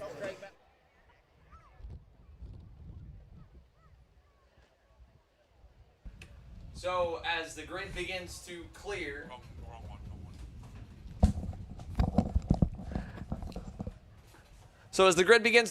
from the Senior X30 podium, Junior X30 begins to fill the front straight here. Henry Beaudette will be back to join me once again in a few moments. But before he's back, we go back down for the last bit of intel with Kai Bachini.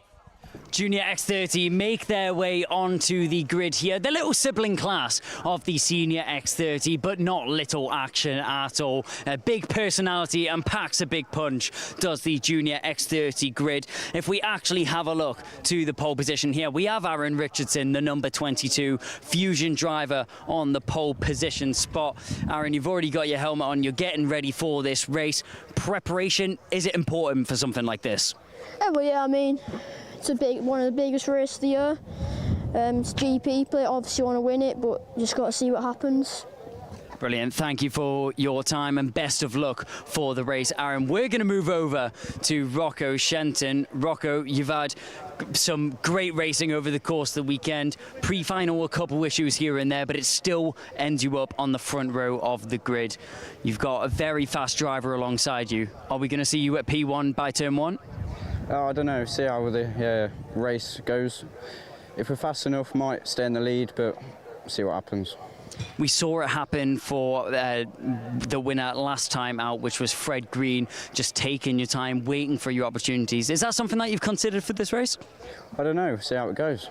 Awesome. Thank you very much for your time, Rock. And we're going to move back to the number 6 of George Edgar. We've spoke to him a couple of times. He's won a few races over the course of the weekend, and he's looking to win one more. Is this going to be the race, George? Yeah, hopefully. And what are you going to be able to do as a driver and as a team to be able to make sure that you were the one standing on that top spot? Yeah, I think for like the first 12 minutes is probably consistency, and then for the last 3 minutes it's probably just going to be a big battle, so we've just got to try and do our best and hope for the best. Thank you very much, George. And alongside him, the O plate of Riley Cranham will be starting. Will we see another O turned into a GP? It's already happened once, so who's saying that it can't happen again? But we are getting ready to clear the grid here, which does mean that it is nearly time to make our way off the grid. Junior X30, smaller engines, pack a bigger punch. Make sure that you are paying attention for this whole race, because it will be action galore and it will be chaos, and that's what we love to see here at the Kartmasters GP.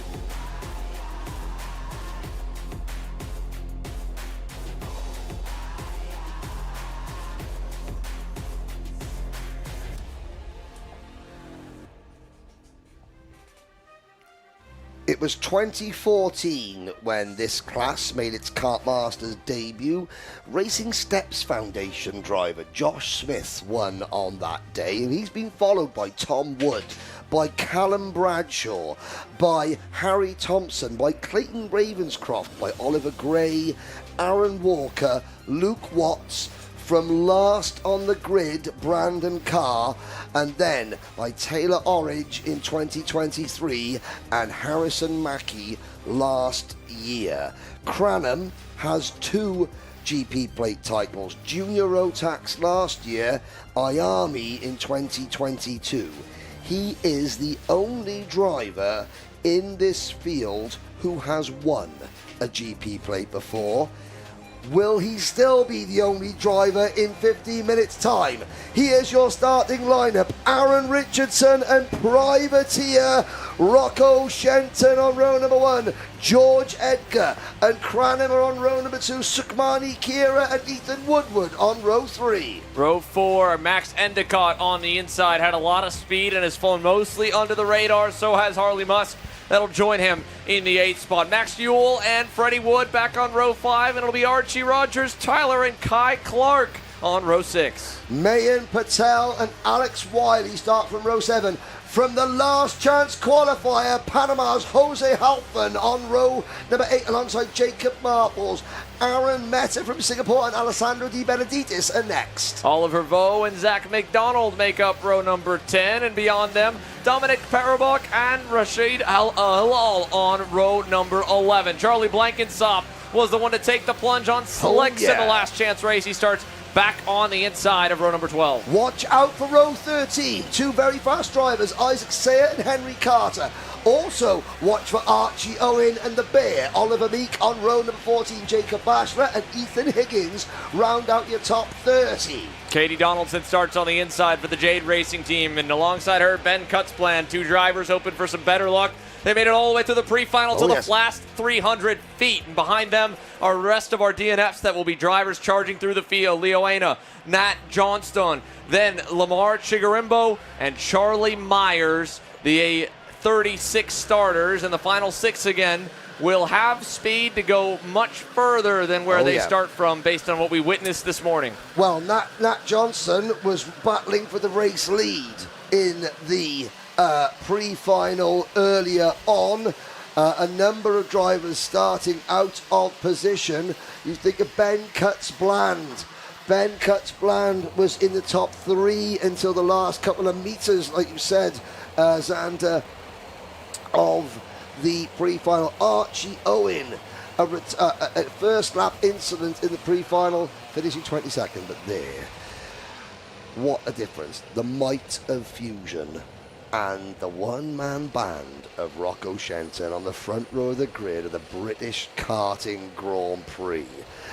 The Edgar family dynasty, the latest member of it, George Edgar, starts third, and then Riley Cranham, the most decorated driver in this field, fourth, and Sukhmani Kira, aiming to take a historic win, starts P5. The grandstand looks on, and it's a false start. A false start as we go underneath the Litchfield Bridge out on to the bowl section. All these drivers have battled through 2 days of qualifying heat races.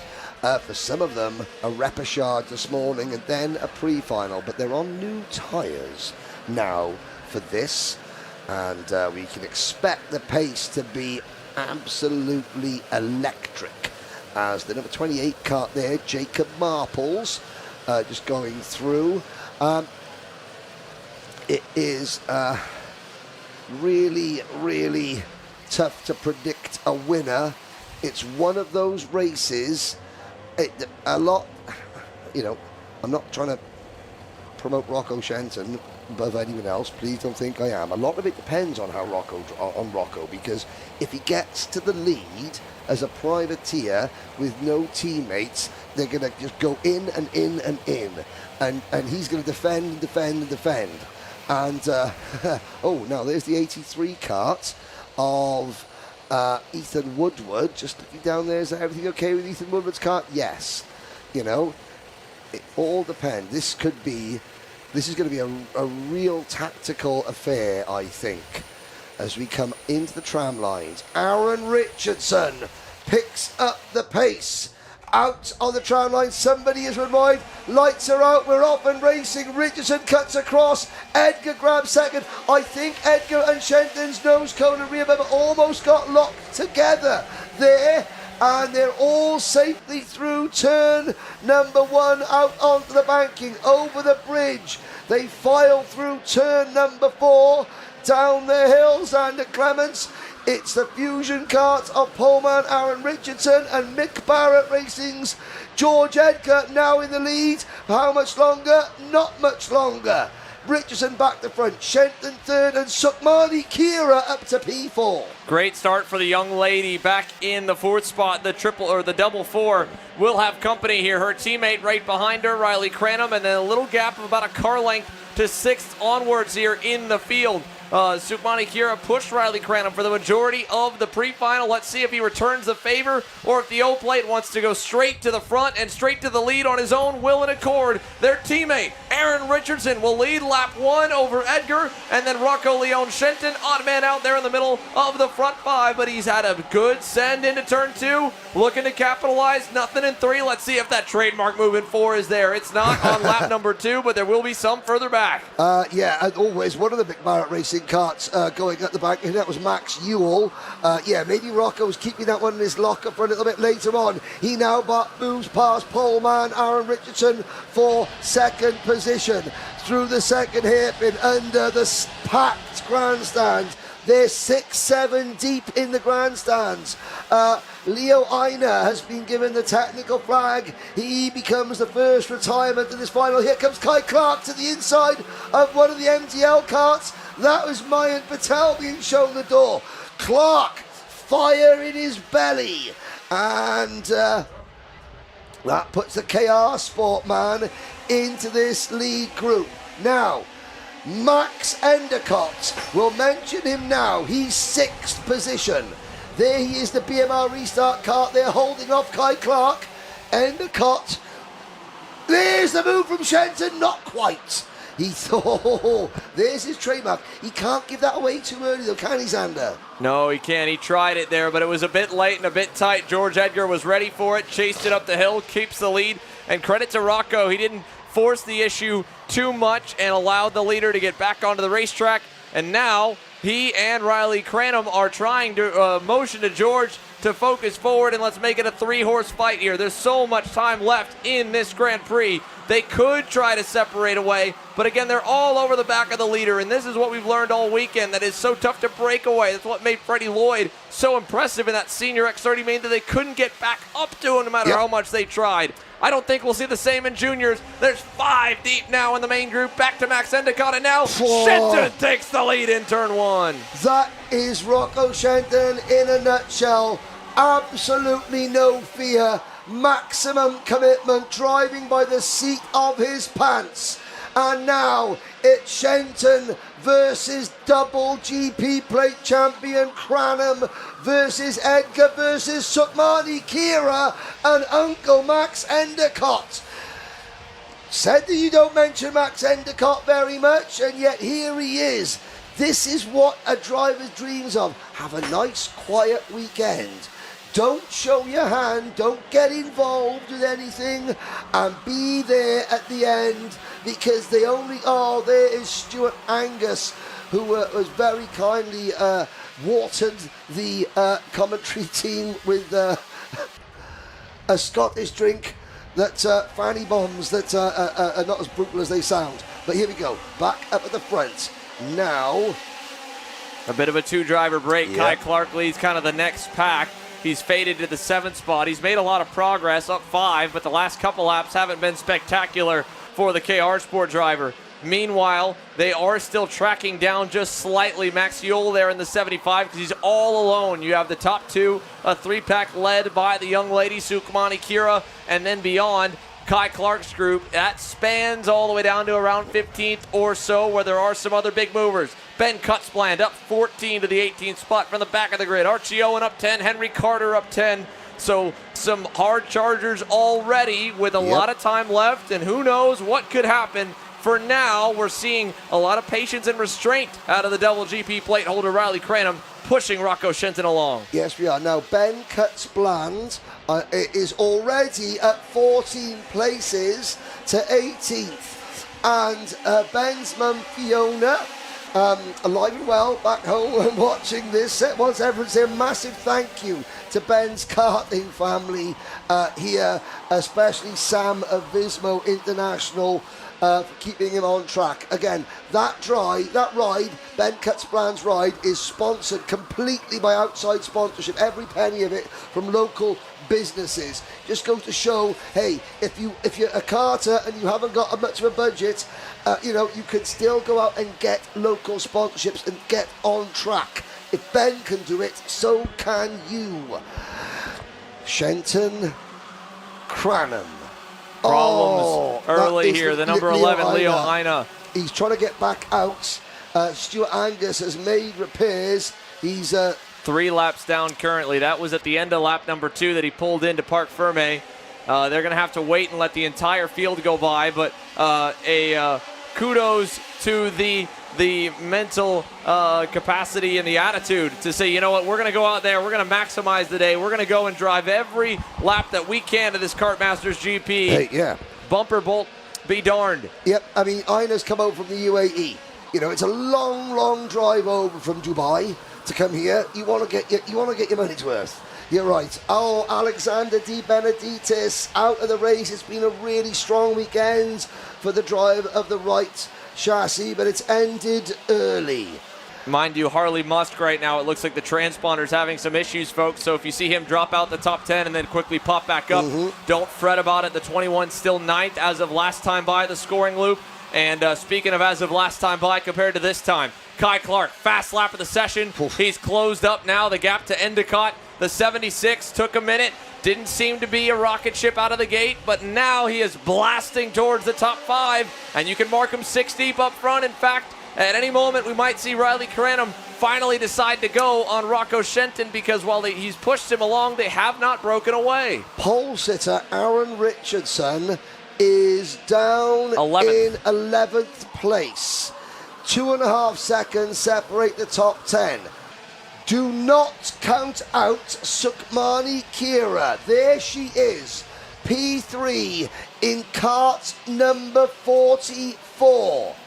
Shenton is holding on to the lead.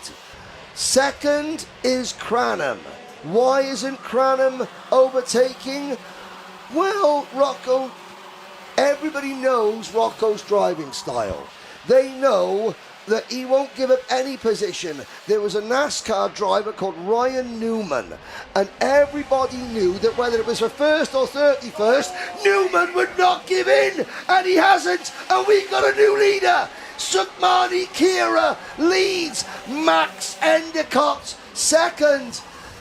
I said that that's why Riley Cranham's not trying to pass Rocco Shenton, because Rocco Shenton fights for every single position and then some, and someone's on the grass, and Kai Clark is now second for KR Sports.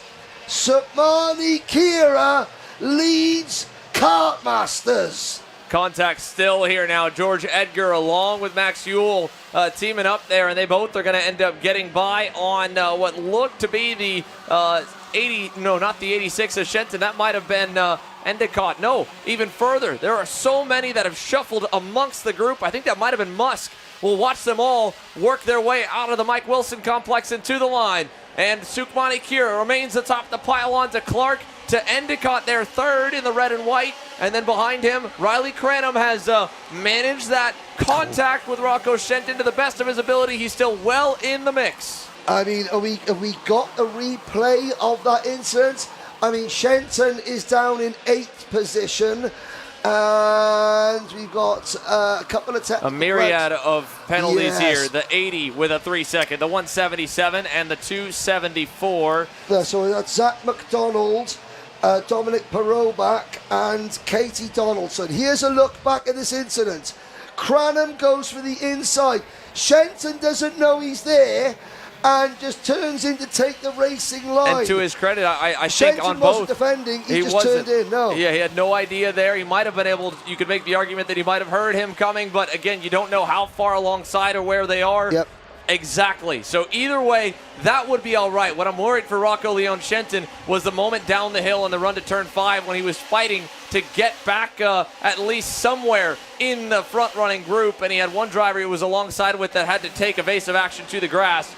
And that may draw the ire as no man. Kai Clark, look at the nose cone on Kai Clark's. He went for a move on Sukmani Kira, and it didn't work. And round the outside goes Cranham.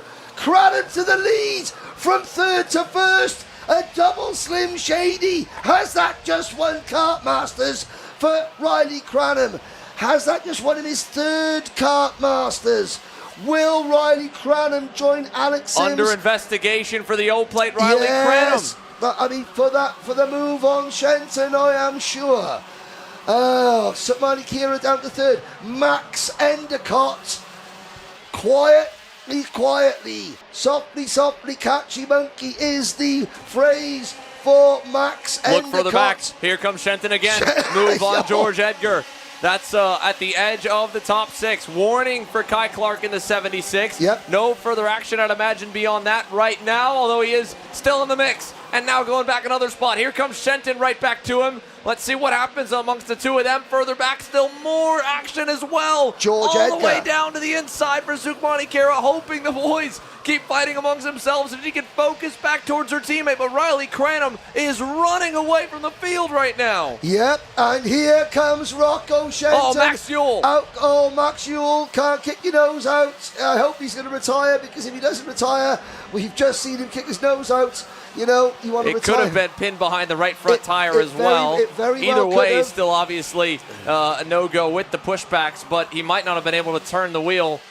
He's faded to the back of the grid. We obviously had a whole lot going on there, so let's reset you here. Across the line, Riley Cranham chasing his 3rd GP plate over the last 4 seasons. Cranham to Sukmani Kira, a second back for a 1-2 for Fusion. Rocco Leon Shenton, the privateer heroes, 3rd now, and he's tracking down Kira. He'll need a monster effort to get back to Cranham, but behind him as well, it's changed. Mian Patel is up, and look at this, Henry Carter, side by side with the 40 of Archie Owen, and in the middle of it all is Kai Clark still. Carter and Owen started 26th and 27th, and they're 2 seconds off the lead with 2.5 minutes to go. Cranham by 1.4 seconds from Sukmani Kira. Shenton back to 3rd. Patel 4th, Endicott 5th, then Owen Carter and Isaac Sayer 25th, 26th and 27th on the grid, followed by George Edgar Clark. The chance of a double has gone for Kai Clark. Then you've got Woodward, the poleman Richardson, down to 12th, Halpern in 13th, Wiley, Johnston, Nat Johnson up nearly 20 places into the top 15.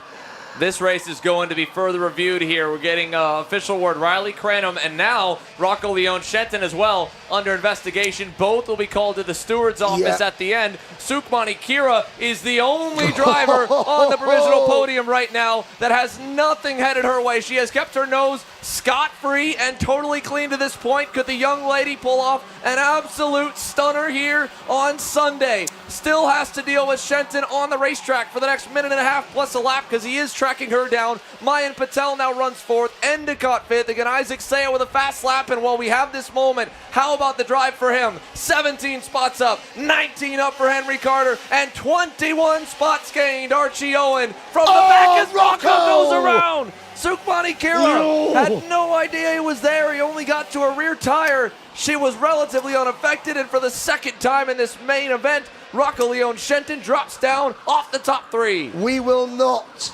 have another privateer victory. Theo McCouris, whose parents, Dino and Mary, run Delta Raceway. They're here. And I think that knocked Rocco's bumper in as well. Yep. Theo McCouris will remain the most recent true privateer champion all the way back in 2018 at this event. It's been a valiant effort from Rocco Leon Shenton. It will not be this year. But I tell you what, you know, he's gained a lot of fans watching this weekend. Grit, determination, and sheer bloody mindedness, as well as an absolute bucket load of talent. However, here is the battle. Endicott to the inside of Sukmani Kira. Mayan Patel has already passed Sukmani Kira. He already has a ticket to the Miami International, or the Miami Warrior Final for 2025 as the investigation flag once again goes up for Rocco Leon Shenton. And now Endicott would then, if Riley Cranham's investigation ends up in a penalty bigger than 3 seconds, it could promote Endicott to get the recipient of the Warrior Final ticket. Regardless as well, Riley Cranham doing everything he can. Oh, contact there. Shenton, another late move on Kira, and that'll send her back into a side-by-side moment with Archie Owen. Yep, and I think Rocco's lost his head. I think that, you know, that's he's under investigation. There's been a couple of questionable moves there. Let's talk about Riley Cranham. The final lap. Is it going to be a third Kartmasters title for Riley Cranham? He's under investigation. And how about Mayan Patel for the MDL Motorsport team? Mark and Dave Litchfield are watching through this. Regardless of the result, the work they put in over the last 3 or 4 months to improve that entire program has been phenomenal. And in Mayan Patel, they have a star. Yep, Shenton out of the race. But Riley Cranham, it remains provisional, but are we crowning a 3-time champion? Not only that, it will be the biggest margin today. Every driver would love a picture like this. No one in view. Riley Cranham is a 3-time GP plate champion. What a drive. Patel second. Who's going to take third? Isaac Sayer, 27th. Spots from 27th. Max Endicott 4th. That, you know, could be kept there. Sukmani Kira came so close, that young lady. She will continue to inspire young Sikh girls around the country. You know, if you are watching this at home and if you are Sikh, it shows karting can be from you. Sukmani Kira, she is a trailblazer and she is so talented as well. George Edgar P6, Henry Carter P7 from 26th on the grid. Archie Owen P8 from 24th. Isaac's there from 25th, Archie from 27th of the grid. Harley Musk comes home in 9th. Harley Musk started the last lap 3rd, finishes 9th, and Kai Clark rounds out your top 10. Incredible stories from all throughout the top 10 finishers here. Most of all, though, the O plate for the 2nd consecutive race is going to score the GP plate here in 2025 for Riley Cranham.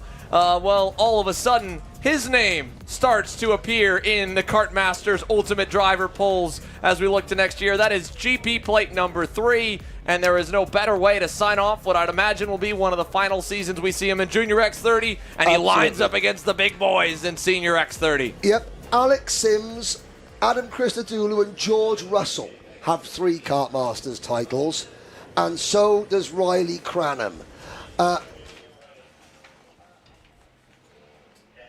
The only other drivers in history, Sims, Christodoulou and Russell, all took their 3 Kartmasters titles in 3 separate classes. Cranham is mirroring their achievements step by step by step. Well done to Tom Moorkill as well. We saw Riley Cranham in January at the Rotax Winter Trophy. He's a different driver now, isn't he? He is. He's grown up a heck of a lot. This was such a well-composed drive from start to finish for Riley Cranham. Aggressive when he needed to be. Spectacular when it came down to taking the lead for that final time, going from 3rd to 1st in a send around the outside, where all weekend that move has been attempted, and very rarely has it been successful on 1 position. He made it work for 2, and you could argue easily that move off of the Prestige and more was the move of the weekend to this point. And Kai Bachini is standing by as your podium is headed his way.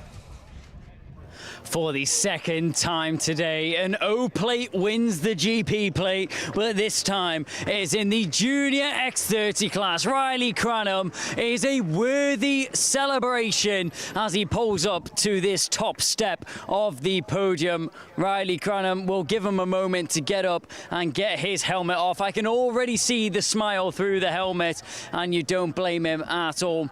Riley, it's not 1, it's not 2, it is 3 GP plates that you now have to your name. How do you feel? Oh, I'm so glad I won that one. That was such hard work. I gave it all my all, obviously I came out on top. And who would you like to thank for this victory? I want to thank Fusion, Chris Rogers, T4, Aventus. I want to thank all my family, especially my older brother for helping me out this weekend, my mechanic Louis for all the hard work he's done.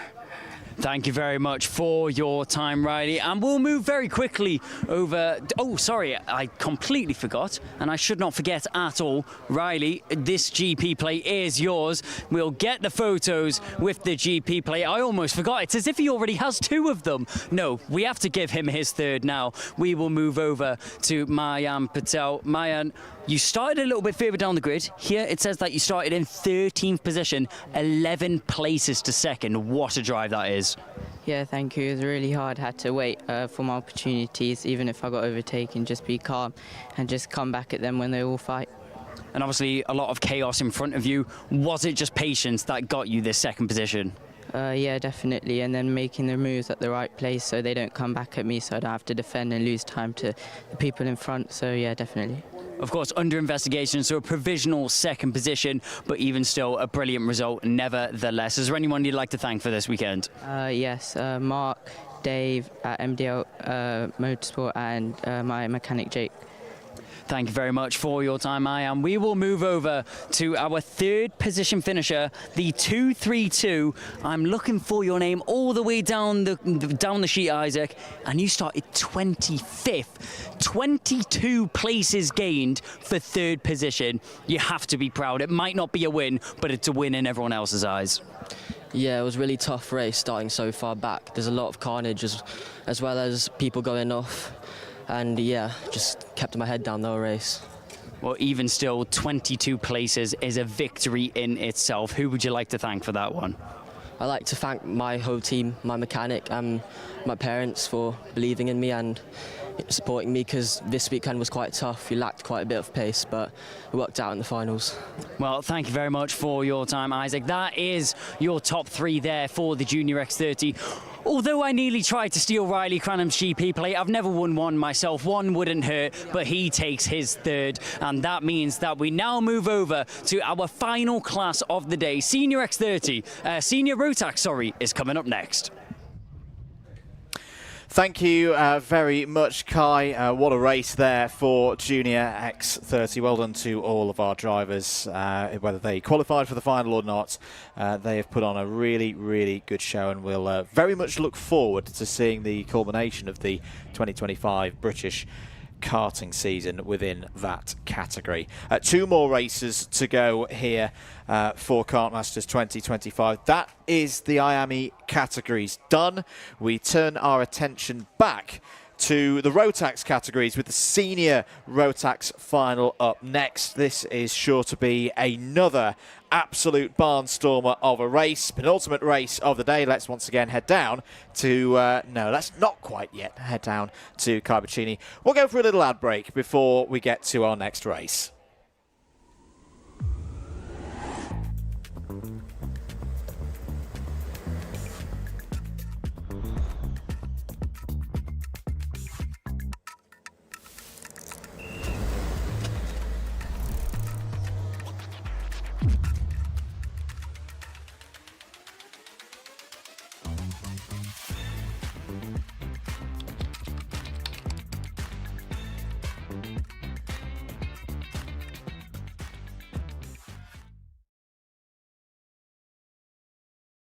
Welcome to Lincolnshire Competitions, a game of chance and a lot of fun.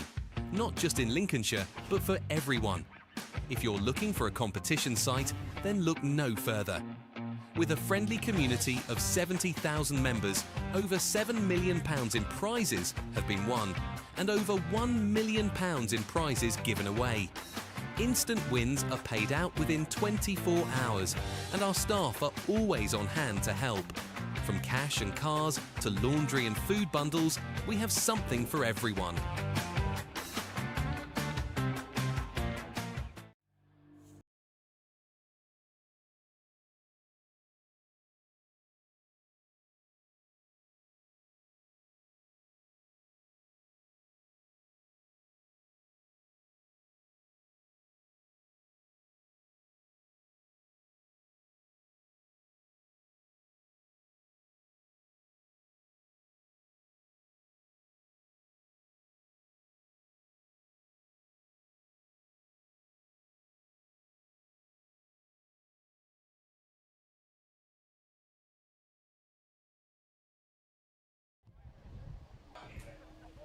Welcome back to live pictures here at Paul Fletcher International. You're watching live coverage of Kartmasters 2025, the Motorsport UK British Kart Grand Prix.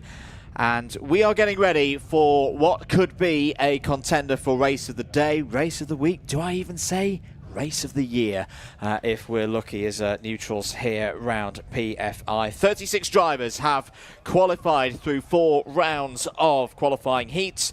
The repechage earlier on this morning, and of course the pre-final has set the grid for this one, and a lot of scores to be settled. Of course, it's a high quality field from row 1 all the way to row 18. Henry Beaudette rejoins me in the box. Henry, we've already had one senior race today in the shape of the X30s. We've got drivers doing double duty, of course.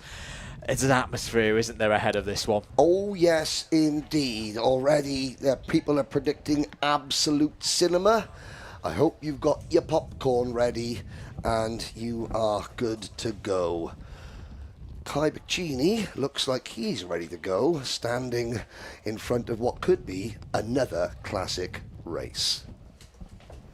Senior Rotax are about to make their way out onto the circuit. They've already made their way out onto the circuit, but the drivers are ready to get racing once again. A few faces you may recognise in this class, as well as a couple drivers are doing the double. A few drivers in the past have actually won a GP plate in both categories. Unfortunately, not possible to be done this weekend. Callum Bradshaw fell a little bit short in the Senior X30s, but he'll be competing for it once again in the Senior Rotax. Starting on the front row alongside Freddie Lloyd. An unfortunate penalty is what took away the win in the senior X30 race. So we'll see what Freddie is able to do as we move back a little bit further. Fellow Northerner Kai Hunter will be starting on the second row of the grid alongside what is going to be Joshua Graham. Joshua Graham running very strong over the course of this weekend. Already a seeded number, looking to get some seeded letters on that car as well. As we move further and further back, this is the 155 of Brandon Truman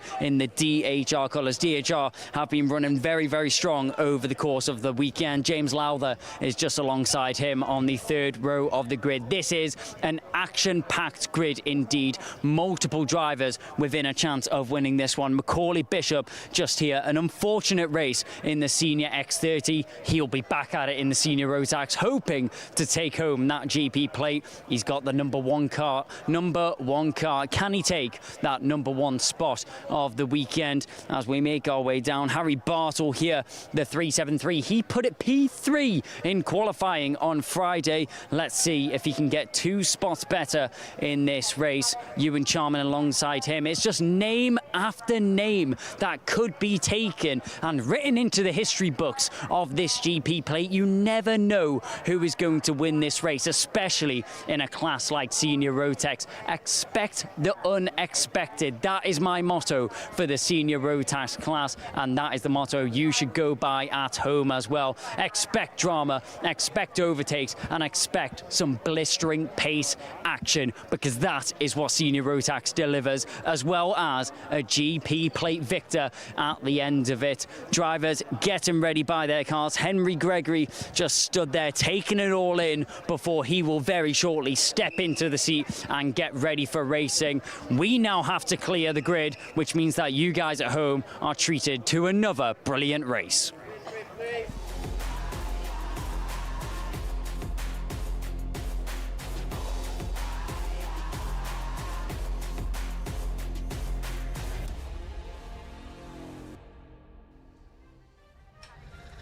It's been 25 years since Senior Rotax made its Kartmasters debut. The late Gene Gravett would be very, very proud of the starting lineup we're watching at the moment. Michael Simpson won the first 4 GP plate titles in this class. Stephen Lane, David Bell-Chambers, John Boyd, Chris Locke, Luke Varley, Jack Holdsworth, Ed Brand, Ash Hand, Oliver Hodgson, Ben Barnacote, Jack Bartholomew, Joe Turney, Morgan Porter, Guy Cunnington, Kai Hunter twice, and Matt Higgins are your full list of Senior Rotax champions. Andrew Mather, here are the 36 drivers who are going to contest this year's Grand Prix, led by Fast Freddie Lloyd, World Champion Callum Bradshaw, Joshua Graham, double Kartmasters winner Kai Hunter, James Lowther, and the big dog Brandon Truman on the first 3 rows of the grid. Row 4 completes, by my count, 5 GP plate wins in the top 4 rows across the history of this illustrious event. Macaulay Bishop and Lewis Gilbert both have one apiece back from their junior Rotax days. They start on row number 4. Harry Bartle and Ewan Charman looking for their best results from row number 5. Henry Gregory will carry our camera and be our eyes and ears out on track. Starts on row 6 alongside one of the wild cards, Jaden Teen for Dan Holland Racing. Hugh Moulton and Kai Veach go from row number 7. George Holbrook for Nathan Chafer Racing and Jack West on row number 8.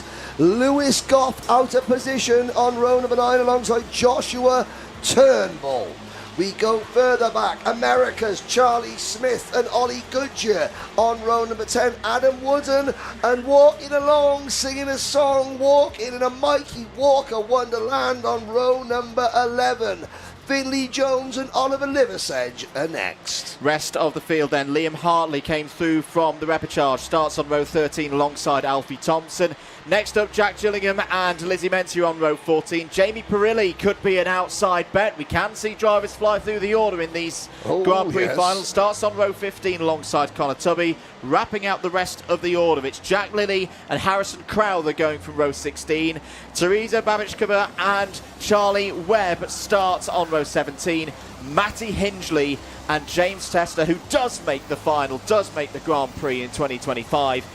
That is your 18-row grid for this, the Senior Rotax Kartmasters Grand Prix of 2025. A view of Greg's legs. Henry Gregory, our onboard camera. Harrison Crowther, 32nd. Teresa Babichkova, 33rd. Matty Hingley, 35th. They will not finish in those 3 positions. Now, one of the advertisers and the sponsors of this event, Lincolnshire Competitions, bought £1,000 worth of raffle tickets for the Lincolnshire Air Ambulance. Now, you know, the world is now awash with these kind of competitions. The Lincolnshire Competitions, please look them up and see what they've got to offer. I've talked about the kart competitions, and we're giving away, for £4.48, we're giving away a Tony kart with a Rotax engine on August the 19th. But please also go to Lincolnshire Competitions. They come here for the first time at a kart race meeting, and they have quite literally, you know, that £1,000 to Lincolnshire Air Ambulance could end up saving a life. And that life could be a kart racer. So please have a look at their website, you know, because it's been a great addition to the paddock to have them here this weekend. So here we go then for the final time this weekend in Senior Rotax. I'm nervous ahead of this one, mate. This could be absolutely brilliant. It was tense for the X30 Senior It's final. going to be one of two things. It's going to be one of two things. One of them is going to be absolutely brilliant. The other one we're not going to mention. Right, are we ready then for the 2025 Kartmasters Senior Rotax Grand Prix Final? We're lights out and racing for 15 minutes plus 1 lap. Very even start across the front row of the grid. Bradshaw trying to hold in there from the difficult P2, but it's going to be Freddie Lloyd who leads in the early stages of this Grand Prix Final. Onto the bridge for the first time. Off it again and down towards hairpin number 1. Moves going on for third place. Good start for Graham there, trying to hold off Kai Hunter. Solid start from the Junior Rotax drivers, all 36 of them still running. Yes, indeed, all 36 safely through hairpin number 1. There's a little bit of at the back of the pack, there's a couple of karts. Harrison Crowther, Jamie Perilli, and is that that's not Matty Hingley, is it? There is at the back of the field. Is it Charlie Webb, the precision karts, the ultimate R karts? Now they waited till Bobby Game Corner. Harrison Crowther for Guy Cunnington Racing has got some damage. It's the 1-2-4 of Charlie Webb. At the end of lap number 1, Freddie Lloyd, Callum Bradshaw, Kai Hunter, Joshua Graham, then Bishop, Lowther, Truman, Gilbert, and the rest. So a key part of this race that I've been pondering for the last hour or so, Henry, how much of an advantage in terms of track conditions? The wind has picked up a little bit out there on circuit. How much of an advantage in knowledge of track conditions? Yes, it's a different tyre that the Rotax drivers use versus the X30s. But those drivers who sampled things earlier on, can they use that to their advantage, particularly in the early stages? Lloyd and Bradshaw lead this race. Macaulay Bishop's up to third place. So right now, it is 3 drivers doing the double duties who right now are on the podium. Yes, but I mean, we're not going to get another double champion. No, not this year. Not this year. Noah Wolf and Ben Barnacote will remain the only 2 drivers in history to do 2 GP plates in one day. Lloyd, Bradshaw, and the cavalry led by Bishop, Hunter, Graham, Lowther, and Gilbert are not far behind. Truman, Gregory, and Kai Veach round out the top 10 through turn through turn number 2. Somebody asking what is the kart comp? Just go to kartcomps.co.uk or look it up on Facebook if you want to know how to win a Tony kart for £4.48 with a Rotax engine. Teresa Babitskova up to 24th. Mikey Walker going the other way. Well, he's walking in a winter wonderland, and I just think I've seen Matty Hingley with a bent rear axle going slowly. The Welshman from Abergele out of the race. Yeah, he's just pulled over to drivers. Right there he is. Oh, what a shame for Matty Hingley. He'll look forward to the next few rounds of the British Championships. He's had a very good season. And he's only just come back into karting. I've taken about 2-3 years away from the sport. Battle for 3rd, 4th and 5th place. Joshua Graham had a go there at Kai Hunter, but no changes in position. James Lowther there looking to cause maybe a bit of a surprise. He was P2 back in 2020 in the junior final. That's his best Kartmasters result to date. Is down the inside this time. That was a good move from Joshua Graham. Disposes of the former GP plate holder. Kai Hunter is up to P4. Yes, indeed. And watch for the Lewis Gilbert in that Craft Motorsport, the blue, black and red, the Diamond and Doll Rye. Lewis Gilbert, a former Kartmaster champion. He's been on the podium numerous times at the Rotax Grand Finals. That driver, Lewis Gilbert, has finished second in the Rotax International Trophy for the last 6 consecutive years. And now Callum Bradshaw is about to start working over the rear bumper of Freddie Lloyd as Macaulay Bishop starts to get a little bit antsy. Well, we had the wave from Callum Bradshaw a couple of years. That wasn't quite a wave. That was a, what are you doing, boy? Get going, stop defending. We've got 10.5 minutes to go. And everyone is behind us. Bishop to the inside. Good stuff there for P3, as here side by side for the race lead. Bradshaw trying to find a way through. Hasn't won. Oh, there's a spin for Freddie Lloyd. Freddie Lloyd out of contention. Now, what happened there? Was that any kind of contact between Lloyd and Bradshaw? Was that some form of technical problem? Either way, Fast Freddie is out of this one.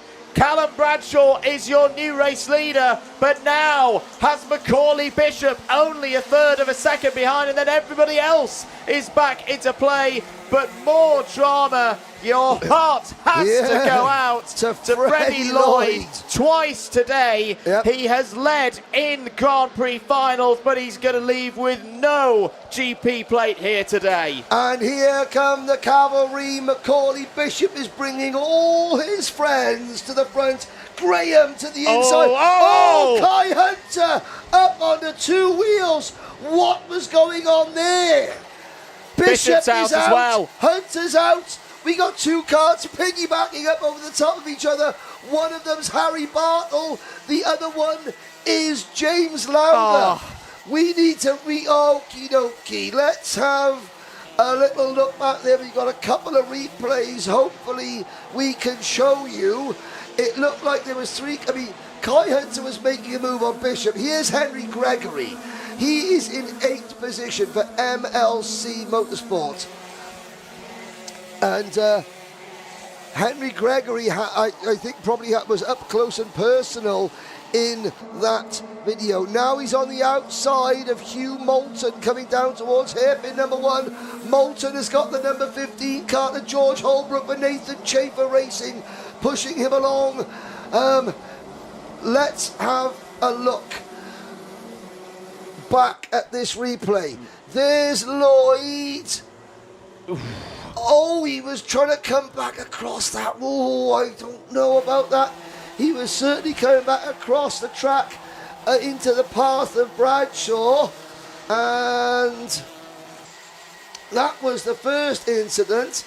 The second incident was Kai Hunter. Kai Hunter is out of the race. As we look now, we're left with Bradshaw, Joshua Graham and Lewis Gilbert, followed by the big dog Brandon Truman.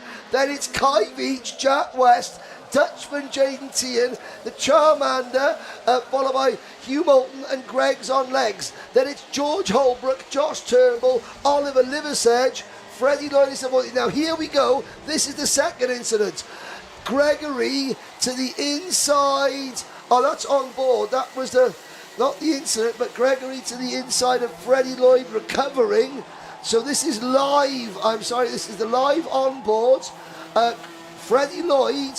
Where's Freddie Lloyd? Has he... Down in 14th place. So Gregory's had a problem. Gregory's had a problem. Welcome aboard, Tom Fleming. We have been using the Flembog scale for naughty cutbacks. We've been a bit light on naughty cutbacks today. Maybe they were all just waiting for you, Tom, who was, racing... You know what you've done now. Well, I've hopefully... Here we Bradshaw go. to the inside. Gilbert... I think that Scotland will be biting their fingernails and watching and waiting. Josh Graham has had a quiet weekend. He's been very, very quick, and he stayed out of the drama. He stayed out of trouble. He's been consistent. You are right, Henry. He's gone under the radar. But I tell you what, in the second half race pace that he had in the pre-final caught my eye. I just thought, this is a very kind of Joshua Graham day. It takes me back to his win in the British Champs at Loch Hall last year. We've got replays. Yes, let's have a look at some of the replays from earlier on. I'm particularly interested to see. Okay. So it's Gregory down the inside. Yes, Gregory. Kai Hunter, gotta say, that is Terry Grant would have been proud of that one. You can see Gregory trying to make it 3 wide. He clips Kai Hunter, who clips Macaulay Bishop. Ambitious from Greg's on legs. You're right, Terry Grant. And Kai Hunter's going to be careful. He just slapped the tarmac there quite hard with his hands. Change of leader. Change of leader. Right, Scotland. We get your iron brews out, Scotland, because one of yours is leading this race. Bradshaw and Graham, Craft Motorsport, Strawberry Racing, KR Sport. 3 different brands of OTK kart. The X30 for Craft, the Tony kart for Strawberry, the Cosmic for Graham, and then the 4th OTK brand, the Lando Norris kart, and the 4th team of Brandon Truman and Jaden Tian are next. And then Ewan Charman for Hunter Motorsport on the Carlos Sainz chassis, which is another OTK brand, is in 6th position. So, if you're an OTK fan, this is the race for you. 5 minutes to go. You want to know what this means? What this race means to these 2 drivers at the front of the field? Between the 2 of them, 15 years of waiting for their next GP plates. Both of them did it back in their junior days. Bradshaw 2016, Gilbert 2018. The young pretender behind them, Joshua Graham, has never won a GP plate. He's come second, did that in his junior days as well. But this is on the line now, just over 4 minutes of this race remaining. Lewis Gilbert continues to lead. He's not really, for me, Henry, going to be able to do that classic Gilbert tactic of playing possum almost with them. There's simply not enough traffic for him to do that today. He's going to have to win this one on pure speed. He's got the former world champion, Callum Bradshaw, right on his tail. Bradshaw checks over his shoulder, doesn't go for the move right now. Brandon Truman fourth. Jaden Tian's up to 5th place. What a final this has been from the Dutch superstar. As there's a potential cutback here for Bradshaw. Is Bradshaw going to be alongside into the Fullerton Essence? Yes, he is. Callum Bradshaw takes the race lead. Now, that was as as naughty cutbacks go, that was as efficient as possible. Not many style points, but effectiveness, maximum effectiveness. I have to say, they're the 2 DHR teammates. Brandon Truman's having a career day. Here is Brandon Truman. Ewan Charman sets the fastest lap of the race, but that gets taken away by Freddie Lloyd. Now, Freddie Lloyd, 5.9 seconds off the race lead, 3 minutes to go in 10th position. Macaulay Bishop is down in 21st place. We've got 28 karts still running. Mikey Walker has retired. We've seen several karts go out of the race. Bradshaw is now going to stretch away. Gilbert's going to get one shot at this. Yep. Gilbert's going to get one shot, because what's going to happen is if he makes the one move and it doesn't work, Brad, he'll lose so much ground that Bradshaw will go. So Lewis Gilbert now has to think, where can I go? Because, Bradshaw, he's got pace, but he's not got walk away for the rest of the field pace. So, into the banking. Graham pushing Gilbert along. A lot of this will depend on Joshua Graham. How long can Joshua Graham hold his nerve and not attack Lewis Gilbert for second? Bradshaw is going to start. Now that's a subtle one. It's a subtle defence. Yep. He just moved a little bit. He moved a little bit there. Not to the inside, not white lining. And he's looking over his shoulder. Now he knows who's there. Now he's going to back things up. The gap back to Jaden Tehan in 4th place is 2.7 seconds. Graham's decided he's got to go. Graham has had enough of watching Callum defend from Lewis Gilbert. He thinks, right, okay, you've had a go, Lewis. Now it's my turn. Bradshaw looks back again. Ooh, kart colour change. That's now a purple one behind me. He's not raced that much against Josh Graham. He knows Lewis Gilbert of old. Graham, he's a different prospect. Gotta say, I'm loving this. This is one of those where it's the tactics coming into play. It's not one where we've got a billion lead changes as Macaulay Bishop's Kartmasters 2025 is over. He'll have to wait another year to add to his winners tally. I'll stand on this. This race could be decided by a 3rd to 1st move. Could be. It's not, because they're defending. That's the gap that Bradshaw needs. Game over. Game over. Bradshaw, I think, might have just won this there because Graham went for the move. It didn't work on Gilbert. You cannot give Callum Bradshaw a 20 kart length lead with 30 seconds to go. Put it in the book. That was the move that won it for Bradshaw, and he wasn't even involved in it. Jaden Tehan wants a podium here. He can smell potentially second place in this race. This is going to be the penultimate lap of it. These three know now. Bradshaw is away. Callum Bradshaw could be ending the 9-year wait for his first, seems remarkable to say this, first senior GP plate victory. Gilbert now goes into Classic Gilbert. It's out of the race. That's going to be Brandon Truman and Jack West out of the top 5. Brandon Truman's hopes of a first Kartmasters top 5 is gone. Time is up, Henry. Bradshaw will be loving this. He's been on fire all weekend from first TQ through those 4 rounds of heats. This class was always, for me, his better opportunity to win this Kartmasters GP. He's on to his final lap now, and we've still got a great battle for 2nd and 3rd. Lewis Gilbert is going to be sick to death of the sight of 2nd place trophies. He's not guaranteed one here, even though he is running 2nd. Ewan Charman for the Hunter Motorsport team suddenly pops up in 4th position. 5th is Tehan. Kai Veach is there in 6th. Lloyd 7th. Turnbull, Charlie Smith. America's Charlie Smith has just set the fastest lap of the race. Graham defending from Charman. Gilbert's got P2.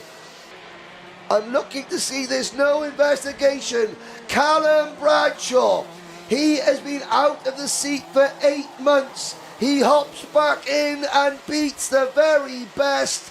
He is one of the best to ever do this. He gives us a wave as he takes Kartmasters title number 2, and he crosses the line as casually as you like. Love him, hate him, regardless, you must respect that man for what he can do in a go-kart. Finally, 2025 is the year, the 225 of Callum Bradshaw adds a senior Kartmasters GP plate win to his long list of illustrious achievements in a spectacular karting career. He came, he saw, he conquered this senior Rotax field this week, and we'll take a moment to just making sure, maybe adding just a little bit of weight to the kart, you know, taking no precautions at all is Callum Bradshaw. He was celebrating so hard there, he accidentally drove onto the grass to pick up a few hundred grams of grass. Hey, it's what professionals do. It's what professionals do. And he is a professional.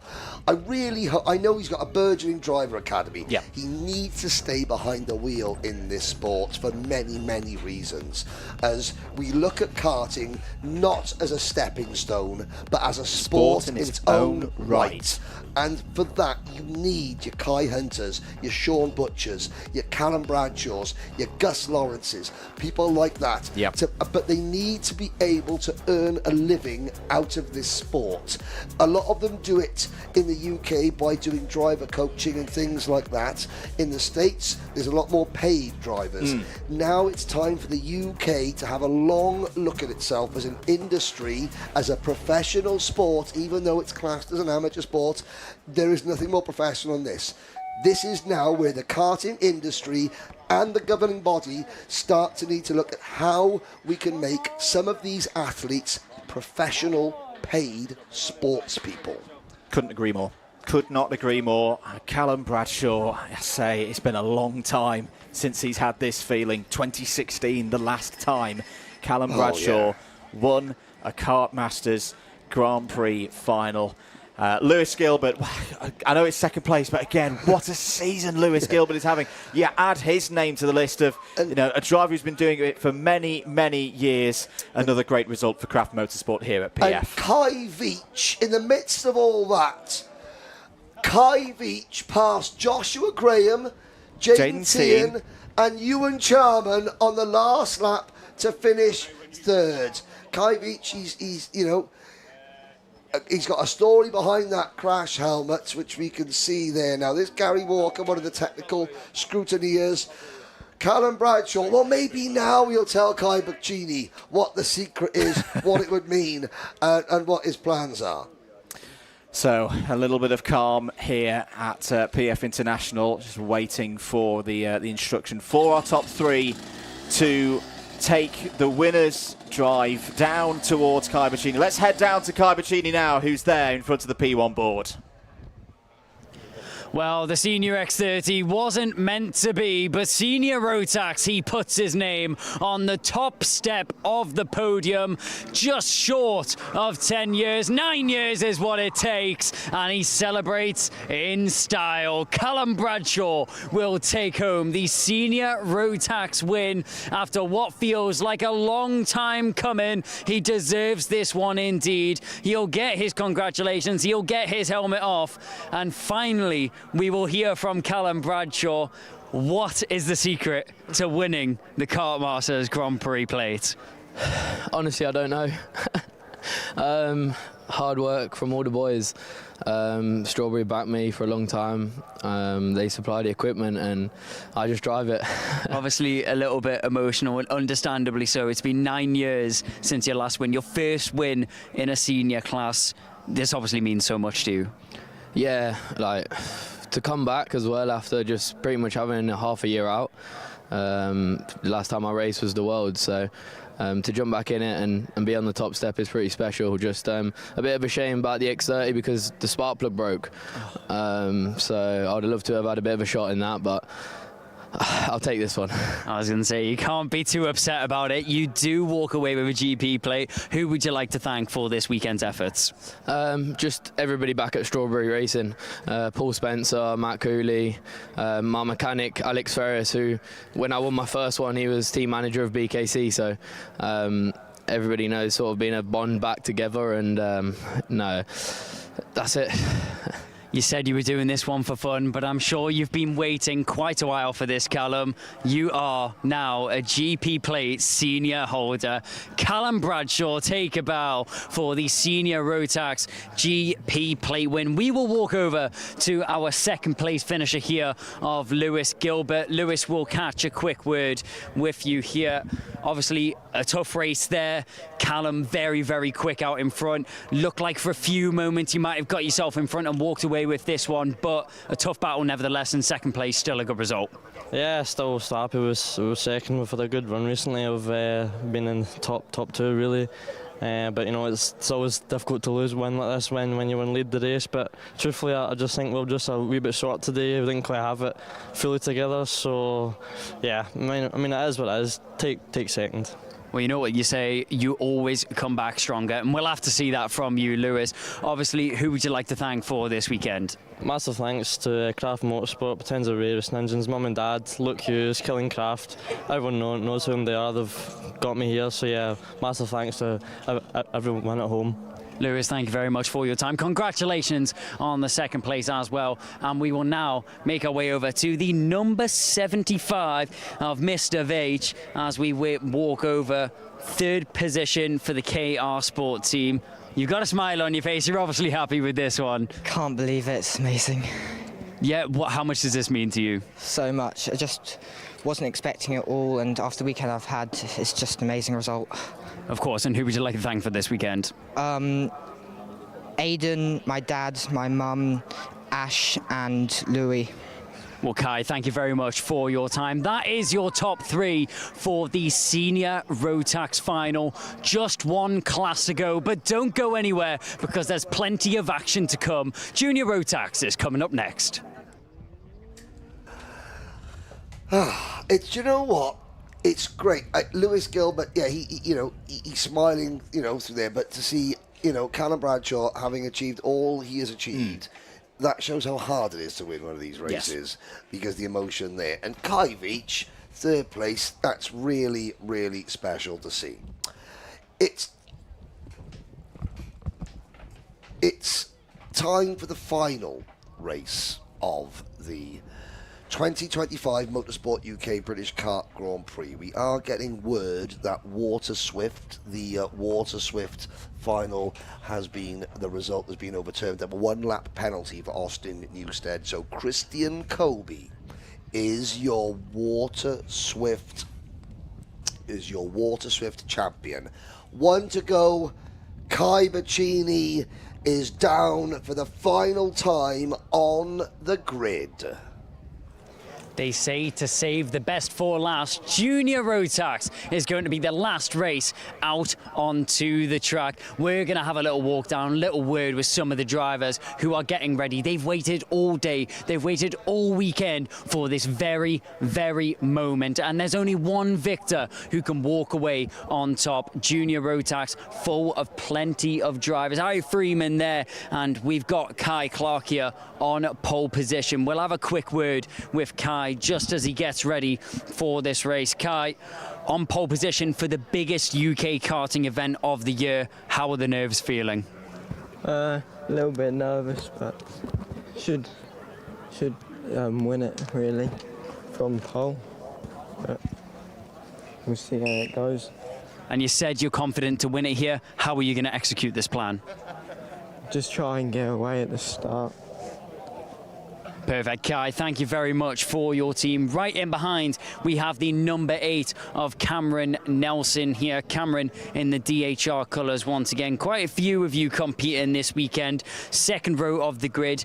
Already a seeded number on your car. How do you plan on changing that this weekend? Honestly, just keep it calm, keep it safe. Obviously, someone's bound to crash in the lead. Hopefully that's not us, but I'll just wait for the crash in and try win it.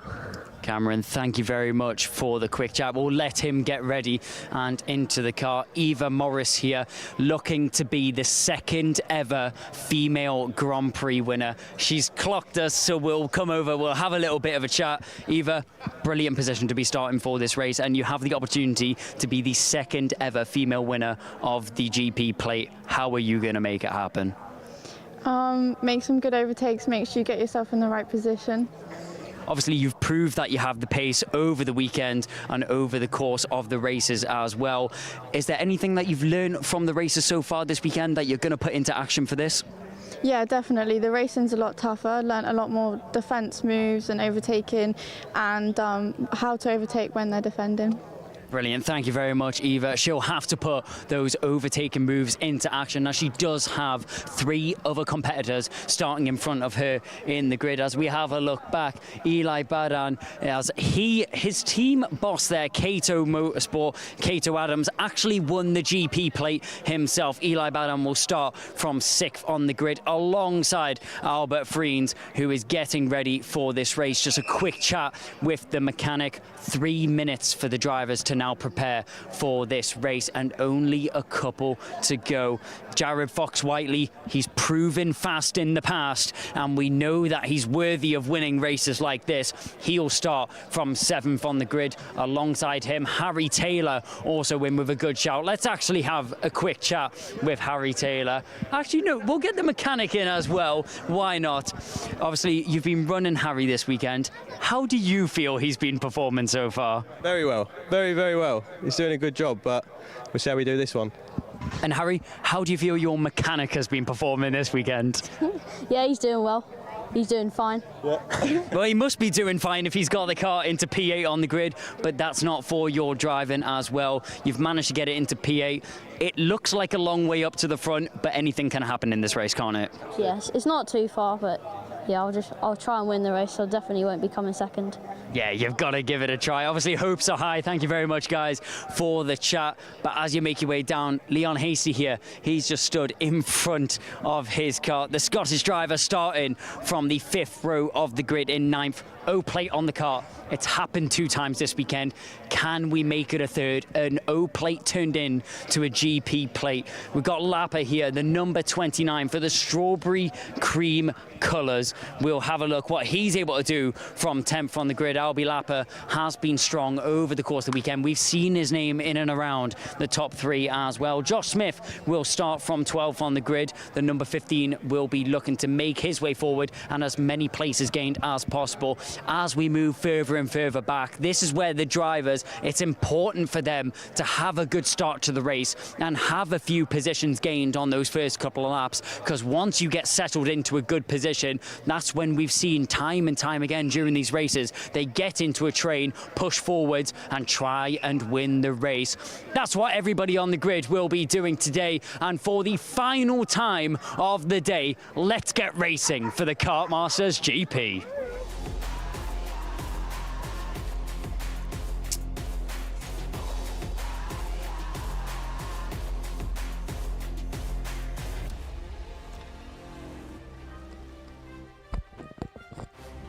So many stories to unpick in this one, not least a late contender for kart mechanic bingo, Lee Taylor, with his sleeves rolled up. Albie Friends mechanic, Lee's daughter, Isla Taylor, 4 years old, watching at home. Did your dad do enough to win kart mechanic bingo? I'm not sure.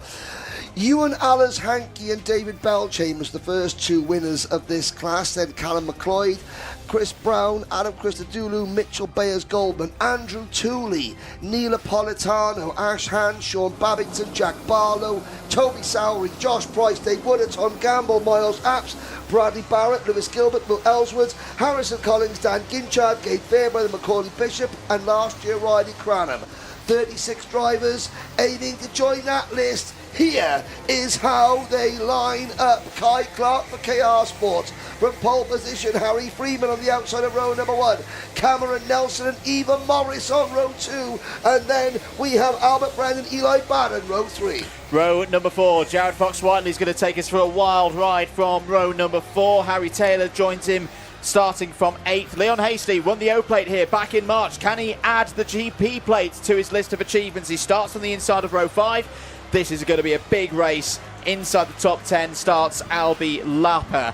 Boaz Maximov and Joshua Smith, they go from row 6. Row 7, Northern Ireland's Daniel Kilpatrick and Zach Turner, Noah Barham, and the absolute sensation of Blake Southern from rental kart racing last year to row 8 to the British Grand Prix this year. Jensen Chalk and Charlie King are next. Wrapping out the top 20 is Hesnain Khan and Logan Lauder. Matakoba Hidze could provide a shock from row number 11, flying the flag for Georgia. He's joined by Harrison Bishop, another of Jackdex Racing's boys up in this grid. Sebastian Clark and Ryan Gill, they go from row 12.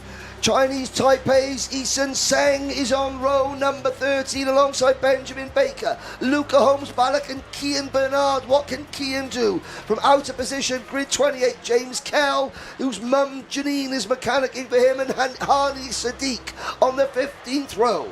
Row number 16, Sebastian Lusch and Charlie Wolfett. Archie Lovett goes from row 17 in this one alongside Jake Fluid. It will be 35 drivers starting this race. Matteo Palazzo on his own. We wish the best wishes to Fletcher Jameson. Let it not be forgotten. Yes. He's not here. He's watching, but Fletcher Jameson qualified for the hardest final this week to qualify for. This was the biggest entry across the 7 categories here at PF International, and Fletcher Jameson was one of the best. Jack's Motorsports have got an absolute potential superstar in Jared Fox-Whiteley. Ooh, yes. I am convinced of that young man's talent. They're all talented young men and women in this class. There's something about Jared Fox-Whiteley. Jacks have got a real star in their hands. He's going to be our onboard camera for this, the final race of Kartmasters 2025. KR Sport lead us through under the bridge on lap number 1, and it's Kai Clark, but the door opens up for Cameron Nelson. Nelson takes the lead, Clark down to second, and Albie Friend is up into P3, and look at Eli Batten trying to go around the outside for Cato Motorsports, and look at that, that's significant. Freeman and Fox-Whiteley and the rest of the field all wad up going into the first hairpin, and suddenly the top 4 can break away. Really good start then for the front runners. Everyone's trying to just sort themselves out and survive on this first lap of this Grand Prix final. Look at this. 3 wide in all over the place down the order through Bobby Game Corner. Let's count them round at the end of this first lap. It is the lead for kart number 8. Cameron Nelson has had an up and down weekend so far. He won't care anything about the history of what's led him into this final. Only being at the front of this final matters. Here is a move. Whoa, Harry Taylor trying to get through. There's the Coles Racing number 99 of Zach Turner up into the top 10. Little communication there between Nelson, between Clark. Thumbs up from Kai Clark to say, yeah, I'm going to follow you, Cam. I'm going to push you along. Let's try and break away. Let's try and drop Albie Friend. Cam Nelson's defended, though, into hairpin 2. That's good news for the winner of the Minimax race from last year. Is he trying to get a Friend up there? He's obviously very new to the team, is Albie Friend into Bobby Game Corner. Well, the breakaway is over. Eli Batten there, Harry Freeman there. It's a top 5 for the lead. I mean, Eli Batten, what a drive so far from the Cato Motorsport man. Now, I mean, nobody is back in the paddock unless you're in front of the podium watching the screens, all eyes fixed on this. Nelson, Friend gets moved there on the banking, he's down to P5. Freeman and Batten go through, and behind them Fox-Whiteley, the rock and roll star Albie Lapper, and Eva Morris, who's just set the fastest lap of the race in 8th. Here comes Fox-Whiteley trying the over-under on Albert Friends. Speaking to Albert Friend's dad, George, and he said the main problem with Albie is the first lap. The first laps are just a bit tentative still.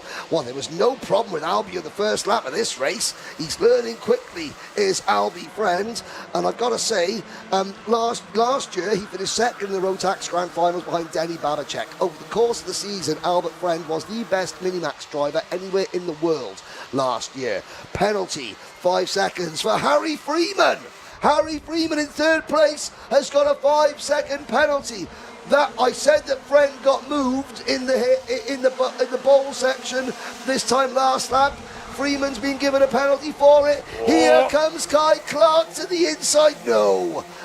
Harry Freeman could still have a role to play in this race, though. Side by side, Jared Fox-Whiteley through into 4th place past Albie Friend.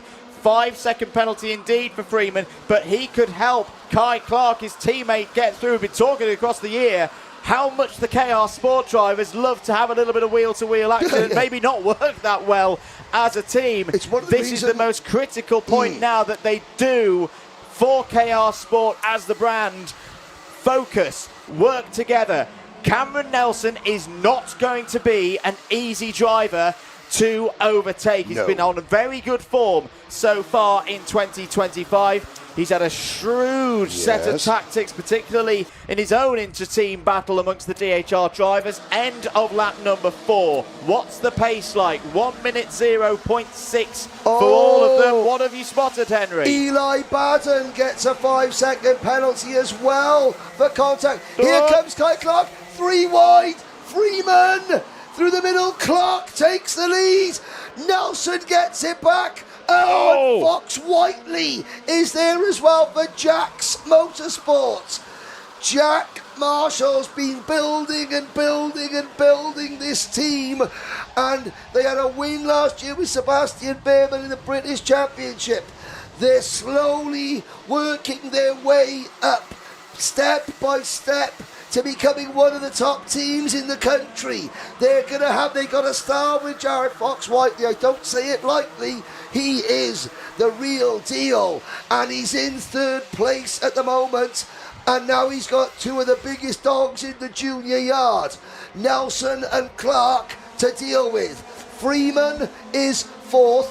Eva Morris is 5th. The rock and roll star, Albie Lapper, sets a new fastest lap.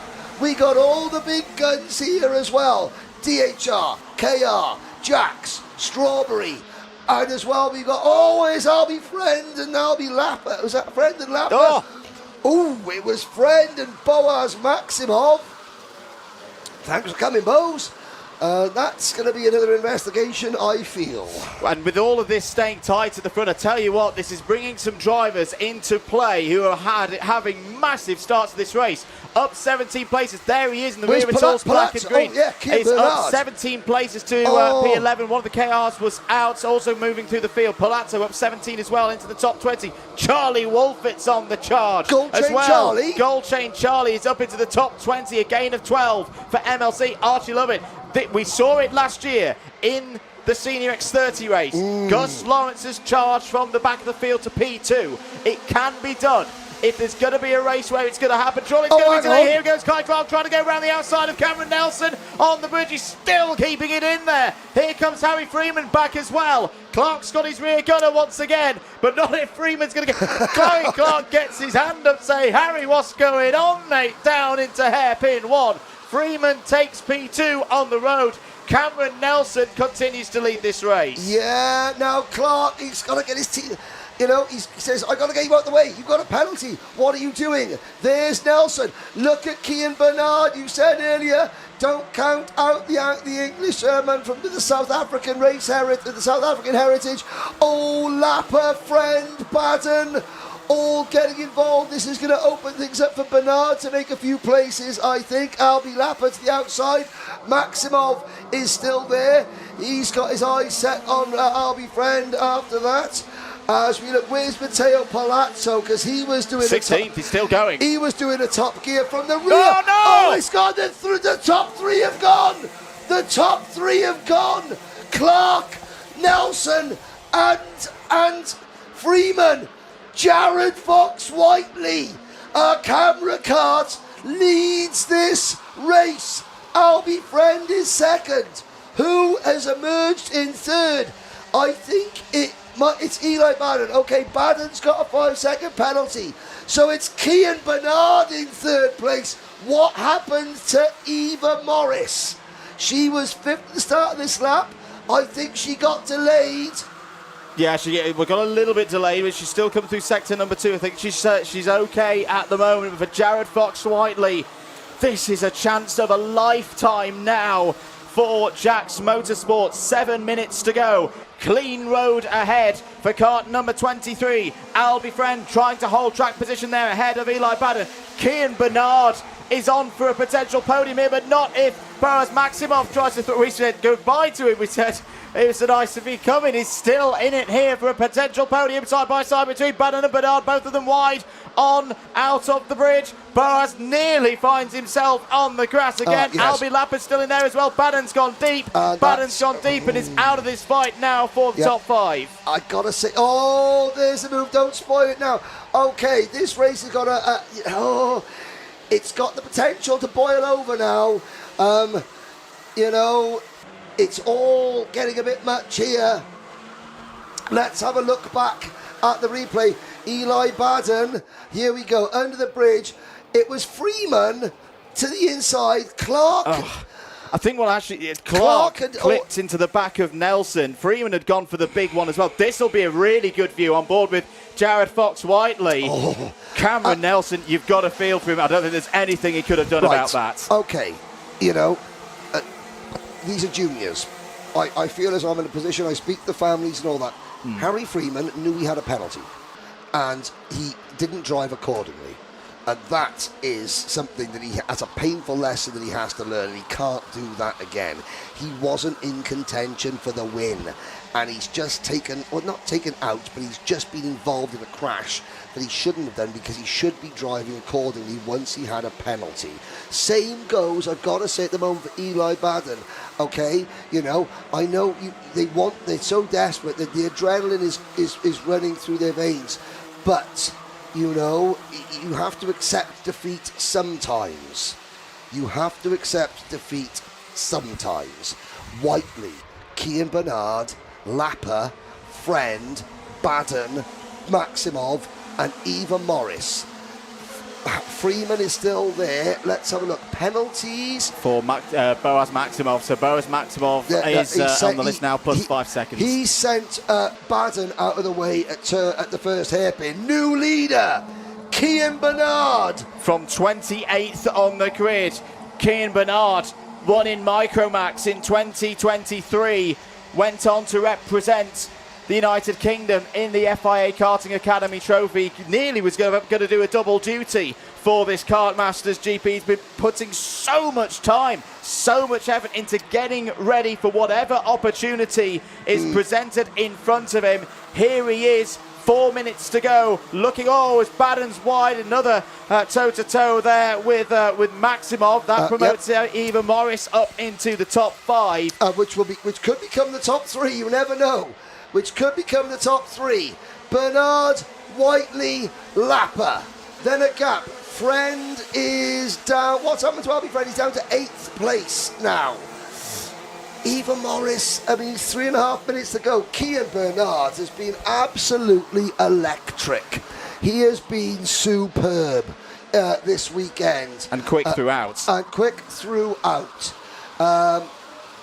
You can talk about some of the other... you can talk about some of the other incidents we've just seen there, but at the end of the day, if the winner is a quality-deserving winner, then it's a quality-deserving winner, full stop. And the thing for me, Henry, Kean Bernard's getting stronger and stronger in this race. He's got a good gap now to the two behind. Albie Lapper, who would have said this 12 months ago? Exactly. Albie Lapper, for me, has been one of the most improved drivers of 2025. And do you know who takes a lot of credit for that? Liam Wright. Absolutely. Liam Wright takes an awful lot of credit for that. Albie as well, obviously, but Liam Wright as well. It's not over yet. No. It's not over yet. There is Eva Morris. She is now the leading KR Sport car. Leon Hasty out. Jimmy Ladd is out of the race. Here comes Bristol's Eva Morris. She missed. Whiteley, that's getting a bit close. Whiteley's now defending Jared Fox-Whiteley. 2 minutes to go. We're going to have a very, very now it's Boaz Maximov. And here comes Eli Baden. This is going to be between Kean Bernard and Albie Lapper. Really big lap last time around from Albie Lapper as Eli Baden gets through past Maximov there. Harry Freeman's back on the scene. Cameron Nelson's still not out of potential for a podium here if things go his way. He's still running in 8th place. Is poised. The rock and roll star is poised. Is he going to come out? Are we building up to a crescendo? What's going to be the encore? Now, we've got 1 minute 30 seconds to go. We have got a very, very, very special person who will wave the checkered flag, because Zach Starbuck is back at the circuit, punctured lung and all, to wave the checkered flag and to thank the marshals for looking after him so well yesterday. Fletcher Jameson is watching from his hospital bed, and we wish him all the best. I'm sure he'll be back very soon. He's got a punctured lung as well as Zach Starbuck, but also an ankle injury as well. I'll say it again. The man who waves the checkered flag owes his safety. His parents know it, to the circuit staff, the marshals in orange. What have we got left to celebrate now? Lapper versus Bernard. Bernard has represented Team UK already. He's a celebrated driver. Lapper changing the perception of him from a wild man last year. Could he be a winner this year? This is right on the line. 20 seconds to go. I think this is going to be penultimate lap of the race. Bernard has to defend through hairpin 2. Here's Lapper's chance. Here's Albie Lapper's chance to take the lead at Kartmasters. Through goes Albie Lapper in the Fullerton S's. Bernard's going to try and fight back. Lapper covers off the move, the counter-attack into the Bobby Game corner. Very, very calm and composed driving once again from Albie Lapper. Time is up. Out of the final corner, last lap. Albie Lapper, you've got one lap of PFI to get your biggest result to date. Oh, that was close. That was really close for Bernard. Bernard's looking to the outside. There may be a route down the inside for Kian Bernard. Kian Bernard retakes the lead. Naughty cutback from Kian Bernard. That's the cutback of the weekend. Is it the naughty cutback that wins the GP plate for Kian Bernard? His second one. What about Albie Lapper? This has been a good last lap from two very good, very mature drivers. Wow. Lapper to the inside. Got him. Lapper's got him. Brilliant. Brilliant from Albie Lapper. Out of the back straight for the final time. Bobby Game corner. The 30th anniversary of Kartmasters is going to come down to a drag race. Out of the final corner, can Albie Lapper hold on? Yes, he can. Albie Lapper wins Kartmasters. Albie Lapper is your new GP plate holder in Junior Rotax with the most mature of drives. Zach Starbuck brings the field home with the checkered flag. What a great sight that is after 24 hours ago. Yep. But what a victory for Albie Lapper, for Strawberry Racing. He'd never had a top 10 before today in Kartmasters. Albie Lapper, you have gone all the way, son, and won it. And now the emotions. And his dad Phil and his mum, we talk about nanny bams. Albie's grandmother always comments in, wishing her grandson good luck, as so many grandparents do, but she's here. She's here to witness her grandson take the British Karting Grand Prix. And I've got to say, you could say what you want about some of the other shenanigans and trivia in that race. The battle for the win, the most important battle of all, came down to two excellent, mature, clean drivers who put on a classic, clean last lap. One naughty cutback, followed by a naughty, very naughty cutback to win it. Oh, what a race. What a race. And I'm lost for words. I'm absolutely lost for words. Albie Lapper, what a transformation. There it is. Read it. Drink it in. Feel it. It's real. Albie Lapper wins Junior Rotax, the British Kart Grand Prix. Kian Bernard, what a drive. From P28 on the grid, Henry. That is one of the, I've watched Kian race a lot over the last couple of years. Yep. It's not a win. He doesn't add to the win he had in Micro Max 2023, but he can be thoroughly proud of that one. Yep. Third, with the penalty for Eli Baden, will go to Jared Fox-Wiley, and that is very, very apt. Zach here on the gantry over the circuit for Jack's Motorsport. Yesterday was a horrible day for them. It's the worst I've ever seen. They get a podium. Yeah, Brilliant. We're very fortunate. Nobody will ever see the footage of that crash. It's there it will never be shown. Well, but the bottom line is, that is Fletcher Jameson on the live chat, commenting in, Fletcher, we wish you well. Zach Starbuck, I know his mum Leah hasn't slept yet, and she brings Zach back, the baby boy, back to the site of the worst crash I have ever seen in karting a day later. And Zach wants to meet the marshals, who quite frankly are responsible for him standing there today. Fletcher, you know, the best of wishes from all of us to you. I'm glad you enjoyed it.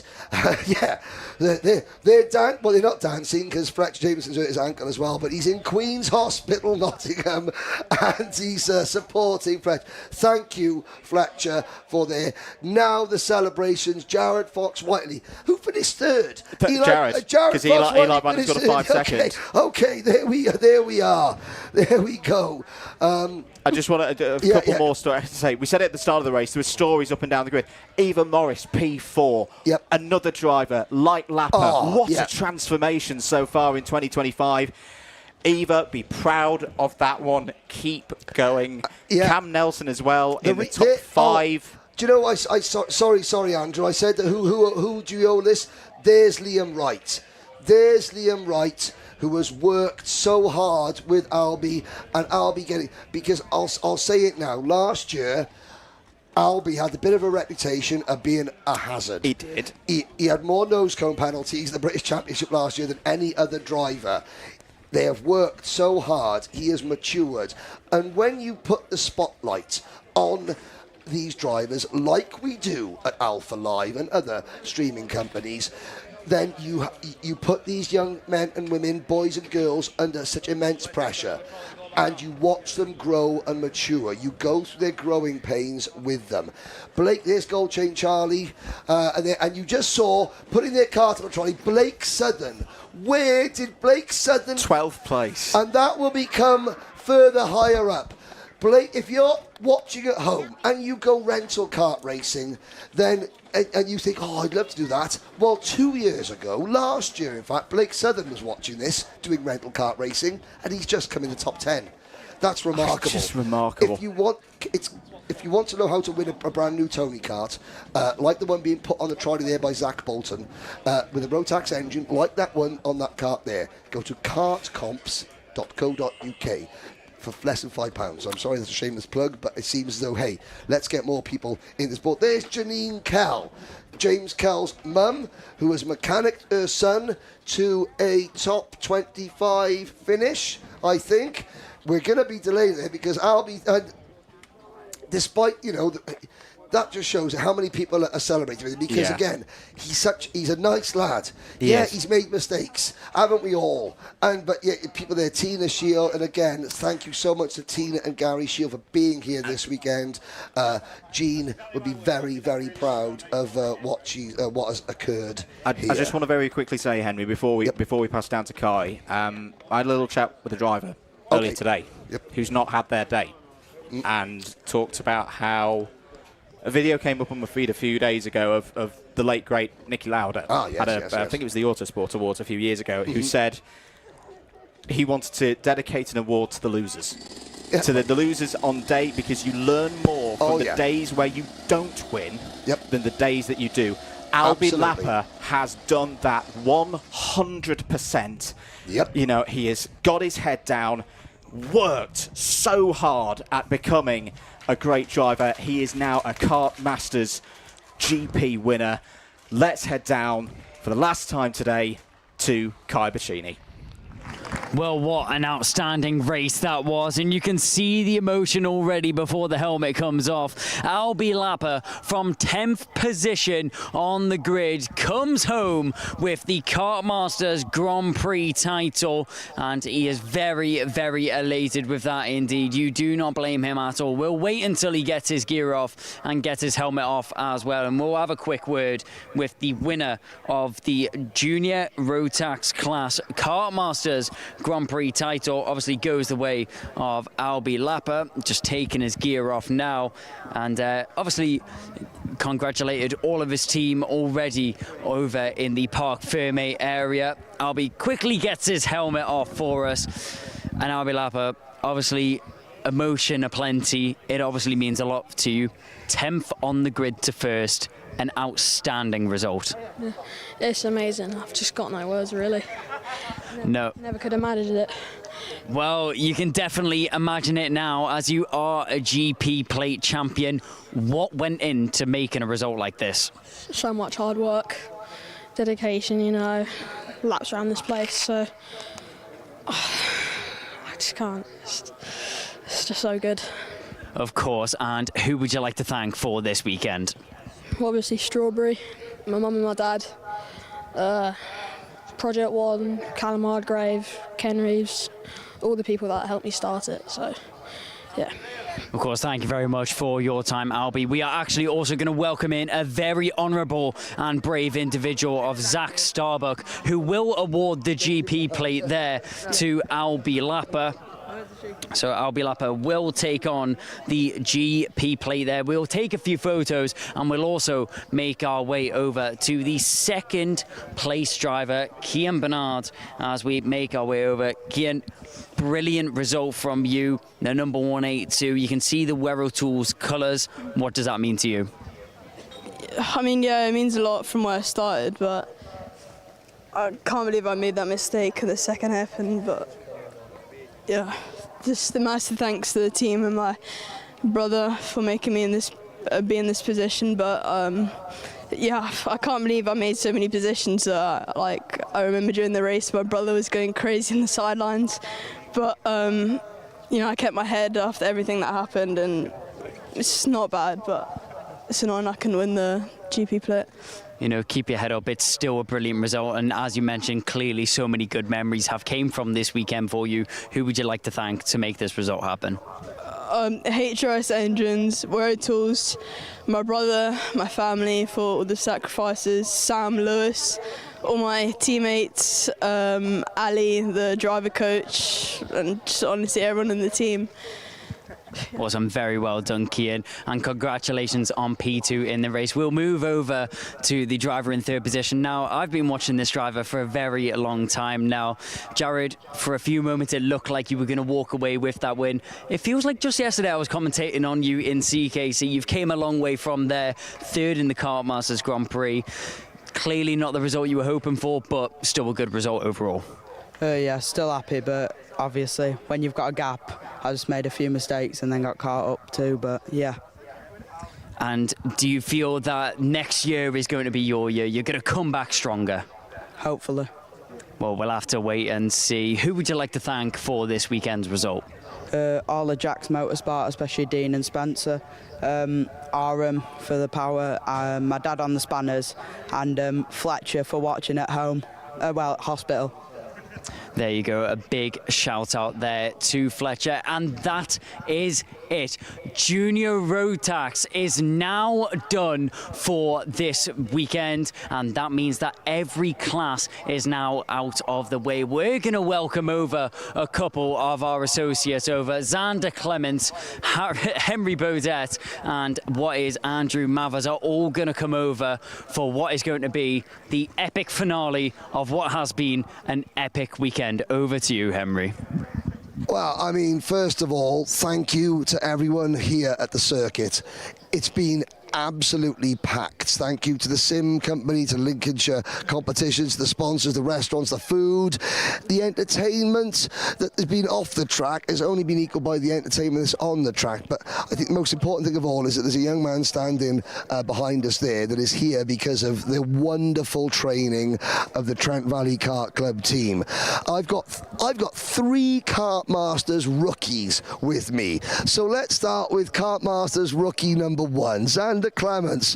What have you made of this mad event?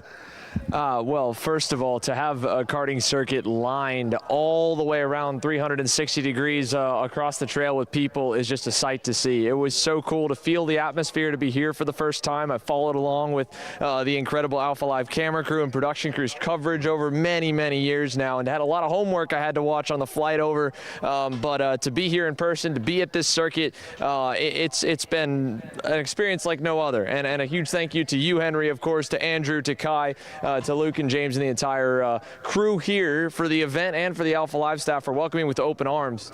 The racing obviously speaks for itself. There's nothing left to add about it. You can see how much it means to the drivers to walk away and to earn a GP plate, and it's been an honor to get to call it. I just want to say thank you. I want to say thank you to Alpha Live for having me along, for continuing, their support of karting, this sport that we love. Big thanks to Trent Valley as well. 30 years complete. Here's to the next 30. To Claire, to Danielle, to Claudia, to Louise, everyone working behind the scenes. It is such a big effort from so many people that we never even see, out on the circuit. To Dan, to Nigel, his whole team, to the marshals again for keeping everybody safe. I've loved it, and I think it's a very emotional end. I think I've felt this emotional about the end of a karting race for a good couple of years when you do these week after week. So yeah, and to the drivers as well, superb. 300 drivers on the grids this weekend. Hopefully we see all of them back for 2026. And to the viewers as well, I think the numbers speak for themselves. Absolutely. You all love our sport. We all love our sport. We've got something going here, and long may it continue. And there's not much more I can really add. These guys have all summed it up beautifully, but I've been to this race a few times as a spectator myself, and you don't realise how much work really goes on behind the scenes until you're working at it yourself. So it's been an absolute honour to be a part of this team with you, Andrew, with you, Xander, and with you, Henry, all going through this weekend. And a big thank you to all of the drivers who took part this weekend once again. I mean, an experience like none other, and I've been out of the karting paddock for quite a while, and I've been made right back at home. Yeah, thank you very much, guys. Now, of course, people watch this from around the world. We've had people coming from Japan to spectate. We've had people coming from Germany to spectate. And people have celebrated birthdays over the... But there's one very, very special person that we haven't wished happy birthday to yet. Have we, Xander?